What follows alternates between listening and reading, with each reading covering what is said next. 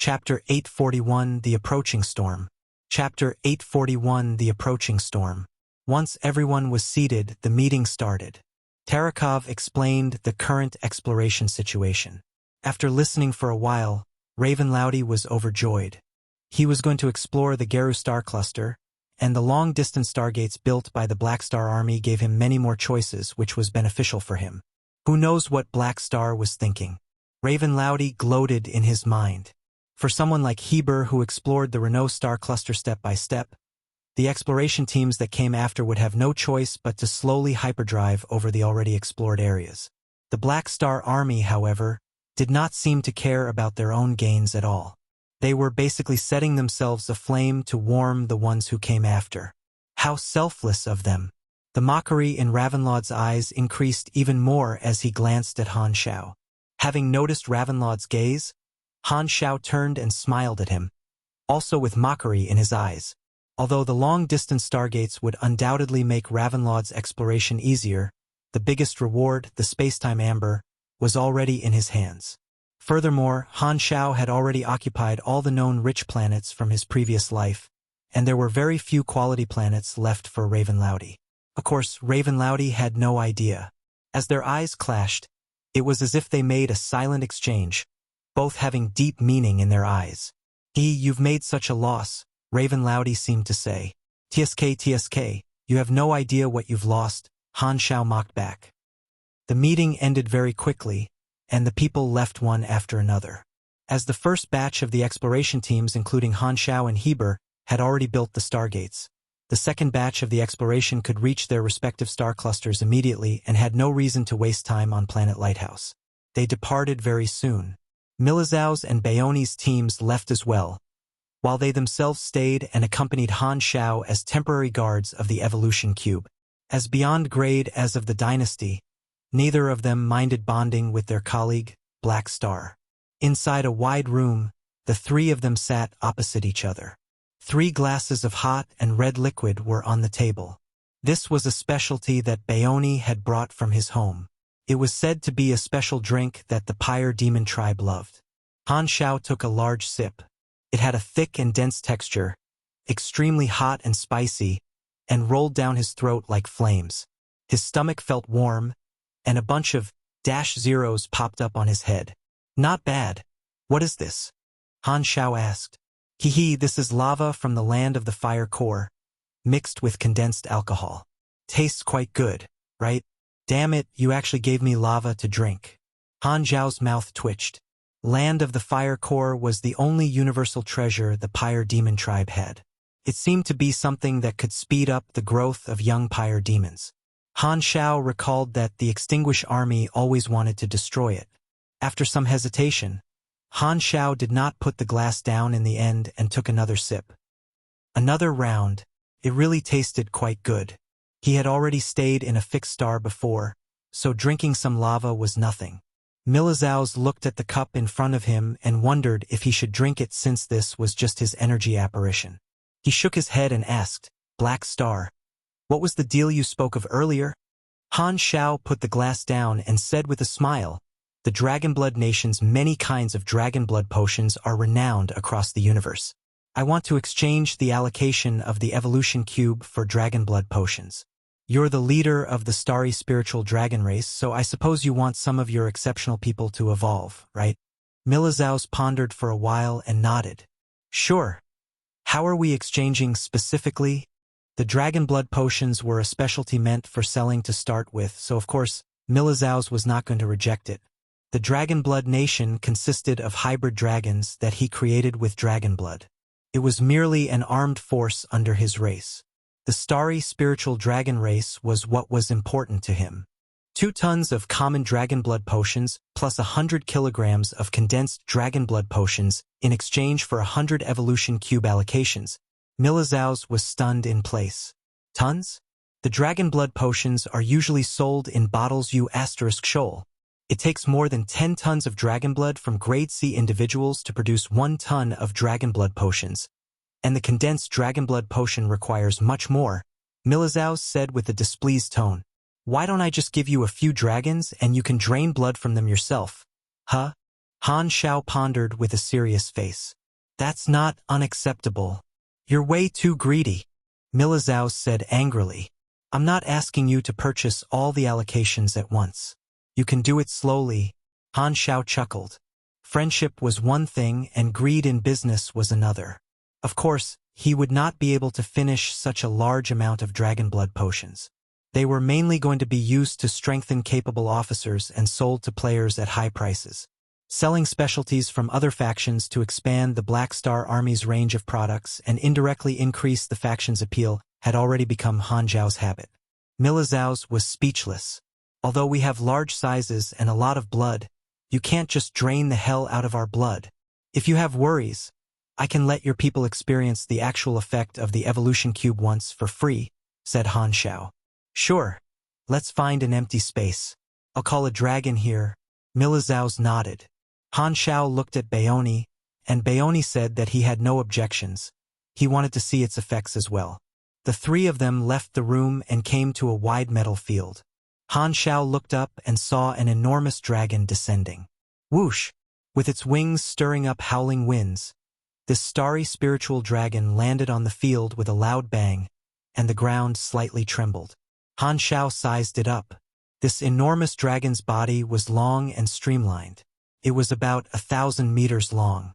It had 2 pairs of broad wings on its back and a pair of dragon claws below its body at the front, middle, and back, 3 pairs in total.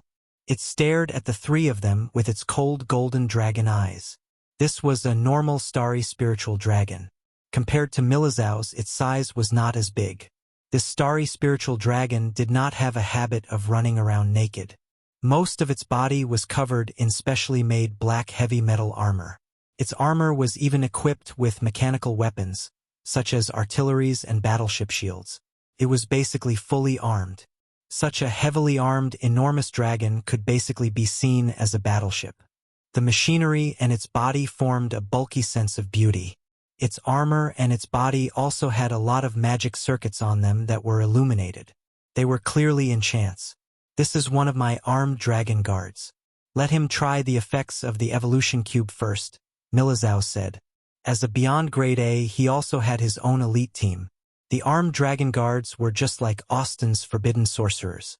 Wow, this guy looks really cool. Han Xiao's eyes were flashing. This style of large creature armed completely with machinery was perfect for his taste. Temporarily unsealing the evolution cube, Han Xiao activated it. Black evolution energy poured out and covered this armed dragon guard, forming a black cocoon. Kaka. Not long after, the black cocoon shattered like a newborn coming out of its shell. Under the sharp senses of 3 Beyond Grade, as the aura of this armed dragon guard became considerably stronger. Its size was visibly larger, and its heavy armor became a little tight on its body. Roar! This armed dragon guard looked up and roared, emitting bright silvery purple dragon breath that expanded like a sea of light and shattered like fireworks in the sky. Looks quite effective. Baoni was a little jealous. If he could let the females of the Pyre Demon tribe receive such enhancements, they would be able to endure more of his hot essence, which would definitely be beneficial in the reproduction of his descendant race. Frubuvel.cm. Milizao's was also satisfied. Alright then, I accept this price. I shall first buy 2,000 allocations. How is 2,000 enough? The population of the starry spiritual dragon is not high, sure, but there should at least be 1,000,000 dragons. Come on, buy more. Han Xiao tried tempting him. Milizao snorted. I'll think about it in the future. If he bought tens of thousands of allocations at once, his starry spiritual dragon race would have to change their name to the anemic dragon race. I have another request. Han Xiao chuckled. He sized the armed dragon guard up and said, I think that you starry spiritual dragons are quite magnificent. What do you want now? Milizao's was alarmed. Do you mind if I recruit a few starry spiritual dragons as my allies? Don't even think about it. Milizao's was so angry that he could barely maintain his energy apparition. Allies? You think I did not see the overflowing desire in your eyes? You want my people to be your mount, don't you? Outrageous, you might as well mount me. Milizao's had read about Han Xiao before coming and knew about how thick-skinned he was. However, after actual contact, The thickness of Han Xiao's skin still exceeded his expectations. Never mind him raising the price so directly, he even wanted to mount his dragon offspring right in front of him. How could there be such a shameless beyond grade? However, Milizhao's did not dislike it and somewhat liked Black Star's style. Most of the beyond grade as in the universe took their image very seriously and always maintained a cold attitude as if they were afraid others did not know how important they were. He was quite happy to meet someone with a different demeanor.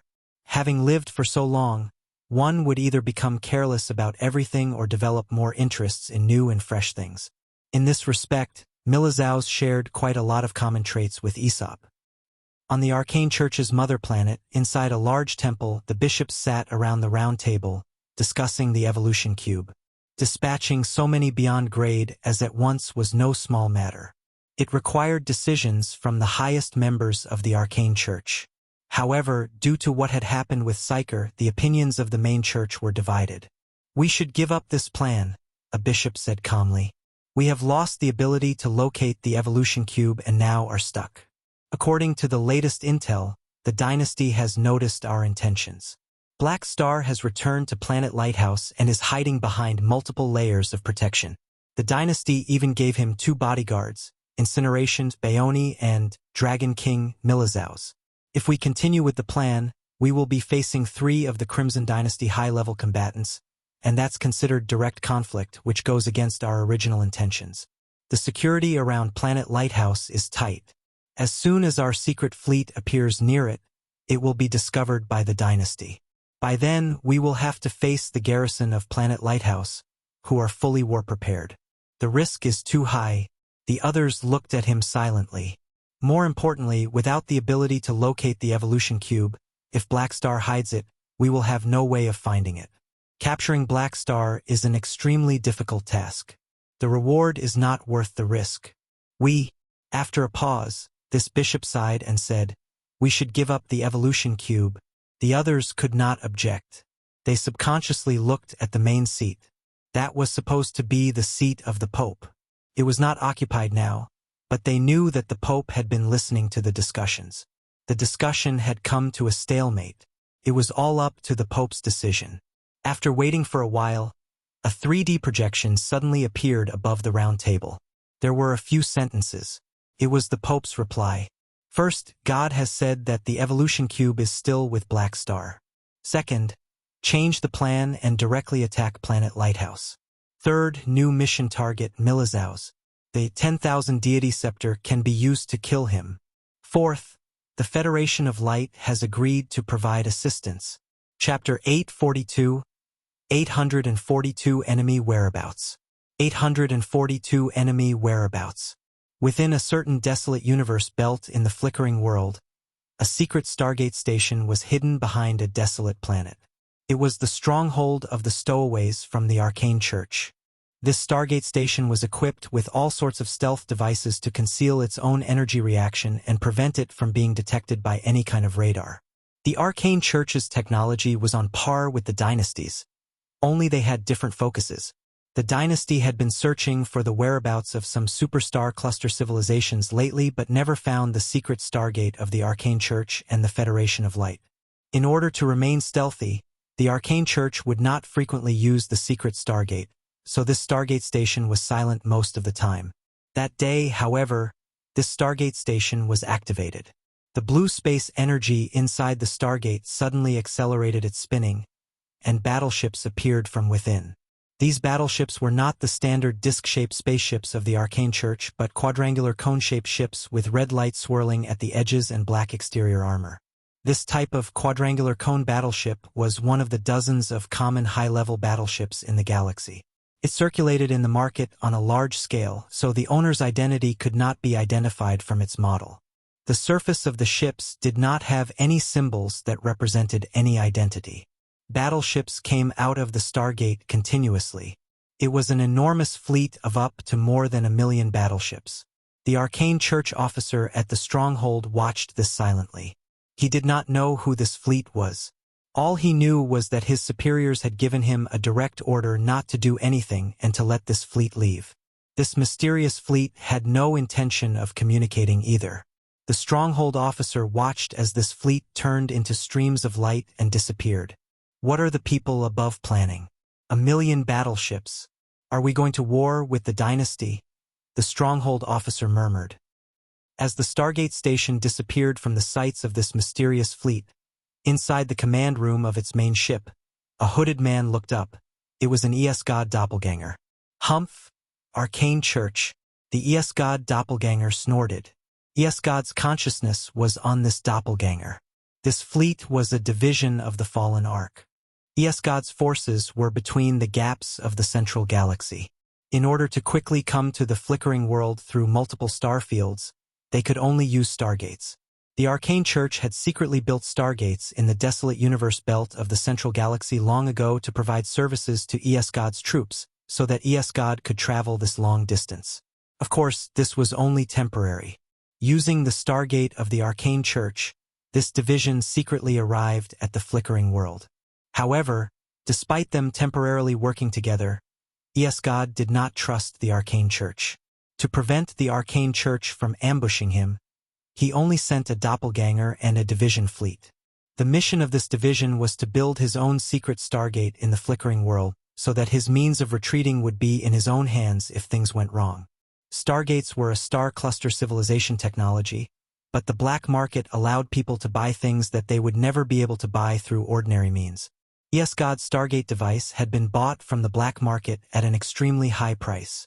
In the entire universe, there were more than a few star cluster civilizations, so the Stargate devices could not be kept completely exclusive.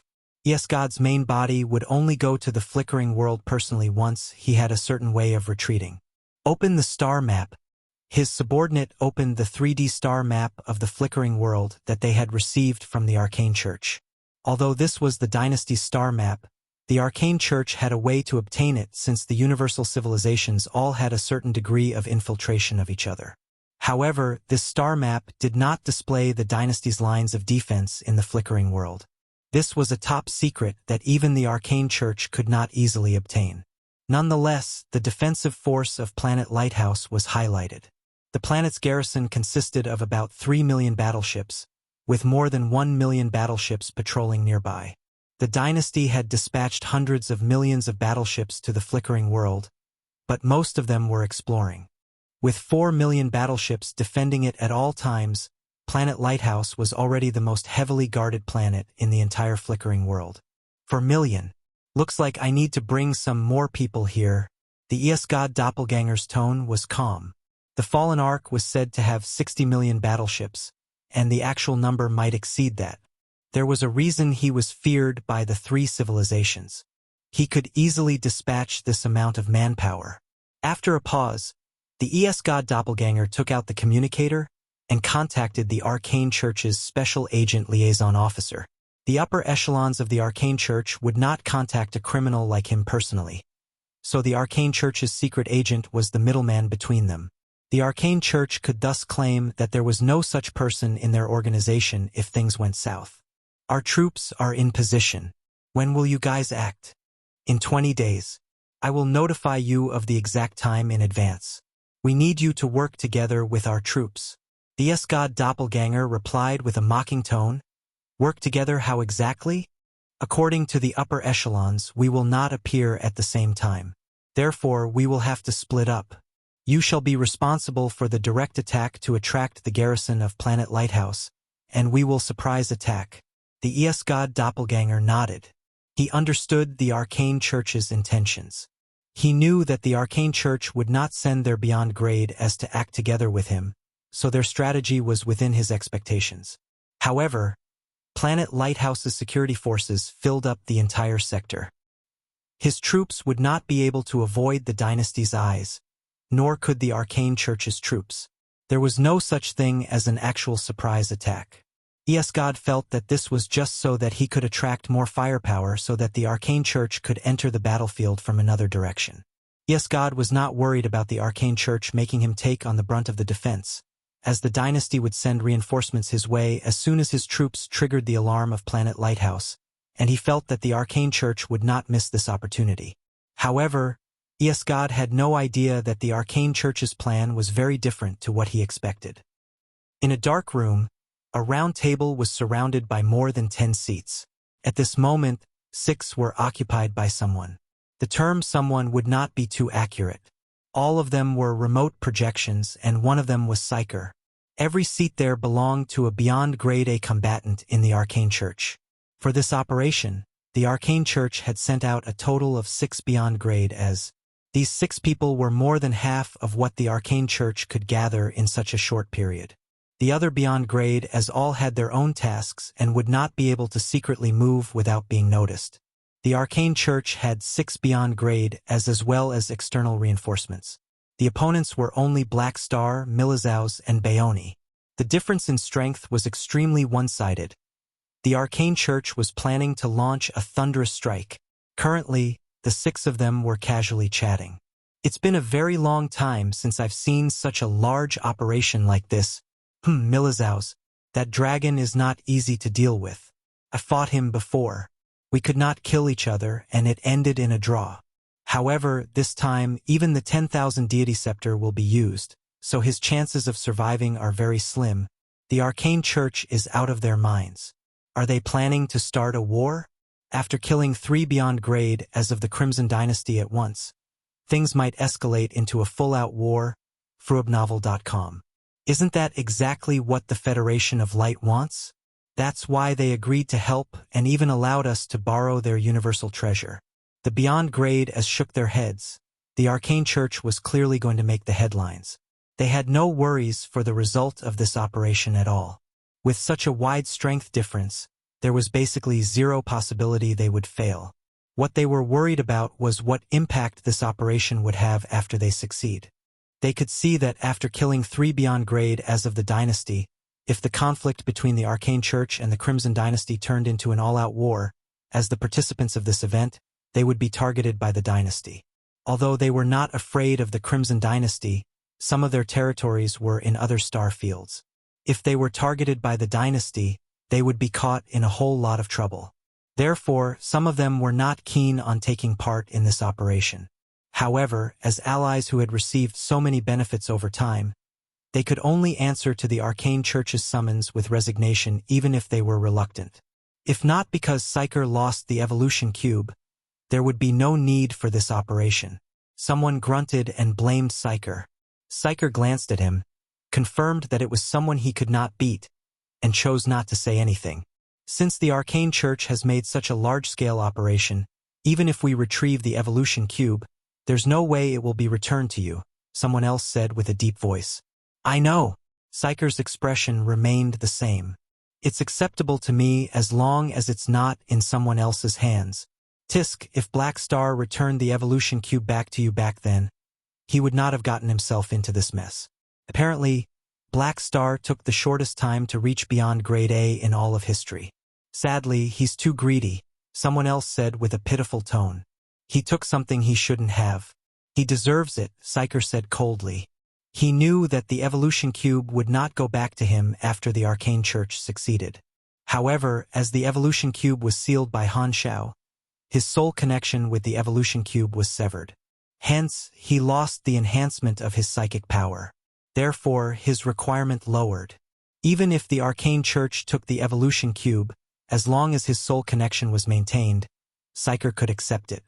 Han Xiao was the cause of all of this, and Psyker had immense hatred for him.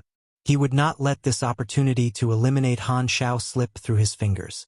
Personal hatred was one thing, but Black Star's organization was in the Shattered Star Ring just like his. Due to the fact that they were enemies, Black Star had become an obstacle of the Star Pupil Holy Race's growth, and the previous Civilization Conference was an example of that. For the growth and development of his civilization, Psyker also wanted to eliminate Black Star. A beyond grade A beside Psyker seemed to know what Psyker was thinking.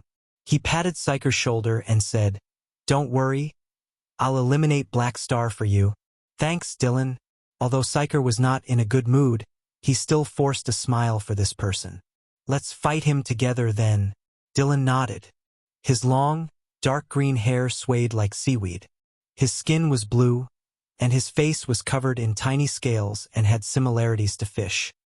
He had a pair of large, bright eyes that occasionally blinked and another conspicuous third eye on his forehead. There was webbing on his hands and feet and one eyeball in both of his palms. It was quite strange. His back was crouched as if he had a hunchback, and there were fins on it.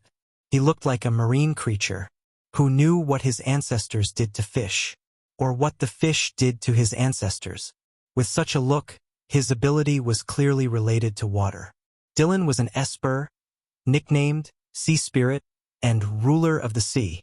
His Esper ability was controlling water. It sounded ordinary and seemed weak in space, but no beyond grade a super was weak. Dylan could compress water to an extreme extent that could easily slash through battleships. Not only that, he could even turn water into a powerful energy beam that had the destructive power on par with battleship weapons. At the same time, his body could store a huge amount of water that was more than enough to flood the surface of an entire planet. This type of Esper ability was not suitable for duels, but it was quite good in group battles. Having been part of the Arcane Church for many years, Psyker had friends, and Dylan was one of them. He was the closest friend Psyker had among the beyond grade A allies. It might be because both of them had many eyes, so they shared common interests. On the Federation of Light's mother planet, the Federation of Light President, Bader, was also paying attention to the Arcane Church's movements. It was his decision to provide help to the Arcane Church. With our help, as long as the Arcane Church doesn't underestimate them, the chance of this operation succeeding is higher than 95%. At least one beyond grade A will die on the Crimson Dynasty's side. Bader's tone was confident. The Chief Elder nodded with approval. The death of a beyond grade A is more than enough to trigger conflict between the Arcane Church and the Crimson Dynasty, which is very beneficial to us. The Federation of Light aided the Arcane Church in order to watch them fight. If the Arcane Church and the Crimson Dynasty battled with each other, they would be the ones who benefited from it. The Arcane Church knew this, but still decided to continue the plan as they had their own goals. Furthermore, working with ESGod was never something justifiable, so they did not tell the Federation of Light. Since the Federation of Light had provided help, they would be dragged down as well and would not be able to use this against the Arcane Church. Although both sides had their own goals, they also shared a goal: to apply pressure to the Crimson Dynasty and test the dynasty's attitude to see if they could eat them up. As for whether Milizaus or Black Star would be killed, it made no difference to Bader, and he did not care at all. Chapter 843, 843 Showing Themselves. 843 Showing Themselves. In base number 4 of Planet Lighthouse, within the real-life war training room, a spar was being carried out. Bang! A mechanical fist slammed against a hardened fist, and a shock wave burst out from the point of contact. Hadavi braced himself, catching Psionic Prime's fist, before viciously swinging forward with a right hook, knocking him backward onto the defense line formed by the mechanical soldiers. Behind his line of defense, Han Xiao slightly shifted, waving his hand and shooting a beam of mechanical force to stabilize the body of Psionic Prime. His eyes immediately flashed with an electrical glow, and the next instant, along the route Hadavi was taking toward him, a psionic barrier appeared. Because the barrier appeared too suddenly and was too close, Hadavi rammed straight into it. Boom! Good sound. You have a good head. The corners of Han Xiao's mouth curled up, and he suddenly clenched his fist. The wall-like barrier shrank instantly into a minute before imploding directly on Hadavi's face. With a thunderous noise, it shot out a blue beam, knocking Hadavi into the wall of the training room. Boom! The metal plates of the room were bent and broken, and a human-shaped hole appeared in the wall. The mechanical soldiers forming the line of defense began to concentrate their fire, their ammunition blanketing the entire area, shooting straight into the human-shaped pit. Boom! A dazzling explosion of light turned the entire room a pure white for a moment. During this time, a red-colored light suddenly rushed toward Han Xiao's back, piercing through 10 or so mechanical soldiers, before aiming toward the back of his head. Psionic Prime immediately disassembled and reassembled as a floating cannon model, activating a psionic shield to cover Han Xiao's back.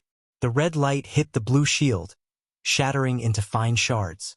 As Han Xiao leisurely turned his head back, Hela shot backward, creating distance between them while firing her death rays.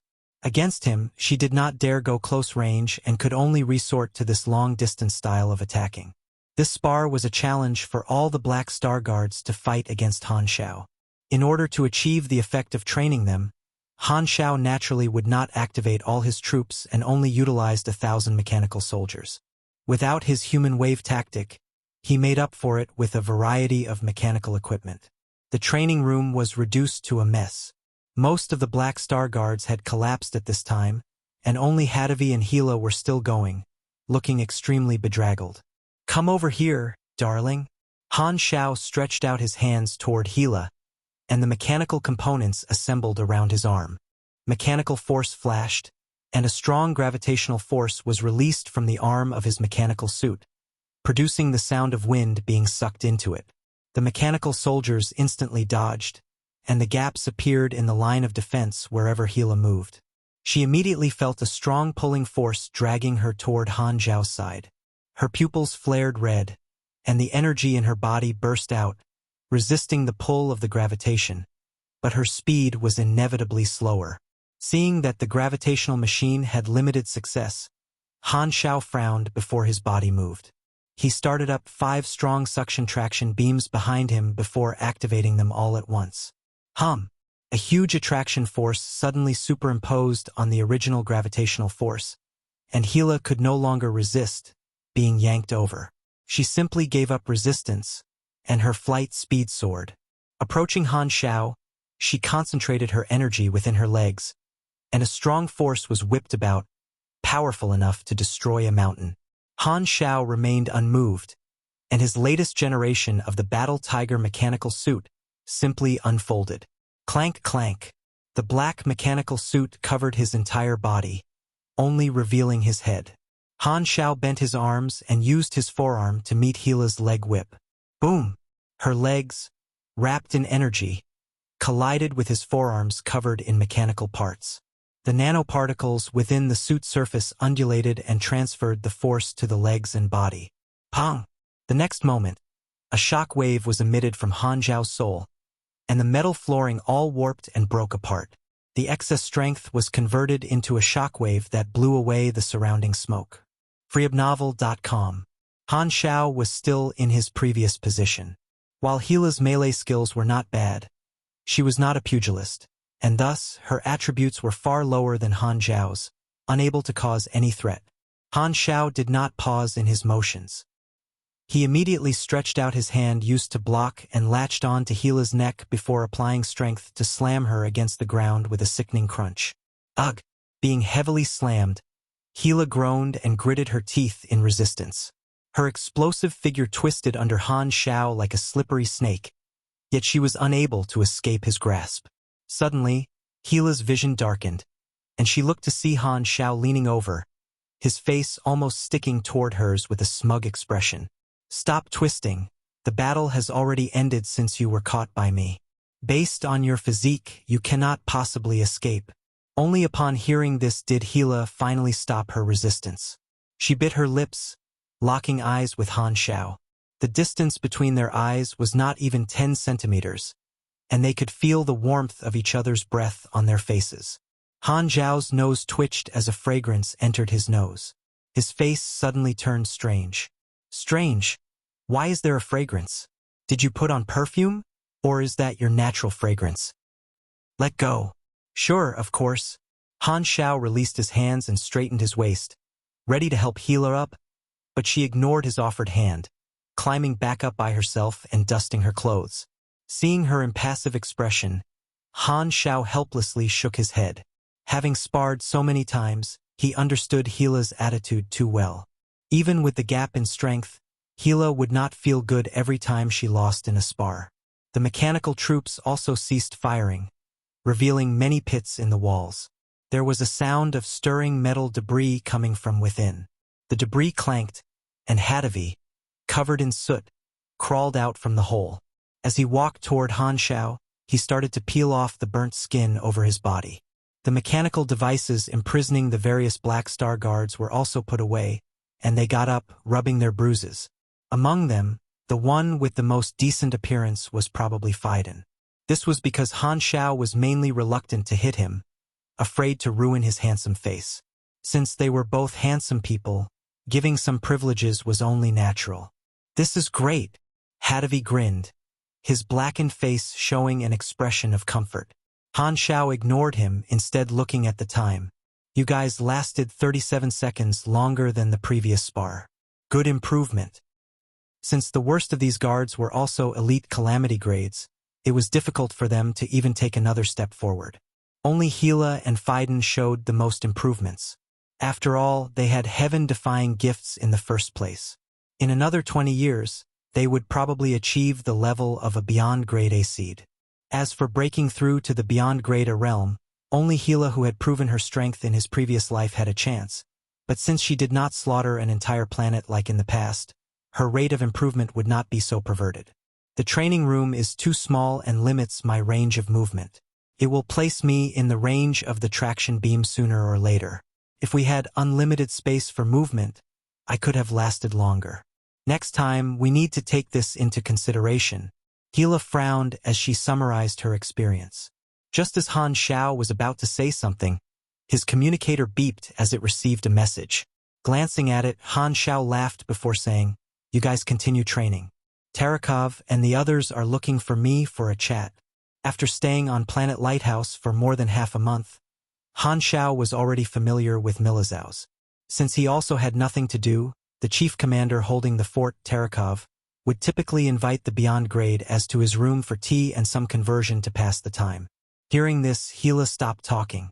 She seemed to want Han Xiao to continue teaching, but she nodded in the end, calling the rest of the Black Star Guards to gather and continue practicing, whilst she looked at the exiting Han Xiao from the corner of her eyes. While he was walking over, Han Xiao entered his quantum network.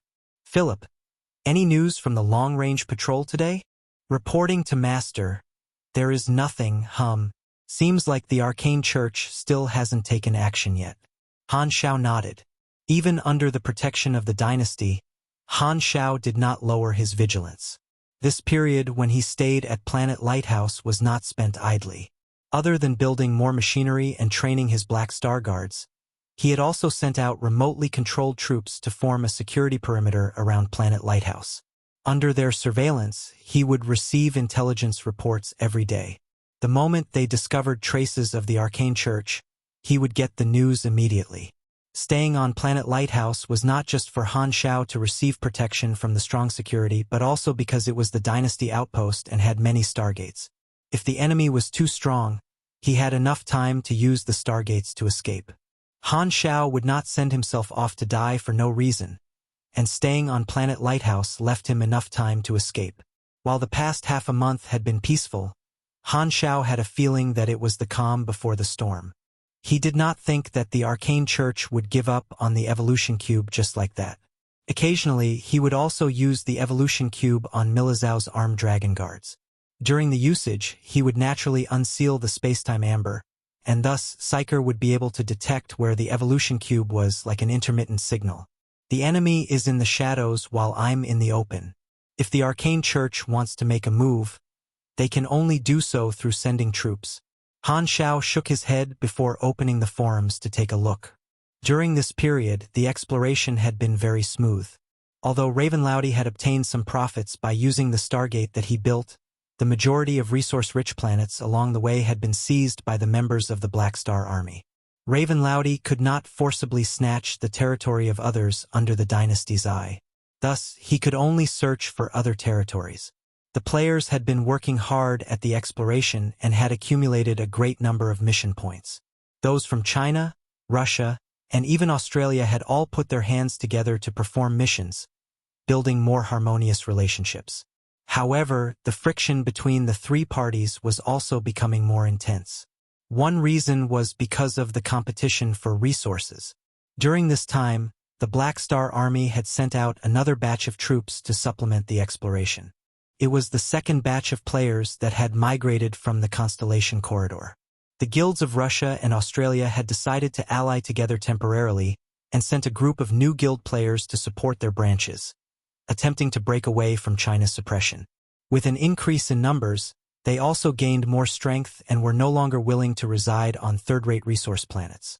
Thus, they began to try and fight for better quality resource areas, increasing friction with the Chinese. If this carries on, I'm afraid it will devolve into a full-scale guild war. If these clubs even instigate players from their country, it will be on a national scale, Han Xiao speculated. However, this was an internal affair of the player group. He could not nor did he wish to obstruct them. Previously, they made friends with each other to prevent any hostile behavior directed toward them. There was still a certain measure of success in this plan. The relationships between the ordinary players were harmonious, and even if they were dragged to fight in a national war, they would still be good friends after the fight, with no obvious separation into factions.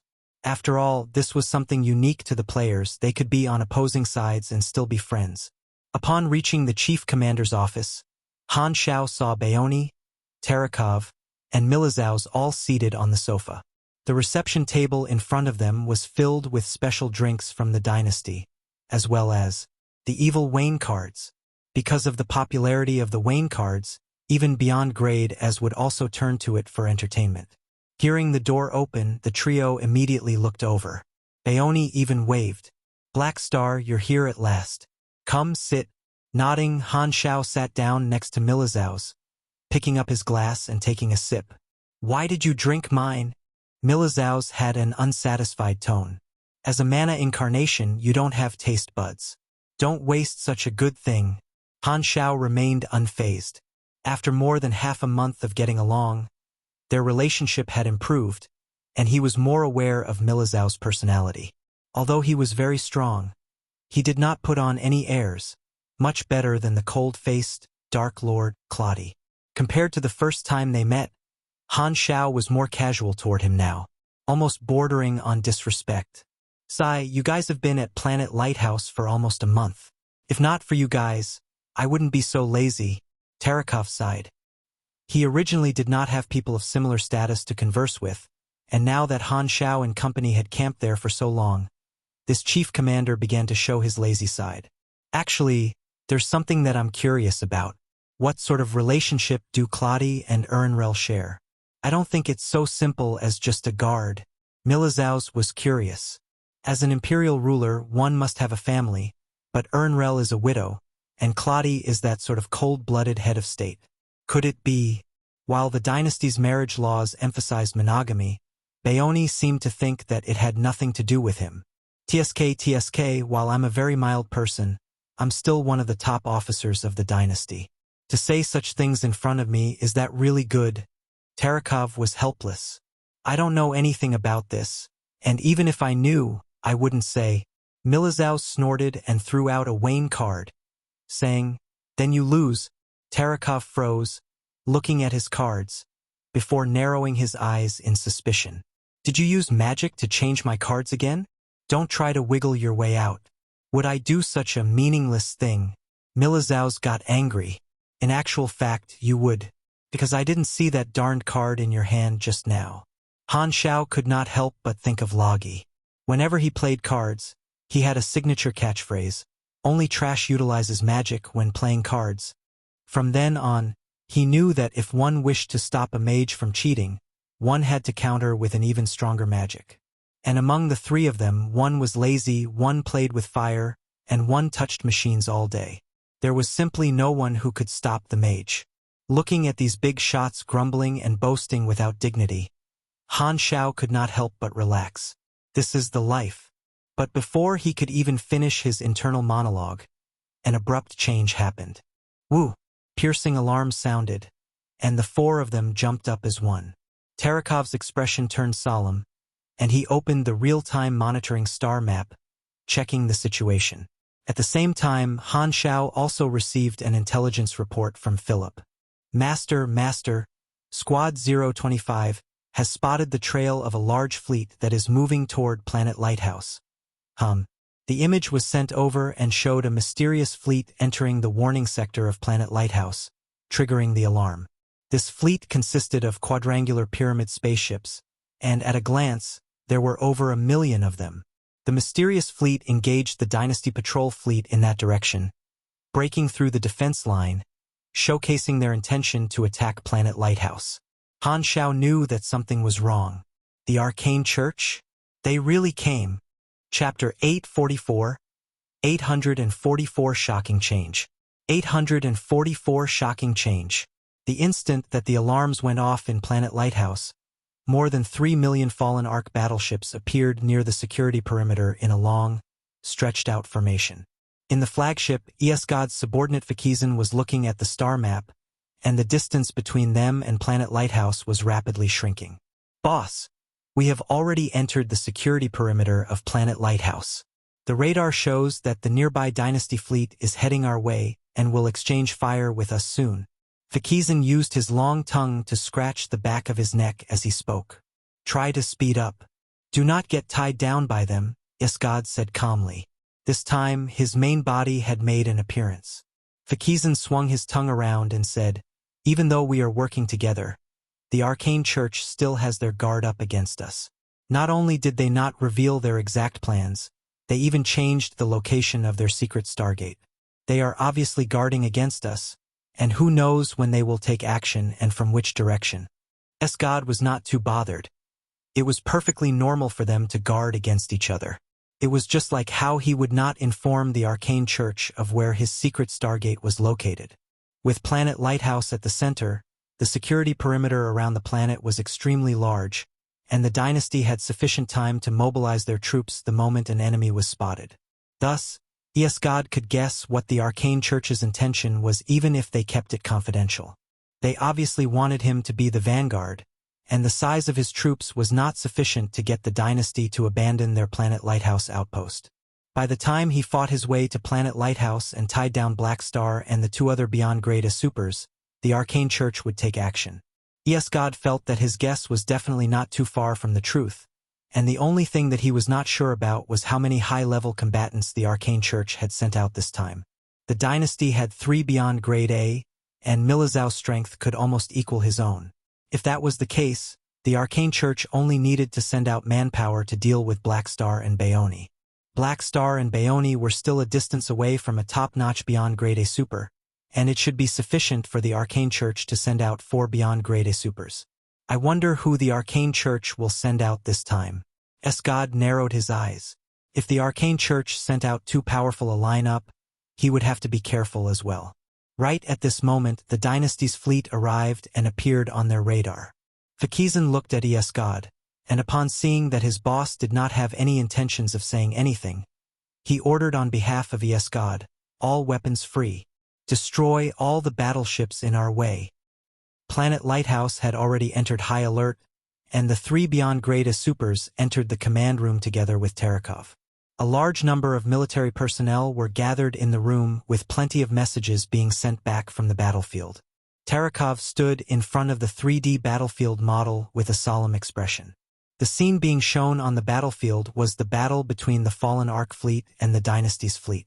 The battleships of both parties had been shrunk down many times to completely simulate the battlefield environment. It was as though too many fleets were battling it out in front of everyone's eyes.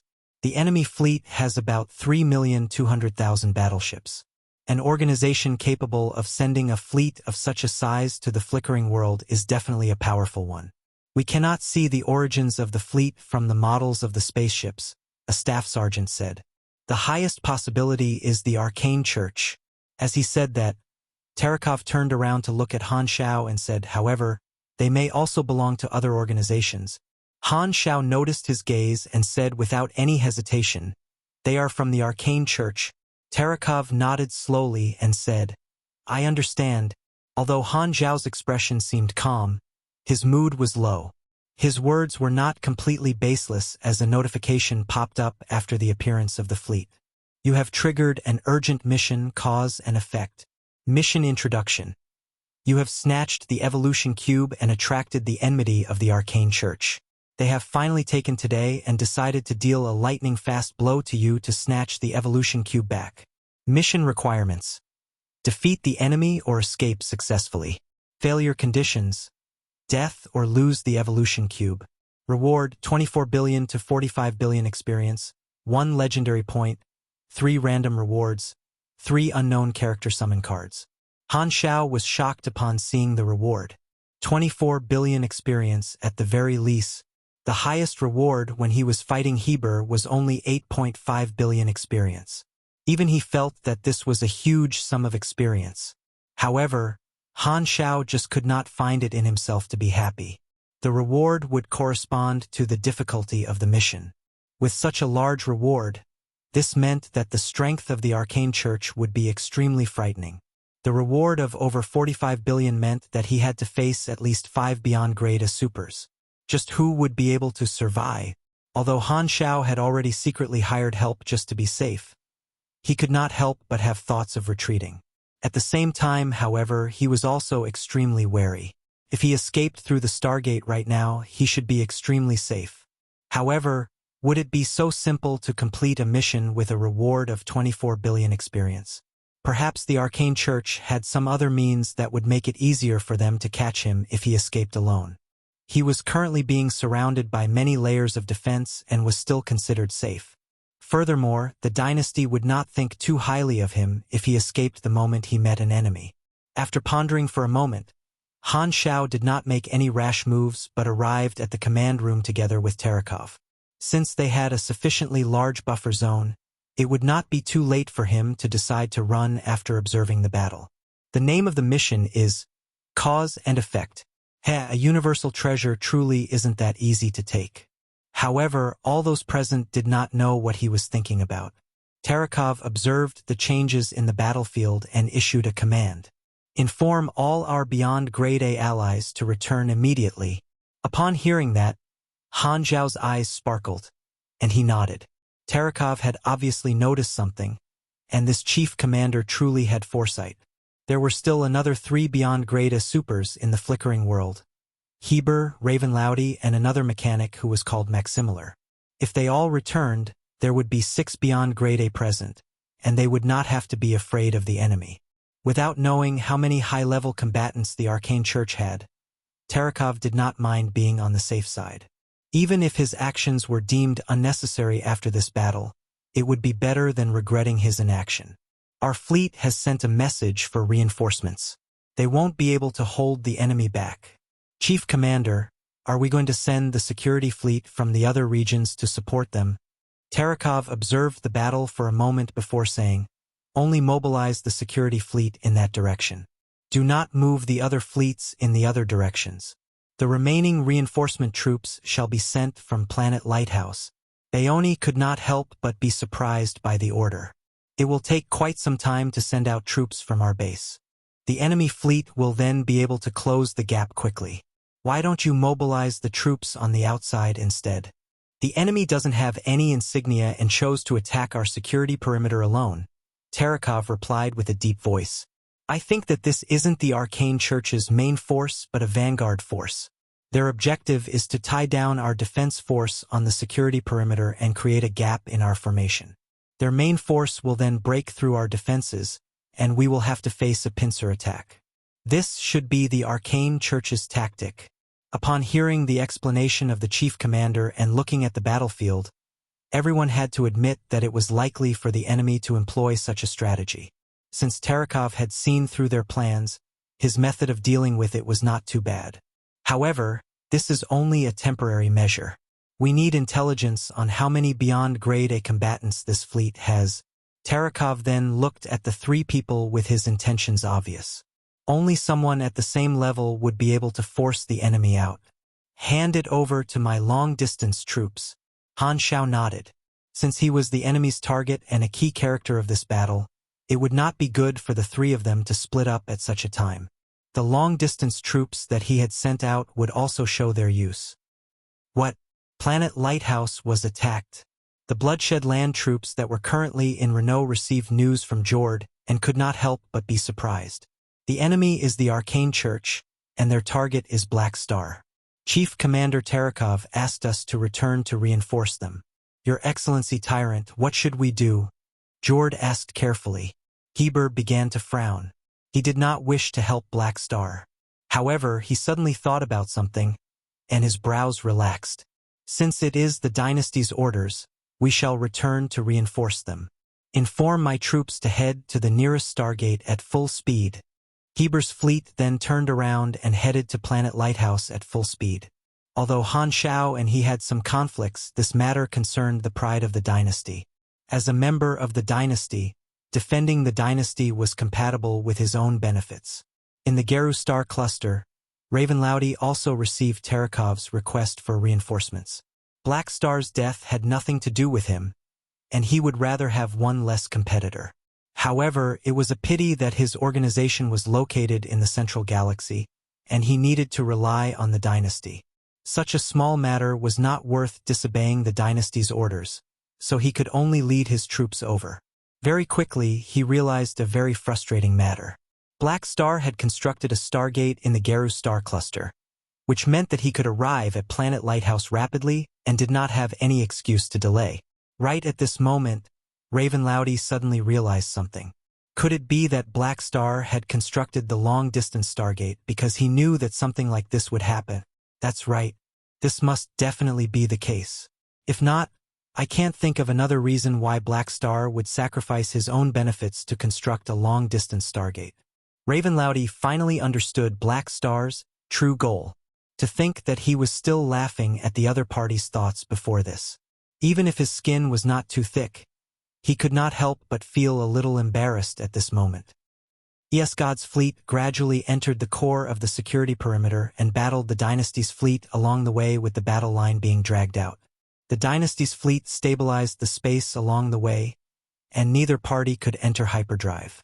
Esgod's fleet was slowed down inevitably and continued to be harassed along the way. Millions of battleships exchanged fire, and a large intergalactic war exploded.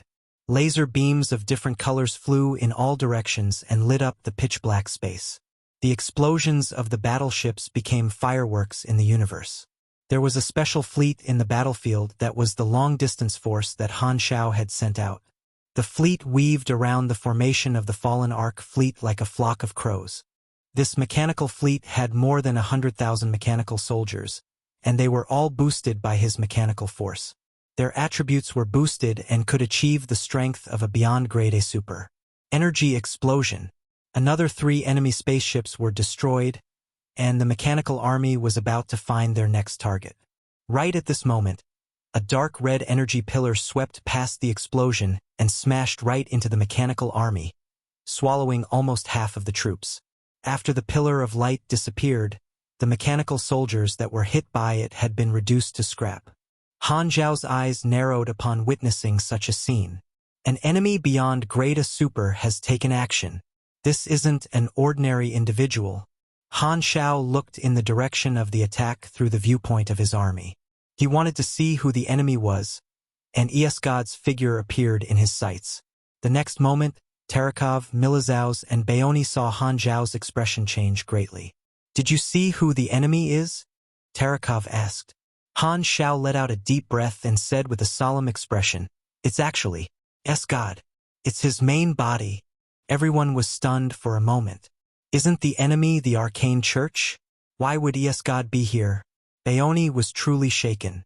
Because he had personally fought Esgod before, he was extremely clear about his strength.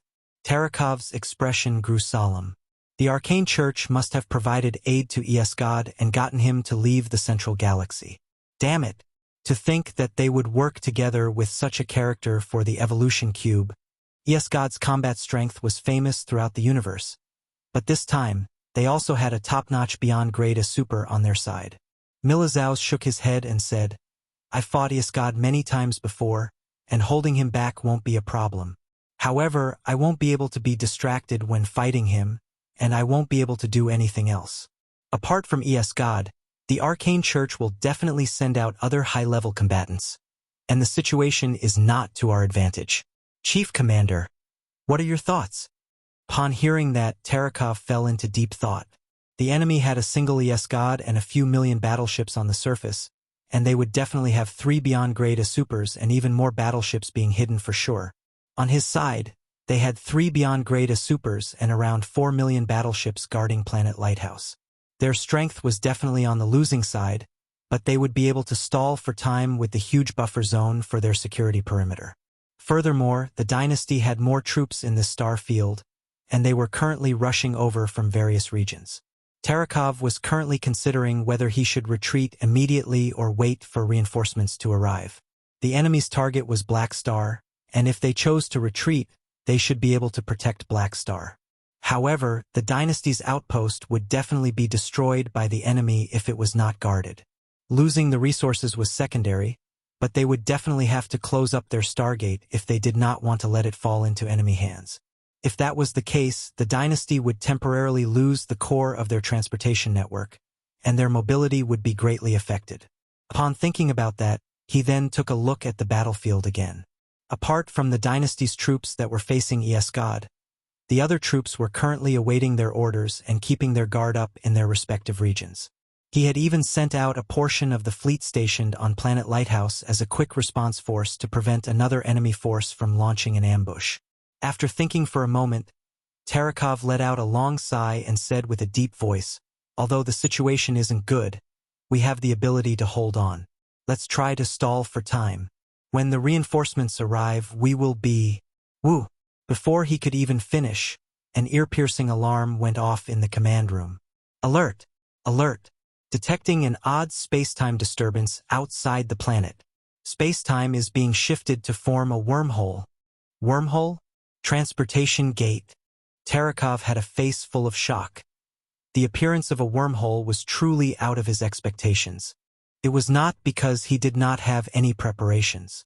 With the Crimson Dynasty's technological skills, they would definitely install appropriate equipment to cut off any long-distance transportation, and it was impossible for the Arcane Church not to know about this. He did not understand why the Arcane Church would make such a pointless attempt. Right outside the atmosphere of Planet Lighthouse, space seemed to have been folded.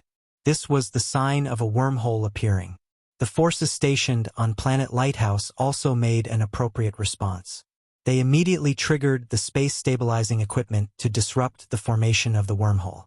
This would work regardless of whether the other party was using magic or technology. However, the scene that followed truly shocked everyone. Their infallible anti-wormhole equipment was useless. Space continued to fold, but the wormhole did not appear immediately, and a strange scene occurred. A hazy appearance of battleships appeared outside the atmosphere like an illusion. Just when everyone was still in a daze, the next moment, the folds in space suddenly flattened out, and these hazy figures became solid. In the blink of an eye, the illusion became reality. This fleet contained a few million Arcane Church spaceships with the famous Butterfly flagship. In that instant, a few million spaceships descended upon Planet Lighthouse. They had ignored the security perimeter of Planet Lighthouse, and the defenses of Planet Lighthouse had weakened because they had sent out a portion of their fleet. This was the Arcane Church's true strategy. Terekov suddenly seemed to have thought about something, and his expression changed abruptly. This isn't wormhole transportation. Only the strategic universal treasure of the Federation of Light, multidimensional sky opening transportation device, has such an effect. The Arcane Church actually joined hands with the Federation of Light. Chapter 845. The Battle Begins. Chapter 845. The Battle Begins. Multidimensional Sky Opening Transportation Device. Han Xiao felt his heart shake. He was no stranger to this universal treasure. This was the universal treasure that the Federation of Light had spent a vast amount of resources to forge. It was technology that belonged solely to them. Just like how the evolutionary civilization created the evolution cube, all civilizations that had reached the level of a universal civilization had more or less crafted their own universal treasure. The principles of this item were related to the principles of multidimensional projections and appearance. It upgraded an entire fleet to a higher dimension and transported them to their destination before restoring the original dimension of the troops. In essence, it was like transforming the universe into a flat 2D plane and transforming the troops to be transported into a 3D object. Because the obstructions within a 2D plane were not able to affect a 3D object, the transported object could move about freely on the surface of the 2D plane.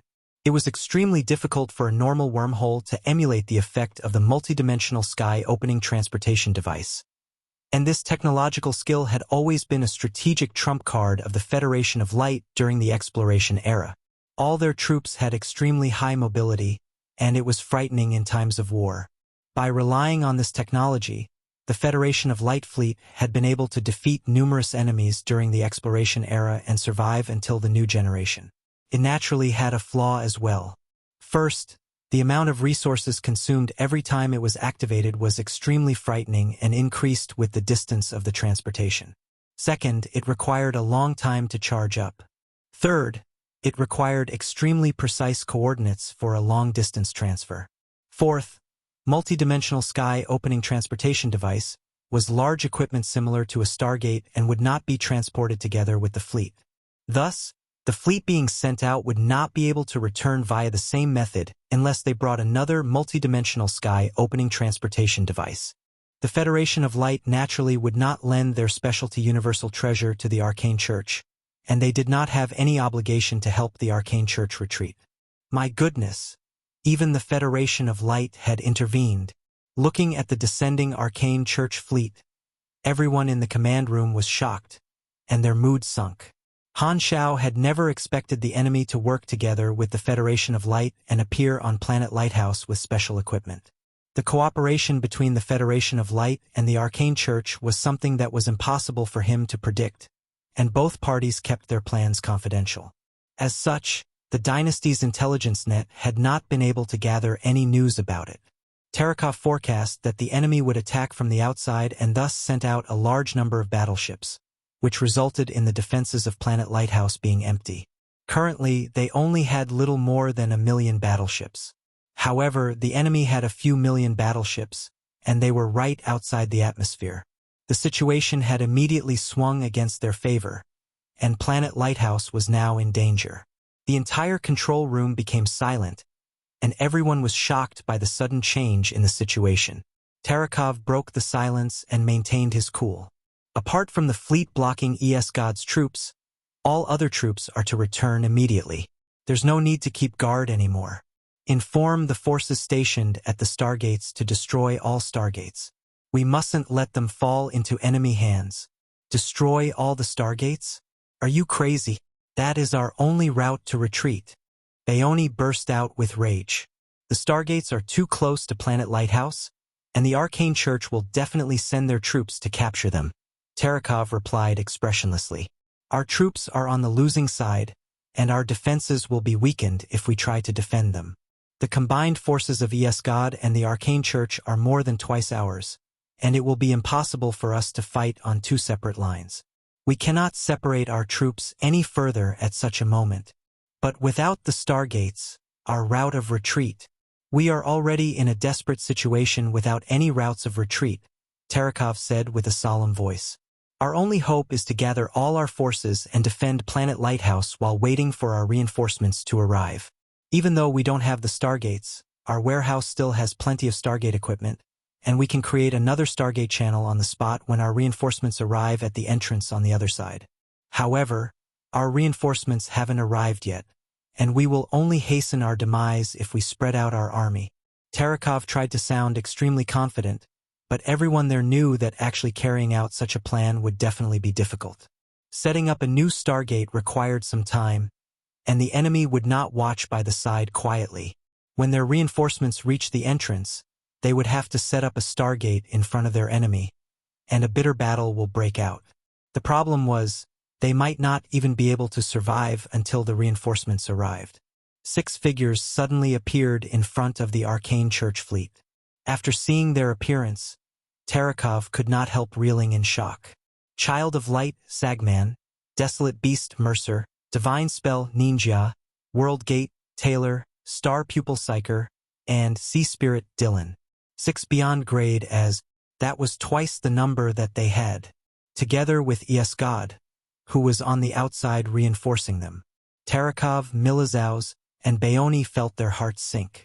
The Arcane Church was truly resolute and was not afraid of starting a war with the dynasty. Milizaus and Bayoni already felt some regret. They had volunteered to be Black Star's bodyguards because of the evolution cube, and their lives might be sacrificed this time. We really shouldn't have interfered this time. They could not help but look toward Han Xiao, but they realized that Han Xiao already had his eyes shut. What are you? Before they could finish their question, a powerful surge of mechanical force burst forth from Han Xiao's body, and the energy level in Han Xiao's body increased rapidly. Upon witnessing the descending Arcane Church troops, Han Xiao could not be bothered with the others in the room and immediately put all his experience into leveling up. During such an urgent situation, he could no longer be bothered about the waste because of the penalty. Every little bit of strength would count. It has been 7 to 8 months since he entered the Beyond Grade A level, and Han Xiao had accumulated a huge reserve of experience during this period. Even with the 40% penalty, the experience that he had was enough to increase his level from 240 to 260. His cells oozed out with energy, and his entire body erupted with power. A series of notifications popped up on the interface. Emperor Mechanic leveled up to LV.35 max, plus 1000 energy, plus 5 STR, plus 5 DEX, plus 8 END, plus 12 INT. You have received 10 free attribute points. You have received 1 potential point. Main class level limit achieved. You have triggered class advancement mission. All rivers run into the sea. All rivers run into the sea. Pay a visit to 100 Grade A and above mechanics and have a mechanic skill exchange with them. A powerful mechanic will never close the doors of his workshop but knows how to increase his strength through learning. You have reached LV.260. You have triggered the promotion mission, Never-Ending Challenger. Never-Ending Challenger. Personally challenge a Beyond Grade A Super and survive. Summoning creatures and long-distance troops are disallowed. The battle cannot be less than 30 seconds, and you cannot leave the battle during the period. After completing the requirement, leaving the battle will complete the mission. Upon reaching the level 260 bottleneck, his class advancement and promotion mission arrived at the same time. All the random rewards that he had accumulated during this period did not give him a mission completion card. Instead, he drew 2 blank character summon cards and a skill level up card. He only had a single mission completion card left, which was the one left from his previous missions. Thus, he can only choose to skip a single mission. Upon seeing these 2 missions, Han Xiao was overjoyed. The heavens had left him a way out. All rivers run into the sea was a class advancement mission that required a lot of time. In the entire universe, finding 100 calamity grade mechanics was definitely possible, but they would be spread out in all the different regions. This mission would definitely require him to spend a long time traveling and farming favorability points for the other party to be interested in having an exchange with him. Despite it being extremely troublesome, the advantage was that it was not difficult at all. In comparison, his promotion mission was much harder for ordinary players. Facing a Beyond Grade A Super head-on for 30 seconds was a promotion mission that would only appear in the later stages. Not losing 30 seconds was not a problem, but the surviving requirement was the difficult one. There were 2 common ways for players to complete such a mission. First, go all out and try their luck to see if they died. The second method was much safer. Join a Beyond Grade A Super faction and farm for favorability points to exchange for a chance to spar. Since it was a spar, the Beyond Grade A Super would not kill them even if they lost. Although it required a lot of time, the second method had a higher chance of success, and the interface would not allow all the players to get stuck on such a promotion mission. However, this mission had no difficulty for Han Xiao. Not to mention a single Beyond Grade A, there were 6 in front of him, and together with ES God, the number of Beyond Grade A Supers were as many as Psyker's eyes. Fruobnovel.co. Without any hesitation, Han Xiao used the mission completion card on All Rivers Run into the Sea. In comparison, he would be able to complete the promotion mission without a short amount of time. The only problem was that the mission would only be complete after he exited the battle. However, it would not be so easy for him to exit the battle if the enemy wanted to tangle with him. Perhaps he could try to fight his teammates. Han Xiao turned around abruptly and said, "Bayoni, fight me right now." "Huh." Everyone was confused. With the enemy in front of you, has your brain short-circuited? Are you going to betray us for the Arcane Church in order to survive? Boom! Right at that moment, the room suddenly shook, and a series of explosions came from the sky above. The Arcane Church fleet outside the atmosphere began their attack and shot out psionic cannons while fighting the defensive troops. The huge protective shield around the planet began to flicker under the continuous explosions, and the ground shook. Just as Terakov had predicted, the enemy had indeed sent out another fleet toward the Stargate located not too far away and tried to snatch it. The enemy's fleet began their assault, and the various fleets located on Planet Lighthouse fought back. With cannon fire being exchanged between both parties, the sky above Planet Lighthouse was colored with a myriad of different colors, and the radioactive explosions were both deadly and beautiful. On the other side, the most powerful beyond grade as Child of Light, Sagman, and Divine Spell, Ninja began tangling with Milizhao's main body, which was outside the atmosphere. Milizhao's tried to use a transportation spell, but it was disrupted by Ninja, who was also a beyond grade A mage.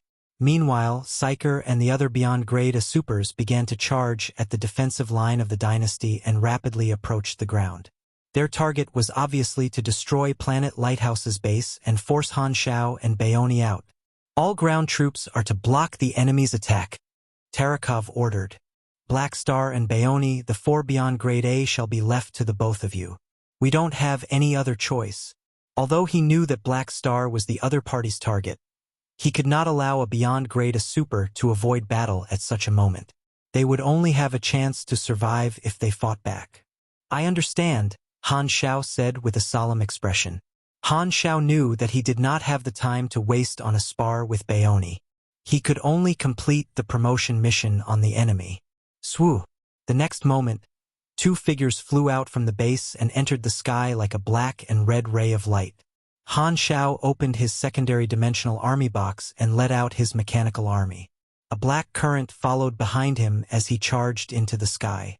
Very quickly, both parties clashed in midair, and the battle began. Who? The 6 experts froze in midair and glared at each other, their gazes filled with killing intent. The energy wave of the 4 enemies was like a large ocean, and Baoni felt immense pressure. He knew that he did not have a physique like Han Xiao, and the chances of him dying were even higher than Black Star. After both parties glared at each other for a few seconds, Psyker said, I warned you before. Did you not think that this day would arrive when you stole the evolution cube? Han Xiao completely ignored those words. This was not the time to trash-talk Psyker, and he observed the enemies carefully. There was a pugilist, a psychic, a mage, and an esper.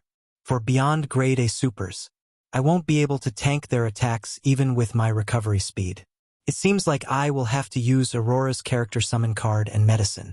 I hope that those fellows will be able to arrive quickly to share the burden. Han Xiao gritted his teeth and threw all his free attribute points into endurance. His health then increased by about 200,000. Since the disparity in their strength was too large, he could only choose to be as tanky as possible.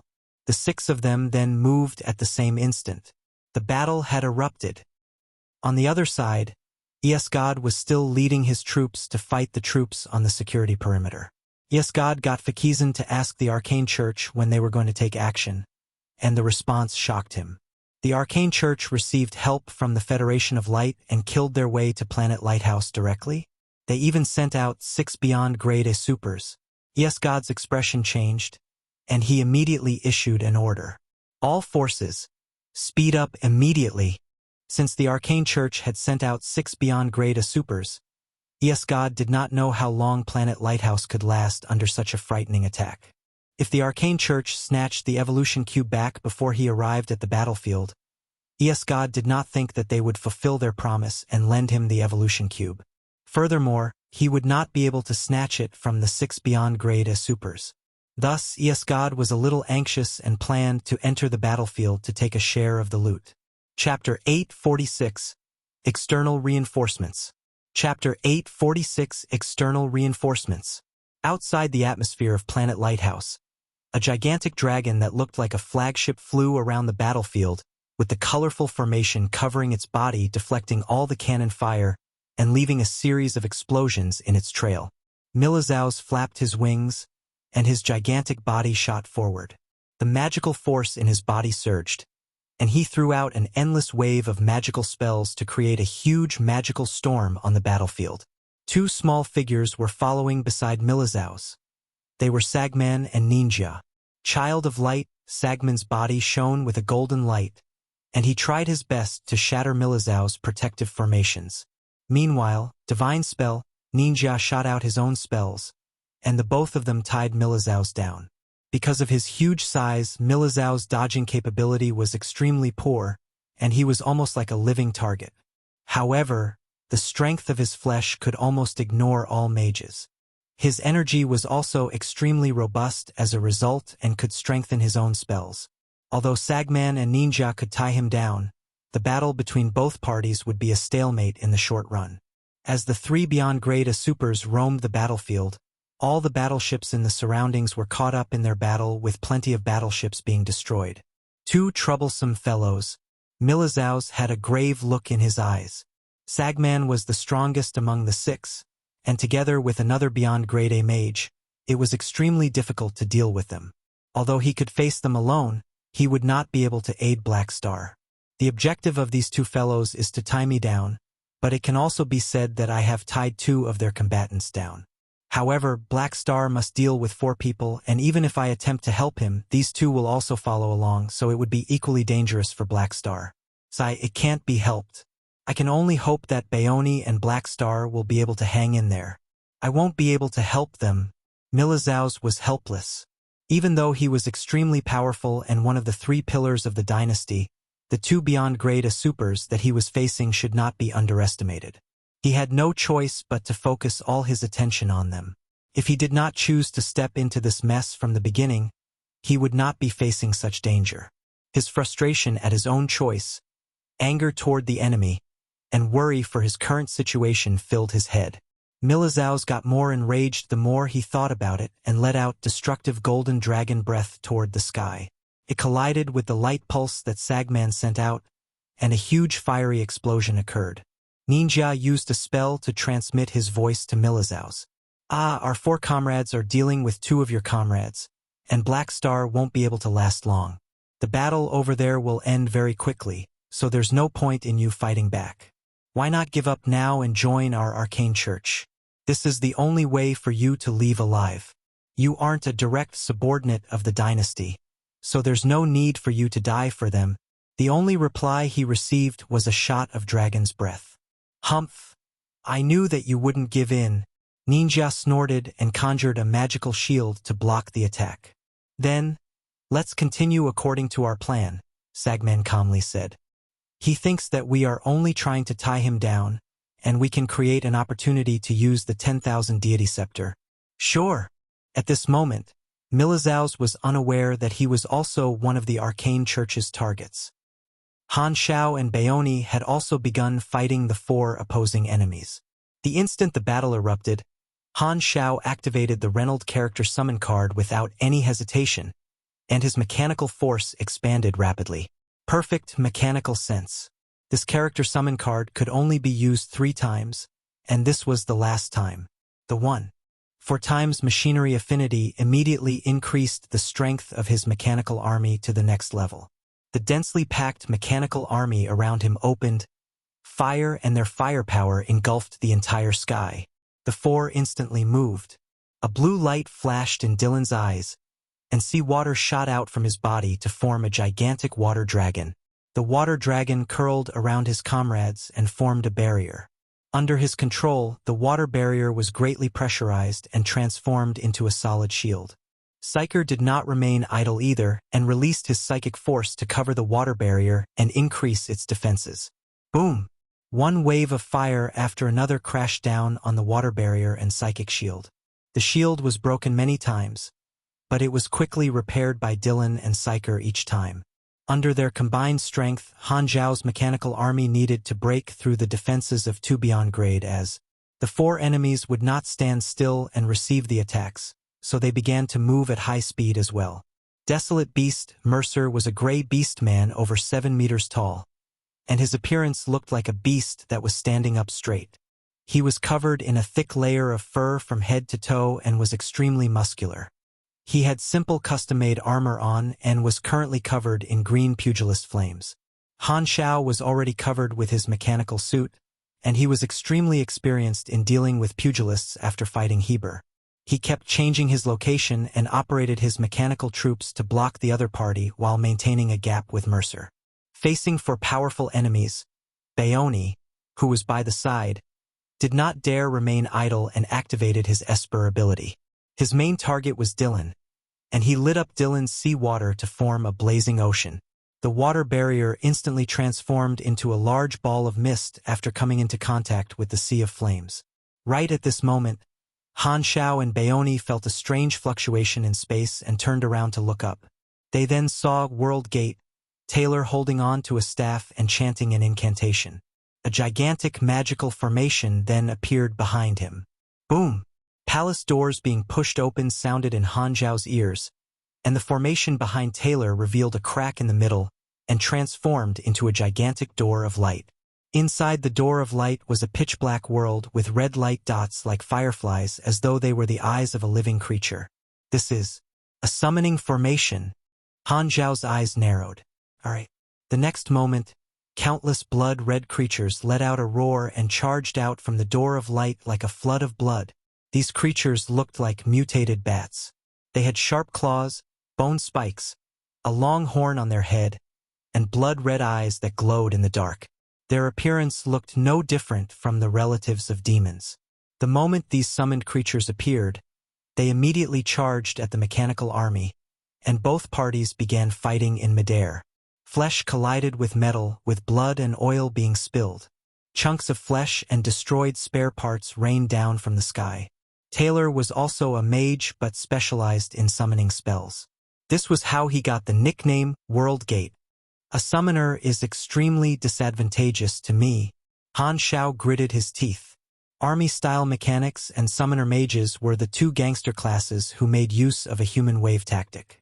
The difference between the two was that a mechanic burned money and could construct an army before the battle to appear instantly, but a summoner could only slowly summon their babies during battle by burning mana.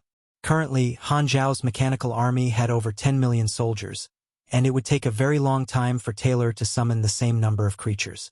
As such, the first batch of summoned creatures would not be able to deal too much damage to the mechanical army. But if he allowed Taylor to continue casting his spell and summon more creatures, Han Xiao's human wave tactic would be greatly weakened. If they were fighting a one-on-one battle, Han Xiao had a dozen different ways to disrupt the other party's summoning. However, they were currently in a group battle and he had a numerical disadvantage. Thus, it was many times more difficult to stop Taylor from summoning creatures. The pugilist is taking up a forward position to apply pressure to me, while the psychic and Esper control the battlefield from the side. Thus, the summoner won't have to face any pressure at all. This is truly a good combination. Han Xiao felt his head ache. The enemy had obviously come prepared. Baoni understood this point, and he immediately included the summoned creatures as part of his target. Whoosh! His area of effectability was equally powerful, and waves of summoned creatures were burnt up without any ability to fight back. I will deal with him, Dylan said and controlled the seawater to rush toward Baoni. He then stepped on top of the wave and shot toward Baoni like a cannonball. Baoni's body was covered in flames, and his pyre demon tribe blood began surging. He spat out a mouthful of flames and evaporated a large wave of seawater in an instant, clashing head-on with Dylan in midair. Fire and water. Red and blue. Both parties refused to back down, and a large amount of steam was created by the clash. A thick fog gushed out, and both their fields of vision were blocked. However, this was not a big deal to a beyond grade super. Han Xiao could not afford to be distracted. The other party only needed to use a single person to tie Baoni down, and Psyker, Mercer, and Taylor surrounded him together. The casualties of his mechanical army increased rapidly, and if not for the boost from perfect mechanical sense, the damage would only have been greater. Han Xiao was in an extremely bad state as well and was continuously avoiding magic, psychic, and pugilist attacks, without even a second to catch his breath. With his current strength, it was a stretch for him to deal with 3 beyond grade supers at the same time. Beyond grade supers all had vast combat experience and worked together extremely well. Their combined strength was not simply an additive one. Thus, Han Xiao could only spend 90% of his time dodging and was in an extremely passive position. As the 3 of them chased after Han Xiao, they also destroyed all his mechanical soldiers. They had read through Han Xiao's file before and knew of his Undying title. Although they believed that Black Star would definitely lose the title of Undying under their joint assault, they would only be able to output damage safely after getting rid of Black Star's mechanical army. After all, the mechanical army did pose a threat to them. The boost from the perfect mechanical sense and legendary battle technique true damage could severely injure them if they were not careful. As such, Psyker and the other two gave Han Xiao's mechanical army special attention. As his mechanical soldiers were destroyed by the enemy, Han Xiao brought them back with waste modification, and it seemed to be like a back-and-forth tussle. Things will be bad if it continues this way, Han Xiao muttered to himself bitterly as he avoided the attacks. Although he was able to repair the mechanical army, there was a limit. In the face of 4 beyond grade A supers, his mechanical army definitely would not be the one surviving to the end. If all of his mechanical troops were destroyed, he would be like a toothless tiger and would not be able to fight back regardless of how tanky he was. The defensive troops of Planet Lighthouse had also begun their battle with the Arcane Church's forces. Milizhao's armed dragon guards had long joined the battle, and the gigantic dragons clad in heavy armor clashed together with the battleships of the Arcane Church. Gila, Hadavi, Phaidon, and all the Black Star Guards had joined the battle outside the atmosphere to help the dynasty fight against the Arcane Church fleet. All the Calamity Grade officers weaved through the battleships and used their various abilities to destroy one battleship after another. Although they wished to help Han Xiao, they knew that the battle between the 6 beyond Grade A was not one that they could intervene in. They would only drag Han Xiao down if they attempted to do so, and the only thing they could do was battle together with the dynasty's forces. The Black Star Guards were made up of Calamity Grade elites, and they could display their strength in the battlefield. Apart from sending out beyond Grade A experts, the Arcane Church had also sent out a group of Calamity Grade combatants, but the numbers could not be compared to the dynasty. The Calamity Grades from both parties very quickly found each other, and the killing began. Hadavi endured the pressure of attacks coming in all directions as he chased after the enemy. Phaidon controlled his psychic force, and his psychic attacks accurately found its mark every time. In such a large-scale battlefield, an endless supply of souls were present to allow her strength to grow rapidly. Without holding anything back, the dark red energy of death flooded out like a tsunami. She then looked up at the battle up in the sky. The 6 beyond grade as were fighting, and the energy waves being sent out were too frightening. You'd better not die. Gila gritted her teeth and went to search for her next enemy. The battlefield between the 6 shifted continuously, and the summoned creatures grew larger and larger. On the contrary, the mechanical army dwindled. Han Xiao and Baoni became more and more passive. Han Xiao had also suffered from many attacks, but his recovery rate was powerful, and it would not affect him much. However, Baoni was different. He did not have a powerful physique and also did not have any defensive means to deal with Psyker's psychic attacks. As such, his situation got worse and worse. This fellow is not going to make it. Looking at the injured Baoni, Han Xiao felt his heart sink.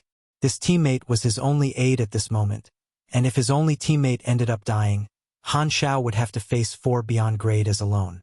If that happened, he would be as good as dead.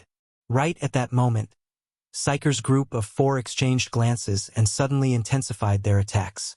Xiao! A white jade beast statue that was over 100 meters tall suddenly spat out gray light toward Han Xiao. This was Taylor's elite summoned creature. Han Xiao immediately tried to avoid the attack. Information about his void bloodline had already been recorded, and his void hyperdrive was being restricted by the enemy. As a beyond grade A mage, Taylor naturally had many means to control dimensional energy. This was the basic skill of a summoner. As long as Han Xiao entered the void dimension, he would be forced out by the other party not too long later. It would be impossible for him to maintain a void dimension jump for long and thus impossible for him to escape. In truth, from the moment the Arcane Church's fleet appeared, it was impossible for Han Xiao to escape with the void dimension jump. Even if he abandoned everyone else to escape alone, the Arcane Church's hyperdrive speed would not be slower than him. They would catch up to him very quickly, and he would have to face them alone. Avoiding the gray light, psychic energy and a water dragon immediately assaulted him. Han Xiao had no choice but to activate his psionic energy and block the attack while trying to evade them. Right at this moment, a figure appeared in front of him almost instantaneously. This figure was Mercer, and a flaming fist crashed down on him. Isn't this the instantaneous movement skill that Heber used before? Han Xiao was shocked and immediately tried to block the attack. However, the fist seemed to have passed through Han Xiao's body like an illusion, which proved that the figure in front of him was an illusion. *T. Han Xiao immediately realized what was going on and turned around to look at Baoni. Taylor waved his staff, and Mercer appeared beside Baoni and unleashed a flurry of punches.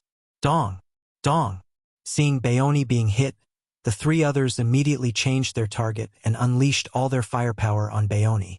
If he was hit by this wave of attacks in his current state, Baoni would probably be dead. Whoosh! Han Xiao did not consider anything else and made use of his void hyperdrive, which was restricted, appearing in front of Baoni. This short distance was something that he could still manage. Han Xiao then pushed Baoni behind him, and he personally endured the combined attacks of the four beyond grade as boom! His mechanical suit was shattered, and his health fell greatly. Han Xiao felt his entire body ache, and he was sent flying like a ball. His mechanical army blocked Psyker's group of four without any consideration for their losses, which gave him some time to stabilize his body. Bearing with the intense pain, Han Xiao took a look at his health. This wave of damage is too frightening. If not for me enduring the attack, Baoni would probably be dead. Han Xiao laughed bitterly in his heart. He was truly a meat shield this time. Baoni then supported Han Xiao from the side and asked, "Are you alright?" "I am still fine. I won't die so easily. Don't forget what my nickname is." Han Xiao then took a deep breath and activated the recovery ability of his cells to let his frightening injuries recover. "Thank you. If not for you, I would have died," Baoni said with gratitude, but his voice suddenly turned depressed. "No, we are still dead for sure, and it is only a matter of time. Aren't you stating the obvious? Everyone will die eventually." Han Xiao could not help but roll his eyes. Baoni was truly speechless. "You still have the time to joke at this moment." After which, Han Xiao shook his head and said resolutely, "However, today is not the day." Just when Psyker's group of four were about to give chase, Taylor said with shock, "Wait a moment. I detect a powerful surge of magical energy approaching us through the secondary dimension. It is extremely powerful." Space suddenly began to contort, and a gigantic transportation door appeared. The dynasty's anti-wormhole apparatus had already been shut down, and Taylor attempted to use his own space-time magic to restrict the transportation door but realized that the magical fluctuations had exceeded all the mages that he had ever seen before. Taylor was shocked. He actually was not able to stop a transportation door with his strength. The next moment, a gigantic castle appeared from within the transportation door. "What is he doing here?" Psyker's eyes widened with shock. As a beyond grade A of the Shattered Star Ring, he was too familiar with this castle. It was the Palace of Hidden Spells. Austin floated at the top of the Palace of Hidden Spells with his forbidden sorcerers behind him. I'm not late, right? Chapter 847, 10,000 Deity Scepter. 10,000 Deity Scepter. The four beyond grade as looked at the magical aura being emanated from the Palace of Hidden Spells. Austin's sudden arrival had truly shocked them. Psyker had a belly full of doubts. Isn't this darn old man always neutral? Why would he appear here? Furthermore, it seems like he was here to help Black Star. Psyker was enraged. "Austin, did you join the Crimson Dynasty?" "Nope," Austin smiled. "Then what are you doing here? This matter has nothing to do with you. Go and continue maintaining your neutrality and not causing trouble here," Psyker said with a deep voice. "My apologies, I had a deal with Black Star. This matter has nothing to do with the Crimson Dynasty and is a personal matter," Austin chuckled. In order to borrow the evolution cube, he had promised Han Xiao a few conditions during the Tyrant Party. One of them was to help Han Xiao with a single matter that did not go against his principles. This was why he was there. As soon as Han Xiao noticed the strange actions of the Arcane Church, he had requested Austin's aid in order to be safe. To fulfill his promise, Austin had piloted his Palace of Hidden Spells and secretly arrived at the Flickering World through long-distance teleportations. He did not make use of the Crimson Dynasty Stargate and declared that he was finding other secondary dimensional magical materials to the public. because it was extremely common for a beyond grade A mage to find secondary dimensional materials together with the fact that Austin had always maintained neutrality. The outside world did not pay close attention to the movements of the Palace of Hidden Spells. None of them had expected a neutral party like Austin to secretly arrive in the flickering world without seeking approval from the dynasty. As gold-grade equipment and a universal treasure, the value of the Palace of Hidden Spells was definitely astronomical. It was capable of long-distance teleportation and only required little over 10 days to arrive at the flickering world from the shattered star ring. It was far faster than the spaceships of the stowaways. He then found a place to wait and activated the concealment formation of the Palace of Hidden Spells. It would not be easy for ordinary detection equipment to see through the concealment ability of a universal treasure. However, Austin did not know that there were so many enemies at the start. He originally thought that the Arcane Church would not take action, and he would only have to stay there for a period of time to easily complete his promise. Even if he was discovered by the dynasty would not do anything to him with Black Star's testimony. However, he never imagined the Arcane Church to create such a huge scene. After being caught in a dilemma for a while, he decided not to watch by the side and led his Palace of Hidden Spells to reinforce Black Star. As someone who maintained neutrality, he naturally understood that doing so was not to his advantage. But since he had made a promise with Black Star already, Austin would not go back on his word. Although Austin looked as though he was chuckling and relaxed on the surface, he was cursing in his heart. He had truly been scammed. Han Xiao heaved a sigh of relief, and his lips curled up slightly. Darn old man, you finally arrived. With you around, you can help us share the pressure. Austin rolled his eyes at Han Xiao and snorted. I must really be crazy to enter such a battle. I suffered a huge loss from using your evolution cube. Upon hearing that, Baoni agreed with those sentiments wholeheartedly. Looking at Han Xiao, who was currently recovering, Baoni could not help but grumble in his heart. I shall just keep all my grievances in my heart. Upon noticing Baoni's expression, Han Xiao took out a syringe and indicated to Baoni to lower his defenses. What do you want to do? Treat you. Sigh, the life force of a beyond grade A is incredibly large. What can that little syringe of yours do? What did you inject me with? Before he could even finish, Han Xiao injected Baoni with Aurora's life potion. Baoni's face then changed abruptly, and a look of shock could be seen on his face. He could feel a powerful surge of life filling his entire body. The cells of his body all cheered with joy and became extremely active. The recovery of his wounds had also sped up many times over. Although he was not fully recovered, he was no longer severely injured. Just what is this medicine? To think that the effect would be so great on a beyond grade A. Baoni was shocked. You still have time to be curious? First deal with the situation before us. Although Psyker's group of 4 had stopped their attacks, the mechanical army was still fighting the summoned creatures.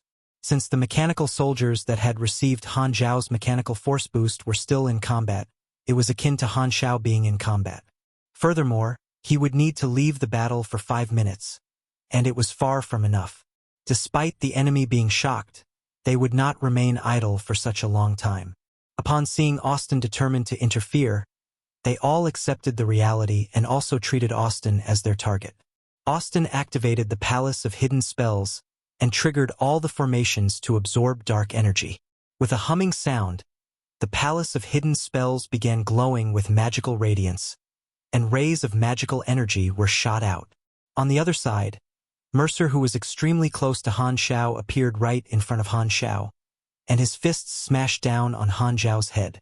With such a short distance together with the fact that he had just used the Void Hyperdrive and had the paper Baoni behind him, Han Xiao activated the Heber character summon card, and his strength increased by 4,000 points. A powerful force exploded from his muscles, and Han Xiao also threw a punch in response. Bang! The fists collided with each other, and a shockwave was sent in all directions, clearing out the fog in the area. Mercer could feel a strength no weaker than his own colliding with his fist, and his body was sent flying uncontrollably. Upon stabilizing his body, he realized that Han Xiao had also been sent flying. Both parties were sent flying, and their strengths were equal. Why do you have such strength? Mercer had a face full of shock. His most powerful attribute was his strength, but a mechanic was actually able to compete with his strength. Are you kidding me? Do you deserve to be called a mechanic? Waving his arm, Han Xiao gritted his teeth. Heber's character summon card could allow his attributes to match up to the enemy, but the pugilist's flames had an extremely destructive capability that destroyed plenty of his cells. By borrowing the force of the collision, Han Xiao retreated together with Baoni and hid within the defensive line of his mechanical army. At the same time, he began to analyze the situation. Milizhao's is able to tie 2 people down, and the battle on my side is now 3 against 4. Although the opponents have 1 more person, Austin has the Palace of Hidden Spells and can endure more pressure. We will no longer be on the losing end and can barely hang in there. However, the enemy still has powerful reinforcements. If ES God arrives on the battlefield, the balance would be broken. Austin's Palace of Hidden Spells can bring me along to escape, and a single mage shouldn't be able to stop him. However, the enemy has 2 mages, and they will definitely be able to restrict the transportation of the Palace of Hidden Spells if they work together. If I want to run, I can only bring Baoni along. If I want to bring Milizhao's along as well, the enemy mages will end up working together, and we won't be able to escape. There is still another problem. The Palace of Hidden Spells needs some time to charge up, and the other mage definitely won't let their target escape so easily. He would abandon Milizhao's and attempt to stop us. If Milizhao sees us abandoning him to escape, he won't remain behind to risk his life and tie Ninja down. When Ninja turns around to deal with us, Milizhao's will probably use his teleportation spell to run away. At that time, the Palace of Hidden Spells will still be left behind, but we will lose a powerful ally like Milizhao's. Han Xiao's expression was solemn. If they wanted to rely on the Palace of Hidden Spells to escape, they would only be able to abandon Milizhao's. However, the chances of success were too low, and it was likely that Milizhao's would choose to seize the opportunity to escape. If that happened, they would lose a combatant, and their situation would be even more dire. If he really chose to escape, the dynasty's troops would definitely be wiped out. Regardless of whether it was the armed dragon guards or his black star guards, none of them would be able to survive. It would also be difficult to get the Palace of Hidden Spells to send reinforcements. Even the multidimensional sky opening transportation device had an upper limit to the transportation distance, and the Palace of Hidden Spells was the same. Furthermore, Heber and the 2 other reinforcements were in different star clusters, trying to rush toward Planet Lighthouse through stargates. Thus, the Palace of Hidden Spells would not be able to bring their reinforcements to them either. Terakov was right. We don't have much of a choice. We can only choose to hold on until our reinforcements arrive at the entrance of the stargate. Han Xiao gritted his teeth. The more powerful he was, the greater his hope. He only needed to leave the battle for his mission to be completed, and he had to find an opportunity. It would not be too realistic to wait for the enemy to stop, so he had to try another method. After Austin joined the battle, the intensity of the battle went up a notch, and it was impossible for anyone under Beyond Grade A to intervene. The Palace of Hidden Spells was Austin's combat equipment, and it boosted his magical force to a large extent. It was like a magical artillery tower firing without stopping. Despite the battle being a 3-on-4 situation, the battle was no longer one-sided, and neither party could do anything to the other in the short run. Han Xiao had someone to share the pressure with him, and his mechanical army now posed a greater threat to Psyker's group of 4. The enemy had no choice but to be more wary and decrease the intensity of their attacks. Taylor also could not summon creatures without any pressure anymore, and his summoning was interrupted time and time again. The 4 Beyond Grade as had intentionally separated the Palace of Hidden Spells from Han Xiao, and they discussed their battle strategy while fighting. Psyker used his psychic force to connect his comrades and said with a grave voice, "Austin has the aid of the Palace of Hidden Spells, and his combat capability has been increased to the next level. It is extremely difficult to deal with him. TSK. I wouldn't be afraid of him if I could bring my own Mage Pagoda along." Taylor was a little frustrated with his summoning spells being disrupted. All Beyond Grade A mages had their own Mage Pagoda, but not all of them were able to craft a universal treasure like the Palace of Hidden Spells. Taylor and Ninja did not bring their own Mage Pagodas because they were extremely bulky. After being sent over by the Federation of Light, they would have to leave on their own, and they would definitely be chased by the Crimson Dynasty fleet. As such, bringing such a bulky mage pagoda would only hinder their mobility. Furthermore, they had felt that they would have the absolute advantage, and there should have been no mishaps during the battle. Finally, it was to maintain the secrecy of their operation. Take note, Black Star may make use of the Palace of Hidden Spells to escape, Dylan reminded. If he has such intentions, I will immediately inform Ninja to work together with me. I won't be able to stop the Palace of Hidden Spells alone, but both of us should be able to do so if we work together, Taylor said.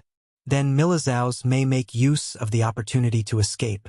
Then tell Sagman and Ninja to hurry up and use the 10,000 deity scepter. If not, force Milizaus over as well. If we really must choose between both of them, we can ignore Milizaus. Black Star is our main target, Psyker said. Mercer could not be bothered to join the conversation, and he continued to give chase to Han Xiao. He wanted to test Han Xiao's strength again. When the Palace of Hidden Spells appeared, the three battling outside the atmosphere also noticed the situation. Milizaus was overjoyed at the powerful support that Han Xiao had, but both Sagman and Ninja's expression became grave. Psyker said that the other party is Austin from the Shattered Star Ring. He is here to help Black Star. With one more Beyond Grade A joining in, our advantage has decreased, Sagman said with a frown. 4 versus 6. It will be difficult for us to settle the battle before Escott arrives. Ninja shook his head. The Arcane Church instructed them to finish the mission as quickly as possible and try not to let Escott join in the battle. It seemed like this objective would not be so easily fulfilled. Han Xiao's trump card was something that they had not expected. Don't be in a rush to come to a conclusion. Sagman suddenly unleashed a light screen that was like the surging waves. The wave-like light energy shattered Milizaus's dragon breath, and the blinding light lit up the dark space. Milizaus's vision and senses were also affected by the blinding light, and he suddenly felt a sense of fear in his heart that came from his intuition as a Beyond Grade A. He unleashed his defensive spells without any hesitation and covered himself in layers of colorful magical shields like a tortoise. Following which, Milizaus flapped his dragon wings and attempted to charge out from the light. Turning around to take a look, he saw Ninja holding onto a strange-looking black staff. With Milizaus's sense of sight, he could clearly see the thousands of small figures engraved on the black staff. This is the 10,000 deity scepter. The alarm bells went off in Milizaus's head. He was extremely knowledgeable, and it was impossible for him not to recognize this Arcane Church universal treasure. The Arcane Church specialized in the soul, the mind, illusions, and beliefs. They had an unbelievable skill that turned fake deities into a real existence and created artificial deities. The 10,000 deity scepter was a universal treasure that the Arcane Church created by coincidence, using such a skill, and it was impossible to replicate. It was a medium that borrowed the strength of these artificial deities. Describing it simply, the Arcane Church's deities were like gunpowder and bullets, while the 10,000 deity scepter was like a rifle. If the Federation of Light's multidimensional sky-opening transportation device was a strategic weapon, then the 10,000 deity scepter was a singular killing weapon. The might of the attack was not stunning, but it had an unbelievably lethal force toward living beings that had a soul. Furthermore, the more powerful the user, the more frightening the damage. During the exploration era, there were at least 3 powerful primordial ones who had died to this weapon. The 10,000 deity scepter needed to use deities as weapons, and the user would experience a backlash. The same person would not be able to use it continuously in a short time, and the 10,000 deity scepter would receive some damage every time it was used. This was the reason that the Arcane Church rarely used this universal treasure and kept it as a deterrent. Milizaus had not imagined that he would be able to personally witness this infamous weapon in his life. Just what kind of darn luck do I have? Did Black Star spread his bad luck to me? Did I steal your Arcane Church's rice? Is there a need to go so far? Just when he was still in a state of shock, Ninja snapped his fingers, and the 10,000 deity scepter floated in front of him, aimed straight at Milizaus. Ninja's energy was then sucked into the black scepter, and the engravings on it lit up. The engravings of the deities lit up and seemed to have become alive. 10,000 partially transparent projections suddenly appeared and combined into an illusory energy pillar that shot toward Milizau's. If it was anyone else, they might have been able to avoid this attack. However, Milizau's was not able to do so with his gigantic body. He could only madly release various forbidden defensive spells. However, the energy pillar went through the shields, which were sufficient to defend against a psionic cannon, as though they did not exist. Milizau's could only watch as the energy pillar shot through his numerous shields without the slightest restriction and smashed right into his chest. Black Star, U at $% U0026, #starred. Before he could even complete his string of curses, his gigantic dragon body trembled, and he lost control of his body as though he was a bird being shot down by an arrow. His gigantic body was caught up by the gravitational pull of planet Lighthouse and rapidly crashed down to the planet like a meteor. Kacha! The instant the attack landed, a few cracks could be seen on the 10,000 deity scepter. Ugh! Ninja let out a mellow grunt. Sagman, who was by the side, shot out a light hand and grabbed the 10,000 deity scepter. He knew that this attack was not enough to kill the thick-skinned Milizau's. Ninja would not be able to use the weapon again, so it was now his turn. Chapter 848. 848 Appearance of the Space-Time Amber. 848 Appearance of the Space-Time Amber. A few minutes earlier, in the skies of planet Lighthouse, the seven beyond grade as were tangled up in an intense battle. Fire and water collided, magic and psychic energy tangled with each other, and machines collided with flesh. With a 3-on-4 situation, the enemy had no choice but to slow their attacks. With the pressure on Han Xiao easing significantly, Han Xiao gradually gained his footing with his powerful recovery ability. Han Xiao's mechanical army, Austin's palace of hidden spells, Taylor's summoned creatures, Psyker's psychic energy, Dylan's control of water, Bayone's flames. Various attacks filled the entire battlefield. The most powerful area of effect abilities still came from the mechanical army. With over 10 million soldiers, the psionic cannon fire covered almost every inch of sky. The boost from perfect mechanical sense and true damage from legendary battle technique made it such that Psyker's group of 4 did not dare lower their guard. Even a beyond grade A would not be able to emerge unscathed from such a battle. The summoned creatures and mechanical army that adopted human wave tactics suffered huge casualties. The mechanical army could be repaired, and the summoned creatures could be summoned without end. Both parties had their own advantages. If they were fighting a one-on-one battle, Han Xiao would probably have been able to defeat Taylor without using perfect mechanical sense. With the boost from the perfect mechanical sense, he would be able to stably defeat the enemy. However, Taylor had his teammates to tie down Han Xiao's mechanical army and to allow him to summon his summoned creatures more easily to call upon a never-ending supply of helpers. There were many different summoned creatures of various shapes and forms. There were demonic bats, turquoise statues, plasma snakes, spirit hunters, ghost scepters, and so on. Their combat abilities varied, and they were the beasts that had been groomed by Taylor after signing a contract with him. A powerful summoner would definitely have a large variety of summoned creatures. Han Xiao split up 3 million mechanical soldiers for his AI to control just to deal with these summoned creatures. The battle between the mechanical army and summoned creatures was like a war between two armies. The mechanical army had extremely good teamwork and could accurately snipe wave after wave of summoned creatures. Thus, their casualties were lower than the summoned creatures. In the chaotic battlefield, a mechanical life squad under Psionic Prime's lead weaved throughout the heavy fire. The combat artificial intelligence, Sparta, did not take over the body of the mechanical lives but was only in charge of issuing strategic commands. A powerful data processing speed together with the battlefield module displayed the gaps in the rain of bullets and showed the best way to avoid all the bullets. Psionic Prime then followed the predetermined path with his entire team behind him and avoided all the incoming energy beams, blocking all those that could not be dodged with a psionic shield. The destination of the squad was a group of elite summoned creatures. Their target was a team of powerful leader-grade demonic bats that were guarding a group of turquoise statues that were firing laser beams. They were all being boosted by the summoner and had their attributes increased greatly.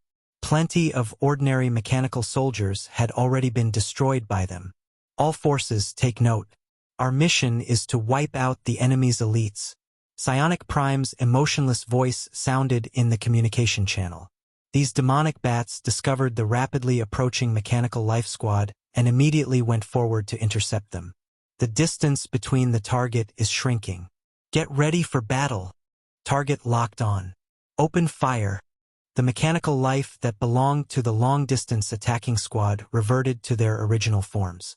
There were dark energy artillery towers, psionic jet cannons, firepower forts, high-energy short-range guided missiles, and many other models.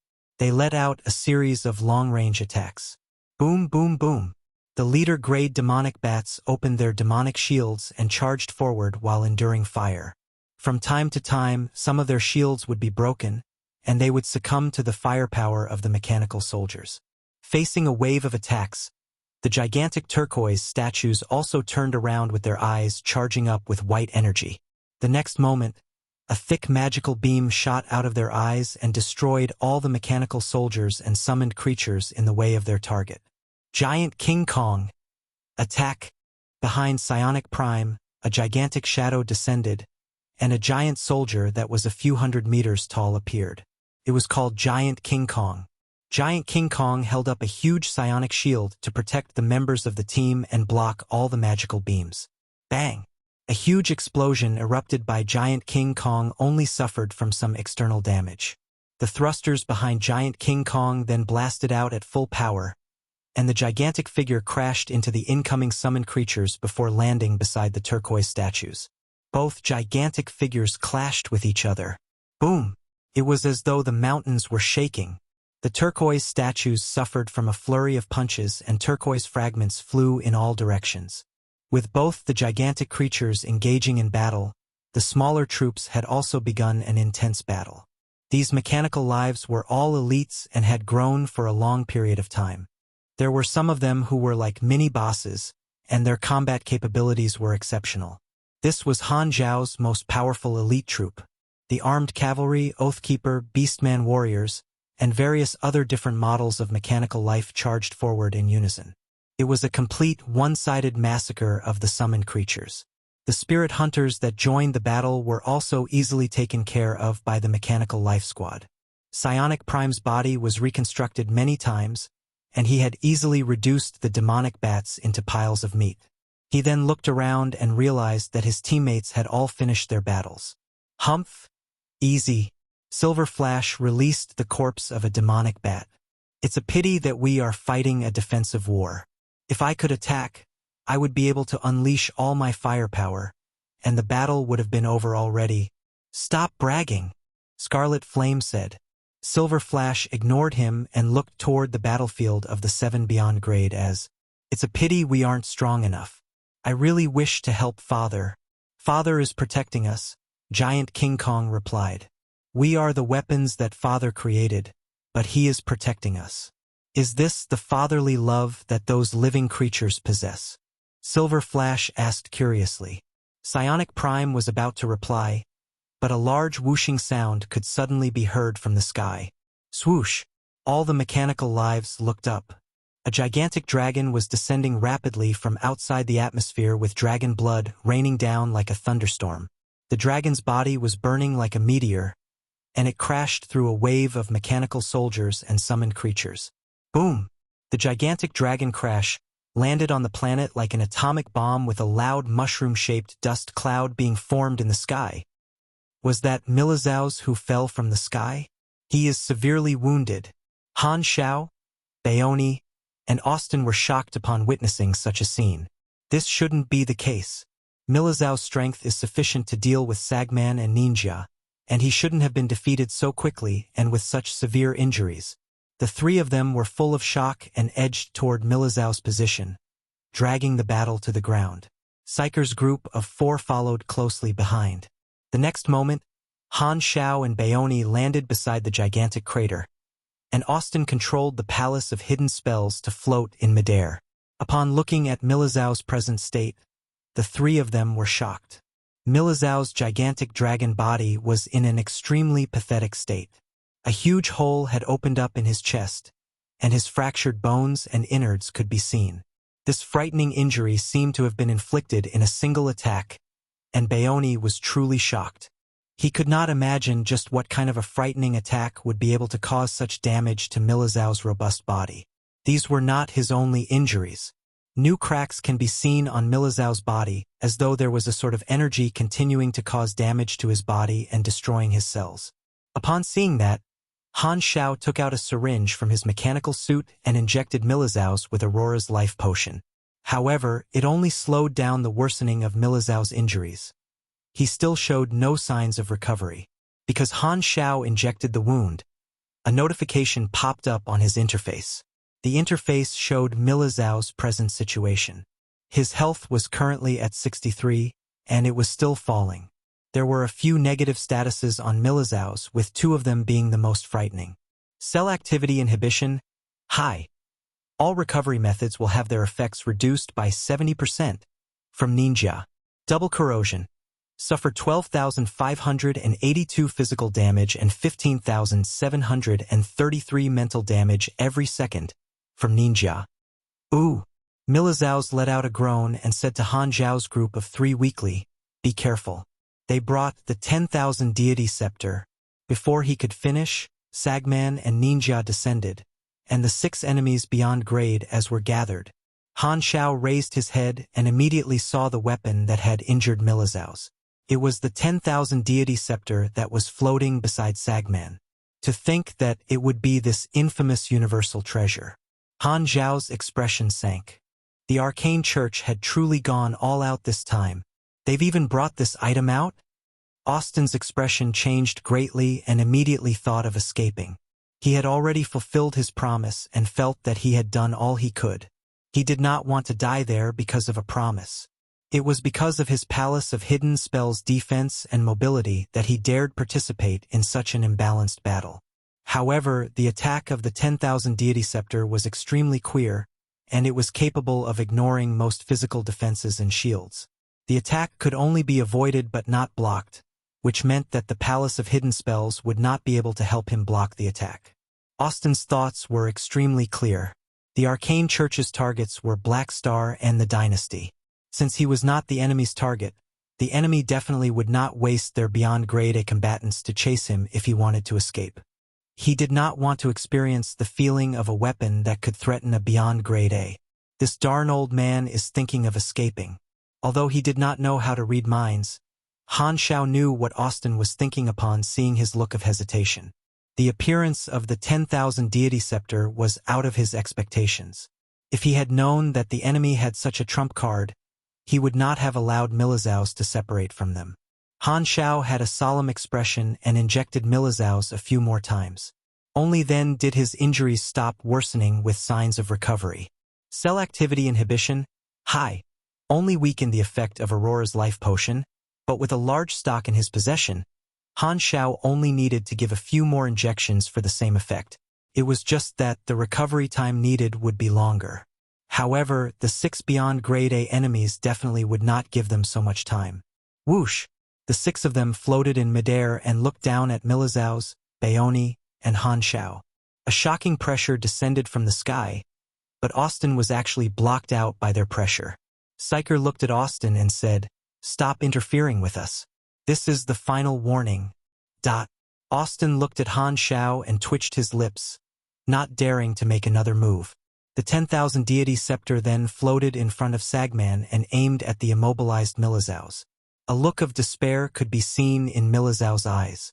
He was extremely clear about his current situation. Although Han Xiao had managed to help him recover with some magical potion, he would definitely be driven to the brink of death if he took another attack. Just as Sagman was about to activate the 10,000 deity scepter, Han Xiao took a deep breath and said loudly, "Do you guys want the evolution cube?" Sagman stopped moving and narrowed his eyes. "You want to hand it over in exchange for a chance to survive?" "That's right." Han Xiao let out a deep breath and deactivated the space-time amber sealing effect. The 6 of them then looked at the silver cube in Han Xiao's hands. Right then, Psyker's psychic connection to the evolution cube was restored, and he said with confirmation, "It's the real deal." Sagman nodded upon hearing that and said to Han Xiao, Do you even have the right to negotiate? We can still get the evolution cube if we kill you. Why do we have to agree to your demands? The choice to kill or capture you is in our hands. Do you even have the right to choose? No, you are wrong. Han Xiao tightened his grip on the evolution cube. If I destroy the outer covering of the evolution cube and release its gigantic main body. Haha. Do you think that you can take it away before the dynasty's reinforcements arrive? Sagman's eyes narrowed, but he was not too surprised by those words. Before they took action, the Arcane Church had already guessed that Black Star may choose to destroy the outer covering of the evolution cube and had already made preparations. God's chips for negotiating with the Arcane Church were information on the evolutionary civilization and the apparatus to allow the evolution cube to be carried around. However, God would only provide information on the apparatus after their deal was completed. Thus, it would save them a great deal of trouble if Black Star was willing to hand over the portable evolution cube. With the authority to determine Han Xiao's life and death, Sagman said with an aloof attitude, "All right, I won't kill all of you if you hand over the evolution cube and surrender. The upper echelons will definitely be interested in seeing the dynasty pay a hefty price in exchange for all of you." He was the representative among the six and had the authority to make decisions on the ground.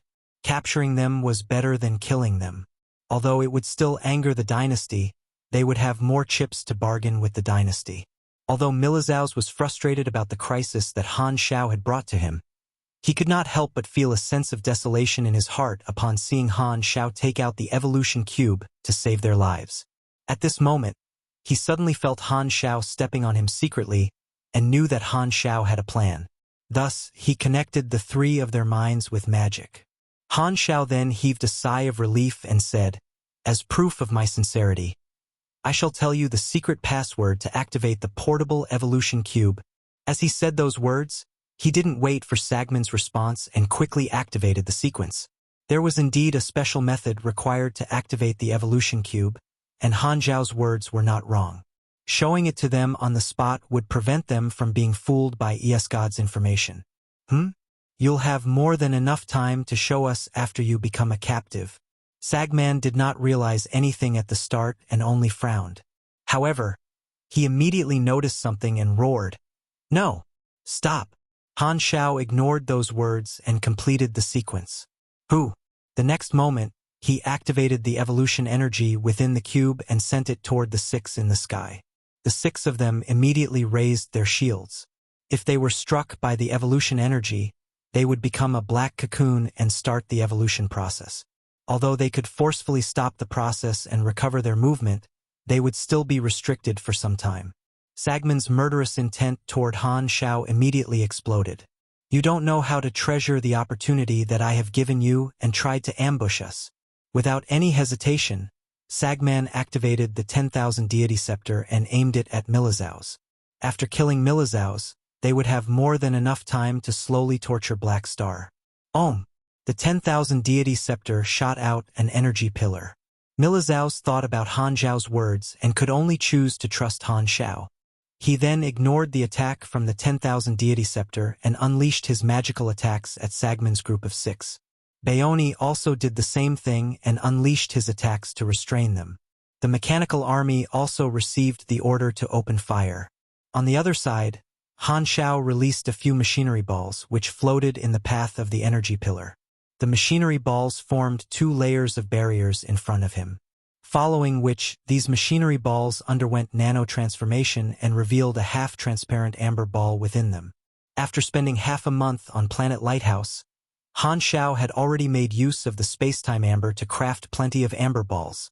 The 6 from the Arcane Church retreated to avoid the evolution energy while dealing with the attacks from Han Xiao's group of 3.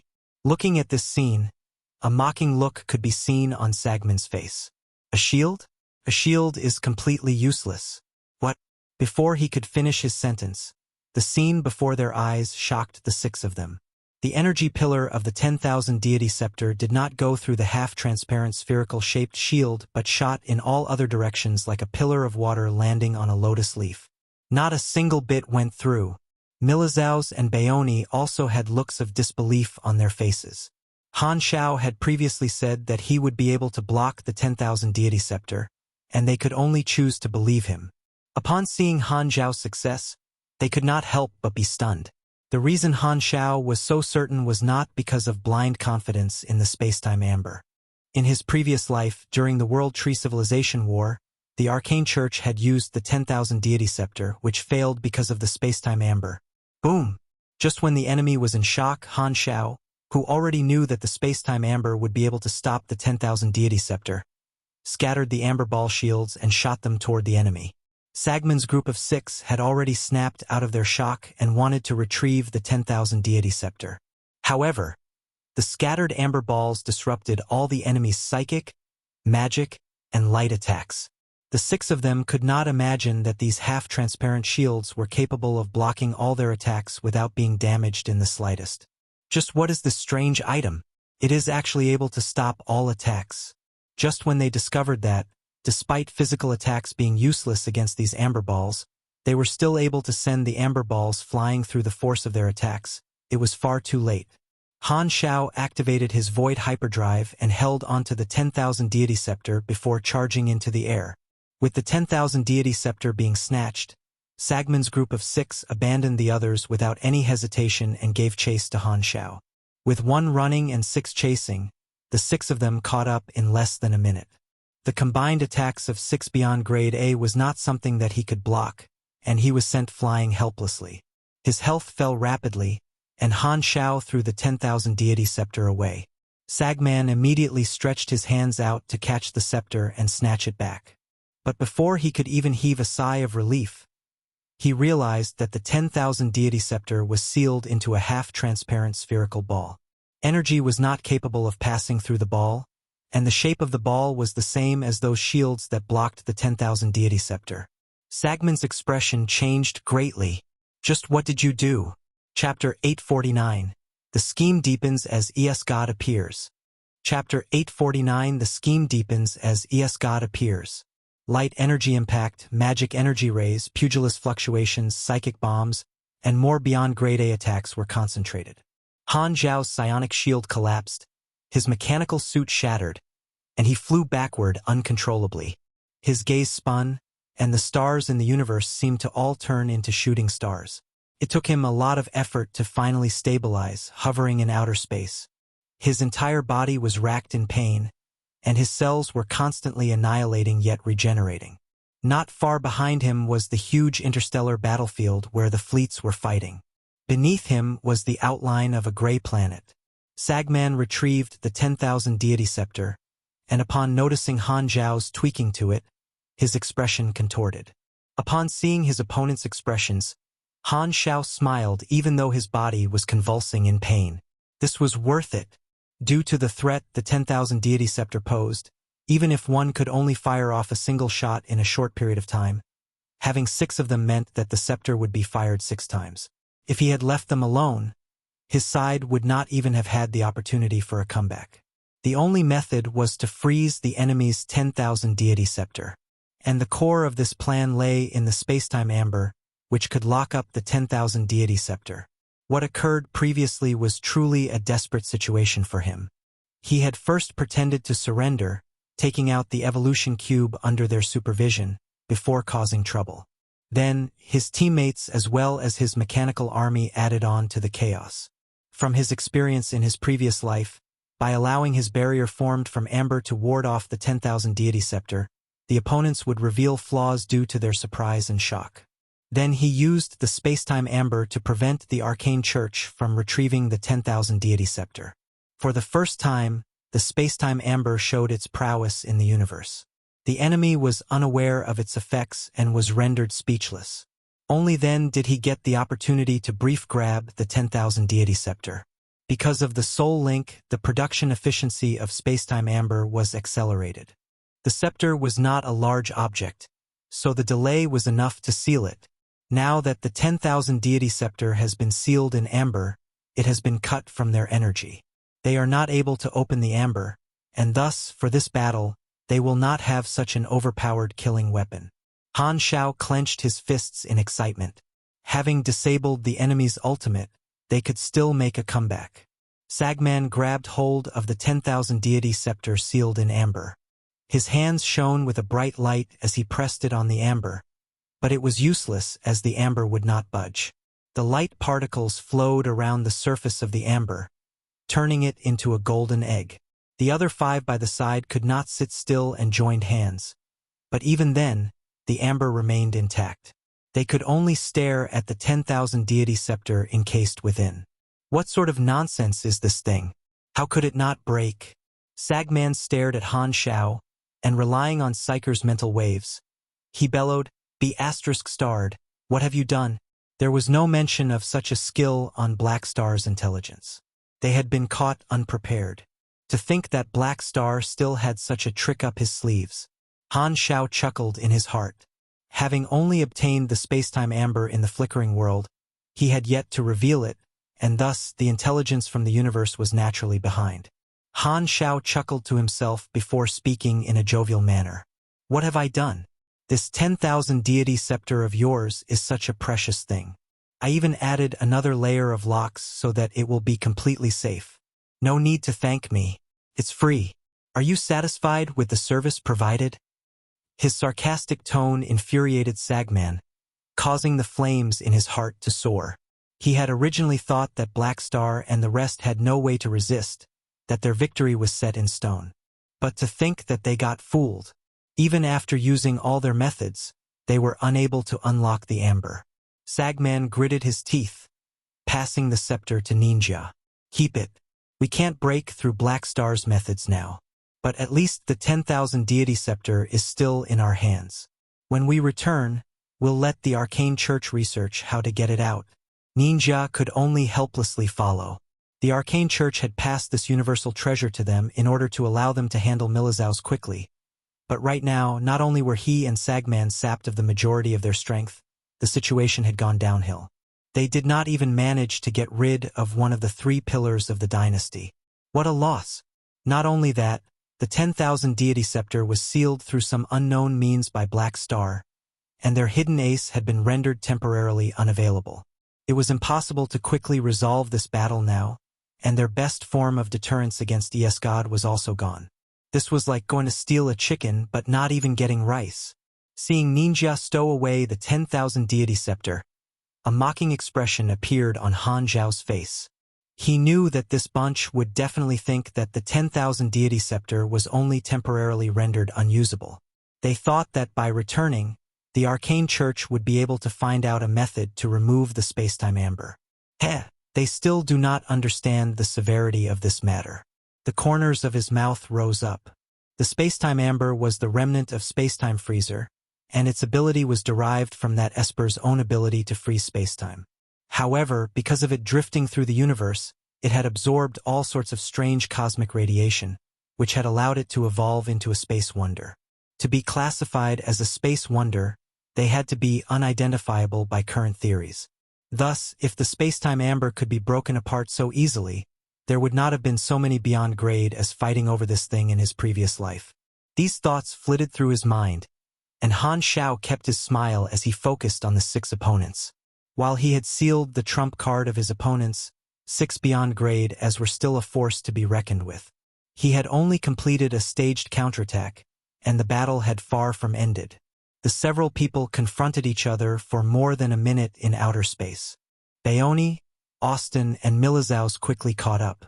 Seeing that this plan had succeeded and Han Xiao had restricted the opponent's scepter, a praising glow could be seen in Milizaus' eyes. "You're really reliable, brother. While you might be the source of this dangerous situation, causing me great injury, seeing that you saved my life, I shall no longer be angry with you." The gathering of beyond grade as had already broken past single digits. The energy fluctuations given off by them clashed with each other, displaying their zone as a region with the highest energy. Just like the scene of countless supernovas, the energy response kept soaring. "Do it!" Sagman and others did not wish to procrastinate and attacked. Han Xiao originally wished to trash talk and waste more time, but seeing this situation, he could only retaliate as well. The 10 beyond grade as clashed together, moving through the interstellar battlefield and crushing all warships in their way, leaving behind a wake of explosions. At the same time, in the constellation corridor, Ruler Urnrel suddenly received the urgent report from Terakov and burst into anger when she discovered that the Arcane Church was attacking Planet Lighthouse. Arcane Church, Federation of Light. Urnrel's expression was grim. It was not that she did not know that these two old enemies of hers would make things difficult when they explored the flickering world, but she had thought that it would stop at the level of tricks. To think that they really tried to invade the outpost of the dynasty, attempting to kill off 3 of their beyond grade as, did they think the Crimson Dynasty was so easy to bully? If it was a conspiracy, there was nothing to say, but in a frontal battle, the dynasty would never be afraid. Urnrel immediately issued dozens of orders to mobilize the dynasty's army. She did not think that there was a chance of survival on the side of Planet Lighthouse, and thus, she began to prepare for the counterattack instead. The style of the dynasty was always to repay a tooth with a tooth and blood with blood. This was their tradition. If they were not vicious enough, their position would not be stable. Now that they had been taken advantage of, if they did not produce a reaction similar to that of a rabid dog retaliating, others would think that the dynasty was strong on the outside but weak within. Originally, the players were all exploring outside, but because Han Xiao was situated on Planet Lighthouse, a portion of the players would occasionally head over to check it out. When the battle broke out, there were a few players present on the planet, and one of them was Bun Hit Dog. He immediately issued a post on the forums. Big event. Planet Lighthouse has been assaulted by an unknown force. There are 10 beyond grade A NPCs fighting. The moment he posted, the players exploring outside were all stunned. 10 beyond grade as, my God, what sort of grand event was this? It's only been a while. Why would there be such a big event? On the battlefield, the 10 beyond grade as exchanged blows. Because of the arrival of Austin as well as the sealing of the 10,000 deity scepter, the Arcane Church's strength had been reduced quite a bit. While Han Xiao and the rest were having a bad time, they would not be defeated in such a short period. Do you have any other plans? Milizaus was thoroughly convinced by Han Xiao's strategies, and while battling, they were conversing on their mental network. There are 6 of them and we are still at a disadvantage. Our objective has not changed. We can only wait for reinforcements. Dodging an energy ray, Han Xiao controlled his army to return fire to repel Sagman. The enemies also know of this point, so they want to end this battle quickly. Milizaus might be injured, but he can put up a strong fight. Austin has the shelter of the Palace of Hidden Spells and will not fall easily. As for me, there's no need to talk. The term indestructible body is not just empty words. Thus, the enemies are likely to focus on Baoni. With him being so brittle, he'll probably be the first to die. Baoni. How vicious to actually leave him with no way to retaliate. I'm not like you guys, you perverted meat shields. I'm a true beyond grade A. Milizaus was helpless. Then let him stay behind me. I'll help him to divert the majority of the blows. Do you have any other plans? How about you guys all stay and I escape? The 3 of them had nasty expressions. Brother, the F*CK are you talking about? Cough cough. Slip of the tongue. Han Xiao dryly coughed before sighing. There's nothing much I can come out with. We can only fight it out. Yes, God is still en route. And if he arrives, the situation will get even more unfavorable. Everyone went silent. Upon thinking that there was still Yes God to come, everyone felt their mood darken. At this moment, Han Xiao made up his mind and solemnly spoke. Everyone, I have a request. Please protect me for 5 minutes.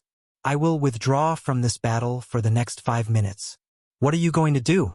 Milizaus stared at him. I have an ability to draw out and improve my combat power, but during this period of preparation, I cannot be disturbed. I need you to hold them off for 5 minutes. Han Xiao naturally would not reveal the presence of his promotion missions and had to come up with an excuse. Milizaus was helpless. You just said that the situation was grim, but you suddenly chose to withdraw? Also, what kind of ability requires a beyond grade A to prepare for 5 minutes?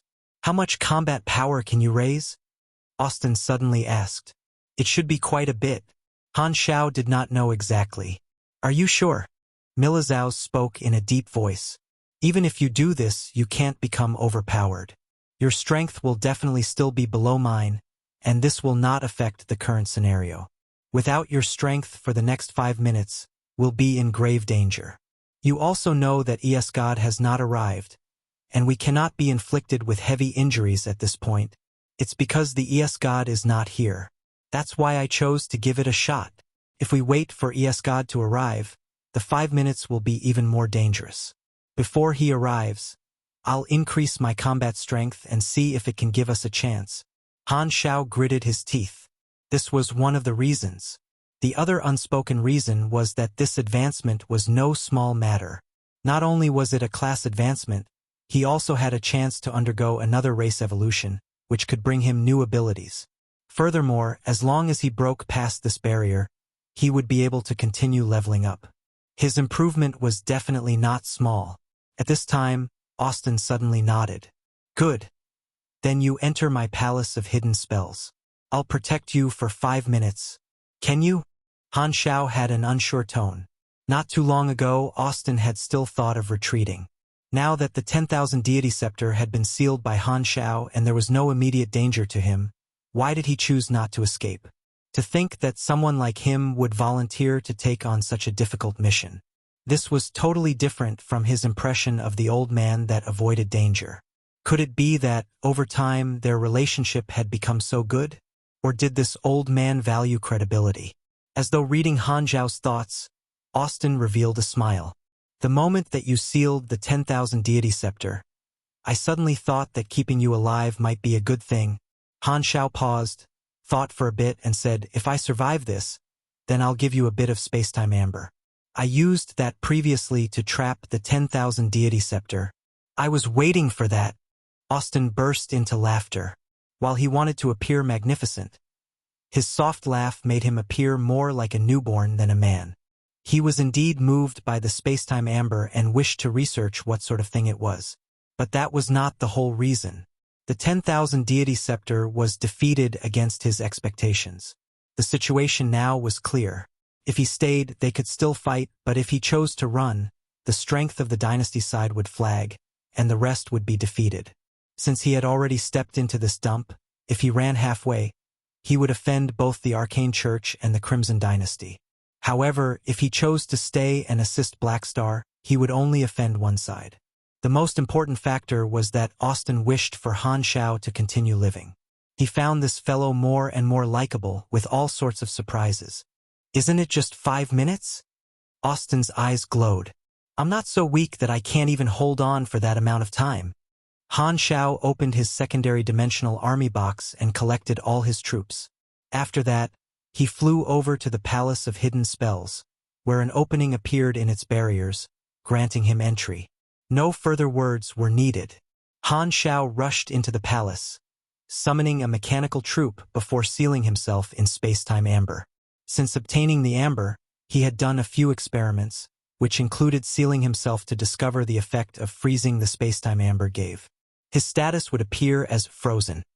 And while he could think and sense the outside world, he was unable to communicate or even connect to the quantum network. Philip followed the commands Han Xiao gave and controlled the troops to surround Han Xiao, ready to utilize the spacetime amber to unseal him. Sealing himself was insurance to prevent any disturbances from affecting him. With only 3 people left in the battle against the Arcane Church, the pressure increased. Seeing that Han Xiao had stopped attacking, Sagman and the others did not know what he was planning. But with the example of the 10,000 deity scepter, they were not about to let Han Xiao's actions continue. They concentrated fire on the Palace of Hidden Spells. Under the intense assault, the shields on the Palace of Hidden Spells were broken one after another in just 3 minutes, bursting in a splendid display of fireworks. The entire palace was shaking non-stop with all sorts of cracks, and many functions were destroyed. While Austin continuously utilized his forbidden sorcerer arts to repair the arrays, the rate of repair was far below that of its destruction. After all, the enemies outnumbered them 2 to 1, and on their side, Milizau's injuries were steadily accumulating. The situation was getting more dangerous, but the trio continued to give it their all, dragging out as much time as possible. Austin's Palace of Hidden Spells was worth its weight in gold and was extremely sturdy. Although its durability kept plummeting, it had indeed blocked out all the enemy attacks. On the other side, the Dynasty and Arcane Church's fleets were still fighting fiercely. High-energy beams were exchanged rapidly and exploded on the shields of the spaceships in dazzling arcs one after the other. Terakov had long taken control of commanding the battlefield and was strongly resisting the crazed invasion of the Arcane Church. The Arcane Church's troops outnumbered the Dynasties by a few times, and their dark energy furnace expanded and contracted as though it were breathing, consistently releasing red beams of dark energy rays to batter at the Dynasty's barriers. Their Butterfly model main flagship had already finished combining into a single entity, and its hundreds of pairs of highly ductile butterfly wings opened up, giving the flagship the appearance of a rising sun. On the edge of each pair of wings, faint red light was shining, and a series of light blades were continuously fired, akin to slashing attacks. If one looked closely, the edges of the wings were filled with dense cannons, and they all fired together, like a light blade being activated. The Crimson Dynasty's reloaded main flagship instead sported a neat formation and orderly artillery fire. It seemed to be able to tear into the universe with an energy beam. All three universal civilizations had many different types of warships, and the Crimson Dynasties were famous for their strong firepower and tough armor. How much longer before the troops outside return? Terakov asked while still staring at the star map. The first batch should be back via hyperdrive in around 4 minutes, the vice commander immediately replied. Terakov nodded. With Planet Lighthouse besieged, he had decided to recall all troops outside, which amounted to another 3 million warships. With their support, their numbers would be even with the Arcane Church and their pressure would lessen. If not for him leading the fleet to withstand the Arcane Church's offensive, they would not even have had the opportunity to wait for reinforcements. He had no extra energy to pay attention to the beyond grade A battles and only prayed that Black Star would not fall too quickly. Where's the army of the Fallen Ark? Commander, the fleet we sent out is still tangling with the Fallen Ark fleet. I estimate another 20 minutes before they enter. As Terakov nodded, a piercing alarm blared from the radar. Warning! Unknown high-energy response source detected. Comparing with database. Comparison completed. Target identity. Yes, God. Terakov jumped up and cast his eyes over. On the outskirts of the battlefield, a humanoid silhouette appeared, floating in the vast universe. Yes, God. Didn't you say 20 minutes? Why is he? Terakov was about to shout, but he abruptly realized that Iasgod had shown up alone, and he immediately understood. This guy had abandoned his troops and arrived at the battlefield ahead of them. The Iasgod turned around, his gaze fixed on the battlefield of the Beyond Grade as he was totally unsatisfied with the speed of his fleet and decided to just ditch them, utilizing his Esper ability to warp large distances, teleporting straight to Planet Lighthouse. Surveying the entire battlefield, Iasgod suddenly narrowed his eyes. Where did Black Star go? Chapter 850. The Key to Victory. Chapter 850. The Key to Victory. The next moment, Iasgod teleported right into the battlefield of the 10 Beyond Grade as soon as he appeared, everyone's expression changed drastically. Milazau's side felt much more pressure. Iasgod had arrived so quickly. It had not even been 5 minutes yet. The Beyond Grade as of the Arcane Church were also alarmed except one, Psyker, who was bombarding the Palace of Hidden Spells with his psychic energy. All 7 of his eyes opened wide. He was stunned. Why are you here? Due to the hatred born from what happened on planet Avitan, the Arcane Church had hidden Iasgod's involvement in this from him. Seeing that his mortal enemy had appeared, Psyker was furious. Iasgod turned to look at him and smiled faintly, which equated to provocation in Psyker's eyes. Calm down, Sagman said with a deep voice in their psychic communication channel. Iasgod is our temporary ally. Psyker was shocked. His tone became cold. So, you guys all knew about this? The other 5 kept silent. This was an order from the Arcane Church, but it was indeed not honorable to hide this information together from their ally. Dylan, you knew about this too? Psyker snorted. Sorry. I only knew moments before departure. Dylan did not want to face the questioning from his good friend, so he vented his unhappiness in his attacks. He closed his palms and aimed at the Palace of Hidden Spells. Water streams flowed around his arm, turning into high-energy beams under the effect of his Esper ability, and shot out at the Palace of Hidden Spells. "Psyker," Sagman said, "the mission is more important." With gloomy eyes, Psyker decided not to even look at Esgod and focused on attacking. The middle of a battle was no time to look for revenge. He had to think of his race, so he could not mess up the Arcane Church's plan at such a crucial moment. Therefore, he had no choice but to endure it. Seeing this, Esgod took his eyes off Psyker, too. Truth to be told, although Psyker was someone significant in the entire universe, he was nothing worth noting to him. Those beyond grade as he had killed in the past were no weaker than Psyker. Among all the beyond grade as here, only Milizaus and Sagman were worth paying attention to in his eyes. As for Austin, he had only heard of his name but never had any contact with him. Milizaus was the only one who had killed a beyond grade before like him. Esgod had fought with this old dragon many times and knew how strong he was. Therefore, when he saw Milizaus' wounds, shock flashed through his eyes. That wound came from just one attack. The Arcane Church definitely used some kind of special weapon, or he would not have been wounded this heavily so quickly. Esgod narrowed his eyes and increased his caution of the Arcane Church. However, at the moment he was still on the same side as the Arcane Church. He observed the battlefield and could not find Black Star and his army. Confused, he connected with Sagman's mind and asked, "Black Star isn't here. Have you guys let him escape?" Sagman shot out a pale gold impact wave that penetrated Milizaus' magic defenses and exploded on his back, tearing off a huge portion of his flesh and scales. He then replied with a deep voice, "Black Star has exited the battle and hidden in the Palace of Hidden Spells. No idea what he's trying to pull." "He's hiding?" Esgod paused and asked, "Has the evolution cube been confirmed to be on him?" "Yes, he took it out and used it earlier." "Okay." Esgod nodded.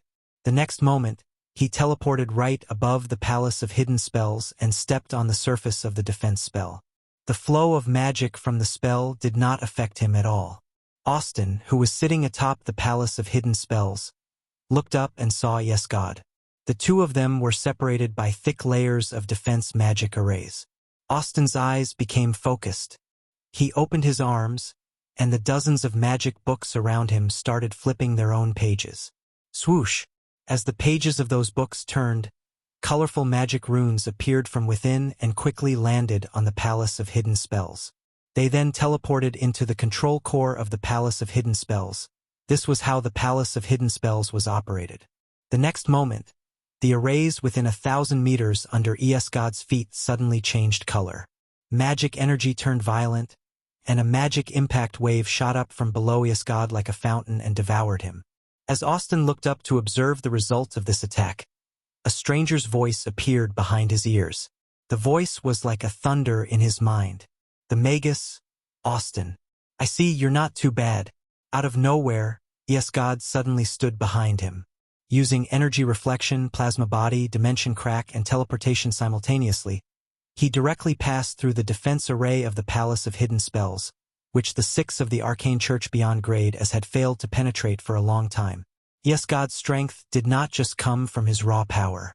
What was more horrifying was the variety of Esper abilities he had. *T. Austin was shocked. Although there were also tons of defense measures inside the Palace of Hidden Spells, they were not as strong as the exterior defense array. Now that Esgod had slipped in, he would not be able to stop him from destroying the Palace of Hidden Spells from the inside. Boom! Austin's defense spell was shattered by Esgod with just one kick enhanced by Strength Esper ability, Star Toss, and his tiny body was blasted away like a cannon. The red robe mages around Austin hastily cast spells, trying to stop Esgod. However, the next moment, their bodies started crumbling and turned to dust one after another. Seeing the strange way their comrades had died, the mages further away were all stunned. They backed away in a panic, having seen their own body started showing signs of turning into dust too, and did not dare get close to Esgod. Esgod lowered his hand and looked satisfied. The Esper ability he used indeed came from Ember. It was a god-tier area of effect Esper ability when used on targets weaker than himself. Then, ES God activated a sensing esper ability and scanned the entire palace of hidden spells in an instant. To his shock, he did not sense the energy presence of Han Xiao. His senses were blocked by the spacetime amber. This made him frown. Where did he go? Austin regained his balance far away. He would not be so easily wounded by ES God. Remembering his mission of stalling for the time, he instantly struck back and disrupted ES God. Bang, bang, bang. The two of them fought within the palace of hidden spells, and the aftershock shattered the buildings around them.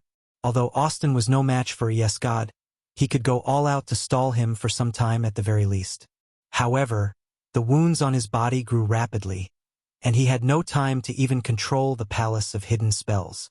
Without Austin's control, the palace of hidden spells responses became slow and faced even more intense focus fire. Although the surviving red robe mages were doing their very best to control it, they had no chance of hanging on against the attacks of so many beyond grade as catching. The defense array was broken one layer after another and finally reached its limits, shattering into pieces.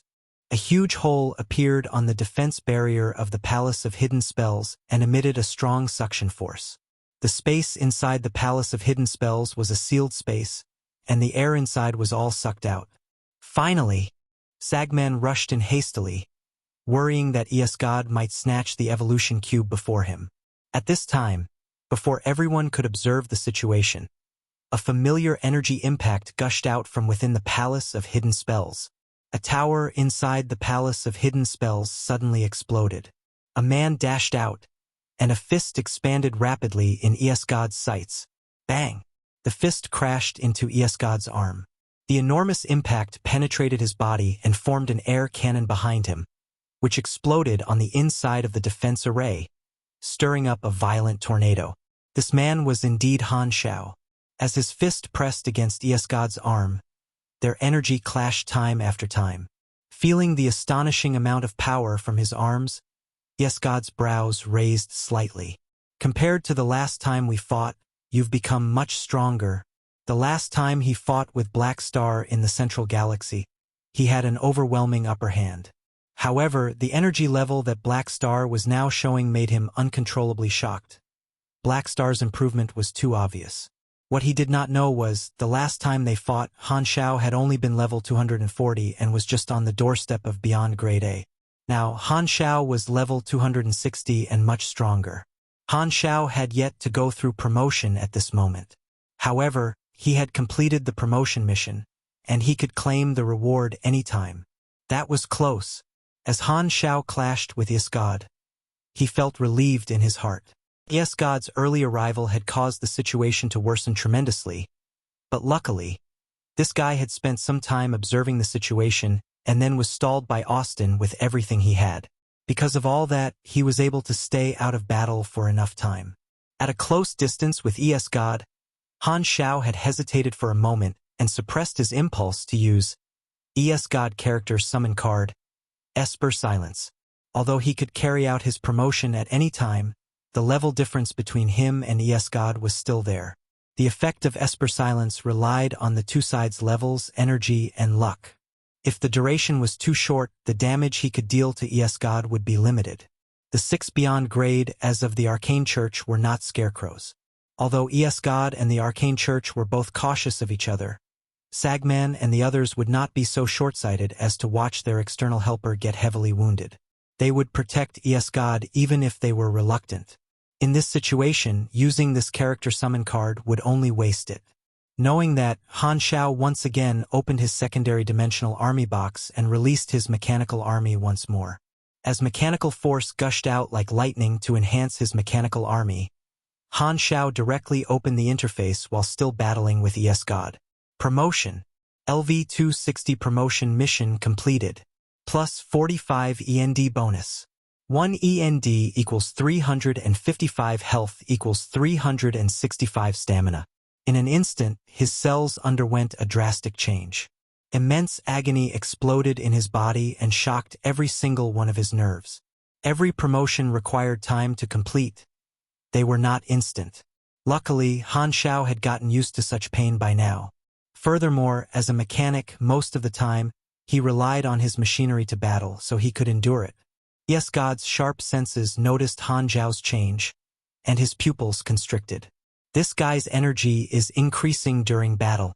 The other beyond grade as noticed the strange situation and were equally shocked. They were not strangers to this situation. This was the ascension in life hierarchy.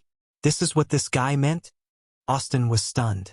He did not expect Han Xiao to mean the ascension in life hierarchy when he said that he could increase his strength. Every beyond grade as had experienced this type of ascension in life hierarchy multiple times in their lives, but the process was slow and ongoing for them. Some even required decades to complete. However, ascending amid battle and compressing the evolution process of many years into such a short period was something that they had never ever seen in their lives. Could this be the reason Black Star broke the record of becoming a beyond grade A in the shortest time? Is this his special talent? They were bewildered and made their guesses. As a notification popped up, Han Xiao quickly selected the options of race evolution and added some talents into the Black Star race traits. He was only able to hastily scan through the new talents and abilities during battle. He was already distracted by the pain and had no room to be distracted even more. He barely maintained his focus and continued to fight. As the strength of Han Xiao's mechanical army increased visibly, the pressure he felt was reduced. He felt a little less worried. Han Xiao was not hoping to turn the situation entirely around with just this promotion. As they were fighting 4 against 7, including ES God, who made the situation much worse. He wanted to do the promotion to increase the combined strength on their side so that they could stall for as long as possible. With such a wide strength difference, if the enemy did not show any flaws, there was absolutely no way to kill any one of the enemies head-on. Han Xiao knew this very well and would not lose his cool due to his sudden surge of strength. Arrogance did not exist in his books. In such a dangerous situation, there was no room to mess around. Austin's palace of hidden spells was heavily damaged, and Milizhao's was not in a good state either. When Han Xiao returned to the battlefield, he had no choice but to take on the task of being the tank and guard against attacks for his teammates. The promotion made him visibly stronger. Together with the Aurora character summon card that he had saved for many years, Han Xiao was able to take on about half of all the enemy attacks. Although the situation was passive, they could hang on for the time being. Compared to the main battlefield, the battlefield between the beyond grade as was tiny. While they were fighting, the situation on the main battlefield changed as well. Planet Lighthouse's exterior fleets returned one after another, and the situation became stable. However, with the entrance of the fallen Ark fleet, Tarakov's fleet was surrounded, and they were in a passive situation again. The garrison of Planet Lighthouse were being slowly chipped away bit by bit. With a grave expression, Tarakov never took off his eyes from the 3D minimap of the battlefield. He quickly gave out orders one after another, doing everything he could to slow down the rate of his troops' death. He took a moment and glanced at the situation of the beyond grade A battle. That made him somewhat relieved.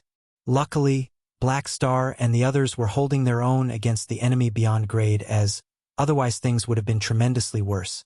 Despite the fact that the battle between the beyond grade as were the enemy's focus and had the highest possibility of suffering an overwhelming loss, they somehow barely held on. Although Tarakov was not a beyond grade A, he could imagine how much pressure Black Star and the others were under. Tarakov clenched his teeth and yelled, "Where are the reinforcements? When will they arrive at the Stargate entrance?" The deputy hastily looked at the messages, covered in sweat. He suddenly yelled, "Chief Commander, the reinforcements sent by the 2 closest strongholds have already arrived at the Stargate entrance. The border stronghold reinforcements of the Geru, Renault, and Crown star clusters have already gathered a total force of more than 3 million battleships. Also, their Excellencies Maximiliar, Heber, and Ravenlowdy are almost in position. The reinforcements were finally arriving." Tarakov's eyes became bright. "Engineering team, assemble the Stargate immediately. Reactivate the tunnel and let the reinforcements in." The Dynasty's fleet changed formation immediately, using the fleet as the line of defense to assemble the portable Stargate in the middle of the formation. The commander of the Arcane Church saw this and was not happy. The resistance the Dynasty's fleet had shown was much stronger than expected. Under the command of Tarakov, an experienced commander, the defense army of Planet Lighthouse had fought extremely hard and rebounded time after time. Many times, the Arcane Church thought the dynasty's fleet was about to collapse, yet they still hung on. The situation was the same on the Beyond Grade A battlefield. The 4 Dynasty Beyond Grade As were too tenacious. He immediately contacted Sagman. "We can't let the dynasty's fleet assemble the Stargate. You guys restrain the enemy Beyond Grade As and send 1 or 2 of you to cut into the dynasty's formation and destroy their Stargate." Sagman looked at Black Star, who was very much alive even after receiving a ton of attacks. Unwilling, he clenched his teeth and made the decision. "Mercer, you and Dylan go to destroy the dynasty's Stargate. The rest of us will stay here to restrain the 4 of them." The 2 mages had to deal with the Palace of Hidden Spells and could not be separated. Psyker had to sense the evolution cube and had to be here. Sagman had to stay there to restrain Milizaus and Iesgod. Therefore, he could only send Mercer and Dylan. Sagman had originally wanted to quickly eliminate the 3 of them, but Austin had suddenly appeared, and even the 10,000 deity scepter had been sealed. At this moment, he no longer had the confidence to quickly defeat the opponents. Since the battle would not be ending soon, destroying the dynasty's Stargate became a more important mission. Mercer and Dylan nodded and immediately left the battlefield to head to the dynasty's fleet. With 2 opponents leaving, Han Xiao and the others faced much less pressure. However, they were not relieved at all. Only the reinforcements would be able to turn the situation around. They could not let the enemies destroy the Stargate no matter what. This is the key to winning. This thought appeared on everyone's mind. Han Xiao's energy clashed with Iesgod another time. His mechanical suit shattered, and he instantly donned his 7th backup mechanical suit. He then turned to look at Mercer and Dylan, who were getting further away. A sharp glint flashed through his eyes. Freewabove.com. Someone finally split off. Chapter 851, New Talent. Chapter 851, New Talent. The fleets were the absolute main forces of the civilizations. The efficiency of a Beyond Grade A could not compare with millions of official military battleships. However, individual power and collective power were different concepts. The individuals with great power possessed irreplaceable special effects on the battlefield. Compared to whole fleets, Beyond Grade As were smaller and more mobile. They could both fight fleets head-on and easily penetrate the defenses of the fleets to achieve their goal, such as eliminating the enemy's leader. During battle, Han Xiao had already analyzed how the situation would play out. As long as the dynasty could hang on to the stage where they had to build Stargates, the Arcane Church would undoubtedly attack the Stargate. At that time, the 6 enemy Beyond Grade As would very likely change their strategy from aggressively attacking to holding the 4 of them back while sending a few to attack the Stargate. This was the exact opportunity he was waiting for. Freewebnovel.com. After fighting for so long, the agony of promotion had gradually diminished, and Han Xiao had gotten used to the changes in his body. He was given 5 race evolution options to choose 2 from, and then 1 racial talent each from these 2 races from all their talents to add into the talents of the Black Star race. Compared to the previous race evolutions, the race evolution at the Beyond Grade A level was less random and gave more choices. The 2 races Han Xiao chose this time were Void Saint and Void Juggler. Other than giving him the 45 endurance bonus, these also gave him bonus attributes of 266 strength, 310 dexterity, 454 endurance, 537 intelligence, 372 mystery, 177 charm, and 1,600 energy. With the Grade S bonus, advanced strength in life, eternal body, and extraordinary physique, Han Xiao's health was now more than 3 million. Other than the help of his teammates, the 10% bonus to all attributes given by advanced strength in life was an important factor that allowed him to hold on under the violent attacks of the enemies. Things were the most dangerous at the start, and he had to use the Aurora character summon card 2 times to get through it. When his attributes stacked higher, only then was he able to hang on. His main class turned from Emperor Mechanic to Lord Mechanic, and his machinery affinity increased once again. With the bonus of the Perfect Mechanical Sense character summon card, the strength of his mechanical army increased visibly. From the various talents of the 2 new races, Han Xiao chose two talents that would provide the most help to the current situation. From the way he looked at it, if he could snatch the opportunity, these two abilities were more than enough to turn the tables. And that opportunity was the moment when the enemy beyond grade as split up. Dylan and Mercer penetrated the Dynasty Fleet's formation like a drill and headed right to the stargates that were being built, while Sagman and the other three stayed to restrain Han Xiao and the others. Milizaus could only watch the enemies split up. He tried to back up the Dynasty Fleet but was stopped by Sagman and the others. Only Han Xiao was able to send a part of his mechanical army to chase after Dylan and Mercer. The quantity of the mechanical army was too high. Even Sagman and the others were not able to stop all of them. However, they were not too worried as two beyond grade as would definitely be able to deal with that. Seeing Dylan and Mercer heading his way, Terakov immediately adjusted the fleet's formation to continuously block the path of the two of them. Although this was able to slow the two of them down, it was not able to prevent the fact that the distance between the two of them and the stargates was slowly decreasing. Black Star, this won't last. Austin, and my magic energy is still decreasing. We won't be able to last forever. We can't let the arcane church stop our reinforcements. Milizaus was anxious. The enemies have the numerical advantage and are forcing us to be on the defensive side, Han Xiao said with a deep voice. The only way to reduce the pressure we're facing to the largest extent is to make them lose one beyond grade A. They have been maintaining their cooperation. We have no chance. No, I have a way to deal with those two who have split up from the rest. Maybe it's worth the risk. Han Xiao's tone was serious. However, God is only chasing after me alone. His ability can stop my plan. What's the success rate? If God interferes, maybe there's only a 20% chance of succeeding. However, if I'm willing to give it all, there's more than 70% chance to succeed. What do you mean? God's goal is evolution, and his alliance with the Arcane Church is definitely based on that.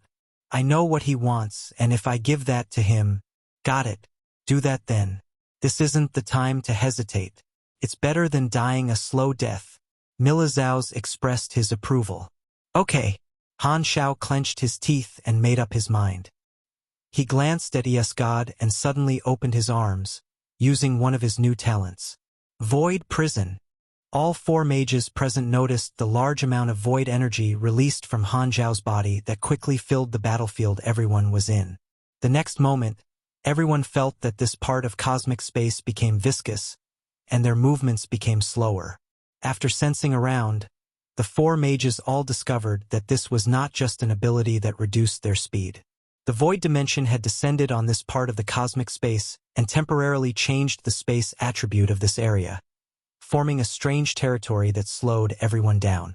He changed this space with the power of the void dimension? Ninja frowned and tried to get rid of Void Prison, only to realize that his magic energy flowed slower. 2. This type of ability was not rare, but the difficulty of getting rid of it differed based on the ability's properties. The Void Prison talent from Void Saint formed a special territory using the power of the void dimension, which could last quite some time. Beyond grade A mages could break this territory, but it was very troublesome. Even if Ninja and Taylor worked together, they would need some time. This ability even affected Milizaus and the others, as well as the mechanical army. There were only two people that could move freely: Han Xiao, who was very comfortable in this territory due to his void talents, and God, who had the Dimension Crack Esper ability. With another teleportation, God appeared right behind Han Xiao with a mocking smile. His Strength Esper ability enhanced fist headed for Han Xiao's back. This isn't our first fight. You didn't think that this kind of ability would work on me, did you? Is that so? Then what about this? Han Xiao narrowed his eyes. God's fist was closing in on his back. But Han Xiao did not even look behind. Instead, he looked at the fleet battlefield far away and focused on Mercer. God noticed a subtle space ripple on Han Xiao's body. The next moment, with a flash, Han Xiao switched places with Mercer.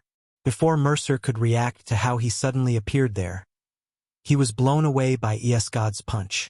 After being stunned for a second, God immediately realized what had happened. He quickly looked at the fleet battlefield far away. Mercer, who had previously been there, had been switched for Han Xiao, The location of the two of them had swapped instantly.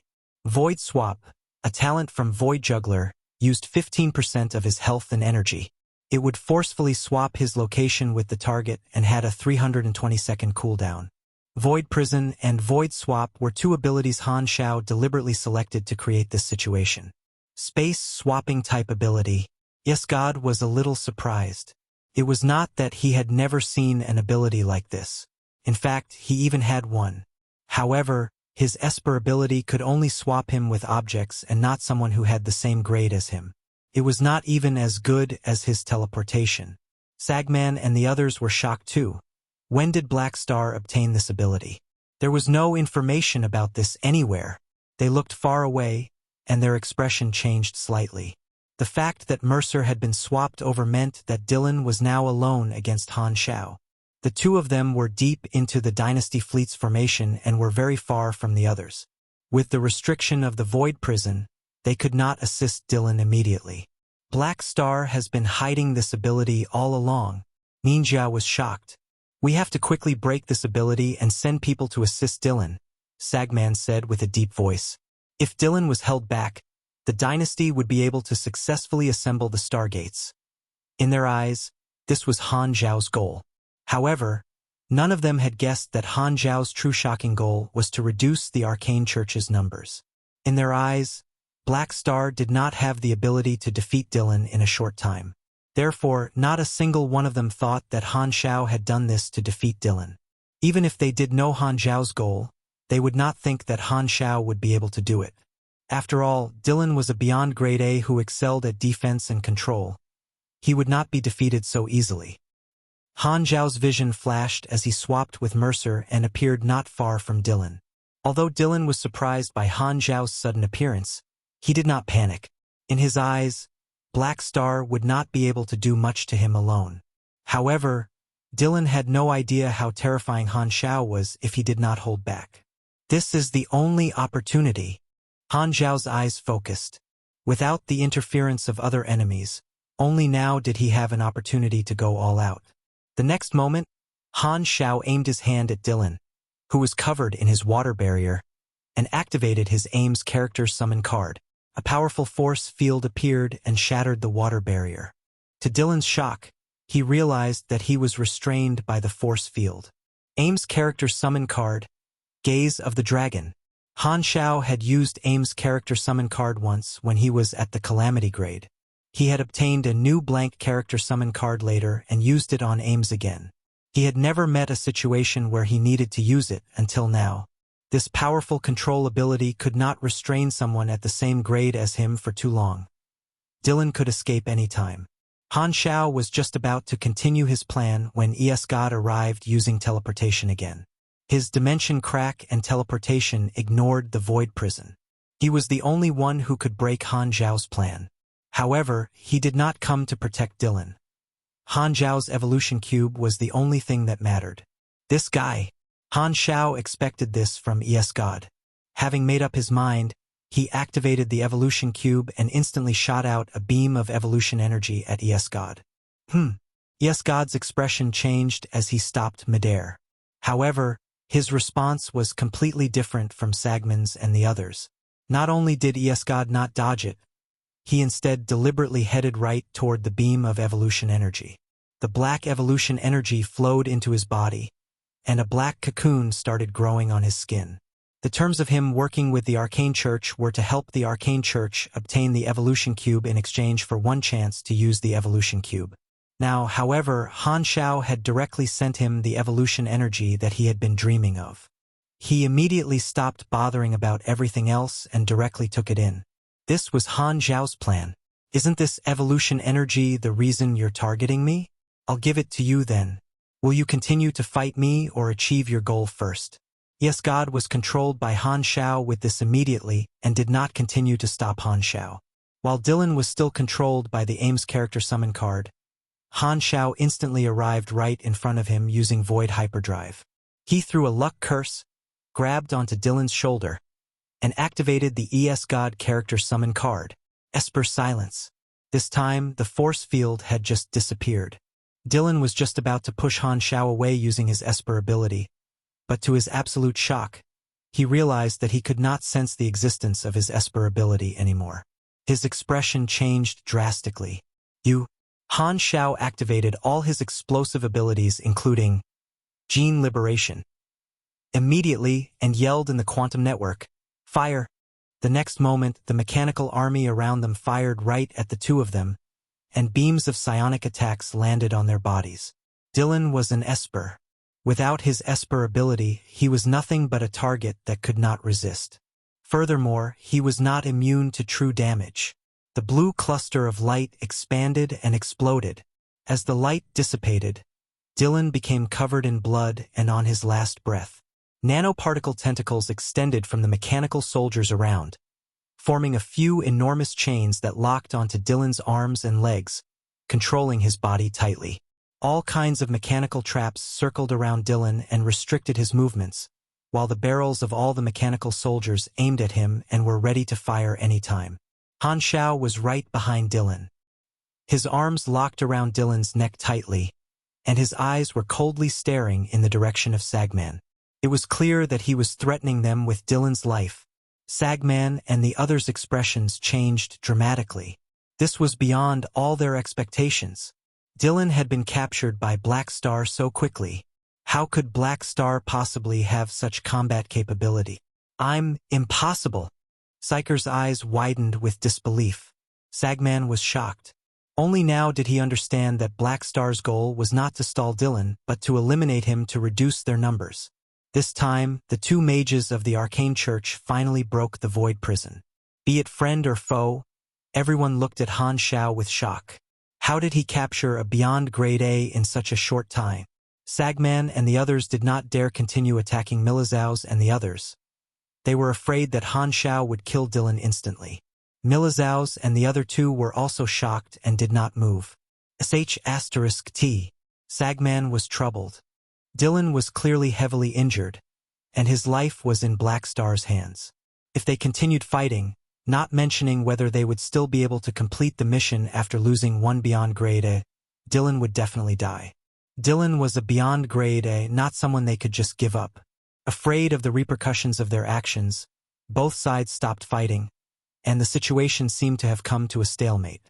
Sagman clenched his teeth. He secretly gave Ninja a look. Ninja understood his meaning and sent a psychic message to Esgod. Esgod, continue moving and destroy the dynasty's Stargate.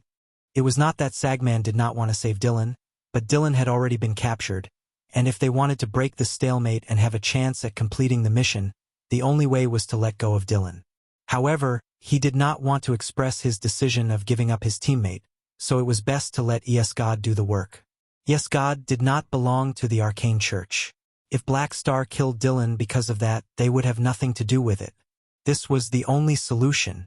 However, Esgod ignored him completely and left the battlefield via teleportation, returning to the main ship of the fallen Ark fleet where Fakizan was waiting. Hearing movement, Fakizan turned around but was shocked by Esgod's appearance. Black lines were swimming on Esgod's body like snakes under his skin. It was somewhat horrifying. Your Excellency Esgod, are you injured? Injured? No. I feel amazing. Esgod forced out a smile. He had temporarily suppressed the evolution energy in his body, which was why he did not turn into a cocoon on the spot. Send my order. Retreat immediately. Are we not continuing the battle? Fakizan wondered. The goal is achieved.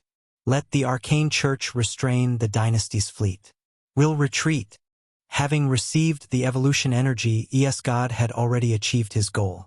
There was no longer a need for him to continue working together with the Arcane Church.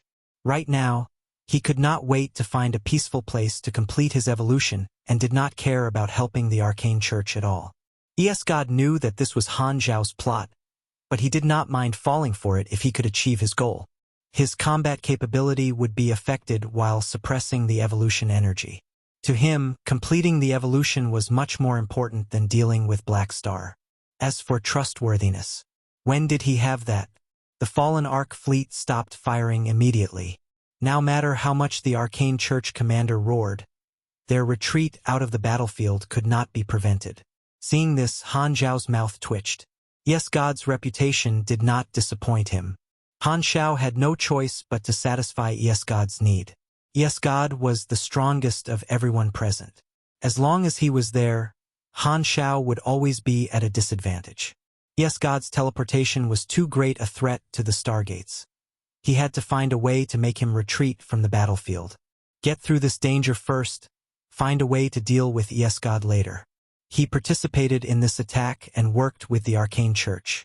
The dynasty won't let him get away with it easily. Han Xiao did not dwell on it. On the other side, Yes God's retreat shocked the people of the arcane church. Yes God. Sagman was furious. In such a short period, the upper hand that they had firmly held disappeared completely. One of them was captured and another fled. The 7 beyond grade as that they originally had become 5 in the blink of an eye.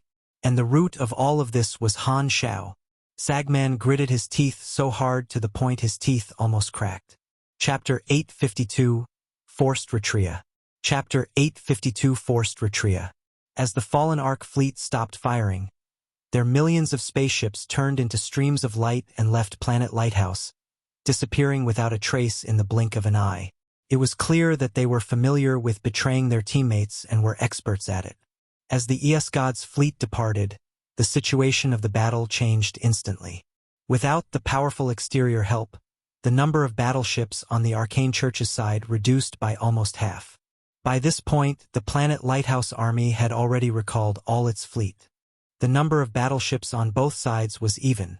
The Arcane Church could no longer obtain the upper hand. Damn it! Sagman looked at this with clenched teeth, but his heart was filled with helplessness. He was not in the mood to even blame ES God for breaking their alliance. He knew that although they were working together, the Arcane Church upper echelons did not have much hope in ES God. It was indeed because these upper echelons were confident about ES God's negative reputation that they gathered 6 beyond grade as to attack with the 10,000 deity scepter. They planned to be done with the battle before ES God arrived all along. In fact, according to the Arcane Church's calculations, the success rate of this operation was indeed exceptionally high. It was a battle of 6 versus 3 to begin with, and if they had rendered Milizaus incapable of fighting with the 10,000 deity scepter, the plan would have already been 80% complete. It was not impossible to capture 3 beyond grade as of the dynasty at that point. However, what they did not expect was Austin's appearance, which turned the 6 against 3 situation into 6 versus 4.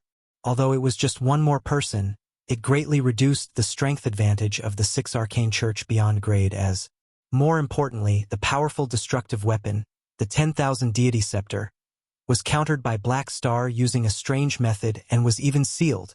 If not for that, we would have already captured Black Star, obtained the evolution cube, and retreated with the fleet by now. This thought flashed through the minds of Sagman and the 4 others, making them frustrated. Observing the disadvantageous situation, Sagman could only feel a strong headache. If it was just ES God retreating, the 6 of them would actually still have had a chance at completing the mission.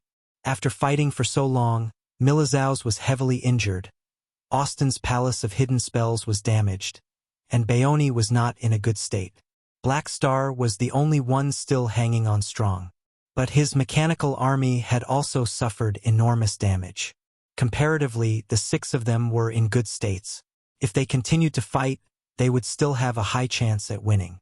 However, now that Dylan had been captured by Black Star, Sagman's plan completely went to waste. In this battle, Black Star had once again showcased new abilities that no one knew of. Sagman had no choice but to admit that he did indeed fear Black Star for the fact that he did not know what other trump cards this guy was hiding. Ninja frowned and asked in the psychic communication network, "What now?" Sagman looked at the enormous battlefield and saw that the Arcane Church's fleet was now at a stalemate with the enemies, not able to prevent the Dynasty fleet from assembling their stargates. "Inform the commander. We're retreating." He squeezed out the words from between his tightly clenched teeth. "You're giving up Dylan?"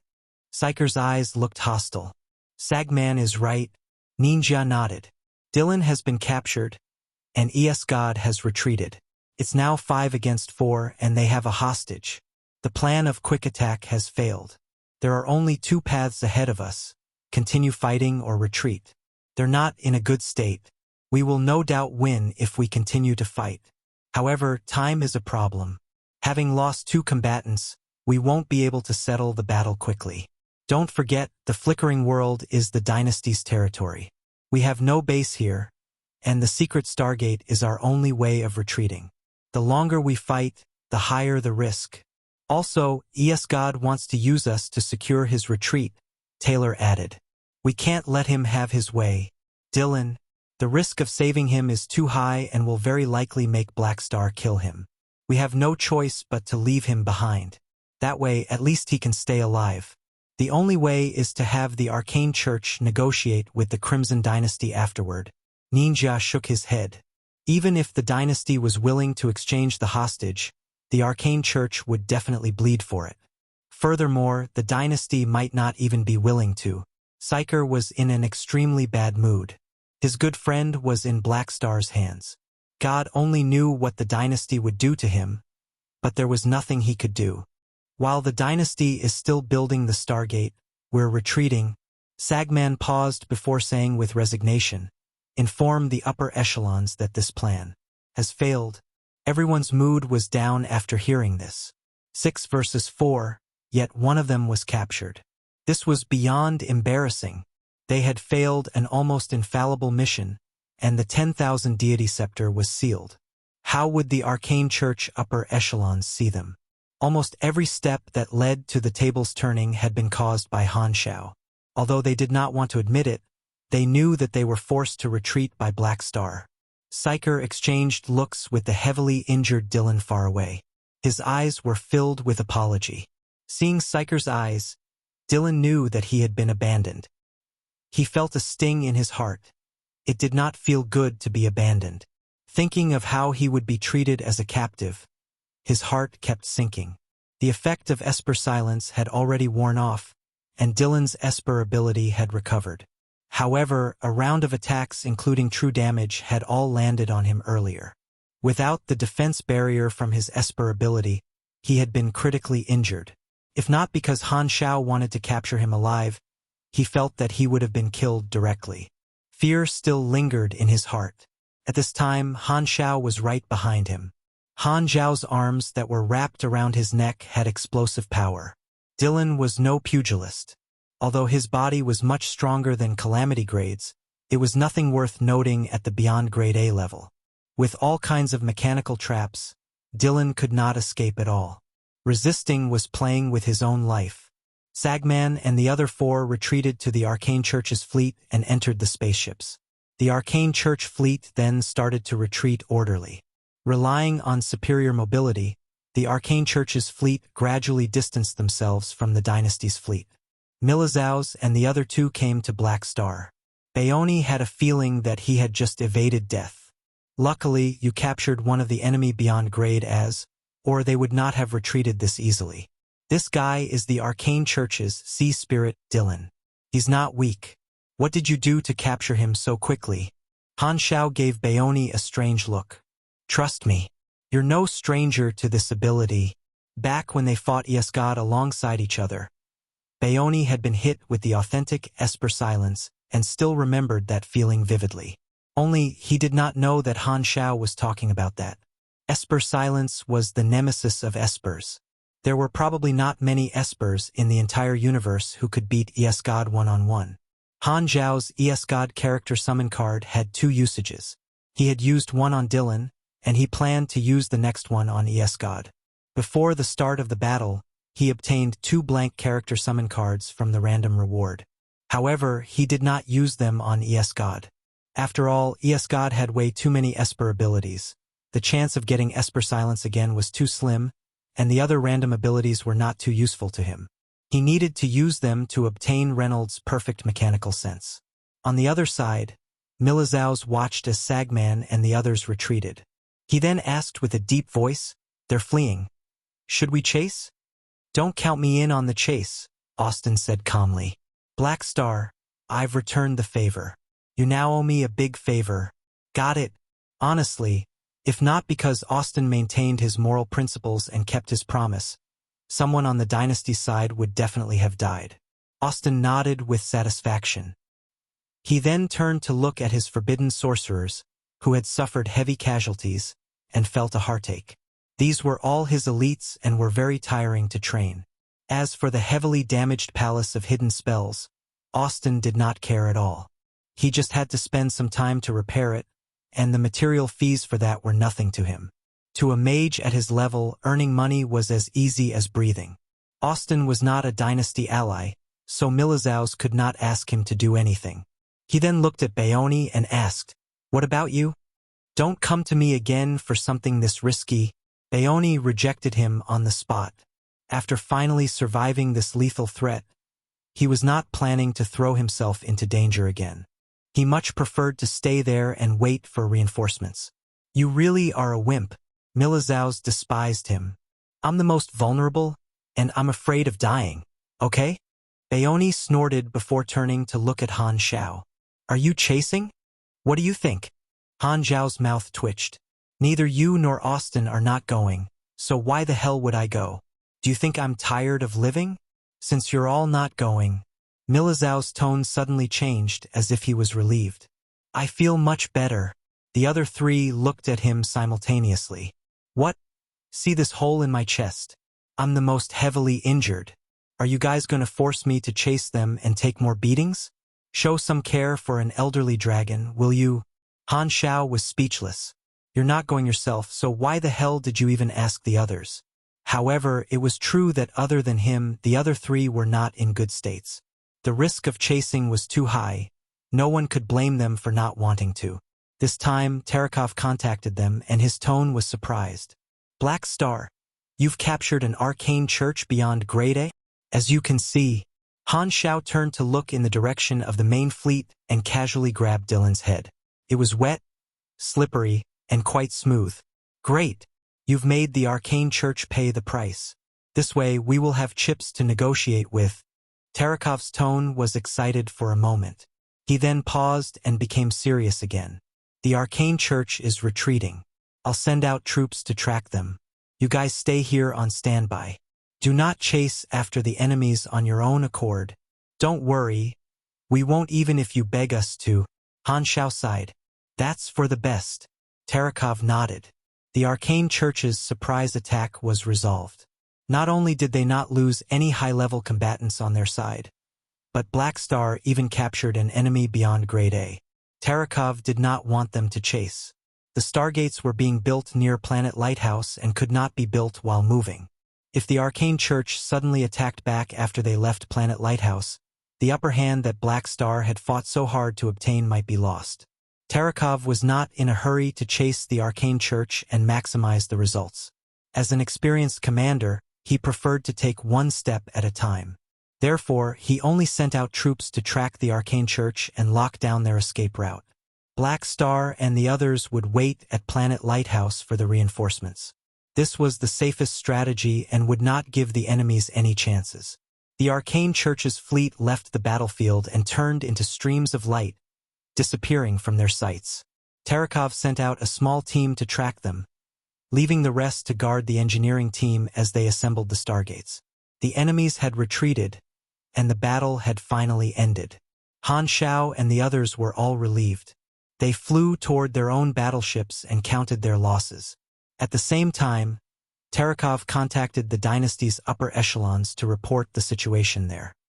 After the news of Planet Lighthouse being attacked by the arcane church reached the dynasty's mother planet, it caused a storm among the military's upper echelons. Ernrel immediately summoned all the military heads in the conference room. Those not present attended the meeting via remote projections. The first battlefield status Tarakov sent back showed that they were facing the attacks of 7 beyond grade as the Arcane Church and the Fallen Arkansas. The difference in strength was too large, and the situation was dire. The military upper echelons in the room had already analyzed the situation. Most people, including Ernrel, were sure that Planet Lighthouse had no hope and would most likely be wiped out by the Arcane Church.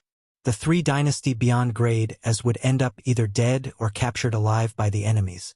Currently, they were discussing how the dynasty would respond to this matter. Her Excellency is right.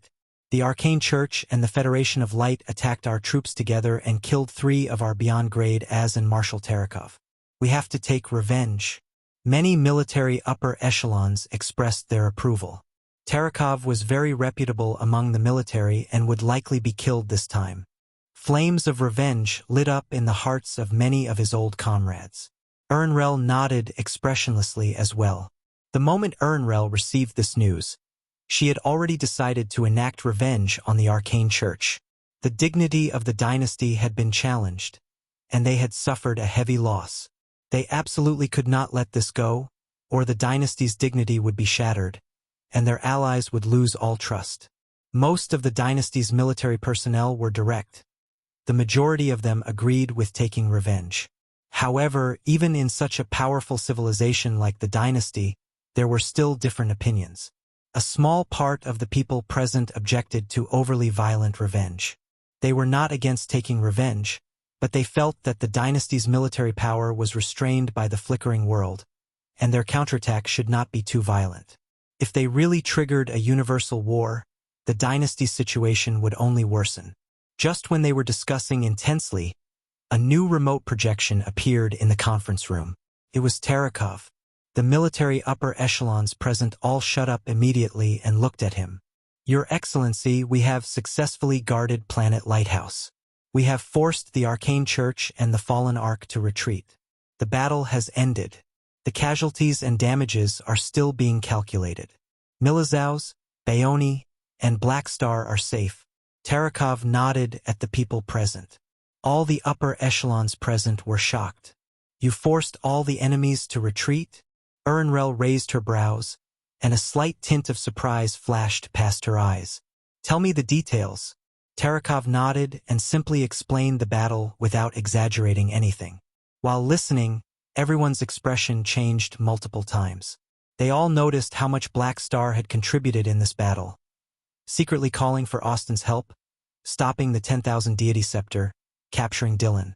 Almost every step of the Arcane Church's plan was countered by Black Star.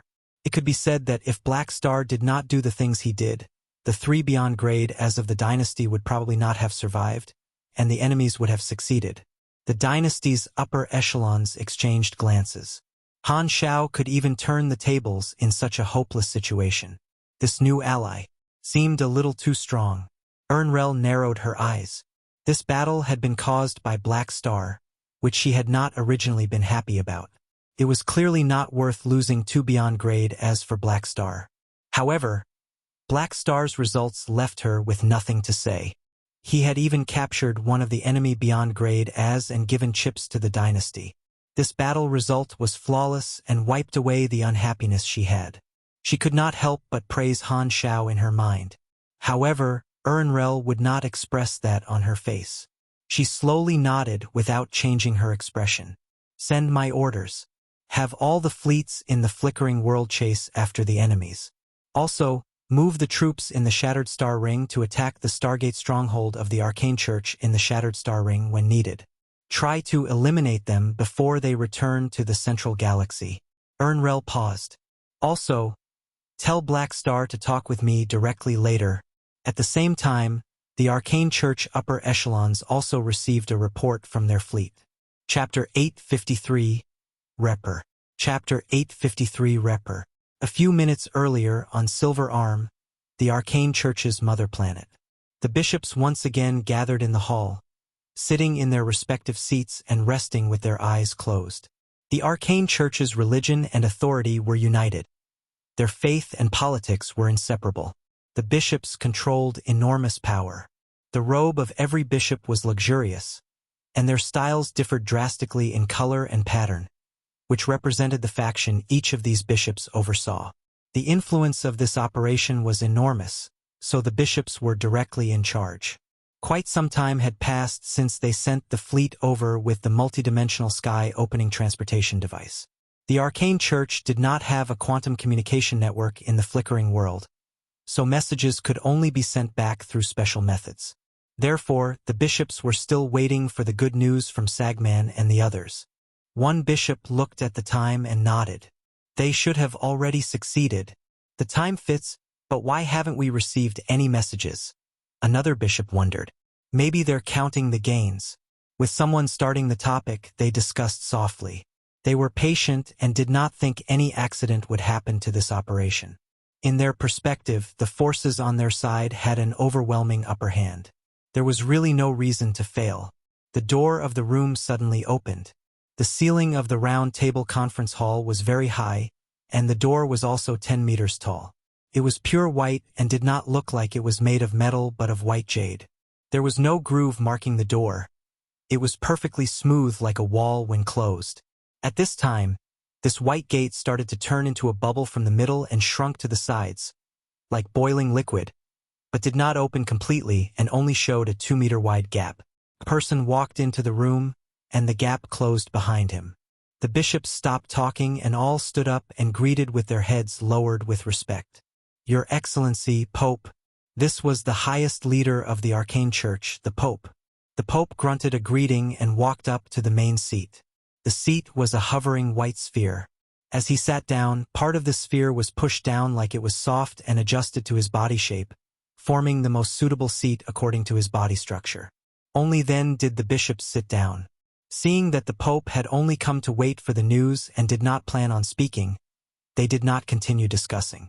After waiting for a while, the remote projection of the fleet's commander suddenly appeared in the middle of the round table. He had finally come to report. The fleet commander did a military greeting and said with a stiff face, Your Excellency, respected bishops, the battle has ended. We're now retreating. Bring the evolution cube back quickly. We will send out troops to assist you, a rather impatient bishop said directly. The fleet commander opened his mouth and had an awkward expression like he did not know what to say. Seeing this, everyone was puzzled. The commander whom they had sent this time was an elite. Why was he acting this way? Is there an issue? Someone asked. Yes, we could not complete the mission. This operation has failed, the fleet commander replied with a stiff tone. The upper echelons used so many resources and gave them so many advantages. However, even with all that, they could not complete a single mission they were given.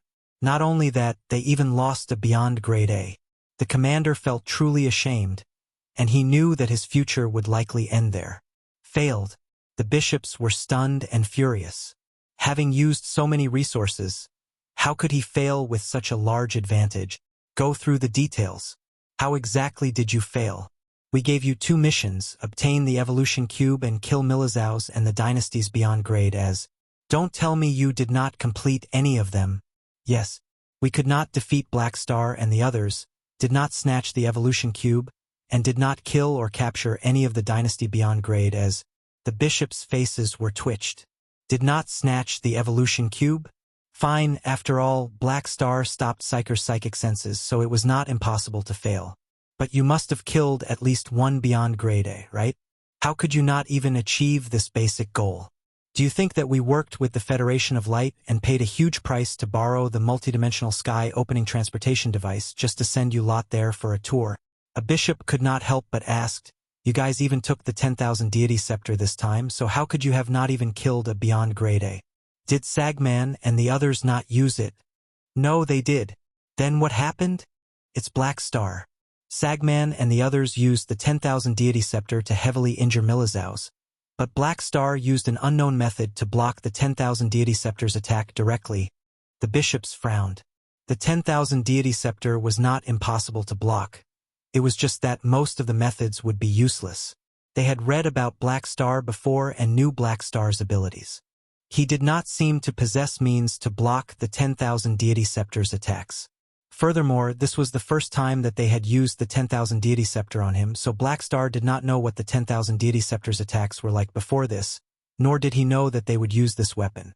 Therefore, it was very unlikely for Black Star to have made preparations for it. One more thing. The 10,000 deity scepter was sealed by Black Star using an unknown method. Sagman and the others said they can't break it. This is what it's like. Then, the fleet commander showed the current state of the 10,000 deity scepter to them. The bishops' expressions changed. The 10,000 deity scepter was their destructive weapon against beyond grade as, but it had been sealed by some kind of material. Even beyond grade A mages could not get rid of it. What kind of strange material was that? A bishop endured his rage and said with a deep voice, Useless. Bring the 10,000 deity scepter back to be studied. This time, another person knocked the table. Even if you couldn't use the 10,000 deity scepter, there were still 7 beyond grade and that's plenty to eliminate the enemies. Why retreat before the mission is complete? The fleet commander clenched his teeth and said, there were more than 3 beyond grade as on the enemy's side. We did not know that Black Star partnered up with Austin, and Austin was waiting near Planet Lighthouse. He interfered in this battle, and then God was bribed by Black Star and fled, leading his troops away. Dylan was captured by Black Star too.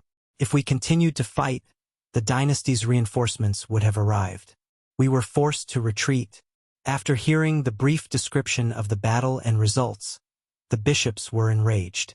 It was infuriating enough that the operation had failed, but not only did you not complete the mission, you did not kill a single enemy with the numbers advantage and even lost a beyond grade A. A bunch of incompetent fools. If not because they had to give face to the beyond grade as a few bishops might have lashed out. This time, the Pope, who had been quietly listening, spoke with an expressionless face. Dispatch troops to assist the Shattered Star Ring to prevent the dynasty from destroying our local Stargate stations. You must bring Sagman and the others back to the central galaxy. Send reinforcements to prevent the dynasty from intercepting them. At the same time, strengthen Silver Arm's defenses to prepare for the dynasty's possible revenge. Inform the garrisons of the various star fields to enter full alert state. Then the Pope stood up and left. Although he did not show any emotion, the bishops knew the Pope's personality and were certain that he was furious to the extreme. At the same time, the Federation of Light received the message as well. The Arcane Church failed? President Bader was shocked. He browsed through the information and narrowed his eyes. How unexpected, the chief elder said with a weird tone. The Arcane Church was defeated by Planet Lighthouse even in this situation. Aren't they too useless? Bader did not immediately reply.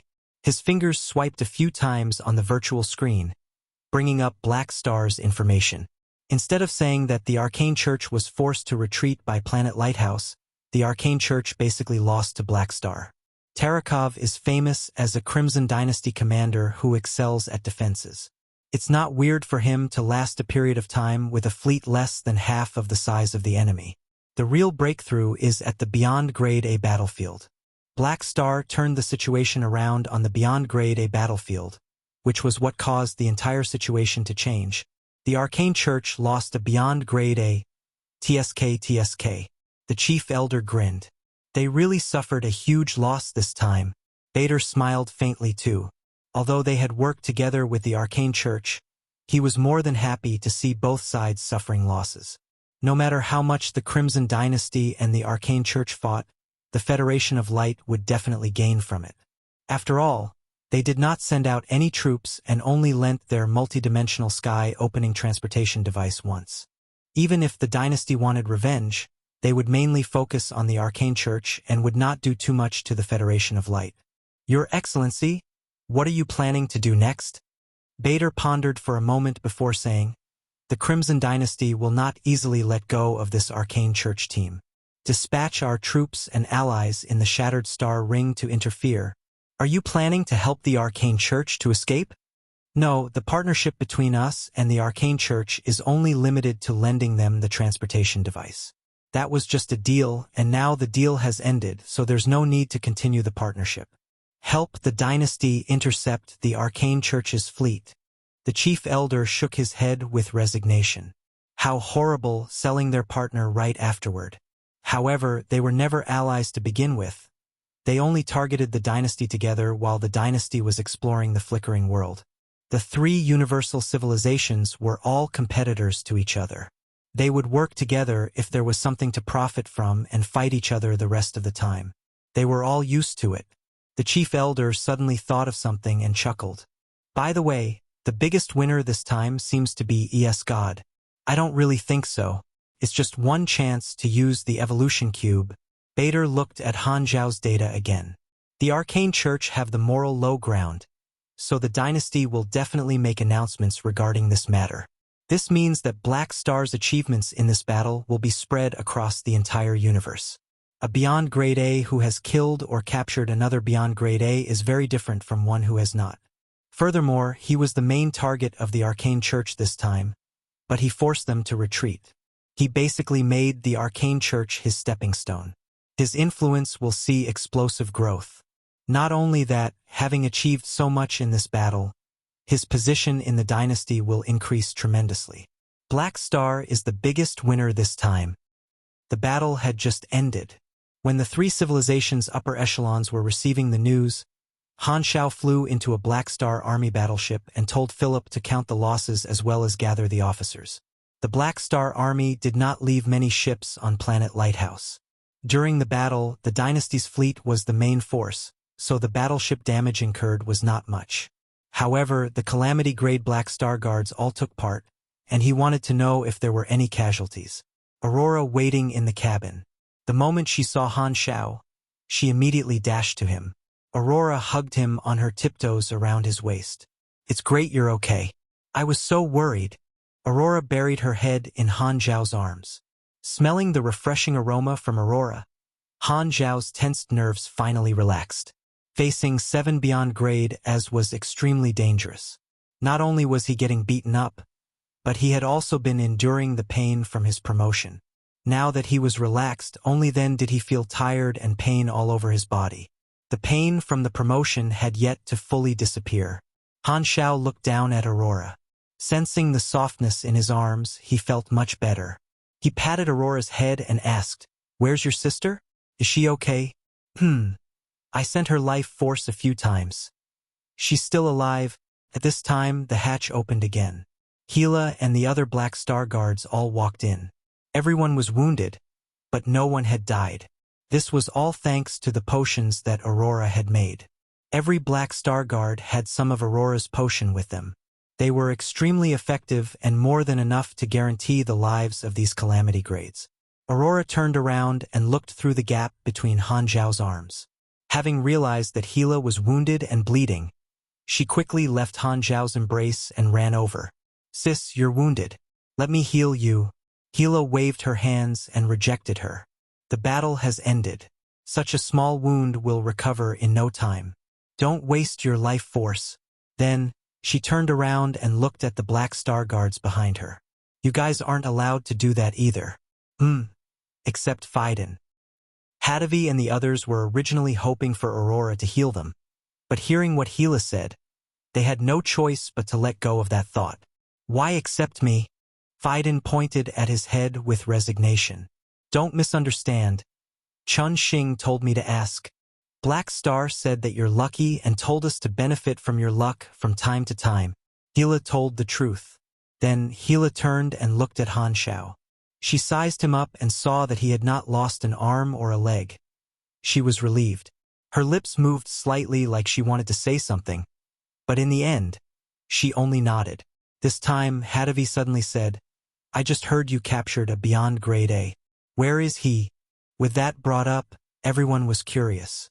This was the first time their army commander had defeated a Beyond Grade A head-on, so they all wanted to see the Beyond Grade A captive. Han Xiao smiled and told his mechanical army to bring Dylan in. Dylan was restrained by machinery all over his body like a metal mummy, only showing his face. Freebnovel.com. Such restraints could not limit the movements of a Beyond Grade A, but Dylan knew that he had been abandoned and that it was meaningless to resist deep behind enemy lines. He had no choice but to accept the fact that he was now a captive.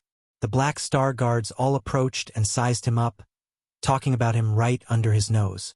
"Defeated in just one blow? You're so weak. What are you talking about? The army commander is just too strong," Hadavi said with anger. Right. Dylan was furious. As a powerful Beyond Grade A, he was now being observed like a zoo animal. He almost wanted to use his Esper ability to teach these Calamity grades a lesson. Even in this state, he could not endure being shamed by these people. Having noticed energy flowing, Han Xiao said with a hostile tone, "You want to resist? Tell your subordinates to piss off." Dylan roared. "Don't think that you can humiliate me just because you captured me. Even in this state, I can still kill them easily." "Oh, you reminded me. Tying you up like this doesn't seem safe enough." Han Xiao smiled faintly. He took out the spacetime amber and made Dylan hover in midair. The Black Star guards knew the effect of this thing. They all backed away, sneering. Seeing their expressions, Dylan suddenly had a bad feeling and asked, "What are you doing?" "Don't worry, you're already a captive. Not only will I not hurt you, but I will also guarantee your safety." Han Xiao chuckled. "Trust me. I will absolutely not let you get hurt."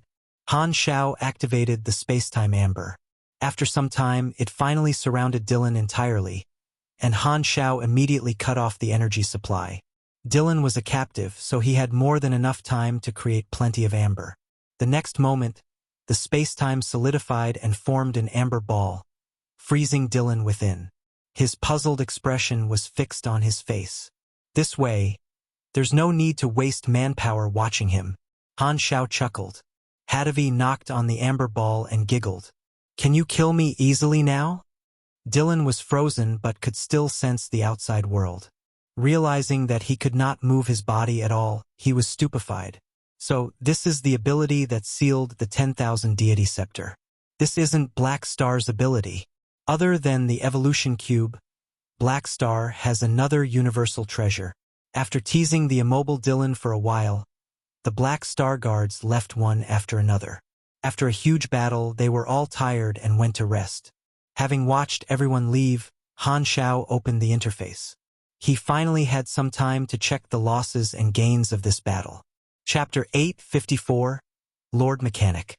Chapter 854, Lord Mechanic. The Arcane Church forced quite a number of trump cards out of me this time.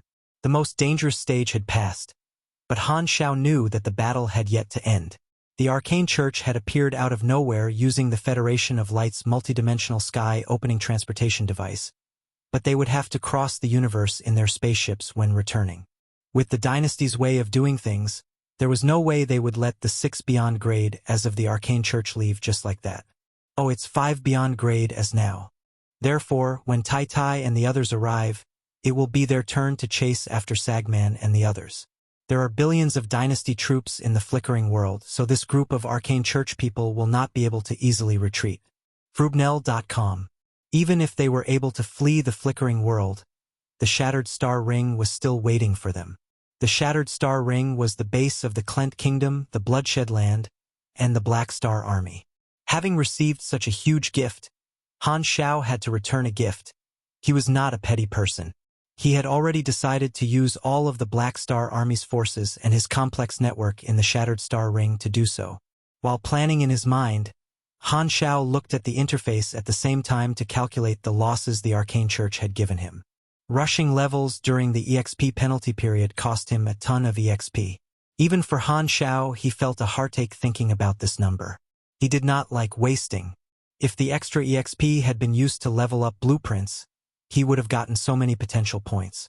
In terms of character summon cards, the usages of Reynold, Aurora, and Ames character summon cards had all been depleted. The Esgod and Heber character summon cards each had one use left. They were both powerful trump cards. That was especially so for Esgod's Esper Silence character summon card. It would be extremely powerful against Esgod. With one remaining use, this meant that he had fewer ways to fight Esgod. Furthermore, Esgod was the winner of this attack. He had no choice but to satisfy Esgod's needs due to the Arcane Church's attack to force Esgod off the battlefield. With the evolution energy, Esgod would be more difficult to deal with and might even touch the doorstep of the higher level that he sought. All things considered, his plan to deal with Esgod had been disrupted, and he was quite unhappy. Nonetheless, the mission rewarded 3 unknown character summon cards. Together with the 2 blank character summon cards from the random reward and an ability upgrade card, at least it somewhat made up for the losses. Han Xiao shook his head. The damage incurred to his machinery was also quite large. A lot of mechanical soldiers had been destroyed. The mechanical lives were still all right, as Han Xiao purposely did not let them take part in the direct battle against the Beyond Grade so they did not suffer many casualties. Compared to other machinery, the mechanical lives with the capability to grow had higher potential. It would be a pity for them to be destroyed in such a one-sided battle. The other machines were more than enough as pawns. In some respects, Han Xiao was the cause of this battle. If any beyond grade as had died because of it, the dynasty would definitely not have been happy about it. However, luckily, with the help of Austin, they had just been wounded, which made things easier for Han Xiao. This way, he owed Austin a huge favor, which was not a completely bad thing. Sometimes, owing someone a favor would lead to a better relationship. Austin was originally neutral, but after he messed with the Arcane Church after this battle, it would be very difficult for him to continue to exclude himself from everything. Although he would not go so far as to immediately join the dynasty, all the forces in the universe would mark him as being on the side of the dynasty. He would no longer be able to keep a low profile like before. Han Xiao then thought of Psyker, and his expression became weird. If that's the case, Austin is now close to the dynasty. Ames is my ally, so she's considered an indirect ally of the dynasty. Heber also belongs to the dynasty. Including me, 4 of the 5 beyond grade, as in the Shattered Star Ring, are related to the dynasty. Psyker will probably have to keep quiet in the Shattered Star Ring in the future. With this thought, Han Xiao opened the mission list and claimed the completed missions. He was only confident about claiming the reward after touching Phaidon earlier. Cause and effect completed. According to your performance, you have received 45 billion EXP, 3 random reward, character summon card, Child of Light Sagman, character summon card, Star Pupil Psyker, and character summon card, ES God. Character summon card, Child of Light Sagman, Light Particle Stream, Infiltration. Releases a powerful light energy particle beam that has high penetrating, explosive, and burning damage. The light energy will continue to deal damage and give the target energy disruption and energy suppression statuses. When the enemy uses energy attacks, the power would decrease, the cost will increase, and their accuracy will decrease. Uses 0/5. Character summon card, Star Pupil Psyker, Psychic Energy Heart Wall. In 4.7 seconds, the actual damage taken from psychic attacks will be reduced by 85% after psychological resistance reductions. It grants immunity to all kinds of psychic control abilities. If the attacker is a psychic, the INT and MYS of both sides will be calculated. If one of your attributes is higher than the attacker, 45% of theoretical damage will be reflected. If both of your attributes are higher than the attacker, 90% of theoretical damage will be reflected. If both of your attributes are lower than the attacker, damage will not be reflected. Uses 0/3. Character summon card, ES God. Esper ability copy. Through close contact, copy the target's Esper gene and receive a one-time character summon card of the target. Only effective on Espers. Uses 0/3. Receiving the maximum EXP reward was within Han Xiao's expectations. The effects of all 3 character summon cards were decent, but he was not lucky enough to get ES God's Esper Silence again. However, Esper ability copy was not bad. It was basically 3 blank character summon cards for Espers. ES God had a ton of random abilities, so being able to obtain this was already thanks to Phaidon's blessing. You have received 1 legendary point. Universe legendary point. Enemy of the Arcane Church. Facing a despairing situation, you fought back and turned the situation around, forcing the Arcane Church to retreat and even capturing an enemy beyond Grade A. Your name will spread through the entire universe with this battle and become a legend. Enemy of the Arcane Church, the highest grade legendary point, a universe legendary point. Looks like this will become a new nickname. Every beyond Grade A had many nicknames that represented the legendary things that they had done. Han Xiao now had Indestructible Body, Indestructible Black Star, the Black Star Army Commander, and other nicknames. When word about this battle spread, he would probably also gain the nickname Enemy of the Arcane Church. The Arcane Church wanted to kill him, and he sealed their universal treasure as well as captured their beyond Grade A. At this moment, the beef between the 2 sides was irresolvable. Capturing a beyond Grade A alive had extraordinary meanings. Back then, this was the reason Heber wanted to duel with him, but he sadly failed to do so, and now Han Xiao achieved this before Heber. This way, his reputation in the universe would become completely different, and his position would be much higher. He felt that Tai Tai would be quite jealous. Speaking of which, Heber was right on his way back to back him up. Having thought of the possible expression Heber might have, Han Xiao could not help but chuckle a bit. The interface also showed that he could now create the dungeon, flickering world, planet lighthouse battle. A total of 11 beyond grade as had taken part in this conflict, which rarely happened other than in full-blown wars. This would shock the entire universe. Although it happened in the flickering world and had yet to be publicized, it was clear that news of this would stir up a violent storm. With so much influence, being able to create the dungeon was no surprise. Sadly, given the standard of this battle, the effect of this dungeon would only be to widen the player's horizon and make them suffer. Han Xiao opened the Attributes interface and carefully read through his attributes after the level 260 promotion. Level 260. Main class, Mechanic. Race, Black Star Race.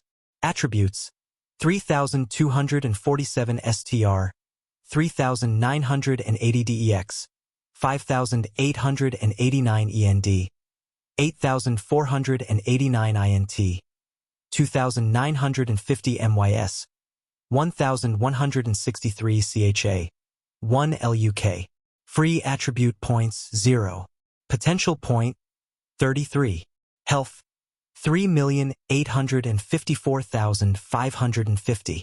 Stamina 3,521,025. Energy 82,120. LV.17. LV 17 energy bonus stats. Plus 1,206 STR. Plus 1,488 DEX. Plus 1,890 END. Plus 2,345 INT. Plus 1,123 MYS. Plus 311,520 stamina limit. Plus 1,632% machinery affinity. Energy rank 49,975. Grade S beyond A. Grade S bonuses. Plus 50 END. Plus 25 all resistances. Plus 25% highest attribute. Plus 15% other attributes. Plus 750 free attribute points. Plus 50 potential points. Remark. This seems to be a beyond grade A mechanic who persists on the path of a tank. Almost 50,000 energy rank. Han Xiao touched his chin. He could still remember that when he first reached beyond grade A, his energy rank had been about 43,000. Afterward, he had completed Heber Stellar Furnace Cultivation and Mechanical Life Tinder, which gave him quite a lot of energy rank. Heber's cultivation technique had given him more than 16,000 maximum energy. His maximum energy was only a little more than 50,000 when he first reached beyond grade A, but it was now more than 80,000. His energy level had increased from 15 to 17, which had given him 2 new layers of bonus attributes. He did not forget about radiation absorption, which gave him some attributes here and there.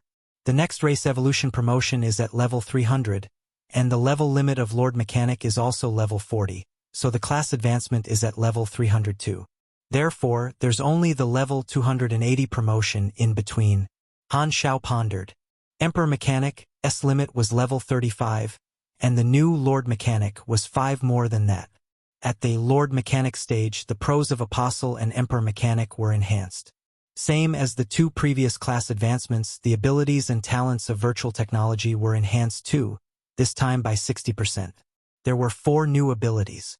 Talent Mechanic Lord gave plus 300% machinery affinity, plus 200% virtual intrusion and virtual defense efficiency, and some changes to the properties of mechanical force which granted the so-called Lord power.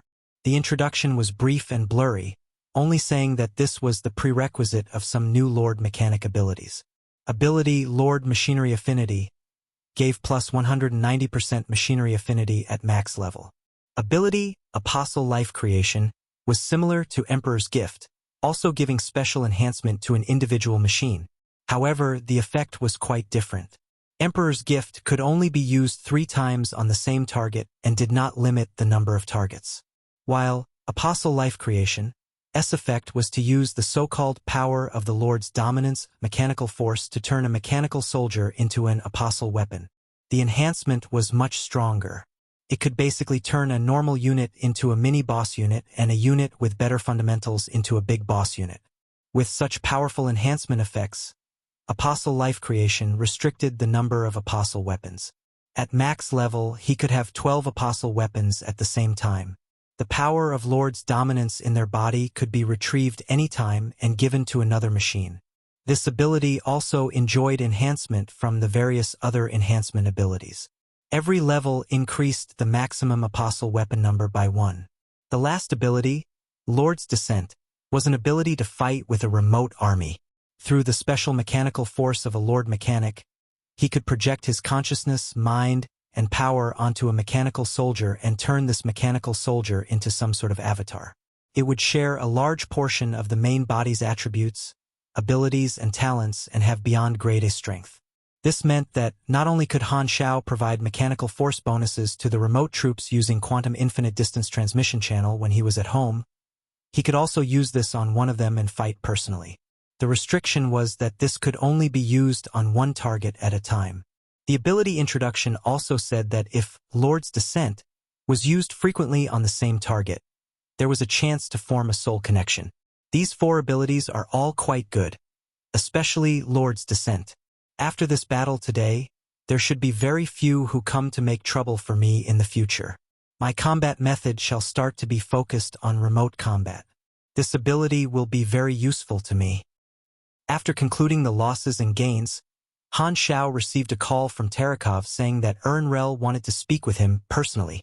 Even for beyond grade, as Ernrel was not someone they could see whenever they wanted to. It was clear that his achievements in the battle had surprised Ernrel, which was why she wanted to talk to him. Furthermore, there were still some problems that needed to be discussed and solved regarding this matter, as well as the mission to chase after Sagman and the others. Got it. I'll wait for her online. Han Xiao took out the communicator and made a lot of speculations while quietly waiting for the call to connect. After achieving so much this time, if he requested new ultimate knowledges, Ernrel would not reject him, would she? Chapter 855. 855 Time to counterattack. 855 Time to counterattack. Very soon, a cone-shaped projection beam shot out from the communicator and quickly scanned through the room. The environment of the room quickly changed into the conference room where Ernrel and the group of upper echelons were in, as if Han Xiao was there. Han Xiao looked around and realized that everyone was staring at him with different emotions such as curiosity, respect, and surprise. One thing those military upper echelons shared in common was they all looked very interested in him. Ernrel looked at Han Xiao and said, "Black Star, you've made a huge achievement in this incident. The dynasty will reward you generously. I was just saving myself." Han Xiao could not help but be humble on such an occasion, and it sure felt good. "You deserve the credit nonetheless." Ernrel then returned to the topic. Terakov has already described this battle earlier, but I want to hear your version. Some questions need you to answer. Han Xiao knew that explaining the battle from the perspective of a beyond grade A would bring new information to the table, so he described it from the start to the end. Ernrel nodded and asked, "I want to know, was what you used to stop and seal the 10,000 deity scepter a new universal treasure?" It's what I happened to discover while exploring the flickering world. It's a space wonder." "I see." Ernrel did not continue to ask about the name and uses of the spacetime amber. If Black Star wanted to tell her, he would, and if he was not willing to, she was not going to force someone who had just made such a huge contribution. Beyond Grade has had the right to keep their abilities a secret. All she had to know was that Black Star was on her side. "I've sealed the 10,000 deity scepter, and it will be very difficult for the Arcane Church to break that seal. Only they don't know that yet. The 10,000 deity scepter is a universal treasure that's very important to them. They might look to negotiate with the dynasty privately." Ernrel's eyes moved slightly, and she asked, "Are you sure it'll be very difficult for them to break the seal?" "There are no absolutes. The Arcane Church might come up with something. However, in all likelihood, their odds of success are extremely low. It's very likely that I'm the only one that can help them break the seal of the 10,000 deity scepter." "Understood. If what you said is true, we might have underestimated your contributions. Without the 10,000 deity scepter, the deterrence they have on beyond grade as will be much lower. I've already decided to counterattack the Arcane Church, so what you've done has lowered the chances of the Beyond Grade as of the dynasty suffering from accidental casualties. Good. Ernrel paused. However, what happened at Planet Lighthouse has made things tense between them and us. The Arcane Church will probably not negotiate with us privately but act as if they have already broken the seal. You're right. Han Xiao thought about it. Indeed, since the dynasty was going to counterattack, the Arcane Church would definitely not easily take a step back. It was very likely for them to act confident on the surface while being extremely troubled by not being able to break the seal in private. Also, about God. It's unexpected for the Arcane Church to actually work with the notorious fallen Arkansas. The dynasty will make an announcement to the entire universe condemning the Arcane Church's actions. Ernrel then changed the topic. Don't worry, the dynasty has no problems with how you used the evolution cube on God this time. Han Xiao was stunned for a moment, then understood. His plan against God had worked, but technically, he had still made a deal with God. However, the dynasty was very sensible about this. They understood that he had no choice in that situation. Therefore, Ernrel expressed that they would not hold him responsible, which represented what the dynasty's stand was on this matter. They were not going to allow anyone to use this matter to besmirch Black Star's name. From this sentence, Han Xiao noticed that Ernrel was trying to woo him into becoming a member of the ruler's faction. Complimenting and rewarding him were not the only reasons he was called to this meeting. It was more to express her intention on wooing him. Given how enormous the dynasty was, internal conflicts between the many factions were inevitable. Han Xiao had just earned a huge achievement, so there would not be any problems in the near future. However, after some time passed, some factions might bring this matter back up as leverage. If one of the dynasty's grade as was killed in action this time, or I did not capture Dylan, someone might have used this to try and force me to give up the evolution cube. Han Xiao was secretly shocked. The battle had just ended for him, and he did not think too much about it. Since Ernrel had given him a subtle hint, he understood her kind intentions. Thank you, Your Excellency. Han Xiao bowed. Ernrel then asked, what do you plan to do with Dylan? I've decided to hand him over to the dynasty, Han Xiao said slowly. Now that the Arcane Church have failed once, they won't easily try to obtain the evolution cube again.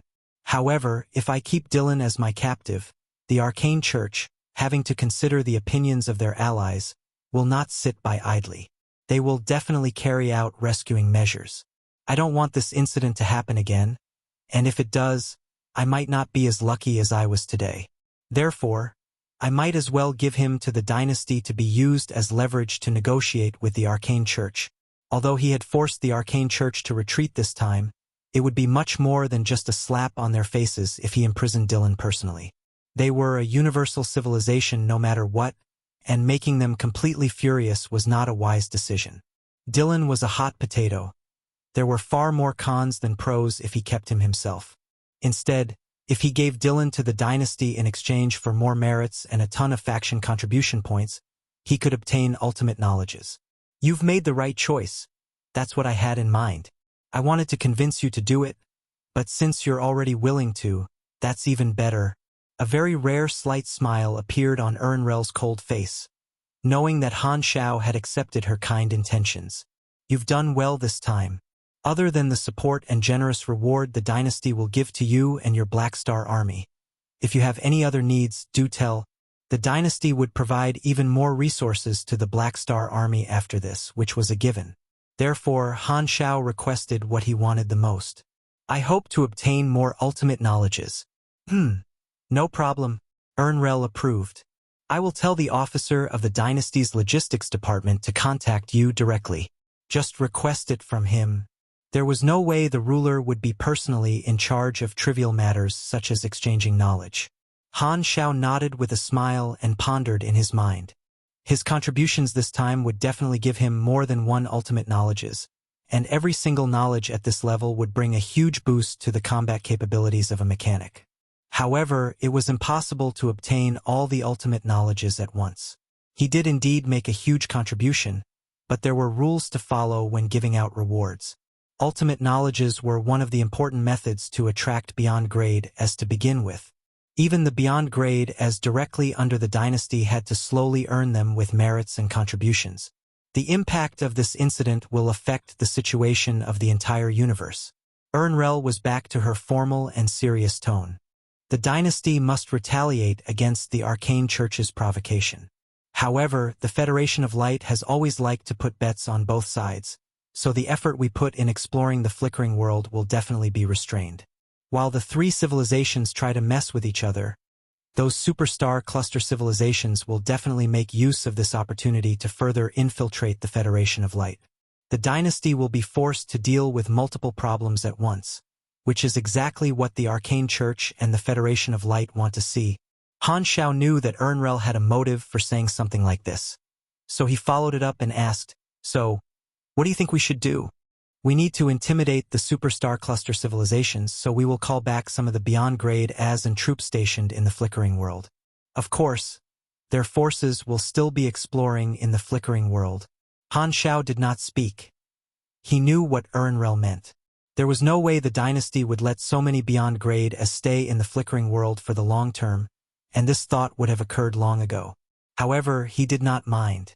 Heber and his territory were both in the Shattered Star Ring, which was nearby, so he was not likely to be called back. Ernrel changed the topic and asked, "Black Star, what do you think of the situation the dynasty is currently in? As you know, the conflicts are mainly around the flickering world, and not just anyone can take part in it. The aftershock of the Crimson Tide is slowly cooling down, so those star cluster and star system civilizations will stay low for some time." Han Xiao shrugged. "Maybe."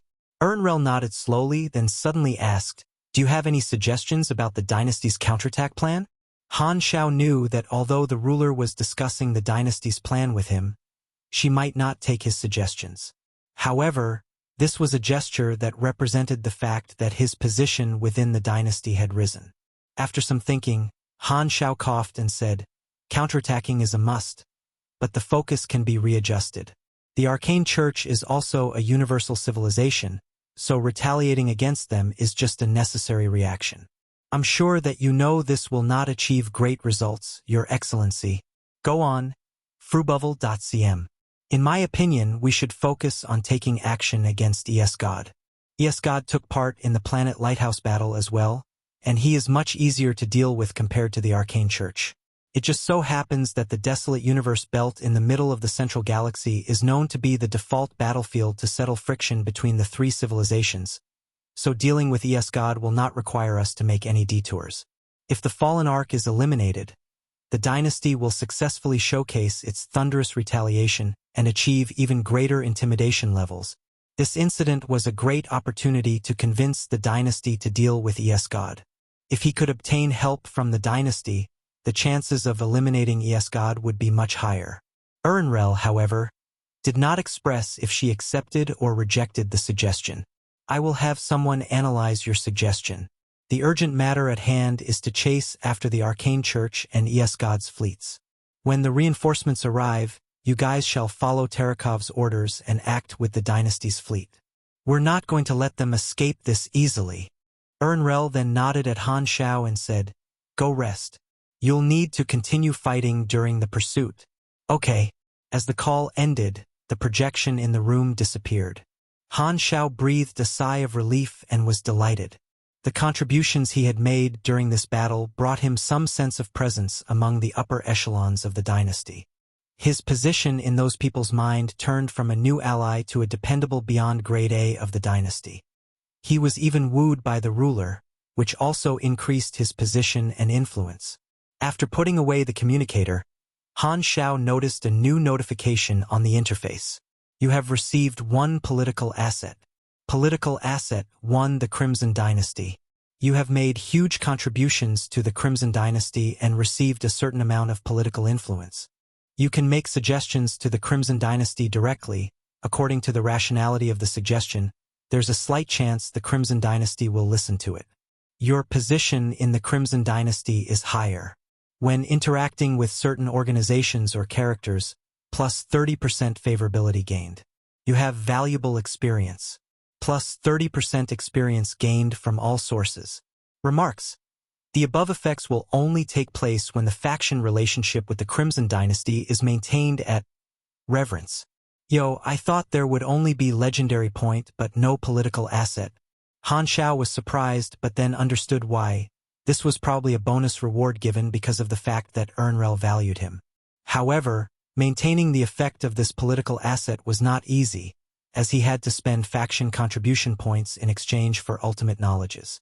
He had to maintain the contribution points he had above 6,000, which was the cost of one ultimate knowledge. Han Xiao looked at the following notification, which raised his brows. You have received 10,000 Crimson Dynasty contribution points. You have received a bonus 5,000 Crimson Dynasty contribution points. I only received the contribution points after I finished talking to Ernrel. Han Xiao rubbed his chin. He had the NPC interface so he could reward the Black Star Army members' contribution points any way he wanted to. As a faction leader, the way this worked for her was the same, just that Ernrel rewarded contribution points unconsciously. 10,000 contribution points was the reward for this battle, and the bonus 5,000 contribution points was probably from him handing Dylan in. Including the more than 3,000 contribution points he had saved up previously, he now had more than 18,000 contribution points. 3 ultimate knowledges, just nice. Han Xiao's eyes sparkled. Unlike cutting-edge knowledges, the dynasty would not give ultimate knowledges for free. The kind intentions Ernrel had for him seemed to have been displayed in the way of receiving more contribution points. This way, I can buy 2 knowledges and keep the remaining 6,000 to maintain the effect of the political asset. I'm not in a hurry to spend them all anyway. Han Xiao closed the interface with satisfaction. At this time, a blue light illuminated from outside the porthole, shining on his young and edgy face. He turned to look outside the porthole and saw that not far from Planet Lighthouse, the Stargate was finally assembled and activated. A dark blue space energy vortex formed inside the Stargate and quickly started spinning. They're finally here. As time passed, reinforcement fleets flew out from the Stargate one after another from the various Beyond Grade A organizations. These were mostly troops stationed around the strongholds at the edge of the 3 star clusters. If the Arcane Church wanted to attack Planet Lighthouse now, them being completely obliterated would be the only outcome. The battle has already ended. Inside Tarakov's main ship, Heber, who had left his main fleet behind and returned as soon as possible.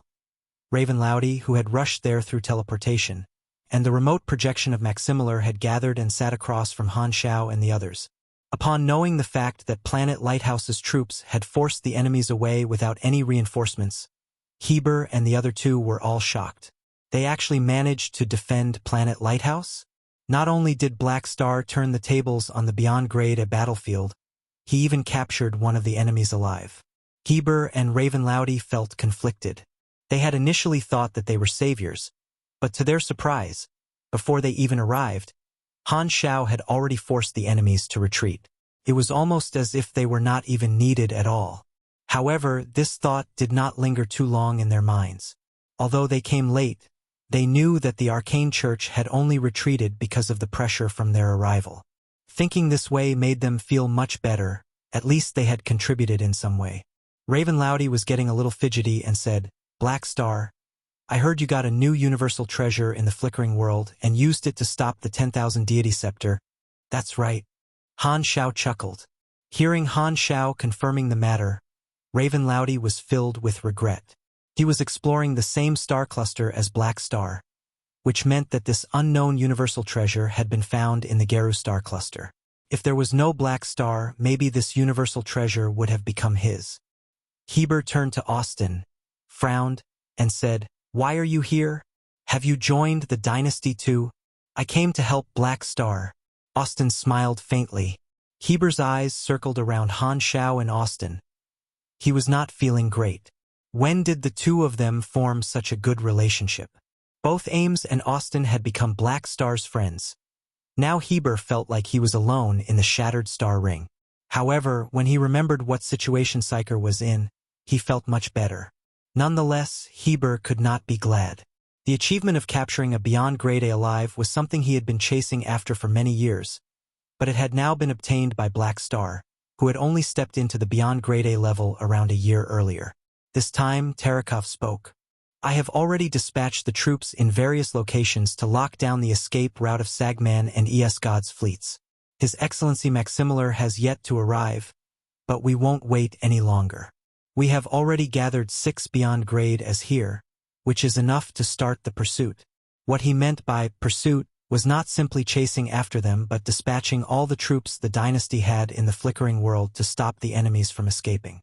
On the star map, the fleets of the Arcane Church and God were shown to be masses of red quickly getting further away, fleeing in different directions, while blue dots representing the dynasty's troops blocked their paths. With the arrival of the reinforcements, Milizaus and Bayoni no longer had any issues with chasing after them. Austin expressed his intention to go home to repair his palace of hidden spells and not take part in the dynasty's operation, and Terakov did not force an outsider invited by Han Xiao. Heber sorted out his feelings and suddenly realized that this was an opportunity. He might be able to fulfill his wish of eliminating one beyond grade A. Having that thought in his mind, Heber was very motivated. He clenched his fists so powerfully that it broke the sound barrier with a loud bang. "Humph, Mercer, is it? I've heard of this guy before. Leave him to me. The dynasty's dignity is not to be challenged. Milizao's wounds have yet to heal. Leave Ninja to me." Magical light appeared in Ravenlaud's eyes. Exterior enemies were always great solutions to internal conflicts. As members of the dynasty, after temporarily putting aside their competitive relationship with each other, they now shared a common enemy. "I shall use my remote mechanical army to support you guys." The only beyond grade A who was not there, Mechanic Maximilian, looked at Han Xiao and said, "Black Star, your mechanical army has suffered heavy losses. If you need, I can lend my army to you for the time being." "Okay, thanks." Han Xiao nodded, stood up, and looked around at all the beyond grade as present. A cold tint flashed in his eyes as he said with a sharp and penetrative tone, "Let's get moving. See if they can make it back to the central galaxy." The tables had turned. The hunters had become the hunted. The time to counterattack had arrived. Chapter 856, Fakizan's Plan. Chapter 856, Fakizan's Plan. As hyperdrive streams of light dashed across the dark cosmic space, the traces left by the Arcane Church fleet in retreat awoke the dynasty's surveillance buoys one after another, not hiding their movements even a little bit. Inside the glorious Sun grade main ship, the 5 beyond grade as including Sagman and Psyker gathered and looked at the fleet commander, Rogue, whose eyes never shifted away from the star map. Planet Lighthouse is at the edge of the Dawn star cluster and very close to the desolate universe belt. If we continue to retreat at full speed, we will get out of the security perimeter very soon, Rogue said with a deep voice. The transmission of energy and light took time. Given the sheer size of the universe, plenty of remote detection methods had delays. Transmitting real-time information through quantum communication technology was one of the more common methods used. However, the universe was way too large. There was no way the dynasty would be able to deploy surveillance buoys in every corner of the cosmic space. The security perimeter usually spread out from the stronghold planet as its center with diminishing density of surveillance buoys as the distance increased. At this time, the Arcane Church had already escaped to the exterior security perimeter of Planet Lighthouse and was entering deep into the desolate universe belt. With absolutely no time to spare, clearing out the buoys was meaningless. They would be located in the end anyway. Therefore, Rogue did not mind the fact that their route was exposed to the dynasty. After all, he was not going to go straight to the secret stargate. The plan was to enter stealth mode in an area with little to no buoys in the desolate universe belt so that they could get rid of the dynasty's direct surveillance. They would then split into hundreds of groups to make detours before heading to the secret stargate. This way, a large number of the groups would be considered as abandoned. The moment their fleet departed, the location of the secret stargate had shifted. The original secret stargate location was abandoned, but this information was not updated on the star map. The only people who knew about this were the core members such as Rogue and the Beyond Grade as this was to prevent the other groups from leaking the location of the secret stargate if they were captured by the dynasty. Of course, these other groups were not completely abandoned. They were smokescreens. When Rogue, the Beyond Grade as, and the core groups successfully escaped, only then would these other groups be told the real location. That way, even if the location of the secret stargate was exposed, the impact would be much smaller. After all, they could destroy the stargate any time to prevent further damage or even make those groups return from the desolate universe belt. Their time was not precious at all. Quickly, the risks we're taking increase every minute we spend in the flickering world, Sagman said. If all you can say are useless and meaningless things that everyone knows, you'd better stop speaking. Thanks to you, the risks we're taking now are completely meaningless. Rogue did not hold back at all. His tone had traces of rage. He had just reported the battle results to the bishops, which had earned him a massive scolding.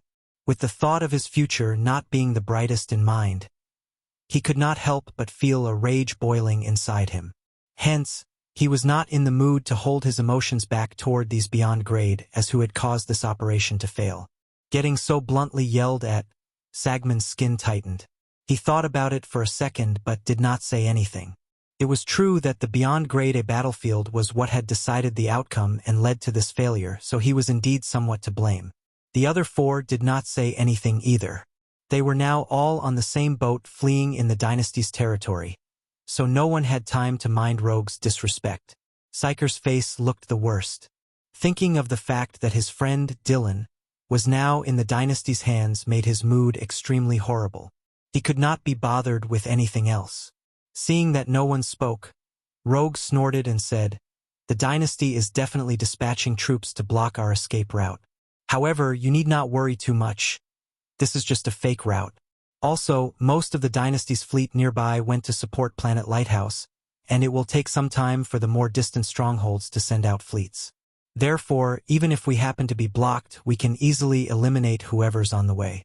The only thing we need to worry about is the dynasty's beyond grade as chasing after us. According to the current situation, Terakov will wait for the reinforcements to arrive before making moves. Pity, I almost thought we could lure them in and set up a trap."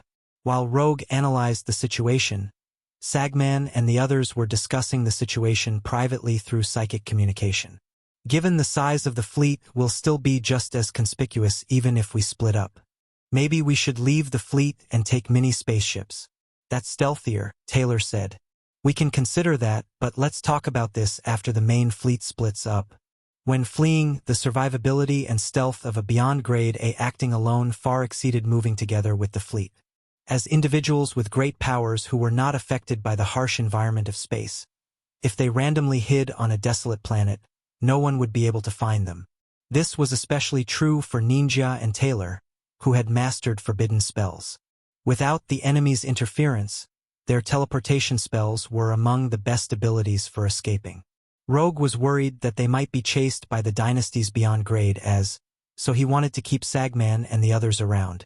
What he did not know was, Sagman and the others were also thinking about using the main fleet as bait to draw the dynasty's attention. In another direction, the Fallen Ark's fleet was also retreating at full speed. Due to the sudden rupture, God's fleet had cut off contact with the Arcane Church. Without any communication channel, the two of them did not know each other's whereabouts at all and only focused on escaping on their own. However, God had one advantage. They had forced their way in from the exterior security perimeter, so they had deliberately destroyed quite a number of surveillance buoys on the way. This had caused some areas to be blind spots, which assisted in their escape.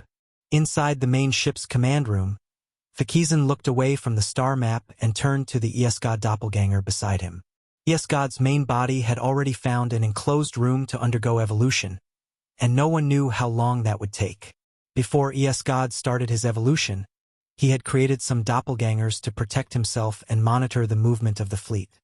God was wary of everyone. Even his helpful assistant who had accompanied him for 100 years, Fakizan was no exception. In times when his main body was the weakest, the only person he really trusted was himself. He still doesn't trust me. Fakizan's spike-filled tongue licked the blood-red metal mask that covered the upper half of his face, making an annoying scratching noise. Air pumped out from his nose like he was sneering.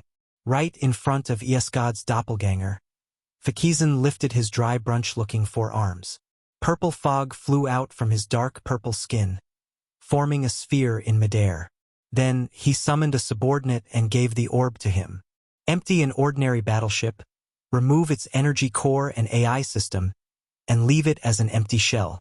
Put this orb inside that spaceship, then abandon it and let it drift around on the path we pass by. The Dynasty troops chasing us will discover this spaceship. The S-God doppelganger turned to him and said coldly, "What are you trying to do?" Hee. Fakizan's laughter was eerie. "I'm planning to contact the Dynasty." Bang! The moment he said that, the S-God doppelganger immediately grabbed him by his neck and lifted him up, pressing him against the wall. "Are you selling me out?" Although his throat was grabbed by S-God, Fakizan was not afraid at all. Instead, he laughed even louder. "Ha ha ha, I'm planning to work together with the Dynasty. If they can give us information about the Arcane Church, we can send some of our people to intercept them. They're pawns anyway. We're the closest to the Arcane Church. With our help, the Dynasty will be able to drag the Arcane Church back more efficiently." "There's no need for that," the S-God doppelganger said coldly. "No, there definitely is a need. The Dynasty surely wants to fight the Arcane Church more than us. There are many beyond grade as over there, which makes them much more valuable. If the Dynasty can capture them, the Arcane Church will lose close to half of their beyond grade as the Dynasty will not give up such an amazing opportunity to cause damage to the Arcane Church. And when the Dynasty puts their focus on the Arcane Church, Your Excellency S-God, the pressure you face will be much smaller." Fakizan's tone was filled with mockery as he continued, "After fleeing at such a crucial moment, the Arcane Church is definitely going to hold a grudge against us for it. When we return to the Central Galaxy, we're going to face both the Crimson Dynasty and the Arcane Church. If we do this, not only will the Dynasty be less furious at us, the Arcane Church will be weakened too. This means that the beyond grade as you'll have to face will be much fewer. Furthermore, if the Arcane Church do suffer such an enormous loss, they probably won't have chance to come make trouble for us anytime soon."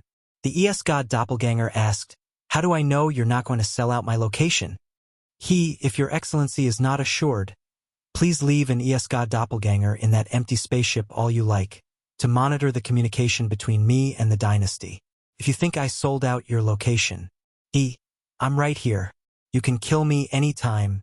The S-God doppelganger stayed silent for a while before suddenly saying, "I'll leave a doppelganger behind to negotiate with the Dynasty. You don't have to participate in it." Although this idea Fakizan had was strange and sudden to him, he thought it did indeed make sense. After all, even if the negotiation went south, it would just be a doppelganger getting eliminated. That'll do too." As the S-God doppelganger let Fakizan go, he landed on the ground, rubbed his neck, and called a subordinate over. He broke the fog orb that he had just made apart and absorbed the fog back into his body. Then, he acted as if nothing had happened and continued to observe the star map.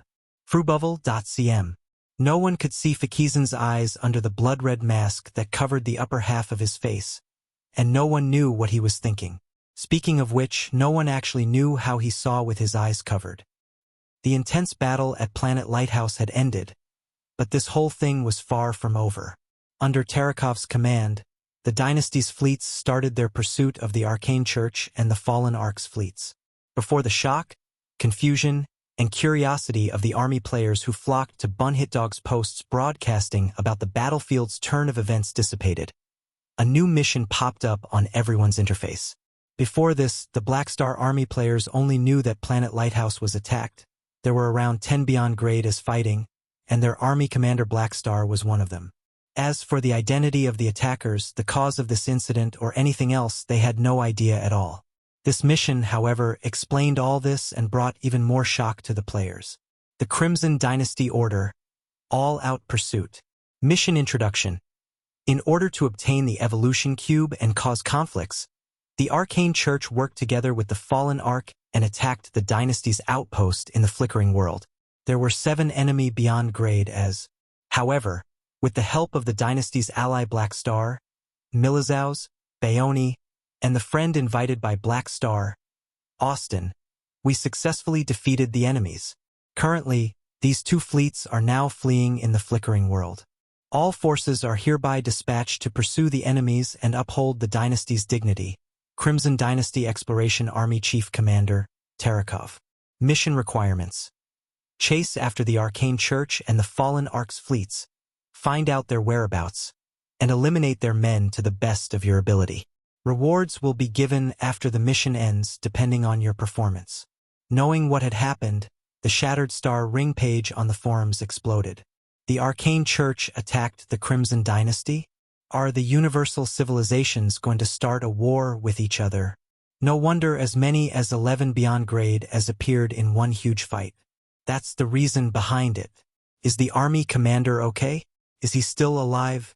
Their target is the army commander's evolution cube, so this was actually caused by the army commander, huh? Damn. Targeted by a universal civilization yet managed to force them away. Awesome.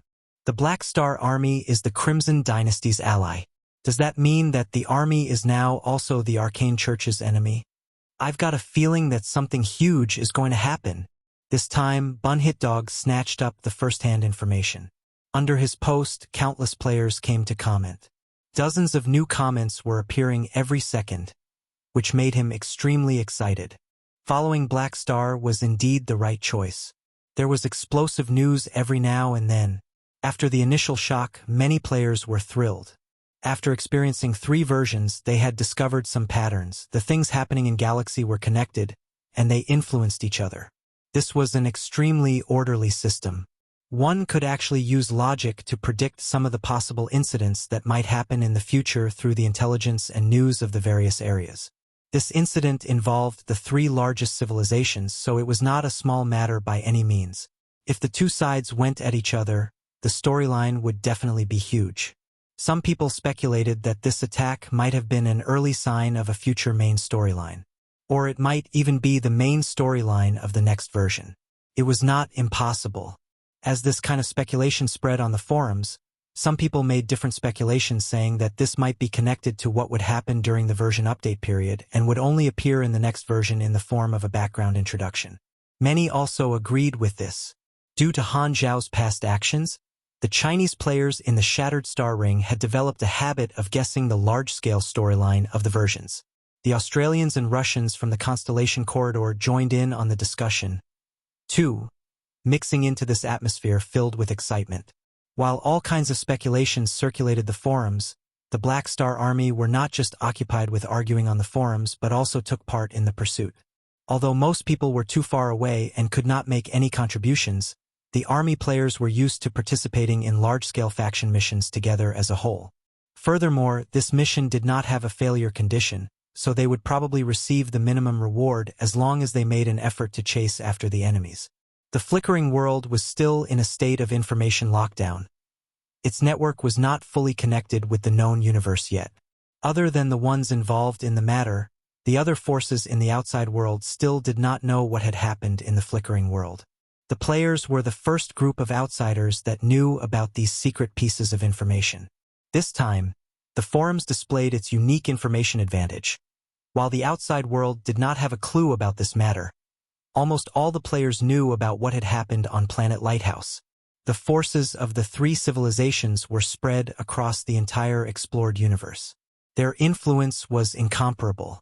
No matter which star field the players were in, they could all feel the intense and uptight atmosphere. They all looked forward to seeing what kind of tremendous impact this incident would cause after the outside world knew about it. On the other side, Tarakov's main fleet took off from Planet Lighthouse to chase after the Arcane Church. The 5 beyond grade as Han Xiao, Milizaus, Bayoni, Heber, and Raven Laudy were working together on this very rare occasion. Not long after departure, the high-level official who was responsible for the dynasty's logistics contacted Han Xiao upon Ernrel's request, giving him more than enough face by asking him personally about what ultimate knowledges he wanted. Chapter 857 Apostle Weapon and Ultimate Knowledge. Chapter 857 Apostle Weapon and Ultimate Knowledge. All right, we will send these 2 knowledges to you as soon as possible. Remember to receive it. The logistics officer then hung up. Han Xiao left the quantum network and played with the black handgun in his hands while waiting for the arrival of the knowledge. The handgun in his hands looked like a backward firearm, but it actually made use of dark energy with a mini energy furnace within it. It was mainly sold to the players as a long-ranged weapon but was no more than a toy gun to Han Xiao. It was pretty useless and was mainly made into such an appearance for old time's sake. As his strength grew greater, Han Xiao's memories of the time when he was weak grew deeper. The many scenes of him fighting back on planet Aquamarine flashed through his head. He was already a powerful character in the universe and had come a long way from the time when he found it difficult to kill even an ordinary warrior. He now had the ability to even destroy planets, and the number of things capable of killing him was decreasing. It has already been more than 20 years. Han Xiao had a complicated expression on his face. Psionic Prime stood beside Han Xiao and asked, "Master, what are you thinking about?" "I only thought about the past." Han Xiao then turned around to look at Psionic Prime. "I realized that you are becoming more and more curious." Psionic Prime nodded his metal head. "Although I can obtain knowledge from the web, the emotions of a living being are boundless, and I am only able to understand some things after experiencing it personally. Thus, I enjoy communicating. This is a good thing. I'll need you to help me manage a mechanical life civilization in the future. You are the first mechanical life that I created, and if nothing goes wrong, you will be the leader in the future. As the leader of a civilization, you must learn to understand others and understand the thoughts of other mechanical lives." Han Xiao then paused for a moment, and a helpless look could be seen on his face. Enjoying communication is a good thing, but you should change your habits when talking on the web. Han Xiao used his virtual technology skills to keep a record of the mechanical life's web data. He realized that many mechanical lives, including Psionic Prime, enjoyed having side accounts to chat with the citizens of the various civilizations. It would not matter if it was just a normal conversation, but most of the mechanical lives would have a few hundred or thousand accounts to chat with others at the same time, with the contents of the conversation being extremely explosive. The most common one would be having dirty talk by mimicking the opposite gender. In his eyes, the majority of the mechanical lives were like problematic children. They were like sponges absorbing the evil and kindness of numerous living beings, forming various different personalities. Sizing Psionic Prime up, Han Xiao thought for a moment before saying, "Stand in front of me." Psionic Prime obeyed obediently. Han Xiao sat on the sofa, and a bluish-gold mechanical force appeared on his palm. "You are my first child, and after a long period of observation, I am satisfied in your potential. Are you willing to become my apostle weapon and obtain even greater strength?" "I am willing to accept everything of yours, Master." Psionic Prime knelt before him. "Then accept this bestowment. Also, do not call me Master in the future." Han Xiao's lips curled up slightly. "Call me Lord." The next moment, the special mechanical force in his palms, which contained the power of Lord's dominance, entered Psionic Prime's body. This was the skill of the Lord Mechanic, Apostle Life Creation. Psionic Prime's energy furnace began surging, and bolts of bluish-gold mechanical force extended out from within the mechanical body as though the bolts of electricity were alive. The magnetic field that contained a strange aura enveloped Psionic Prime's body, and the mechanical structures and parts within Psionic Prime's body began to change. The surrounding alloy began to shake as though they were about to be sucked into Psionic Prime's body. Han Xiao then stretched out his arms and sent a large number of nanoparticles toward Psionic Prime. These nanoparticles revolved around Psionic Prime like a star ring. The revolution gradually picked up speed, and the nanoparticles transformed into a metal sea that entered Psionic Prime's body to provide raw materials for the upgrade. Han Xiao then sat down on the couch by the side and played with the dark energy handgun while admiring the scene before him. The special effects of Apostle Life Creation were much more dazzling than Emperor's Gift. There was a limited number of slots for his apostle weapons, a mere 10 or so. After a while, Psionic Prime's transformation had finally ended, and his appearance had transformed greatly. Psionic Prime was even taller than before, about 4 meters tall. He had many new components, and his armor had many complicated but beautiful engravings on it. With a round crown like metal on his head, Psionic Prime held onto a long, staff-like mechanical spear in his hands. "How do you feel?" Han Xiao asked with a smile. "I thank the Lord for your bestowment.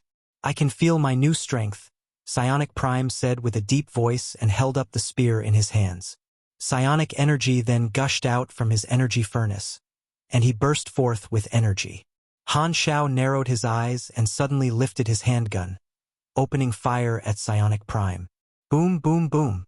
A couple of dark energy laser beams struck Psionic Prime but were blocked by a layer of psionic energy.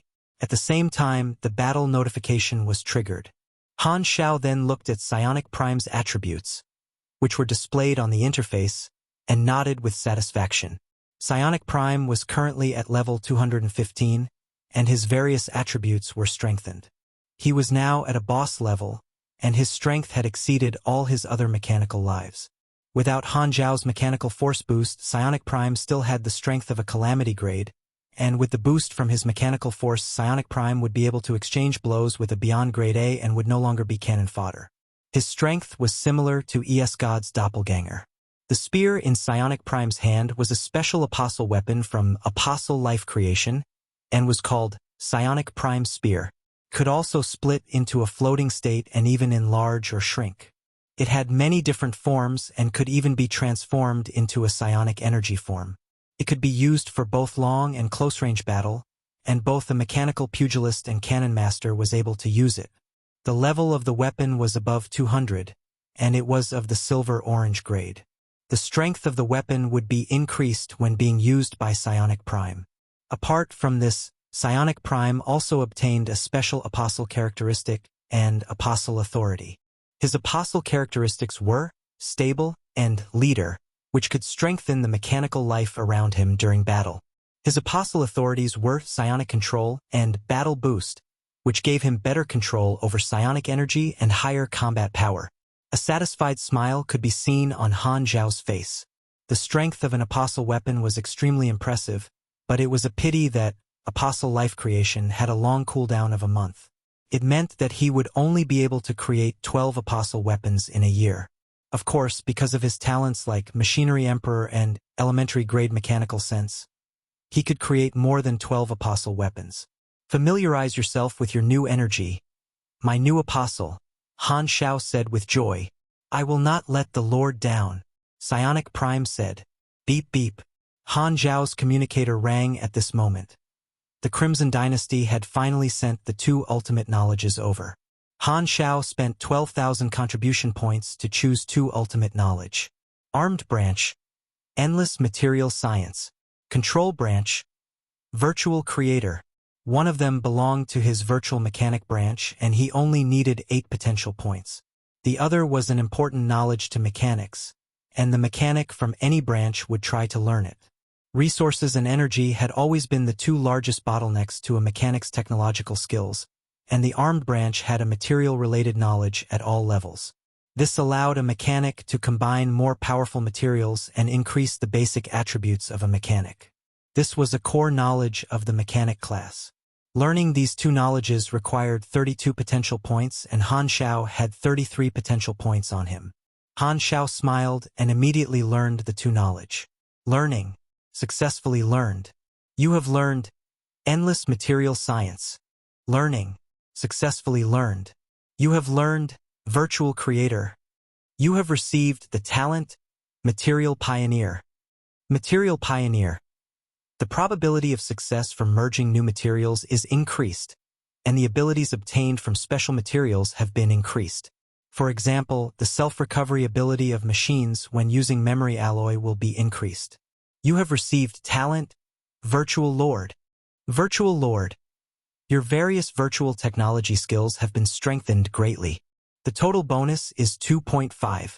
When you enter the quantum network vision, your consciousness can jump to different quantum network nodes and increase your range greatly. You can let virtual life forms submit to you. You have mastered all the various virtual technology skills, and the quantum network is your fortress. You have acquired Ultimate Material Refinement. You have acquired Endless Material Combination. Endless Material Combination. You can combine the specialties of any materials and attempt to create new material recipes. The higher the grade of the material and the more complicated the recipe, the lower the success rate. The basic success rate is determined by INT and machinery affinity. When you craft a new recipe, the strength of the new material will be increased. You have acquired Virtual Life Evolution. Virtual Life Evolution. You can transform an AI into a virtual life form. A virtual life form has more powerful infiltrative and defensive abilities. You have acquired Virtual Soul. Virtual Soul. Your soul can transform into a virtual life form and live within the quantum network. Total level, INT, and virtual technology skills will determine the strength after transformation in the quantum network. This effect can be cancelled. When you use your mechanical force to connect to a target, you can temporarily virtualize your target's soul and pull it into the quantum network. Success rate is determined by total level, INT, MYS, and LUK. If successful, the target won't be able to control their body temporarily, and attacking the target in the quantum network will cause mental damage. Cooldown: 15 minutes. Han Xiao looked through the notifications and nodded with satisfaction. The effects of these talents are extremely powerful. Endless material science allowed me to improve the quality of my machines and create new materials. Virtual knowledge allowed me to have new battle tactics. With the two ultimate knowledge in his hands, Han Xiao was extremely satisfied.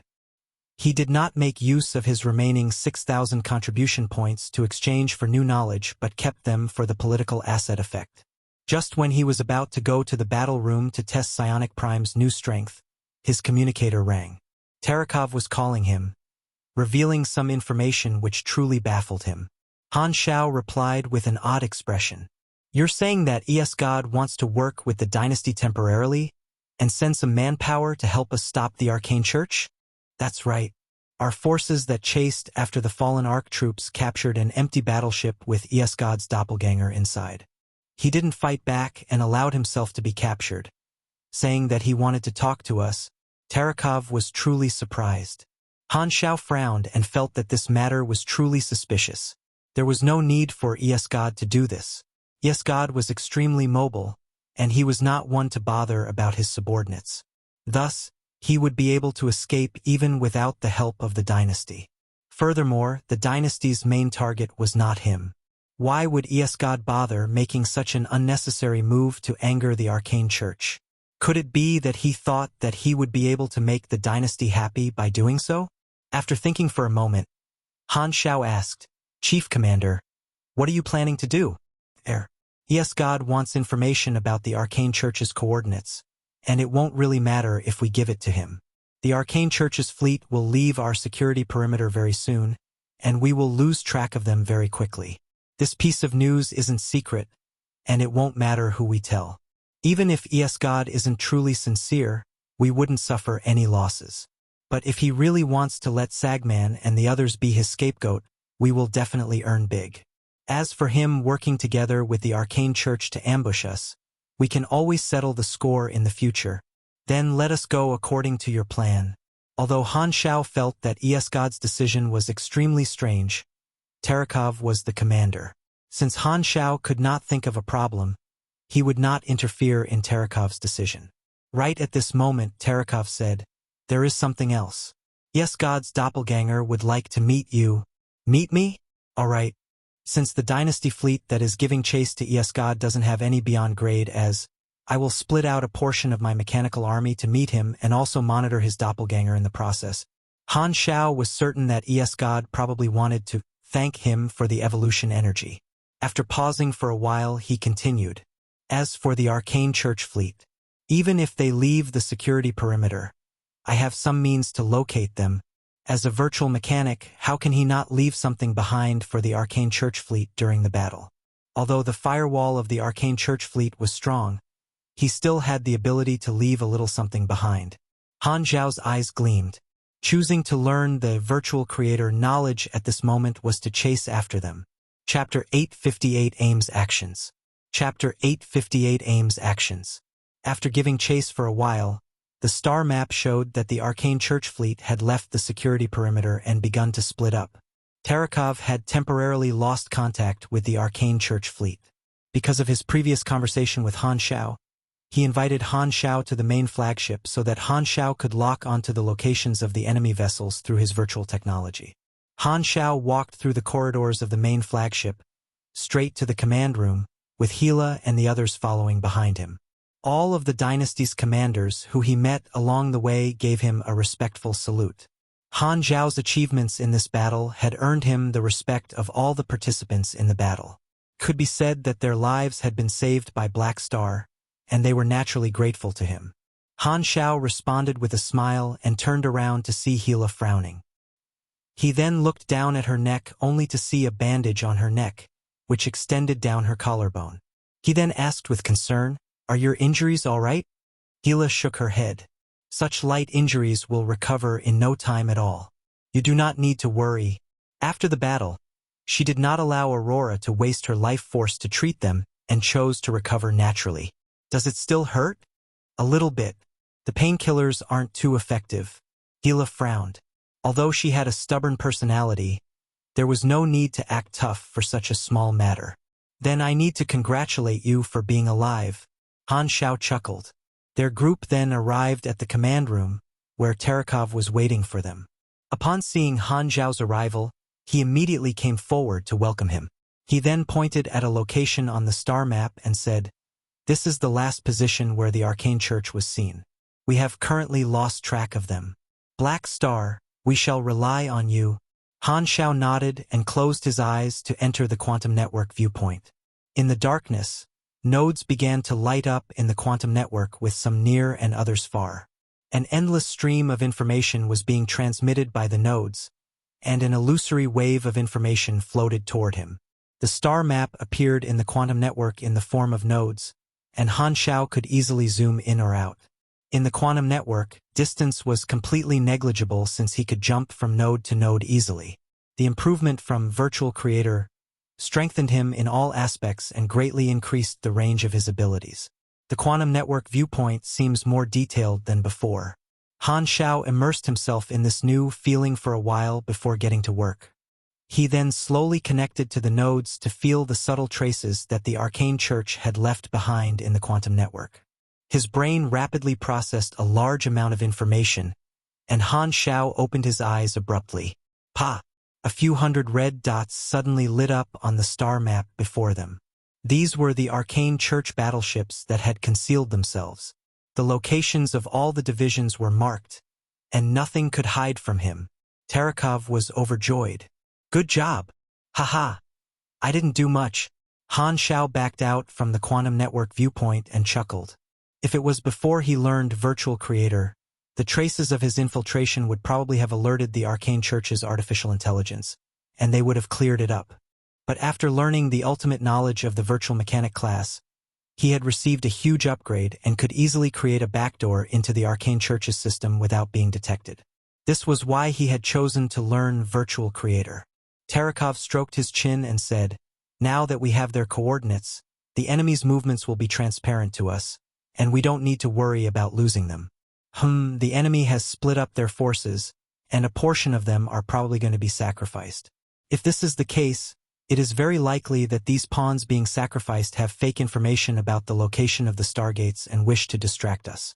The true location of the stargate should be in the fleet that contains those beyond grade as Black Star. Are you able to lock onto the enemy commander and beyond grade as positions? I suspect that they are not on the main flagship. I can, but I need to infiltrate the enemy's surveillance equipment. The risk of being exposed will be increased, and we may lose their locations. Are you sure you want to take the risk?" Han Xiao replied. The security of a universal civilization naturally should not be underestimated. After thinking for a while, Terekov shook his head. "We should continue to maintain our current state. As long as we have their coordinates, we can try to capture their entire fleet in one fell swoop. Give ESGod a portion of the intelligence first." Han Xiao nodded and did not say another word. His consciousness then entered his mechanical army.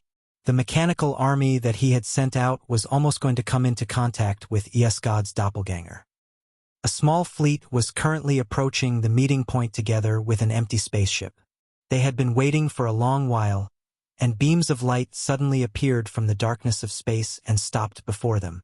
Both fleets came into contact with each other and verified their identities. The Black Star Army then approached the empty spaceship. A large number of Dynasty soldiers were currently pointing their weapons at the exit of the spaceship, waiting for the Beyond Grade A envoy to take over from them. For a bunch of ordinary soldiers to monitor ESGod's doppelganger, Even if ES God did not fight back, they would still have an immense sense of pressure. It was as though they were facing a beast that could kill them at any moment. Thankfully, their helpers had finally arrived. Whoosh! The hatch to the spaceship opened, and Psionic Prime walked in with his spear. Behind him was a group of mechanical lives and a large number of mechanical soldiers. Psionic Prime then looked down at the Dynasty soldiers and said, "I am the first apostle of Lord Blackstar, Psionic Prime. I am here to take over the mission from all of you and shall watch over ES God's doppelganger. We shall hand him over to you."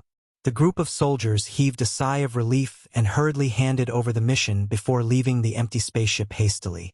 Psionic Prime then brought his troops along to the empty spaceship. ES God's doppelganger was currently present. Behind him, Silver Flash looked at the gigantic Psionic Prime and said angrily, "The Lord is too biased. Why does he get to be the first apostle weapon? Stop complaining. Psionic Prime is the first child, so this can't be helped," a mechanical life protector called Gold Sovereign said. He belonged to the first batch of mechanical life and had a cold personality. In front of them was a beastman-type mechanical soldier called Mad Sky Hunter. He turned around and said, "The Lord has his own considerations, and we only have to give our absolute loyalty. Since the Lord bestowed Psionic Prime with such strength, it means that there is a limited number of apostle weapon slots.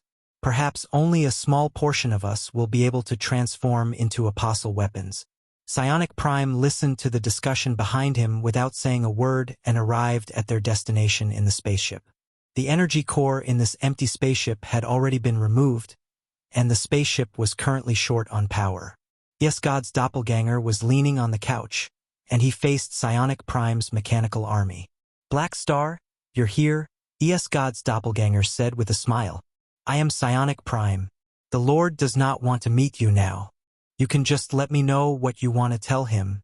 ES God's doppelganger sized Psionic Prime up and said with a teasing tone, "Apostle weapon? Black Star didn't have such an ability the last time we fought.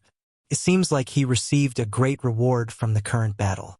All right, I do not have any interest in talking to you. Get Black Star out to see me." Psionic Prime then held his spear up and pretended that he did not hear anything.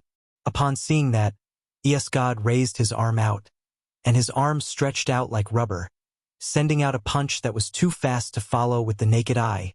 Clank! His fists were imbued with Esper energy and crashed onto Psionic Prime's spear, generating a small shockwave. Without saying anything, Psionic Prime channeled his energy into his spear, and the spear entered its released mode. A psionic energy wave then shot out from the spear. Swoosh! ES God's doppelganger had a stunning speed, and he avoided the attack nimbly. However, the couch that he was sitting on was sliced in two, and the entire wall of the spaceship was also sliced cleanly in two. The mechanical troops and ES God's doppelganger thus drifted into space and faced each other in a standoff. The Dynasty's spaceships by the side immediately aimed their cannons at ES God's doppelganger.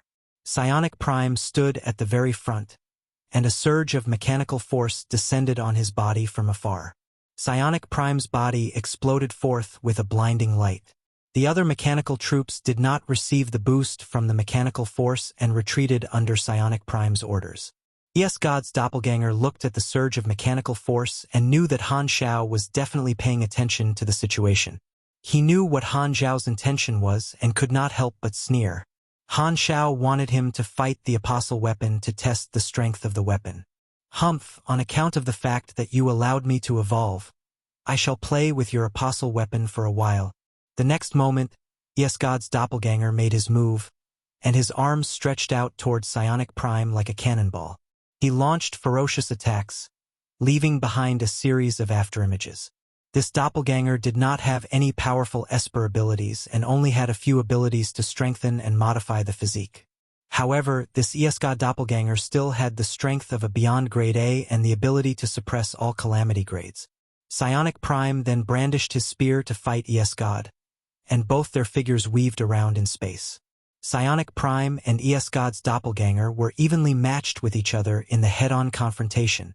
Psionic Prime's spear was imbued with blue psionic energy, and ES God was like a lump of clay, capable of changing his form to avoid various different attacks. At the same time, God's attacks were also avoided by Psionic Prime by splitting his body up and transforming into various mobile floating guards. The mechanical troops watching by the side could not help but be surprised. They were originally no more than cannon fodder in the face of a Beyond Grade A, but Psionic Prime had the strength to fight a Beyond Grade A head-on. Is this the strength of an apostle weapon? Silver Flash and all the other mechanical life earnestly yearned for such strength. Both parties clashed time and time again, and both of their figures retreated together. At this moment, the mechanical force on Psionic Prime dissipated, indicating that it was the end of their spar. God's doppelganger then stopped fighting after noticing that since he was there to talk. All of them returned to a Black Star Army spaceship that was by the side. God sat down, and Han Xiao's long-distance projection appeared before him. Upon seeing that, God's doppelganger said with a smile, "Black Star, it is all thanks to you that I've been able to evolve this time." Han Xiao then snorted. "You wanted to see me just to say something like this?" "Of course not." God's doppelganger waved his hands and chuckled. "I wanted to ask you if you managed to come up with any results after researching that set of wormhole data. This fellow indeed chose to expose the data on purpose so that he could borrow my connections to help him research the data." Han Xiao's eyes narrowed. However, God still thought that he was the only one who knew about the existence of the World Tree civilization and felt that he had an upper hand in intelligence. Up until now, God still thought that Han Xiao only researched the wormhole data to be careful but did not know that Han Xiao was also aware of the World Tree civilization's existence. Han Xiao naturally would not destroy God's illusion as this was the only way to prevent God from being wary. Long story short, these are the coordinates that the dynasty wants me to pass to you. Han Xiao then got Philip to show a portion of the data. If you really want to help the dynasty stop the Arcane Church, the dynasty may reconsider how they should deal with you. God's doppelganger did not bother responding and started to view the intelligence report. Upon seeing that, Han Xiao said, "However, I cannot understand why you suddenly chose to work with the dynasty. Angering the Arcane Church has no benefits to you. You don't need to worry about this." God did not even bother raising his head. Han Xiao stroked his chin and fell into thought. He had always felt that this was not God's intention, but he was fooled by someone else. Although God would be able to curry favor with the dynasty by doing so, Han Xiao felt that his intention was to make use of this opportunity to increase the Arcane Church's losses. It was as though his targets were Sagman and the other Beyond Grade as, if they manage to succeed, who will benefit the most? The Crimson Dynasty? The Federation of Light? Or maybe those superstar cluster civilizations? Han Xiao let out a deep sigh. After the Arcane Church fleet split up to escape, Rogue, Sagman, and the others changed their spaceships and abandoned the main flagship. They then disguised themselves as a small fleet and were currently making their way to the true position of the secret Stargate. Rogue felt that such a method would be able to confuse the dynasty's forces, but the following event had shocked him. A portion of their escaping fleet suffered from an ambush.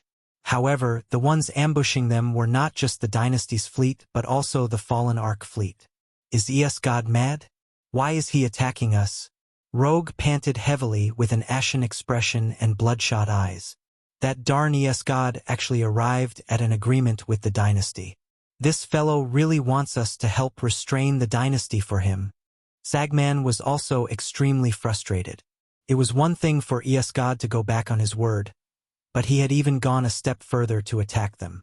Although he did not have any expectations in God, he could not help but be enraged by God's actions. Psyker then looked at the star map and suddenly said, "The situation is strange. They are accurately ambushing our divisions. Is it because that division was unlucky to run into the dynasty's defensive line? Or has the dynasty grasped our coordinates?" Everyone's expression changed greatly the moment these words were said. Psyker gritted his teeth. Black Star is a virtual mechanic, so he may have done something. Mercer also gritted his teeth and thought to himself, what kind of **T mechanic is he? Upon hearing that, Rogue immediately activated the automatic artificial intelligence scan on the spaceship, but there were no traces of Han Xiao's infiltration. Black Star's infiltration can't be detected. Sagman felt his head ache. He was extremely knowledgeable, and he knew that a virtual mechanic capable of bypassing a universal civilization's firewall was not easy to deal with. Although none of them were certain that Han Xiao had managed to lock onto their positions, they decided to prepare for the worst-case scenario. The dynasty's encirclement isn't complete yet, so this is our only chance to escape, Rogue said. Inform our forces to split up again. I want to see 1,000,000 divisions. Also, cut off half of the fleet's quantum network connection. He wanted to seize the opportunity before the encirclement was formed to use even more divisions to confuse the dynasty. Forming 1,000,000 divisions meant that each division would only have a few battleships, and it would be impossible for them to fight back. This was akin to sacrificing even more people. Cutting off half of the fleet's quantum network connection meant that these divisions would become deaf and blind. It would be impossible for them to communicate with the other fleets, so they could only escape according to the star map. The only advantage of doing so was that they would be able to prevent their locations from being spotted. Rogue was prepared to cut off his own quantum network connection, and it was akin to giving up command. Because of Han Xiao's methods, Rogue had no choice but to make such a decision. It was akin to abandoning everyone in exchange for their survival. Ninja looked at him coldly and said, "Sir, you will definitely have to face court-martial if you do so." Ha ha ha. Rogue laughed. After the failure of this mission, what kind of a future will I have? If not for Black Star turning the tables on all of you, would I have failed? Do I hate all of you? Of course I do. But all of you are still the high-level combatants of the Arcane Church.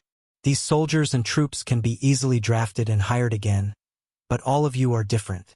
It is impossible to easily replicate the existence of a beyond grade A, and you still have the universal treasure 10,000 deity scepter in your hands. My top priority is to cover your escape.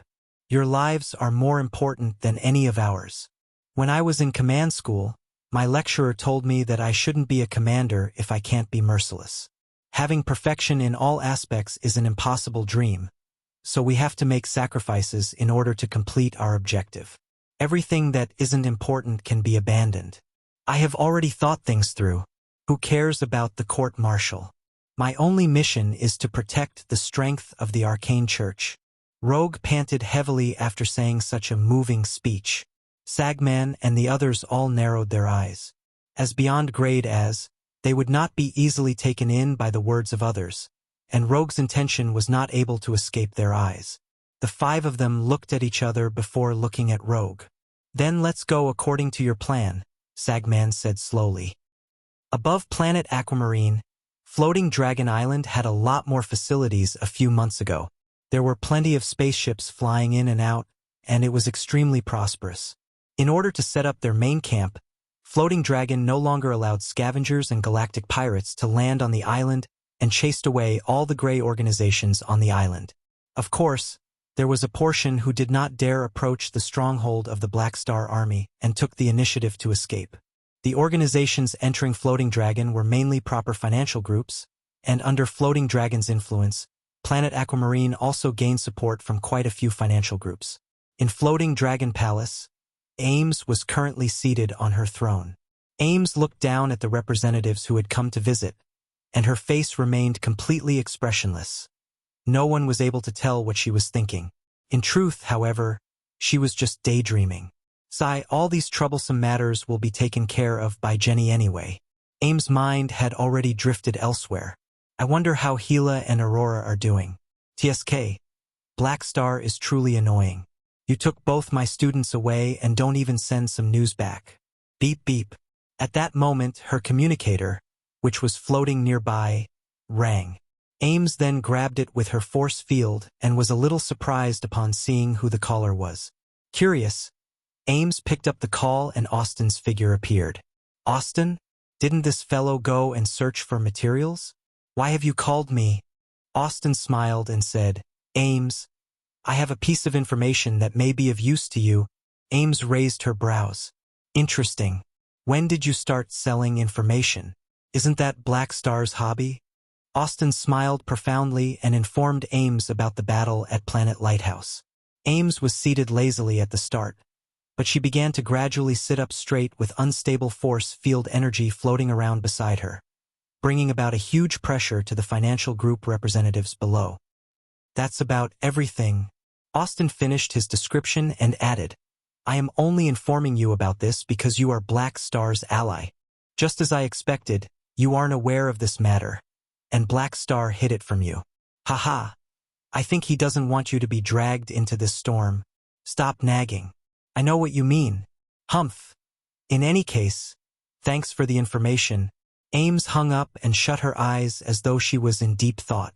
Aesop, who was by the side, had heard the conversation and shook his head. The prophecy was real. Thankfully, I reminded Black Star. If not, he might not have been able to escape this time. Black Star hid this matter from you because he doesn't want you to be involved in the matters of the universal civilizations.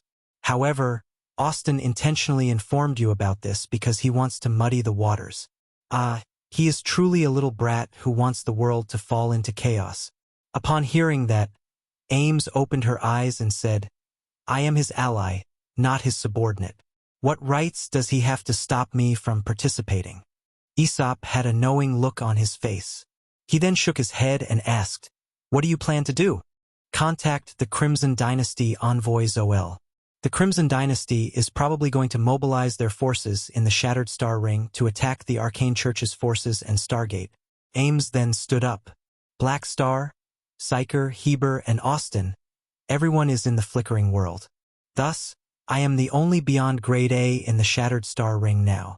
I can go wherever I like. Chapter 859, 859 Return Gift. 859 Return Gift. More and more dynasty fleets were being gathered, and the desolate universe belt outside of the Dawn Star Cluster was starting to be locked down. The encirclement was forming, and the gaps for the Arcane Church fleet were slowly closing. With the aid of Han Xiao's coordinates, the dynasty managed to capture even more battleships. After Rogue ordered for 1,000,000 divisions to be formed, these divisions no longer had the ability to break through after being discovered by the dynasty and could only be wiped out or captured.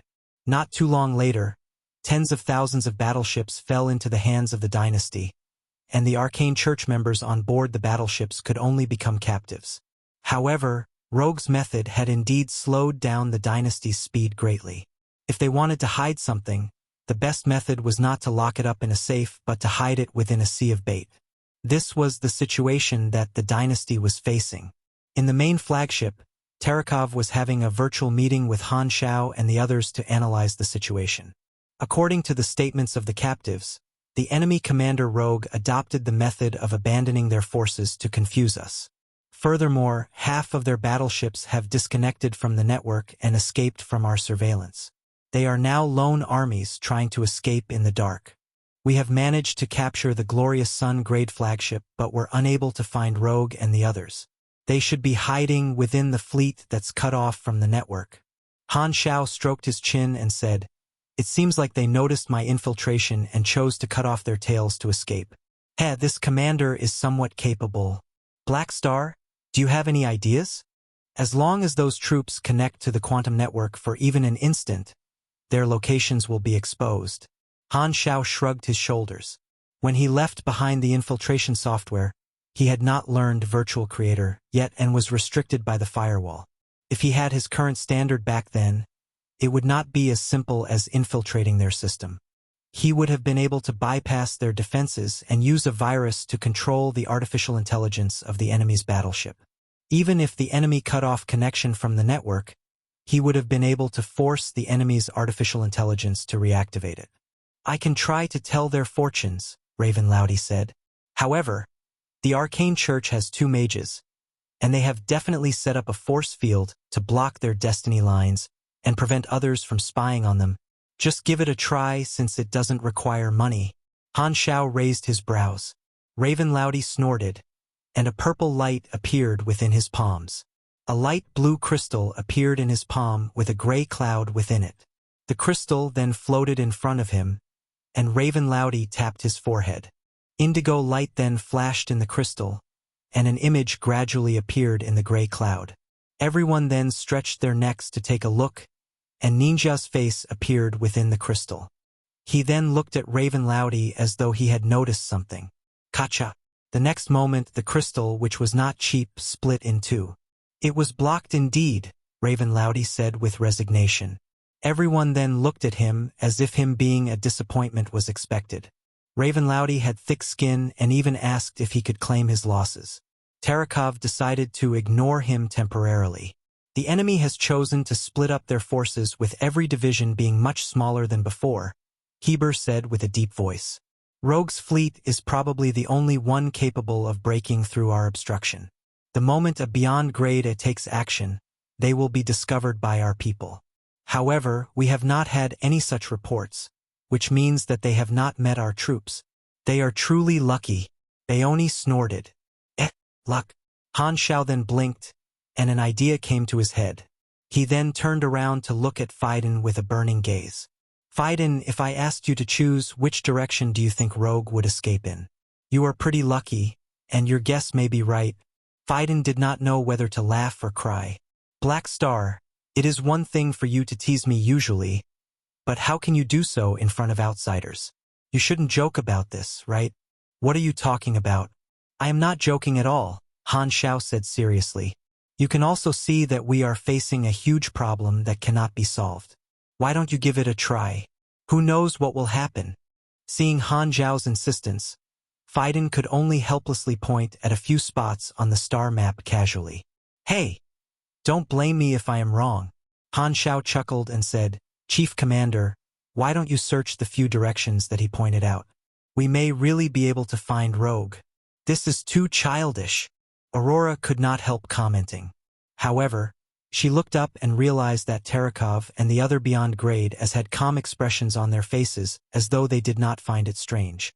I see, Terakov said. Relying on instincts isn't a bad choice right now. Milizaus and the others nodded in agreement. They were all experts with a great deal of experience and believed in intuition as well. Luck was a part of strength. Rogue's fleet only had 10 or so small spaceships, and after cutting themselves off from the network, they had lost contact with the other divisions. They did not know how many of their divisions had been captured and could only choose to escape. We aren't too far from the secret Stargate, and we haven't met with any dynasty fleets, Rogue said, looking at the star map. As long as we go past the barricades set up by the dynasty, we will be able to arrive at the Stargate. Looks like our luck isn't bad, Taylor said. It isn't entirely luck, Rogue replied. We intentionally misled the dynasty's fleet about our direction, and thus the lockdown in this direction is thinner. Sagman nodded slowly and replied, according to our current speed, we will be able to... Who? Before he could finish, the alarm suddenly went off. Alert! Radar scan detected. Our disguise has been seen through. Please prepare for battle. Everyone nodded and saw a dynasty fleet approaching them from the radar. Damn it! Rogue slammed the control panel. Their concealment mode could hide their location, but the enemy radar would still be able to pick them up at close proximity. A dynasty fleet that was in detection mode had just gone past them and thus detected their presence. Rogue then turned around and shouted at Sagman and the others, the enemy has 50 battleships. Please get rid of them quickly. Although the battleships of the Arcane Church were slightly faster, the Crimson Dynasty's technological skills also belonged to the Universal Civilization grade and would not be thrown off so easily. If they tried to continue their escape, the surrounding dynasty fleets would also detect their location. Therefore, they had no choice but to wipe out this fleet that had spotted them. Sagman and the others nodded solemnly. Aided by the 5 beyond grade as Rogue's fleet easily wiped out their enemy but also revealed the existence of Sagman and the others. The dynasty already knows that we are in this direction and will definitely attempt to prevent us from escaping. We must escape before the enemy beyond grade as arrive. Rogue clenched his fists tightly. Because their location had been exposed, Rogue's fleet had to endure many layers of restrictions and could no longer attempt to escape stealthily. They could only forge a bloody path out and were extremely pathetic. They originally wanted to speed up but ended up being slowed down by the layers of battleships. Terakov, Han Xiao, and the others received news and immediately changed direction to give chase. The distance between both parties was decreasing as they approached the Stargate. This time, Rogue and the others were charging straight toward the location of the secret Stargate, and the dynasty's fleet had finally discovered the secret stargate. Thus, an intense battle broke out with the arcane church fleet that was stationed at the stargate. Rogue and the others eventually managed to arrive at the stargate by relying on the strength of the 5 beyond grade as the arcane church fleet was currently engaged in an intense battle with the dynasty fleet, and reinforcements were coming from the other side of the stargate endlessly. From afar, Rogue and the others witnessed the battle.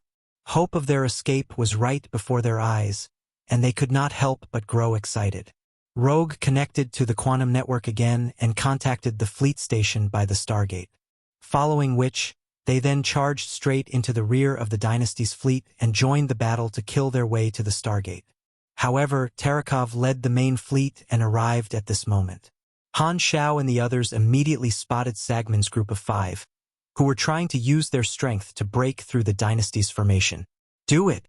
Without any hesitation, Han Xiao's group of 5 left the spaceship and charged straight toward Sagman. Rogue was the first to notice this, and his face turned ashen. The Beyond Grade as still had a chance to escape into the stargate with their strength, but he had no way of escaping. He had even abandoned his fleet mercilessly, but he still was not able to escape. The powerful energy reaction attracted the attention of Sagman and the others, and their expressions changed greatly. They caught up. We cannot be tied down by them. Sagman's group of 5 did not even dare turn around to fight back and sped up toward the stargate. They only wanted to arrive at the stargate before Han Xiao and the others could catch up to them. They knew that it would be impossible for them to escape from the flickering world once they were tied down by experts of the same level. 5 brilliant rays of lights were escaping with 5 chasing behind them.